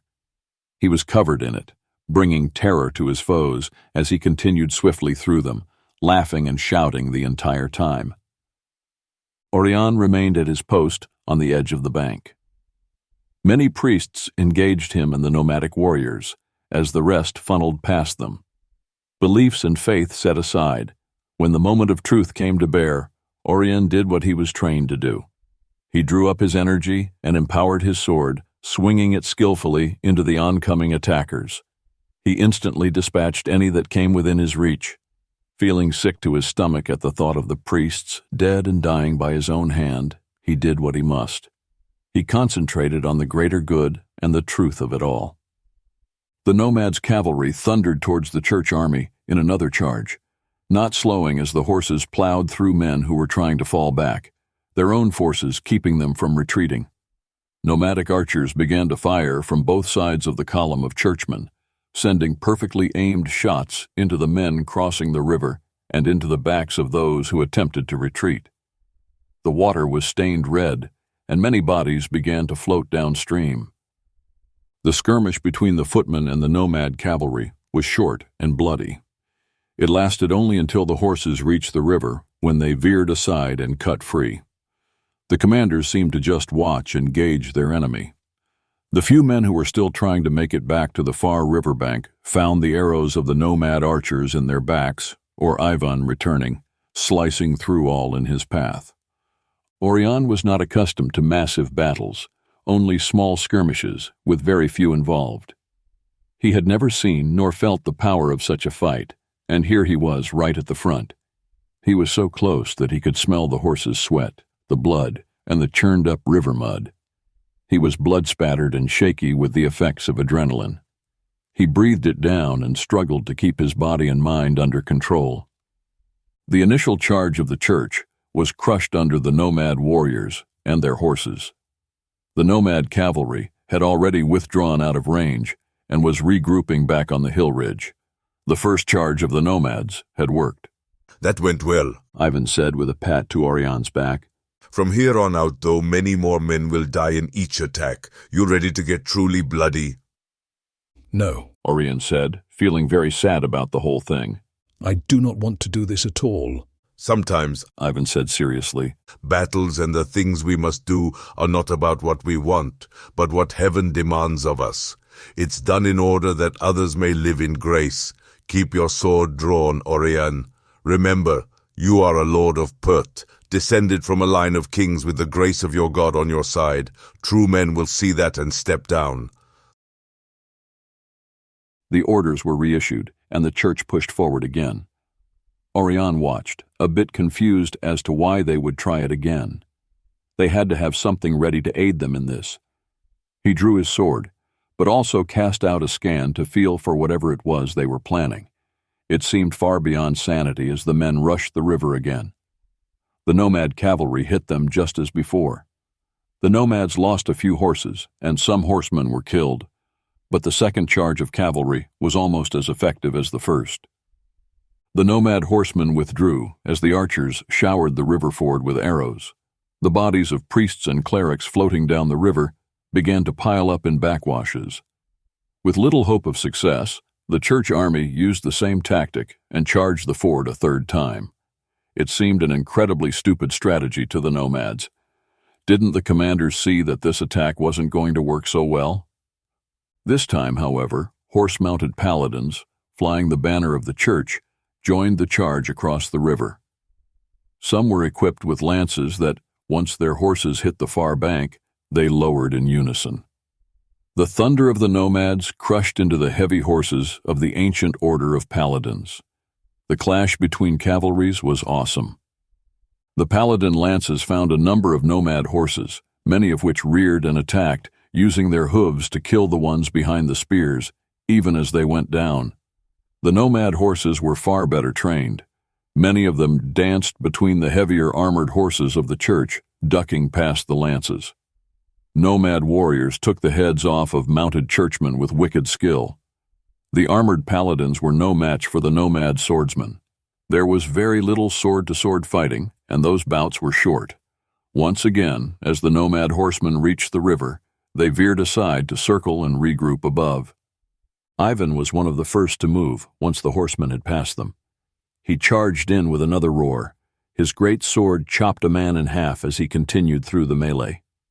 Oirion followed his friend into the rush, moving to fight the rangers and fallen paladins who were on foot. The archers along the bank held back another advance as churchmen tried to rush the high end of the ford. There were none left to run back from the river this time.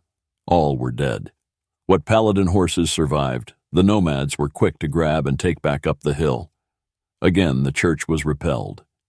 The fourth charge came almost immediately. It was done in much the same way, but Oirion knew that this time had to be different. He tried to sense what it was, expecting it to come from the far side of the river. He was shocked to feel the magic just a moment before it manifested. This magic wasn't priest magic. It was pure wizardry, and it was set up. In the last charge, points must have been dropped as, from many places, pillars of fire shot up. Pillar to pillar, a wave of fire raced to form a sudden, blazing wall of red and orange that cut the nomad cavalry off. For a moment, Oirion felt his heart stop as the force of churchmen surged forward with a roar. The fire, however, didn't stop the nomads. Their well-trained war steeds leapt through the flames, with only the youngest and injured veering aside. The charge of the nomads held and crushed into the church, who had thought their charge no longer an issue. Again, the skill and strength of the nomads was underestimated, and churchmen were crushed under the feet of the horses of the plains. The blazing fire was an awesome backdrop to the battle as the sun set below the western horizon. The nomads along the riverbank charged into this melee. This time the horsemen stayed, turning the battle into a swarming skirmish where the trained order of the church was of no use. The few red-uniformed men who were able to escape to the river were free to scramble back across to their own side, as all the nomad archers had joined the fray and were no longer watching the river. The fire went out all at once. Either it was taken down by the nomads, or the wizards on the far side saw that it was of no use. It was hard to know either way.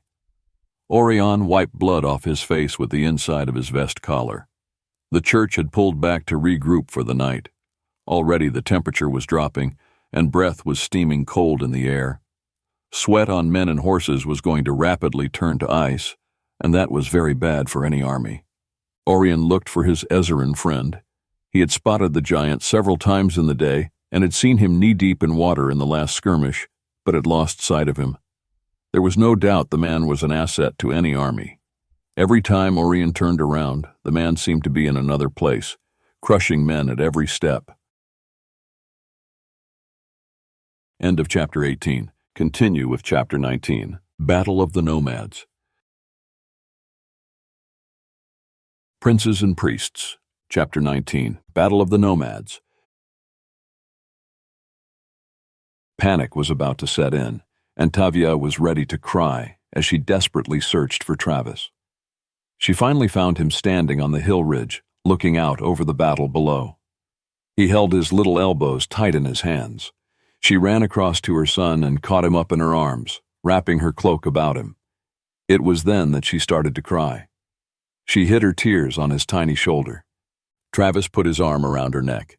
It's okay. Don't cry, Mother. She sat back on her heels and looked at her beautiful boy, touching his smooth cheeks. I had no idea where you were. I was scared. He smiled sadly. I was right here. Travis, you can't just take off. He looked at her seriously. I was right here. I knew you were close. I was not afraid. He looked past her to the battle below. There are so many down there. She turned to look. From this part of the hill line, she could see much farther than from the other part of the hill. She could see the legions far behind the battle that wouldn't be visible from the river. She wanted to cry for the utter hopelessness of the situation. Travis kept his arm around her neck. The Nomads cannot win. she whispered. We will win. Travis said softly. But so many on the far side are there by mistake. They will die on the wrong side of the river, and they will carry that with them into the next life. It is very sad. I wish I could change that. I wish I knew we would win, but I don't see how. Maybe we should move on while we can. Travis shook his head. We will win. Many powers and many heavens have seen this coming and spent much to gather in this place, at this time to see to it. That includes us being here. You have to help, too. She squeezed her son closer. Travis, I can't help in such a battle. He looked at her a long moment, his deep blue eyes spinning into blackness flecked with stars for a moment. Yes, you can, he said softly, in the voice of a man. She bowed her head, trying not to show any fear. She wanted to be strong and be worthy of the divine voice that spoke through her son, but she was afraid to show herself at all. She did not want to be found or known. She wanted to just be a simple woman and raise her son as any other woman might. Travis lifted her face, and she looked into eyes that were portals to the depth of the universe, endless space and time. You know what you must do. She nodded, feeling tears on her cheeks. In a blink, the power was gone, and she was looking at her son. He sagged tiredly and wrapped his arms around her neck. It is time for sleep, he whispered in her ear. She gathered Travis up and carried him back into the camp. They went down through the tents of the warriors to the tents of the women and children. Many were still busy making arrows and sharpening weapons, as well as cooking and tending to the tasks of day-to-day life.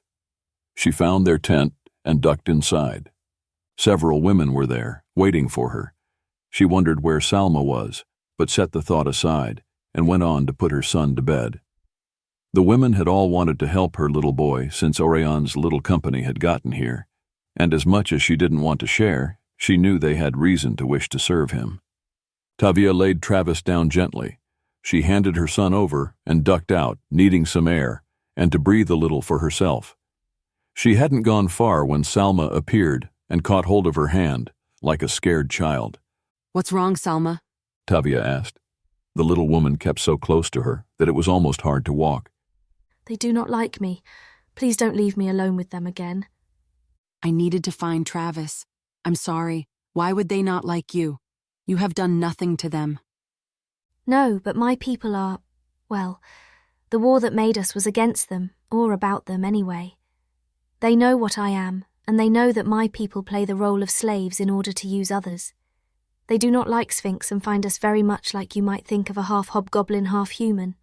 Not good. You cannot change what they think of your race or what your race was born of. But by cowering like a scared kitten, you do not show them otherwise as well. Walk with me like the princess you are. You are my friend and ally and worthy of both. Walk as such, not as a scared child. Salma forced herself to straighten as she walked with Tavia, but it was clearly hard to do so. Do you think they have a chance? There is a chance. Heaven is with us. It will not be easy, and the price will be very high, but there is a hope. Salma smiled at Tavia. You know, Tavia, you amaze me at times. You stay so calm and so powerful. Surely one day you will be a queen. I would like to see you stand up against my mother and put her in her place. She is a queen, but with none of your inner grace. Well, thank you, Salma. But if I am a queen, and you are my friend and ally, does that not make you a queen as well? Salma laughed a little. No, it makes me lucky. Can we find the boys? They might need some food. Yes, we will find them and make food and tea for them. Maybe we should try to find them on the side of the hill, though. The battle is still going and will last past dark. If I know them, they will stay to aid the wounded and try to clear the dead. Oirion washed his hands in the river, for whatever it was worth. He had hauled as many wounded as he could find up the slopes to the tents of the healers. He had searched longer than the others, but he could find no more. All that was left were the dead. He stood for a moment looking for Ivan and found him not far away. He spotted the big man's silhouette against the light of a fire that was built up to warm the warriors. Cold as any, Oirion cut for it and joined his friend. You hurt at all? Ivan asked. Hurt, Ivan. I came into this hurt. Injured? No, just cold. Oirion held his hands out to the fire and tried to thaw them out. What have you been up to? I thought you'd be up to the camp for food. I've been collecting the dead. Ivan nodded to the riverbank. Oirion squinted through the dark to see that the dead men and horses had been piled up along the steeper banks to further hinder any attempts for the battle to get too wide. It's an Aziran thing, Ivan said. It makes for a difficult wall to scale and intimidates the enemy. In this cold, there is no risk of sickness. He sighed heavily. I am hungry, though. Then we are here just in time. Salma walked up with a great basket of bread that she offered to all at the fire. It isn't much, but we had to carry it a long way. Tavia said, as she held up a large kettle of tea. The aroma of the tea was tantalizing, and all the men at the fire could smell it and gathered around. You're a good woman, Ivan laughed. If you ever decide to thaw out and want to be treated like one, you let me know.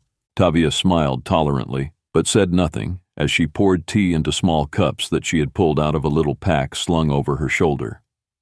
The men at the fire were all thankful for the tea, and Oirion felt better at once. Seeing her and tasting the tea, both had helped. Aches and fatigue seemed to melt away, and sleep now seemed possible. Once the kettle was empty, she nodded to them. I have to get back to Travis. You both be careful. She left them, walking back up the hill alone. Salma stayed with the men. They seemed to be much more at ease with her than were the women of the camp. She slipped her hand into Orion's, even as she chatted and charmed the men about the fire. You mind if I curl up with you two tonight? She asked. I'm not sure I can find my way back in the dark. You can curl up with me any time. Ivan laughed. Of course, Oirion said simply. The tent was cold when they got to it, but Salma was happy to build the fire up for them. They were asleep before it warmed up, but when they woke, the warmth of the fire was welcome and filled the tent. Ivan got up to the sound of voices outside and woke Oirion with a shake. They stumbled out, leaving Salma sleeping. Together they emerged into the cold of the pre-dawn morning. Ivan's nose led them to food, and they ate as they made their way back down to the river in the twilight. They will attack early, I think, Ivan said. I expect they will, Oirion agreed. He was still half asleep when they arrived at the riverbank. The fires here were embers now, but offered a little heat. They crowded in to get warm as they waited for daylight to reveal the battle that was surely about to happen. Before they could even see the far side, they could spot the torches waving orders. What are they saying? Ivan asked Oirion as he watched them. Oirion scowled and studied the motions, trying to recall the training of his youth as a priest of the Sixth Kingdom. They are grouping up for charges, longbow men along the riverbanks and 3 cohorts to line up and charge in force, he said cautiously. It will be a big battle. The idea, I think, is to push in as far as they can and use their vast numbers against us. I am certain there is more to it. They will have planned the details of their strategy and magic all night. He yawned despite himself. I would so rather be in bed. Ivan grinned at him. A man might pass this up to be in bed with a grand woman, but, if nothing else, battle makes you feel alive. It's a fine morning, Oirion, and you stand with friends on the right side of the river. No, this is a good place to be. Already the army was forming up along the far bank. They could hear them more than see them. The torches stopped moving as they found their places. The sun was beginning to rise, and Oirion could see that today the church had brought down many clerics. Not just field clerics like Riven, but the upper ranks. Their stars were embroidered in gold across their chests and left no doubt of their power. Today there would be magic, and a lot of it. The great wizards in the ranks of the priests had moved down close enough to truly affect the battle as it happened. Oirion twisted the ring he wore and wished Riven was there to support him in a way Ivan just had no idea about. As the sun rose, he looked up and down the river to see the Nomads gathering, wearing their leather fur cloaks and feathers. Many, he noticed, wore feathers hanging off their shoulders in a way that he had not seen before. The feathers fluttered and moved in the breeze when nothing else seemed to. They had no hope, and yet, if nothing else, more Nomads were here today than the day before. More clans must have arrived in the night. Neither side moved. They all were waiting for the light of day. Then, with a great whisper of magic that Oirion could almost hear, a command was given. The army began to move forward. The churchmen hit the water, trying not to falter at the cold, but to move forward in orderly fashion. More men, up and down the river, jumped in to try to find a way to drop the spikes. Nomads shot those men down, but the army didn't pause. Ivan drew his sword. Whatever side wins today, Oirion, I plan to be remembered by all, Ivan said grimly. It's the same war, just another battleground. The Nomads all turned, and almost as one, clapped their hands together in a rhythm that sounded up and down the river. On the top of the hill, there appeared the shamans, the power of the Nomads. The group stood still for a moment, mounted on black horses atop the hill. They split up as they moved forward, almost seeming to shimmer with power. 3 came straight for the ford. The others went up and down river. They left no area unguarded. The one in the center carried a staff with claws on top. The art on his arms glowed red, as if his blood was shining through in an enchanting and resplendent design.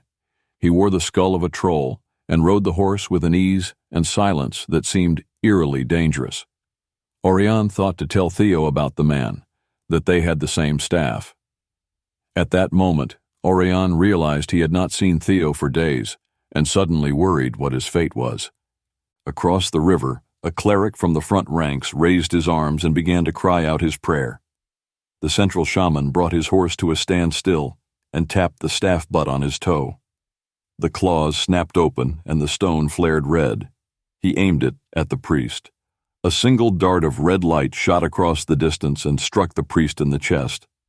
The dart went cleanly through him, exploding the ground behind him, and left a small crater. The priest stood a moment. Gasping with a smoldering hole through his torso, he slowly toppled backwards in a stunned silence.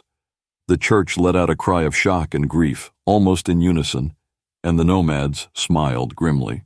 One man even laughed at the churchman. Wow, Ivan breathed, impressed. That leaves little question about how they feel about the use of magic. The shaman sat on his stallion, as still as stone, bathed in the red light of his staff, waiting for more priests to show themselves. Awesome. The church demanded nothing less than all-out war now. Order was about to be broken. The men roared at the death of their priest. For the Nomads, it didn't stay amusing for long. There was no more laughing. The church was simply too big to be stopped and held. The men in the river surged forward, and more rushed in after them. From the side of the charge, the clerics began to lift up magics that had not been used as of yet. The Nomad cavalry charged down the hill at the surge of men and hit them hard, crushing into them with the same power as before, but the surge didn't end, and they could not seem to break free. Ivan roared as the Nomads on horses began to be pulled down by the mob. Oirion was a step behind him as they hit the men who were focused on the horses. The Nomads around them joined in, seeking to gain enough room for the horses to move and get free. The shaman in the middle charged in, swinging his staff as a weapon. The contact of the staff was more than just bone-crushing. It burned everything in close proximity with a fantastic heat beyond any fire. In the tight melee, more men were screaming with burns than had been hit with the staff. Once Ivan reached the first small group of horsemen, the battle changed. Ivan drove back the enemy, making enough space for the men on horseback to trade spears and swords for bows. They didn't regroup for another charge, but stayed and began to fire arrows as the Nomads on foot held the enemy at bay.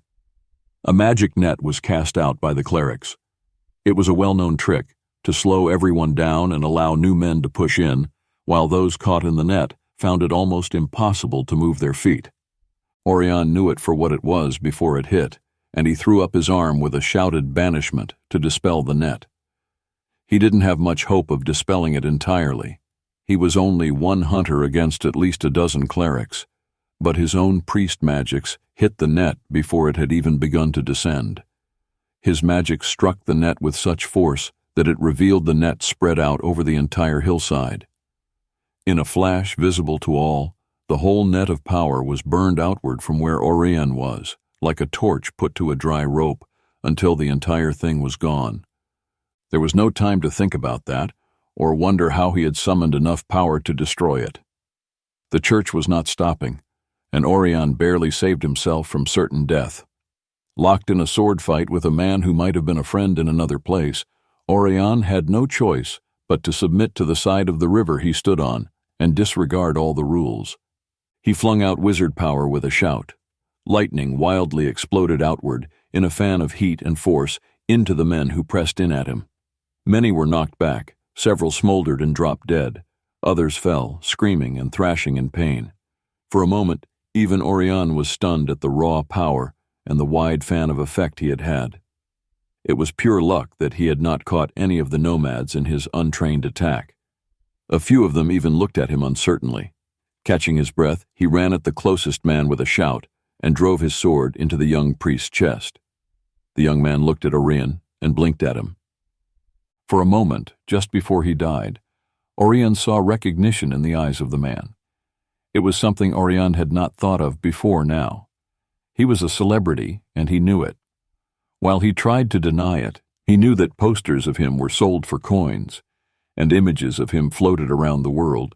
Certainly young members of the armed kingdoms of the church would know the famous pair of fathers Oirion and James. He pulled his sword free with a shout of heart-breaking pain and frustration, but did not stop. He turned his sword to swing blindly at the next man to attack him. He flung power at whoever was near him and lost track of the battle beyond his sword reach. Finally, he staggered over a body and fell to his knees. He remained there, panting, too tired to get up, drained of energy from the wild use of magic and the endless fighting. Ivan grabbed him up by the shoulder, jerking him to his feet, as the great warrior swung his sword, chopping into the man who was coming at Oirion. They just kept coming, and without rest, there was no way the far smaller army could hold back the force. Even with the shaman to counter the priests, they had no hope.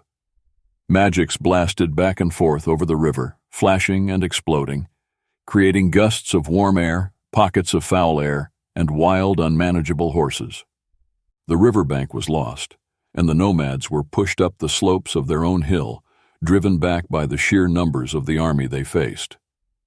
Even as dark came on, the battle did not stop, but the Nomads held on, and eventually drove the church back toward the river. They were accustomed to the cold, and the men they fought were not. Their endurance and hard lifestyle were proving to hold out over the numbers of the church, at least for the day. Finally, the cold drove the church to recall their men. The sky was black by now, and wind started to blow in some snow. The battle was over, for now. The Nomads dropped where they were, trying to stop their own bleeding wounds, and maybe even stumble up the hill for food and warmth. Somehow, Oirion reached the camp and found his way to the tent. As he stumbled in, Salma held the tent flap for him. The tent was warm, lit only by the embers of the fire. She crawled to him once he dropped to the fur-covered floor. Pushing his hands away, she helped him pull his boots off. With strong, gentle hands, she helped him out of his leather armor vest. She moved behind him and, without asking, started to massage his shoulders. He was going to object, but it was such a relief that he couldn't help but sit still. He knew she was working energy into him, and right now he needed it. He had never in his life used that much magic all at once or at that level of power. He was worn out. He half dozed off, aware, yet not thinking at all as her hands moved to other places as well, down his back and along each arm to his fingertips. Her hands offered an ease to the pain and replenished the strength that his muscles seemed to have lost. She moved around to sit in front of him, and from the work on his hands, she found his thighs. By the time he opened his eyes, he was so relaxed that he didn't even try to draw away from her kiss. He was so lonely. His grief rose up, and he so desperately wanted to be with someone that he could not bear to even ask her to back away. It wasn't about lust or even about curiosity.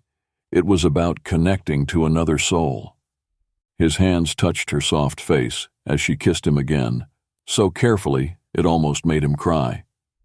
This time he kissed her back. He had no thoughts of the others coming back, of rules he had to follow, of vows, or anything but touching her and letting her touch him. It was as if this was the only way to truly access each other's very lonely souls. Hours later, Salma lay beside Oirion, stroking his face as he drifted to sleep. She kissed his lips softly again. Was that so bad? She asked in a whisper. He touched her face softly, but didn't open his eyes or say anything. She nestled down beside him, purring. Oirion woke to the sound of men talking outside the tent. He recognized Ivan's voice and opened his eyes. Salma stretched beside him and drew in a breath. She rolled up to her feet and began to add little logs to the fire before Oirion was even moving. The flames sprang up, offering light and warmth to the cooling tent. Oirion wiped the grit from his eyes, realizing what he had done last night. He could taste it in his beard, on his lips, and feel it on his skin. It flavored the air and was soft in his energies.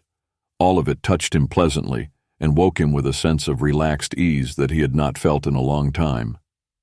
The most disturbing part, he realized, was that he didn't feel upset about it, but rather enjoyed the lingering memory of it.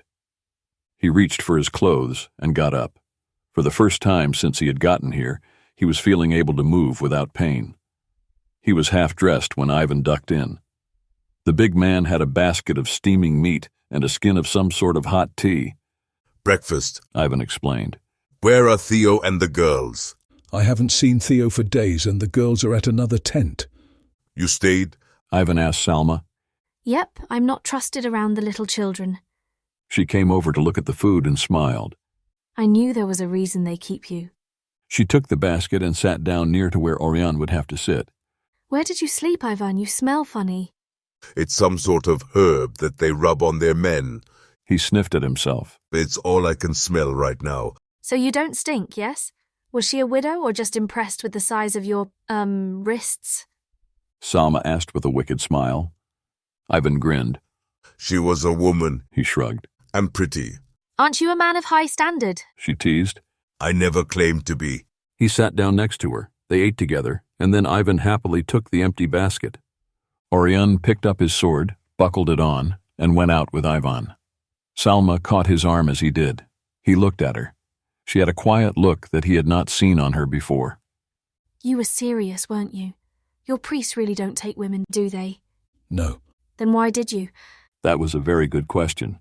I don't know, Salma, he said. Well, I won't tell. Anyway, before you go off to get yourself killed, I wanted to say thank you, and please be careful. He nodded and went out, not at all sure how to handle such situations, and not sure how she took it all.